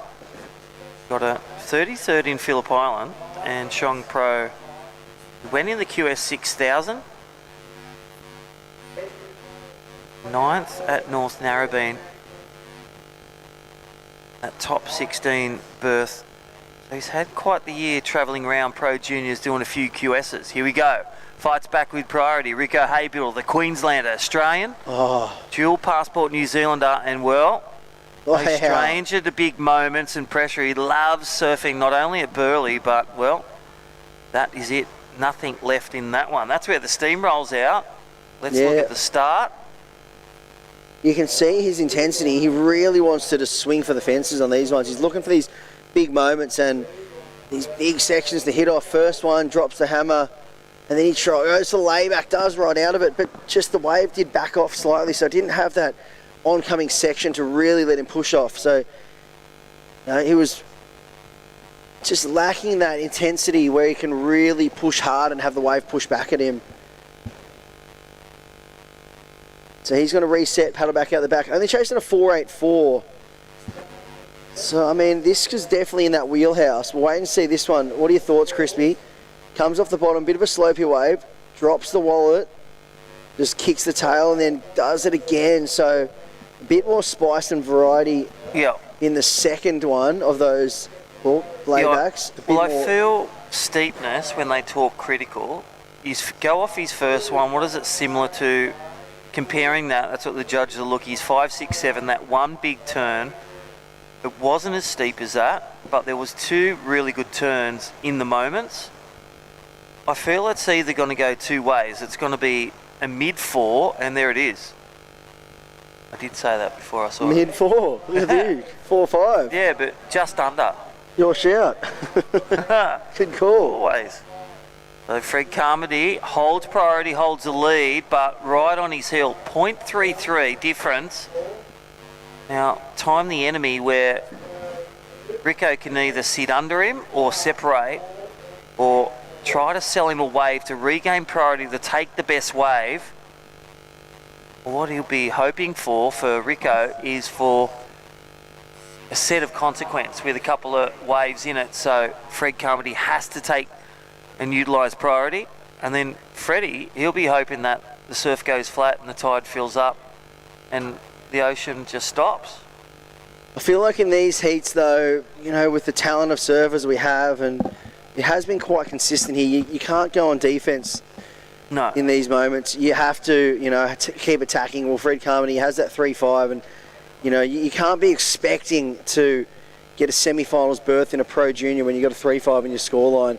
Even though you do have the 7, I just think, if he looks at this heat as a whole and he takes a step back and goes, okay, well, Rico's got the 5, 6, 7, I want to be, eclipsing that score on my next wave. If I can get both my scores above his best score, it's going to mean that he's going to need at least a 7 in the back end of this heat, which is a tough number to come by out here. The other thing is for Freddie in his camp, he's got the highest wave. He only improves on a 3.5, so Red still has second priority. He can paddle whatever he wants, but it's all about Blue's intention for a wave. He's paddling and he's sitting pretty, whereas Red needs to do something. Bring it. Well, there's the first turn. Look at this one. This is the pub in his bowl. This is the usual bank. So if he connects this is an important pickup for Rico Haybiddle, and that was shaping up good. Judges will look at that wave. Yeah, still two nice turns. It's like, I feel like he had more in that wave than it was his last. The last is a 4.5, and well, you never know. He can put the pressure on here. A 4.8, 4. I'm pretty sure that was the number required. Yeah, a 4.84. So I'm going to say that he gets it. I like those two turns, Crispy. I think it's shaped up good, and that is the pub innings. It's got to be right there. It could essentially come in at a 4.9 or a 5.1, thereabouts. So important. Here we go. Here's the paddle. Fred looking to go right, swoops up, looking to drop a 3.5. There's the first turn, and now he's going to fang out the back, and this is interesting. He's just got a wave. It's then priority will swing to Red only if he's near the takeoff zone. This is the paddle battle. Here we go. Thank you, Traeger Replay. Thank you, Eli. great supporter of Traeger wood-fired grills and soundbox representative. Look at this steepness. Yes. I love the section. Oh, that second one, he really threw some spray there. That was great surfing. I mean, You know, I'm not go a judge. back to the other one. I'm Yeah. not a judge, and if it comes under, so be it. But from what I've seen so far, I did really like that, and I could see this getting the number, and it could put a lot of pressure on Fred Carmody in the back end of this heat. A 3 minutes 40 to go. Priority sits with Rico, so this is a massive moment here. What do the judges think? Well, they're looking at it. They're sitting really where gonna it sits crack. according to the criteria. I like it, Yeah, nice and I steep. really like and I it. feel, looking at his 5, 6, 7, that first one, I feel you're right. He's right there. Is it a 4.9? Is it a 5? Is it a 5.1? It probably is according to the criteria, and that would mean Fred Carmody may need something around a 4 to get back. Yeah, and he's got priority 2. Here we go. Yeah, it looks like Rico's going to use priority. This is what he needs to do. He has to hold off Fred for 1, and he has to try and improve his situation. Oh. And, he did the first part of it. He held off Fred. So will there be a wave in the back end of this heat? We still haven't seen any scores start filtering through, so no sign of a score yet. I feel these judges are going to need to get this number in. Yeah, I feel they're still... Well, Fred needs to know what he needs to do in the back end of this heat, because this is going to have major implications on whether he hangs out the back with priority or he needs to find a way. Yeah, and it's looking really solid. The first initial indications is that he's going to get it. And there it is. It's coming in just as we thought, Crispy. Yep, 2.5 minutes. We're not judges, but we've rubbed shoulders with him for decades. We know the criteria. This could be a change for Red. And think about the higher score drops. It's all about the 4th one and the 5th judge. Highest drops, lowest drops. Average comes in. There it is, 517. Oh my gosh, we got a new career. 517 situation change. Rico Haybiddle, Burley's best. 5, 6, 7 and a 517 on a left under priority. Freddie had the chance to take that, didn't. Went nah. Rico says yes. Freddie Carmody. He did it with Mitchie P, and a couple of years ago he had the lead, and then even that other one, now that we can see it, it's easy for us to talk about it, but he should have held off or taken that one that Rico had. It was a steep wave, and it was pub innies where we surf here all the time, Little Lee Bar and Lee Bar. Yeah, so priority. Look, a minute to go. He's got priority. Still a chance. And look at the score, 384. What does that look like to you? Yeah, the 384. Well, I mean, big turn. He's already. You think back to Rico's. 5, 6, 7. Even Even the 4-5. Yeah, the 4-5 of Rico's. That was the 2 laybacks. So on a fatter wave, so you have to throw something at it. And you think of He's Fred. 3-5. He's 3-5. That was the 3-5. blowtail on the inside. So that was a smaller inside wave. It's just going to come down whether Huey gives him a shot or not. And I don't know, I'm looking over my shoulder. Can we see any lines approaching? There's maybe a bit of activity out there. I'm not sure. I mean, he's not moving yet, which is not a good sign. He's going to feel like this one really slipped through his fingers. Yeah, really. Yeah, devote for the Bondi boy if he does lose, because there was a couple of moments he really had it, and he just thought nothing of that left-hander, where, again, when you got priority, you got to get under the skin of your competitor. You can't let them have no pressure. Wow, and it's going to be Rico Haybiddle, a last-ditch effort. He kept busy. He's Houdini. Yeah, he did it. Wow. And I'm going to go take my resume upstairs and give it to the judge. The judges, take a seat, take it out. Chris and Crispy are coming. Yeah, and keep in mind that they can't hear what we're saying up there in the judging booth. Totally. We are only on the at webcast, but I mean, it just had that feel to it, didn't it? That 2 backhand turns, crisp in the pocket, threw a lot of spray. It really, it ticked all the boxes for what was required. And, well, that's going to round out the day of action That's for tomorrow us. morning, so Sol Grundling, Lockley Argos will open up the morning, 7 o'clock Australian Eastern Standard Time. And then Heat 4, Mitchie P from the Sunshine Coast. Caden Francis from Queensland. So it's a Queensland affair that'll be decided in the semi-final. So, wow. This is going to be big as well. We'll see you tomorrow. Don't forget, have a safe and great night. If you can come down to Lennox Hotel, they got some great food, some great bands on tonight. But I'll tell you what, Chris, we'll see you back, and we'll have finals day tomorrow. Don't go anywhere tomorrow, but log in on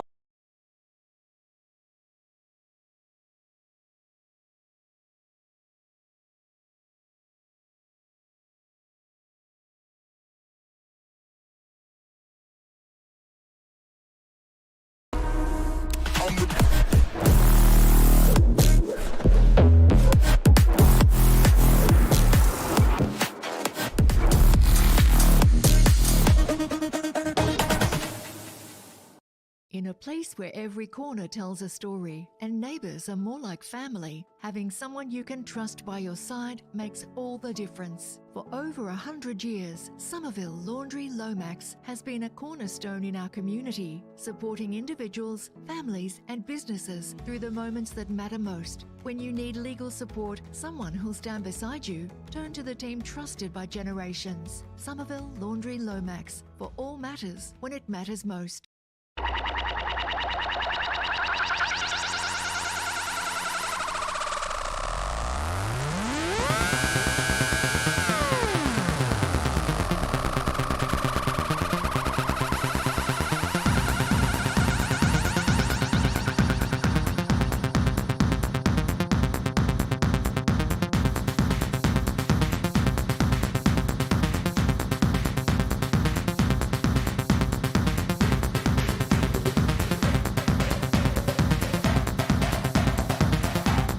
Out of control.